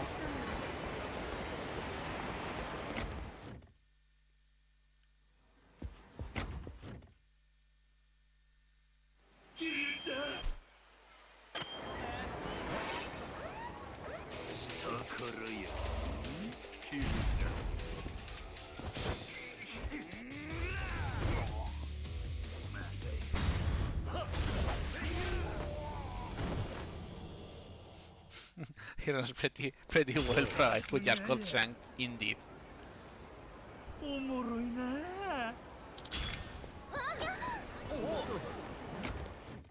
So one of the abilities down.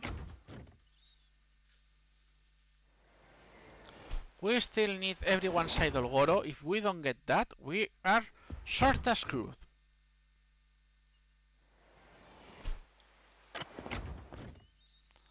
So yeah, this is the part a bit stupid because it's just enter, exit, enter, exit, enter, exit. How much Majima everywhere is in this run? 52 times at the very least you have to battle Majima. And about 7 minigames? Yeah, seven matches in minigames.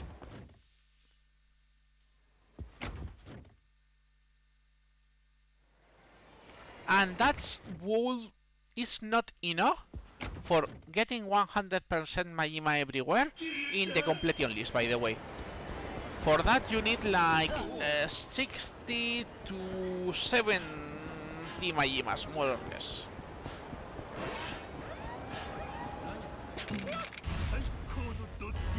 I mean, Majima is not in Mahjong. That helps.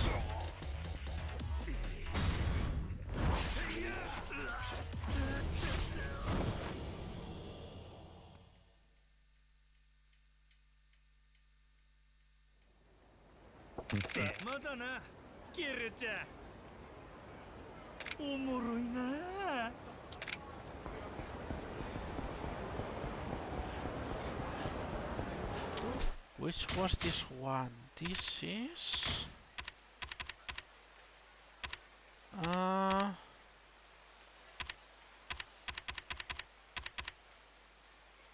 Dragon Slow Burn. This is S, A, B, C.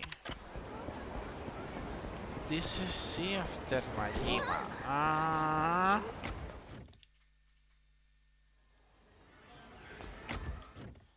I should have this one already. This should be Mesuking, if I remember correctly.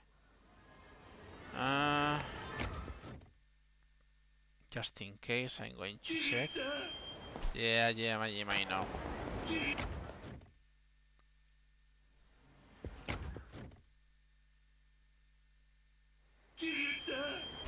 Yeah, Majima, I know.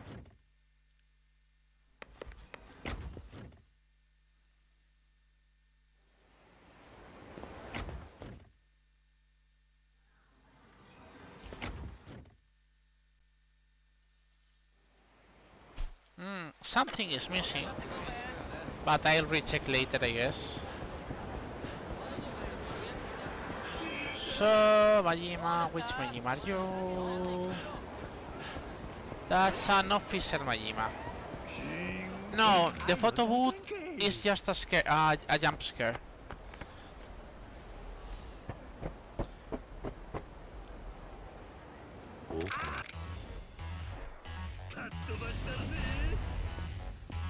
I mean, I can check in a minute, it's not a big deal, after all.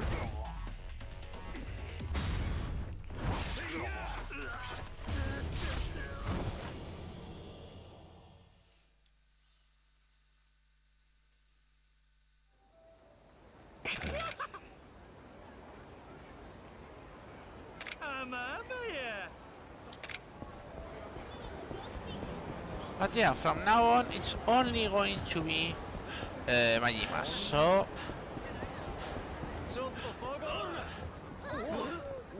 I mean, first we have to get the everyone's idol Goro. Once we get everyone's idol Goro, we have to search for a specific Majima which forces his way into battles. That is yet another ability. When we get these two, then I'll check that one, which could be the second Mesukin battle, and my brain just is not remembering it. Because, you know, 9 hours, and I've had to pull an all-nighter for this run. It started at 4 AM my time, and right now we're 1 PM. So it's like, yep, I know what I'm doing because I've done this several times, but really, it's not good for your health.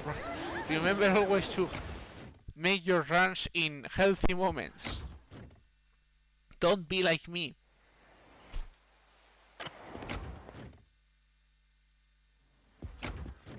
But yeah, there is a photo booth of Majima, for those that didn't know.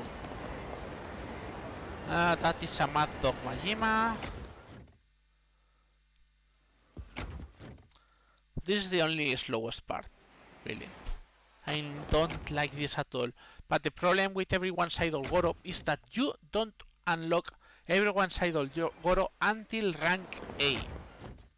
And you don't unlock rank A until you get to chapter 10. So it's like, it's always very late at the run.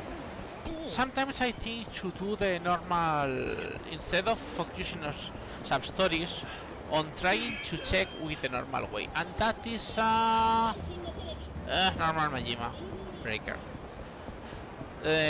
You know, to like rush as any percent and then doing things in premium adventure, but I don't really think it's worth. At least it doesn't feel like it, because you're going to go over the places over and over and over and over again. Maybe it could work for Hando, but I'm not totally sure about that.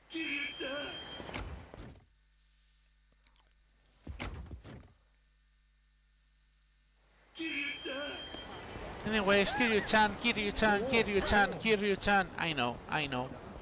I'm sorry for your ears, guys. I also will not apologize if you guys have PTSD after this, or nightmares with Majima.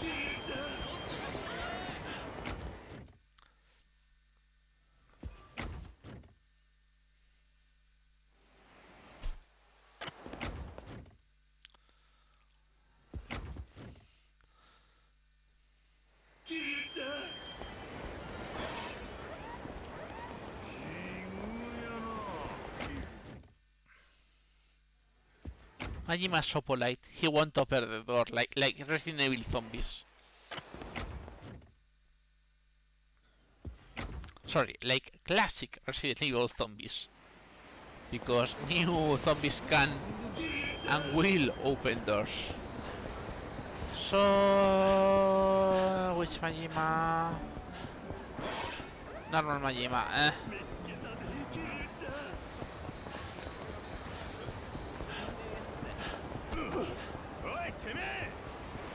Yeah. Let me check if the photo booth can.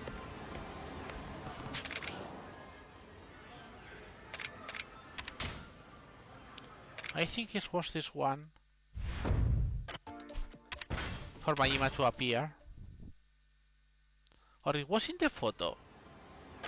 Ah, no, I think it appears in the photo only. That's right. That you do the photo and then Majima appears.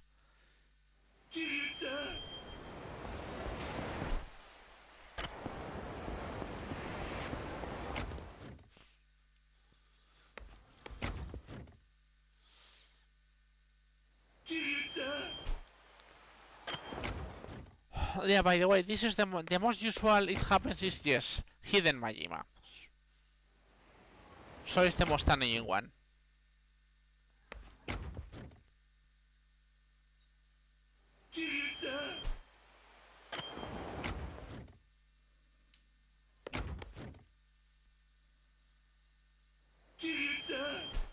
Come on, Majima.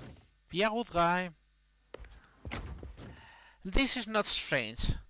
The first time I did this run, and I had no luck either with Zombie Majima or Officer Majima. I spent 45 minutes entering and exiting. It shouldn't happen, but I've seen it happen. Oops, I see the Majima is down there.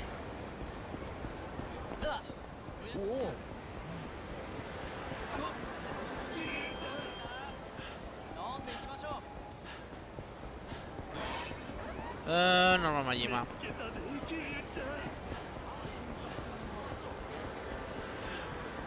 So yeah, this is not only a sort of hard run to see how to track all the Majimas, to track all the sub-story blockers, the mini games and the items. You also have to pray for Majima to be a good RNG. And let's not. And if you guys are interested, I can talk about Hando, which is, remember, a run which right now world record is 20 hours 46 minutes. And 1 hour of a half is Mahjong. Another hour is Casino. Another hour is Gambling Hall.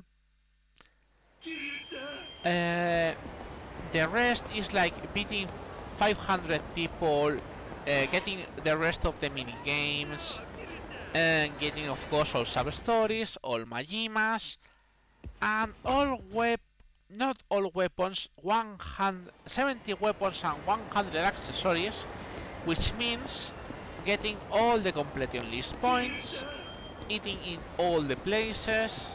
So yeah, 21 hours for that is really good. If you are interested in other games, I am maybe will try Yakuza Kiwami 2 and Yakuza 6 this new year, but still not confirmed. So, you know, if you guys are interested, please drop a follow. And after this run, of course, follow the rest of the people who do really cool speedruns all this month. So, Majima, where are you? Because we still have to do something important apart from Majima. The last sub-story. For those that don't know, Yakuza has a special system where the last sub-story is always the hidden boss. In Yakuza 3, 4 and 5, you have to finish the sub-stories also in the correct answer. If you didn't give the right answers, you couldn't pop the final boss. So yeah, that was really fun. Like, yeah, do the game all over again, please. And you say what?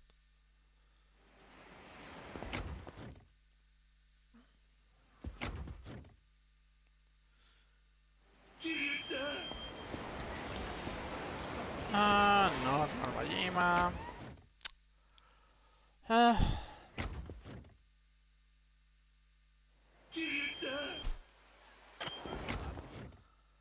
This is why I never do several attempts together, because the Kiryu-chan can get in your brain, really. I don't see you, Majima. This is not the Majima. I mean, the way to acknowledge every Majima is blue aura is tag mode, orange's aura is breaker. No, I mean yellowish aura is lair, and yeah, I mean will be tangerine, something like that. And then of course purple is Mad Dog. But they fixed that in Remaster 3, 4 and 5. Nope. You can still fail the missions. Remaster just moved some sub-stories around and fixed things like hostesses. Also, if you play in PC, they remove the pachinko and pachi slots, which is really cool.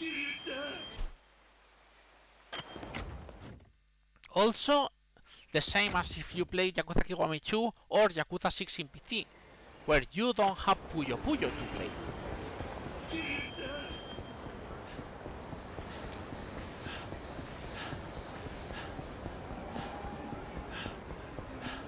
Oh, another mad dog.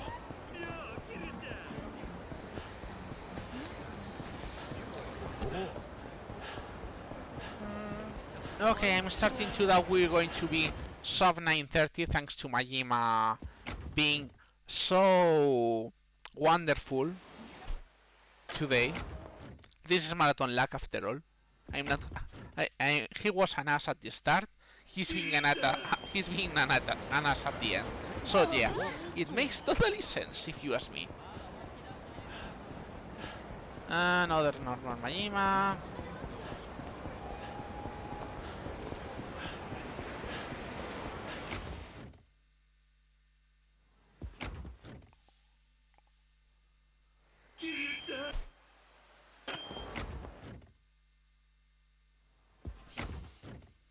Yep, it's us. It's us % for a reason. Yep. Now you guys know the other reason of the name. That's... No, that's normal. That's just Breaker, but not everyone's idol Goro Breaker. Oh, man. I want to finish. Yeah.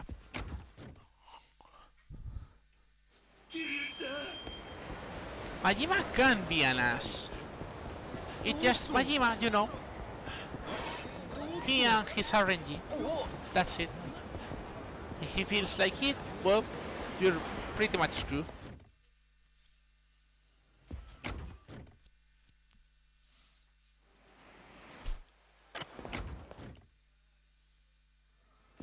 And this is the best place to pop everyone's idol Goro, which is the worst part.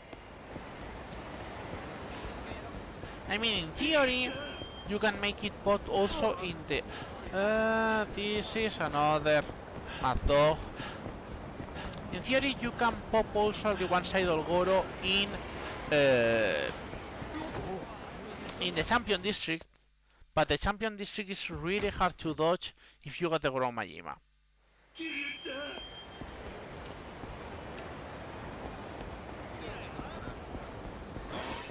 That is another Breaker.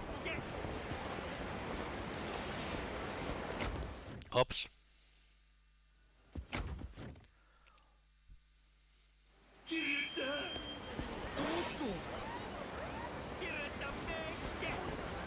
I mean, I didn't expect he would really listen to me and stay like 30 minutes just spamming Majimas, but yeah, it can happen. That makes another reason to not grind this this speedrun to get better records, because yep, Majima can say hello, screw you.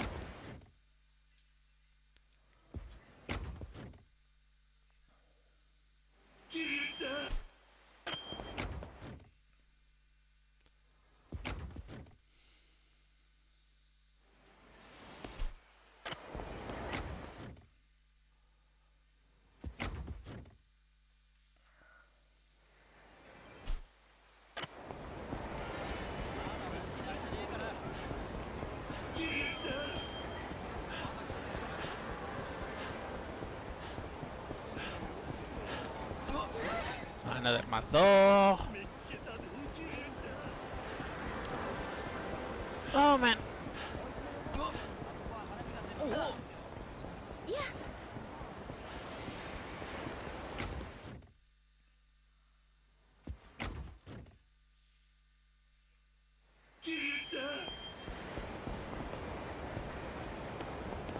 That's Zombie Majima.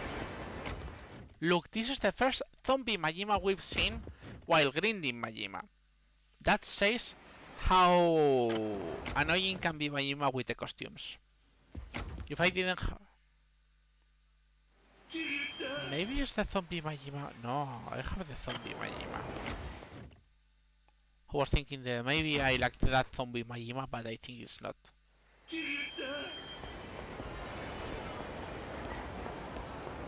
Another mazo.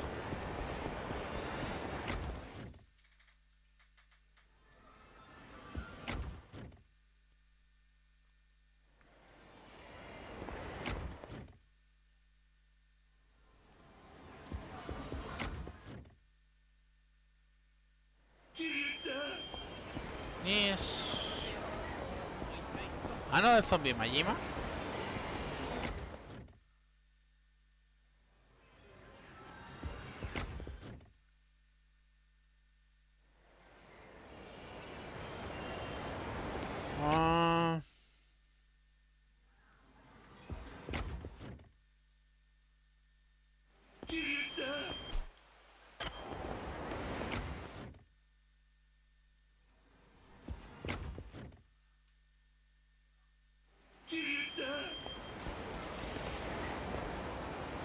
Slager.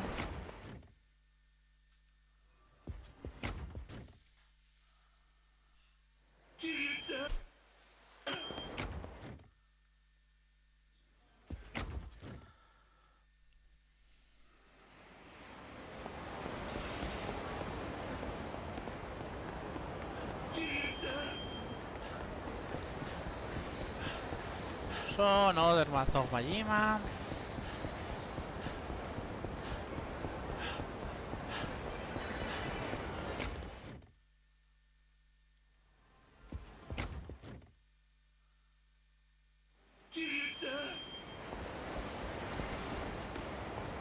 Zombie Majima.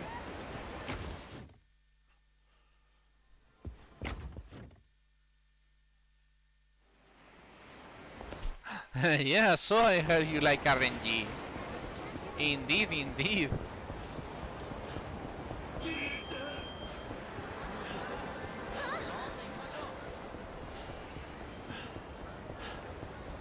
Oh man. Well, Majima being Majima, I guess.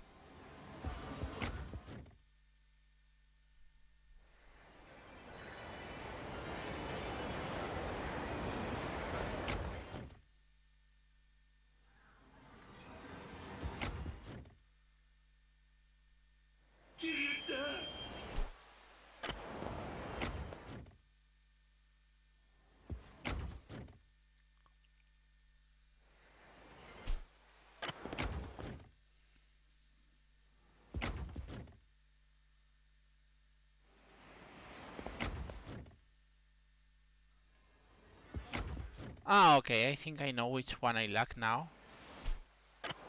Now I remember.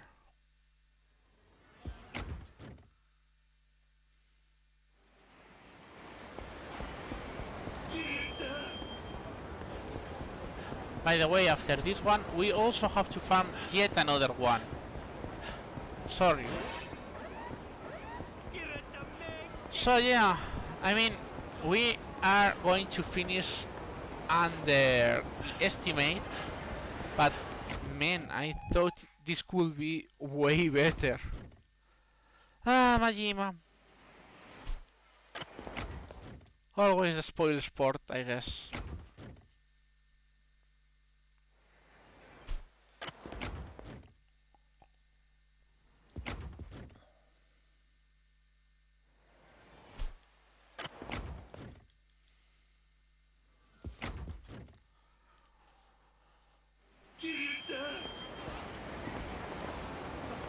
Zombie.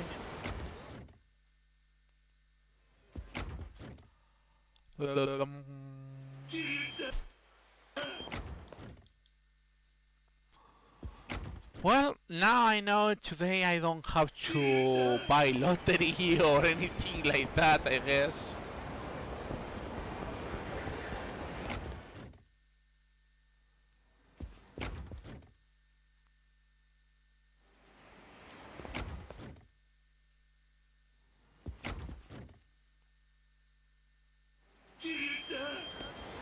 Whoa. Another zombie. See? We have no zombies and suddenly 5 zombies in a row. It's like, yep, the RNG is like this. Against everyone's idol Gorod, always the worst piece. Not this one. Yeah.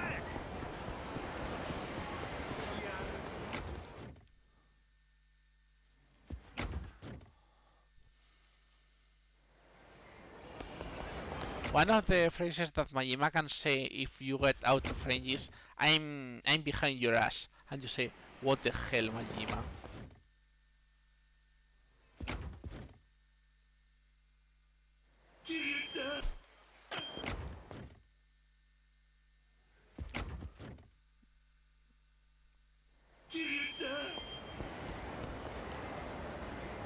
I don't see. Oh, everyone's Idol Goro, finally!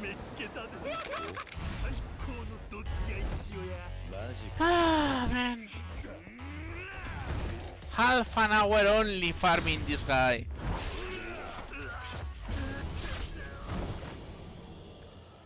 We're still not finished, by the way.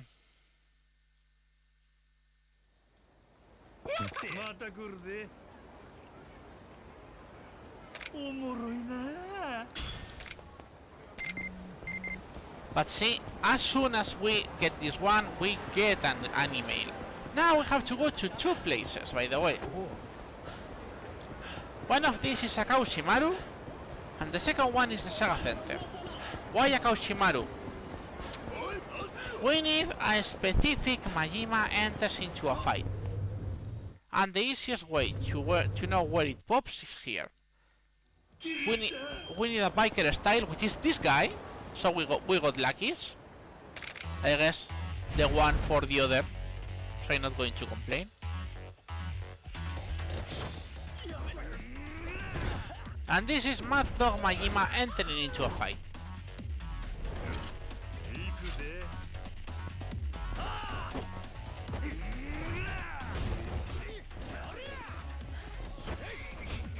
So anyways, yep, we have...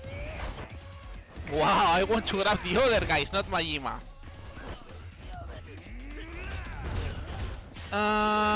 People are asking me how much time do we have left. About... I'd say 15 to 20 minutes, more or less.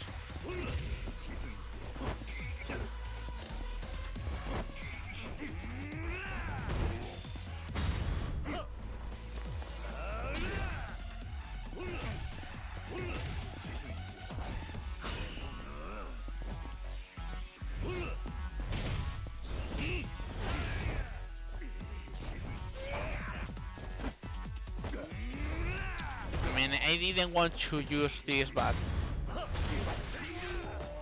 Okay, this is yet another Majima out.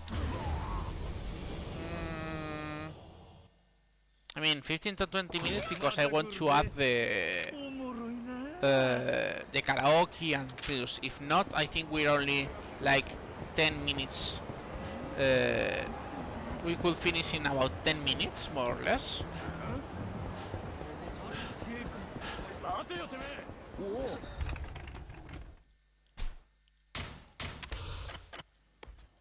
Anyways, let's get ready for the final fight already. And you ask me why. Yeah, by the way, this is one of the locker keys. First one I get in all the run. But yeah, I think this deserves for a round of karaoke at least. Because Majima has killed us a lot. All our mood. No, I'm not going to sing, of course.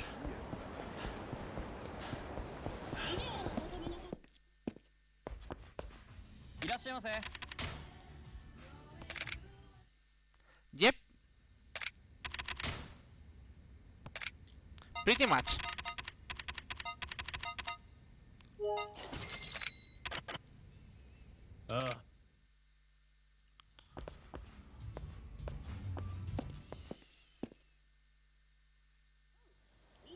So, which is the last Majima we need? Is Majima Mesu King. Yep, you need to beat 2 everyone's Idol Goro and then you can fight Majima for a second time on Mesuking. He's still weak, but he can kick your ass because, well, it's Mesuking.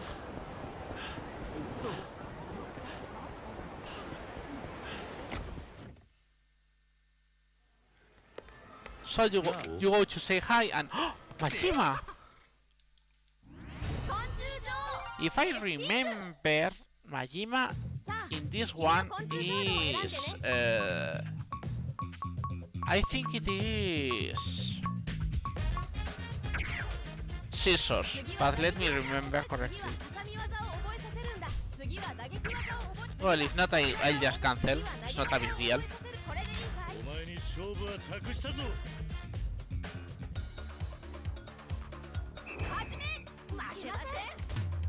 No, he is also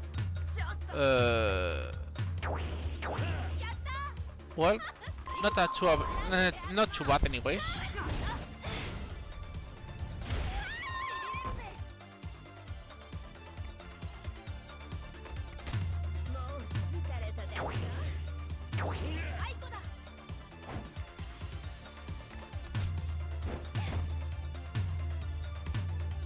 And as you guys can see, the AI doesn't think of Mesuking. They just random pick most of the times.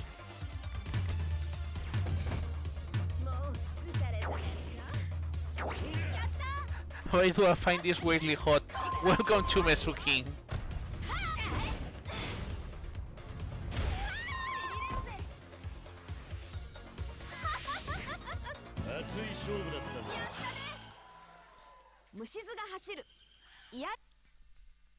So anyway, there was some insect fairies who is protecting the world of the forest. That is the official name of the Battleback Beauty's Mesuking. So we have to wait because we are 47 out of 48, but this can delay up to 5 minutes thanks to Majima. So what we're going to do, we have already said, we have nothing else to do. So where does Majima appear?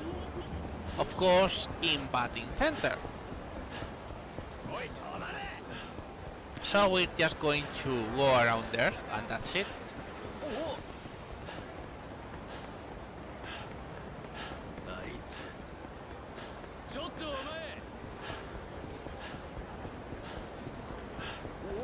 I mean, I guess I could show you weird things meanwhile, but yeah. For now we have to wait for Majima. There's nothing we can do about waiting for Majima. In theory it's like 5 minutes or so, more or less. Sometimes less. By the way, the people who is usual to my channel knows, but you think the game has lots of hard completion list achievements. Which one do you guys think is the worst for the speedrun?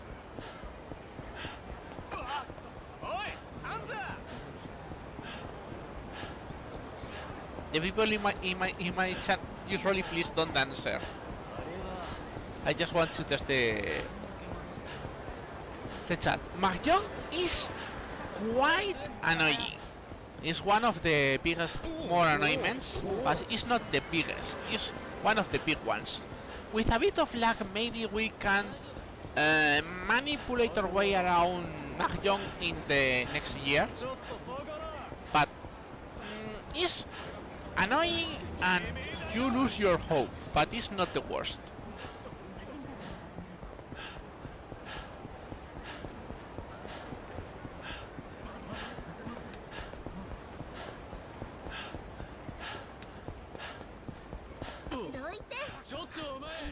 When I beat Majima, I'm on the game and automatically get ambushed by Majima. Yep, that happens. Majima forcing into fights? Not really. Because you only require 10 Majimas for that.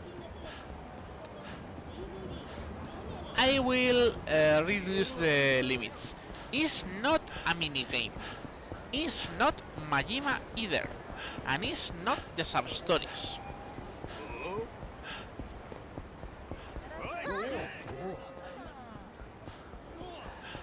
Well, probably you guys don't remember, but there is a part of the completion list that you have to run 100 kilometers. If you try to do a speedrun, you only do about 50 kilometers. You have to do the other 50 kilometers. And if you have finished Majima already, Majima is in the city. You cannot run around the city. You end up running around West Park for like a couple of hours. Just running. Nothing else.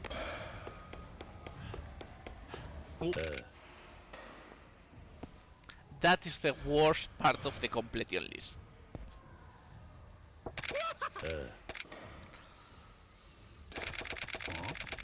So anyways, final Majima battle.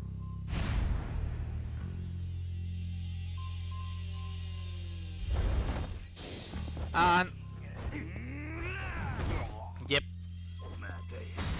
still the same battle.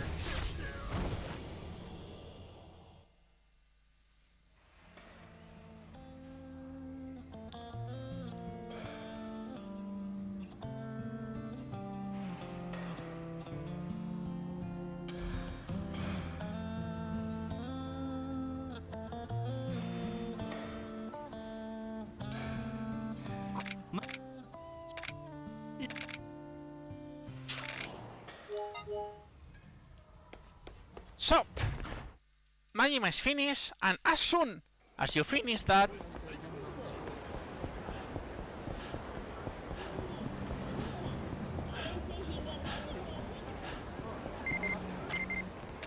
Meek.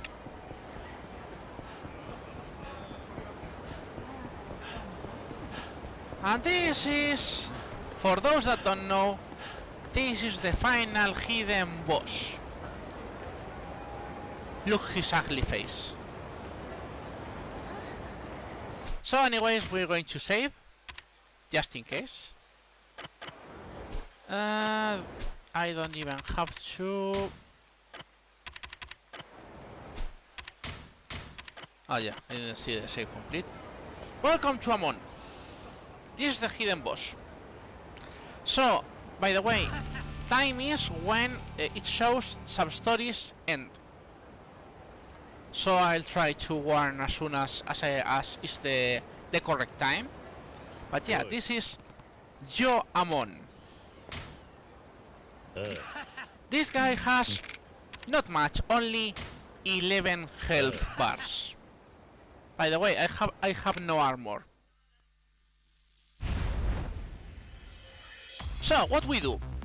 We instantly switch to Dragon because he attacks like Kiryu, but he hits like a tank. So we do. Well, this is a bad start, not a problem, because 1, 2, 3, 4, 5. Yep. 6, 7.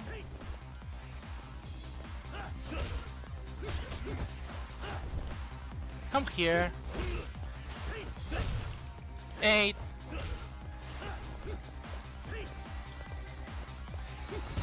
9.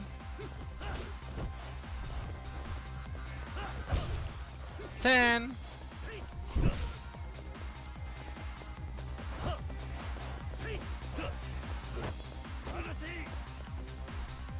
Come on.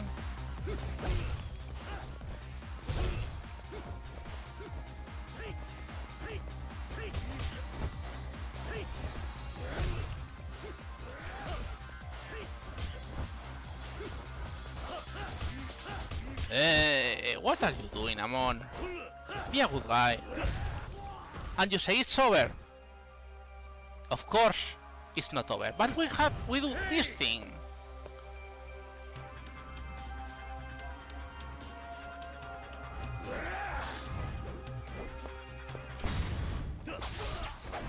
Look at his another 11 health bars, by the way. This is 4 bars down.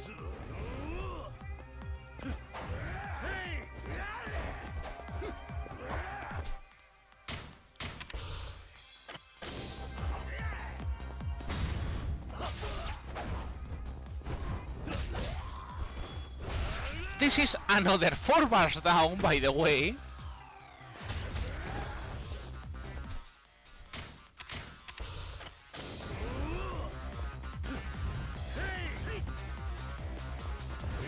Why we can do this? Remember what I told you about the max crash that we have used all the run? Charge attacks also work in Dragon, so you charge the attack, throw the dagger, and then do the hit action.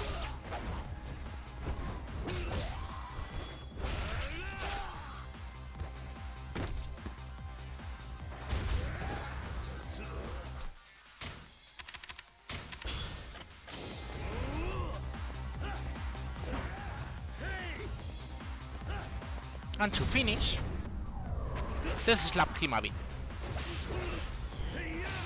Not time yet.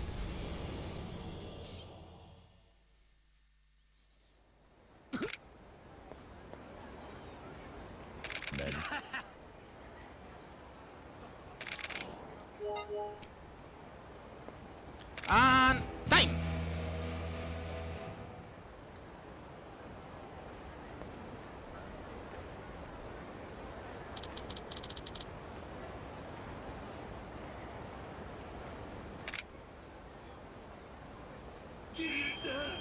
Yeah, Majima, of course, he was watching me. How unexpected. No, Majima, I'm not going to let you guys here. So, just to make you search, 78 out of 78 stories. Look at this. We did 50, exactly the 50% of the completion list. In 9 hours, we've done half of the completion list. So, how many things you like to finish? You know, eat, food, travel. See what I told you about the kilometers? We've done 43 kilometers in 10 hours. And of course, we need to battle a lot of people and things. So, anyways, I think that has been really, really good. Thank you, first of all, of course, thank you, RRLAT, to allow me to show how the Yakuza game can be in long runs. I hope they think about maybe a hand or another year. Thanks to of course to the Yakuza speedrun Discord, because they support me on this try so well, you know, these long runs that no one have tried before. Thanks to Big Nono, to Papki, to Metsa, to all the runners who helped me on gathering some specific points for Yakuza Kiwami 1. Of course, thanks to my commentators who have been helping me during the long night hours, Lulahan and X-Player was taken. And I think that's it for the... well, not for the run, I mean, but I mean, is that it for the run itself? Give me a second. Just I'm going to check to make sure if they need more time for my part, because I mean we have I mean, you know, until we have the finished part, how about we go karaoke? We can go karaoke meanwhile, and if the mods don't want me to do karaoke, please let me know and we'll finish. I guess when the runner will be ready, but yeah, hey. What is Yakuza without karaoke? Well, what is Yakuza without karaoke? Majima. That is what it is.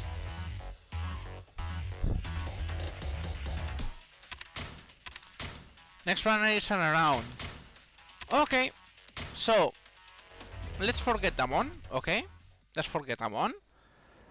Okay, let me know when you're ready, but I can feel the time if you wish. So yeah, things that it can happen, special Majimas that usually you don't see. There is one Majima in the photo booth. You don't fight Majima, but you can find yourself, well, the things that happen.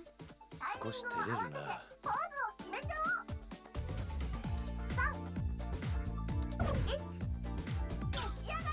Yep, there is Majima, as you guys have seen in that photo. It's like, yep.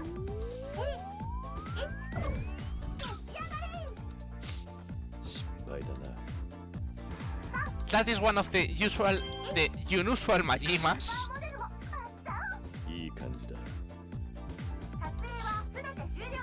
I mean, for me, it's not a big deal, okay? But yeah. This is one of the Majimas usually people don't see. But yeah, you get extra points in the photo booth.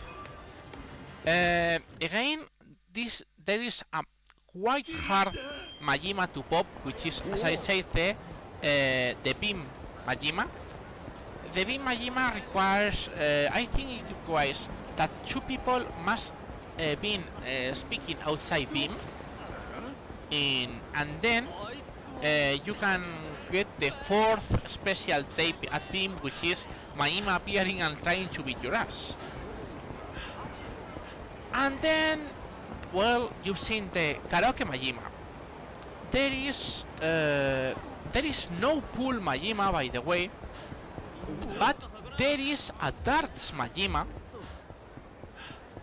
Again, it's just more mini games to play, obviously.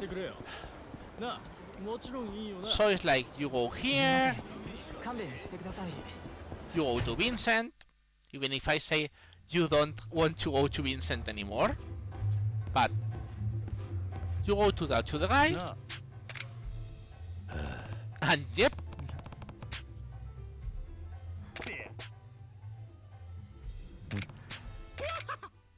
You can also play, and also there is, I'm going to ignore this, okay, I'm going to reload.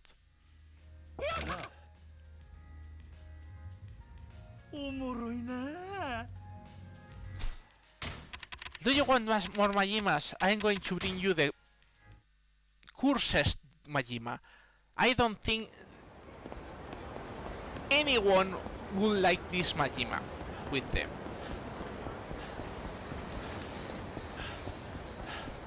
Which Majima it is? It's not a costume, by the way. It's a minigame Majima. Which minigame Majima?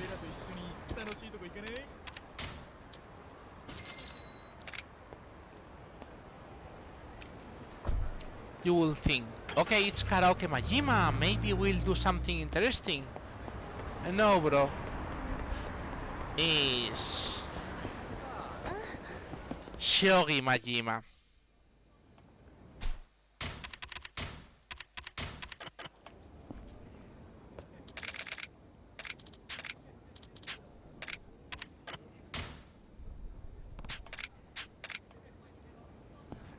You can do a Shogi Majima.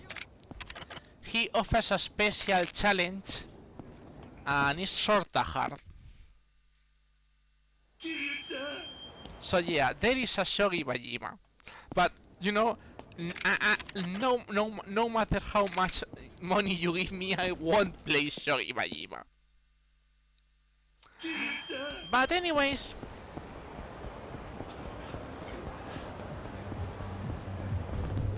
We said karaoke. I mean, I'm not going to lie.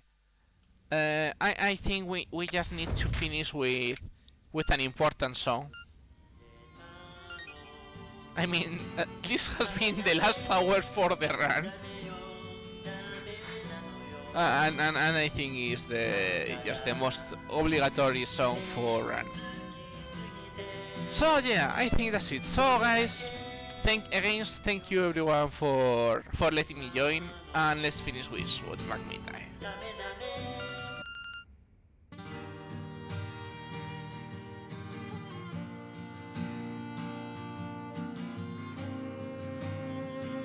I sing for you. バカみたい子供なのね夢を追って傷ついて嘘が下手なくせに笑えない笑顔を見せた I love you もろくに言わない口下手でほんまに不器用なのにどうしてさよならは言えたのダメだねダメよダメなのよあんたが好きで好きすぎてどれだけ強いを避けても歪まない思い出がバカみたい